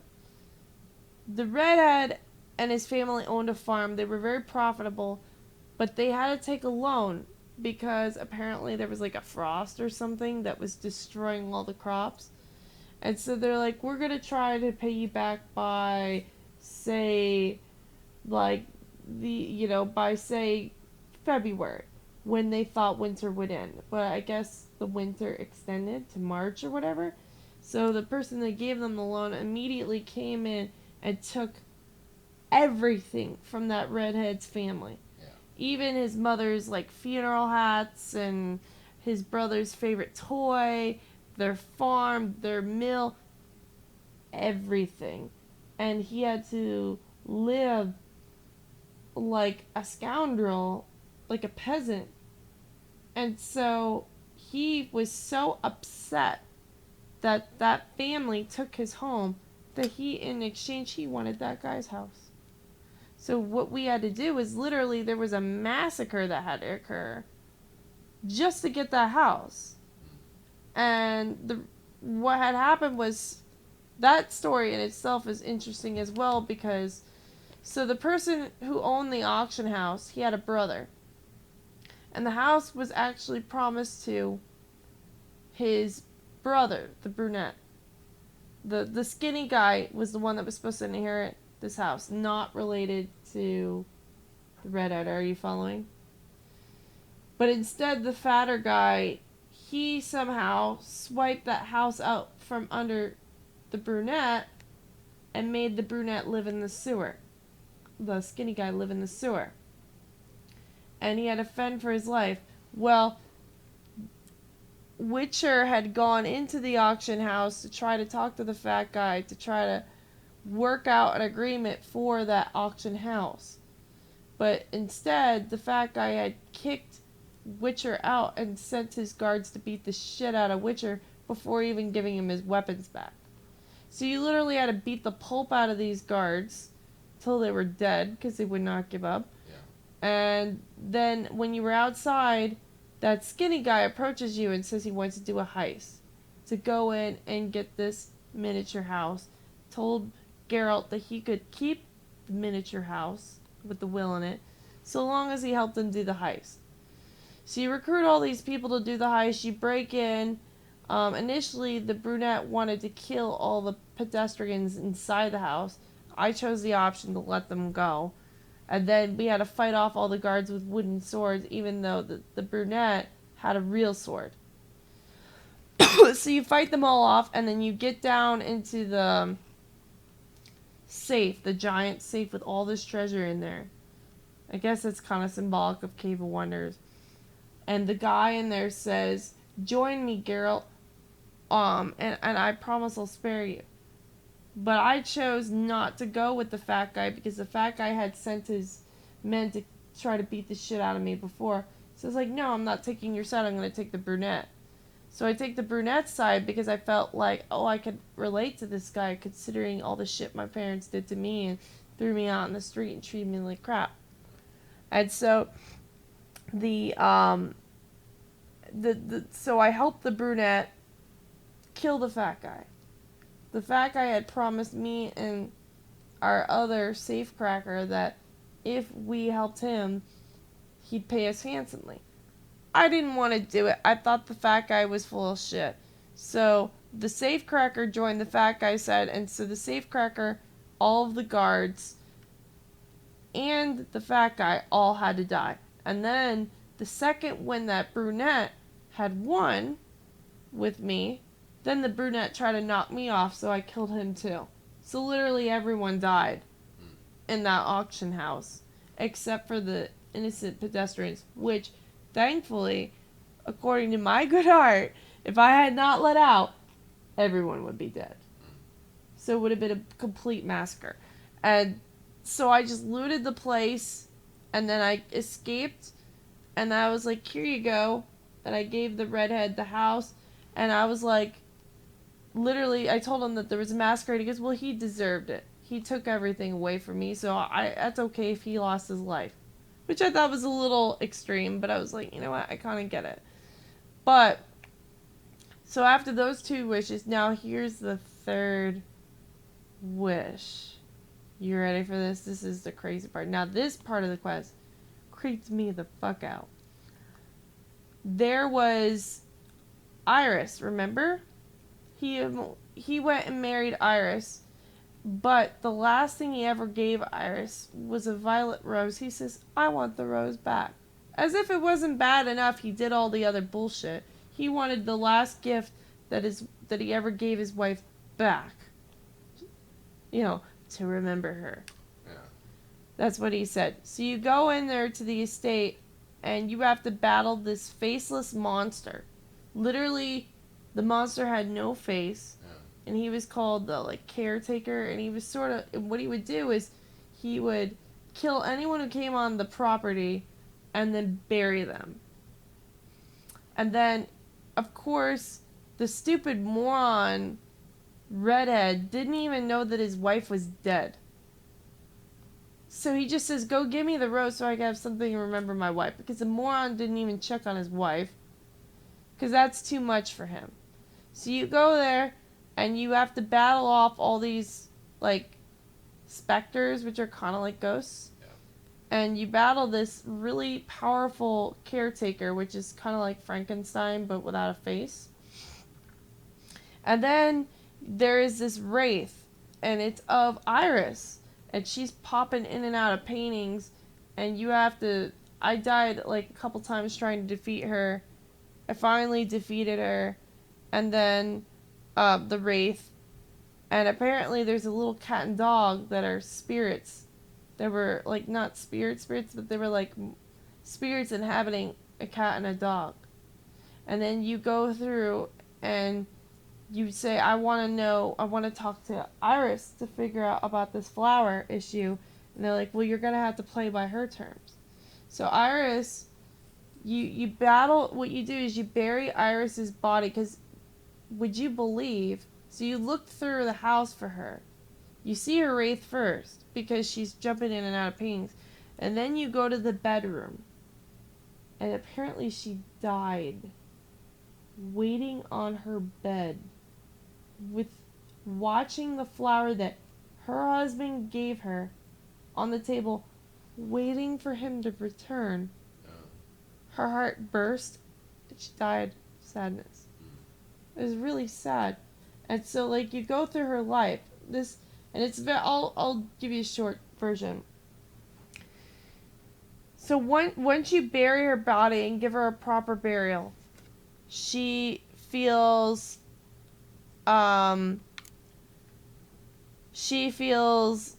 like she can tell her story for one last hurrah.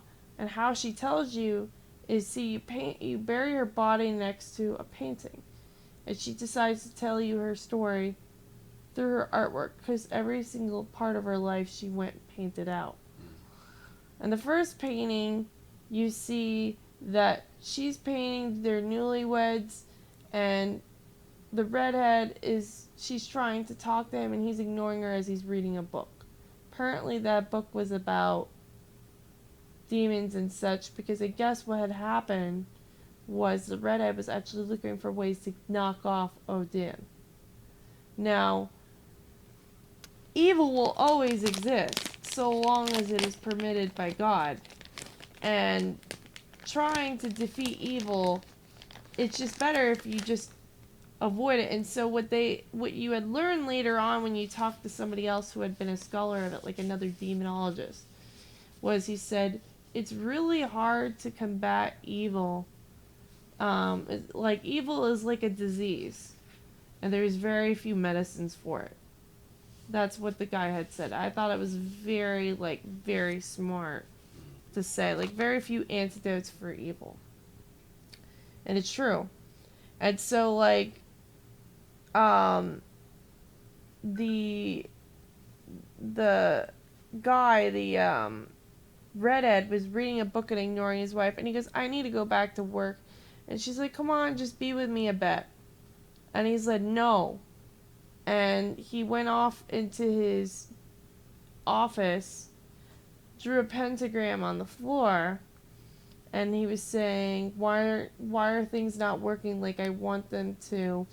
I want to cut our deal. And he was screaming and stuff like that. And like, one of the first scenes you see after that, and she's sitting there crying, pounding on the door, saying, let me in, come on, talk to me. And he ignores her. He, like, kind of discards her, because I guess he had felt like once he had it all, he had it all. And he was still wanting more. Because, that's what happens with evil. With evil, you get greed and corruption. And so you don't really realize what you have in front of you in your hand, even though you had wanted it all along. You have what you have, and you have what you wanted in front of you, and you're not appreciating it. And so, like, another scene you see is that her parents had came to dinner with her and him, and they're saying, oh, we paid off all your debts to spare our family name. They said that to him. Her family said it to him. And he was like, well, basically, like, fuck you. And she was embarrassed because he was being an ass. And then that scene happened where he went into his study and ignored her.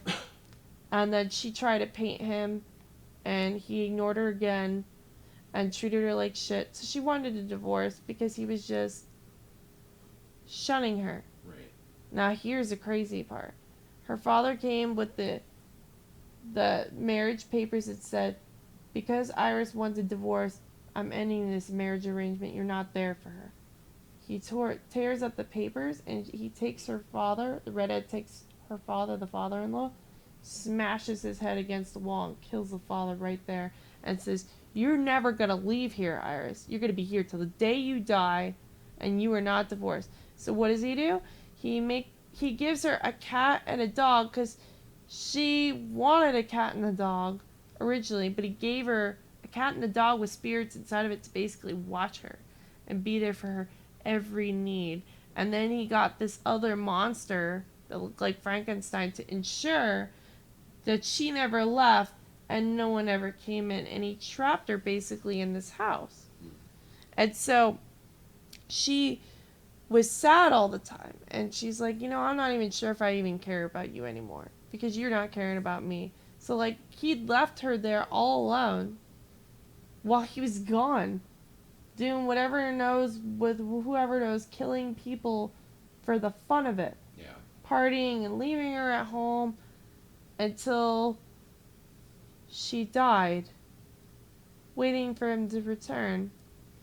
And then, you look at this story and it's just like, why couldn't you just get off your ass and talk to your wife? Like, how could you leave her like that?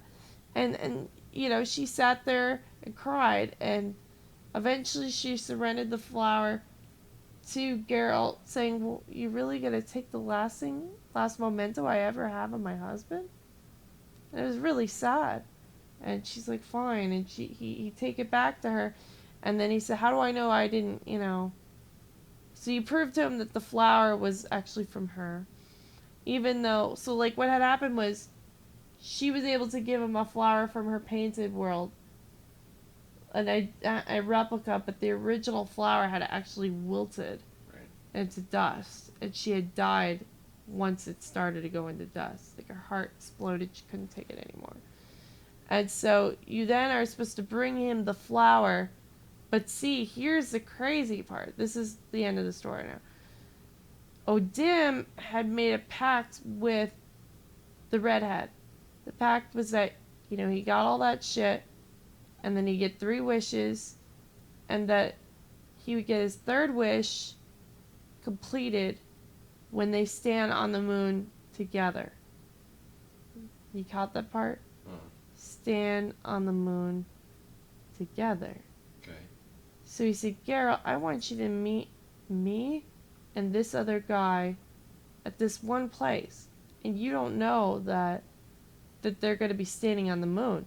Apparently there was a mosaic of the moon on the floor, and there was fog covering it, so you didn't know. So when you gave the redhead the flower and explained it, and he realized his 3rd wish was complete, Odim appears and says, you know, redhead, you owe me a soul. And the redhead says, no, you didn't give me 3 wishes. He goes, oh, but I did, through a proxy. And he goes, oh, but you said you would give me the 3rd wish if we were standing on the moon, and the moon's over there. And he goes, you don't realize you're standing on a moon with me right now. And he cleared the fog. And the moon was... Stop listening, Xbox. The moon was under their feet. It was like a mosaic of a moon. And so you had the choice to either save the redhead's life or do nothing. Now, my question to you is, what would you have done? Knowing the guy was a murderer, trapped his wife, and killed his brother. Yeah, probably just not saved him. I didn't save him either. Okay. I didn't save him either. He killed his brother because apparently to have a love, you need to sacrifice a love. So he didn't realize, he didn't even take time to look at the contract and realize that meant that it was a blood contract. He didn't even realize that meant that literally blood was going to be sacrificed, that his brother was going to die. Yeah. He's just like, okay, didn't realize that, and then he was like, oh well, didn't care. And so his brother was dead. And his poor brother thought that the redhead loved him all along, and he didn't realize that the gang of men that was sent to kill him was sent by his own brother. Yeah. It was awful. So, in reward for doing this, the demon said that I got one of 5 things. I either got he's like, you get one of 5, he goes, you can have any wish you want. So, you have a choice of 5 wishes. There was, I want to be as fast as the wind. Or, I never want to hunger, I never want to be thirsty. And then I want to be rich, or I don't want anything at all. Yeah. So, which one would you have chose? The last one. You don't want anything at all? Why? Because you're going to be tied to him. Yeah, that's what I was wondering too. But then I was like, but that's a contract. Yeah. You know, like, it was like a fulfillment of an end of a contract. So because I knew that it was a game, I chose something. Yeah. But if it was real life, I would choose nothing. Yeah. So, but like, if it happens that it's you get something back. Like, if it happens that you could die, or not die, like, you know what I mean, like, that you'd be tied to him, I would, like, go back in the game anyway, but it didn't seem like there was a tie, but even then, I was like, ugh. And so, what I chose was I want to be as fast as wind. Yeah. And I chose that because, I was reading something on Reddit about the the never hunger, and apparently if you want to never be hungry, you receive the horn of plenty. And what that is basically an unlimited amount of food, but it was only like 40 vitality at a time. I was like, that's stupid. I could just like get like dried fruit, which is 80 vitality, and just keep stocking up on that. And that it was so funny because there's a quest called Fool's Gold, and so some guy went in to do this quest, and there was a pig behind a wall, and he ate his horn of plenty. He ate plenty. He was like, he ate, and this horn, and this pig ate my food. Plenty of food. And as in, he ate my horn of plenty. And he's like, now my unlimited food source is gone. And so I was like, yeah, I'm not going to do that one. So I chose the fast one because you get a saddle with 100 stamina. And on top of that, when the saddle's on the horse, the horse stuns the people around him. So it prevents him from attacking you. And the horse actually turns black with white eyes. It's cool. But yeah, it was crazy, isn't it? All that shit happened. Sounds like fun. All that shit happened while you sleeping. But yeah, never make a pact. What'd you do? Oh, hey, you ready to? Yeah, I probably should end the stream for the night, guys, just because like I've been going all night long. And I'm sorry for rambling, but I'll be on later. You guys have a good night. Bye. But isn't that crazy?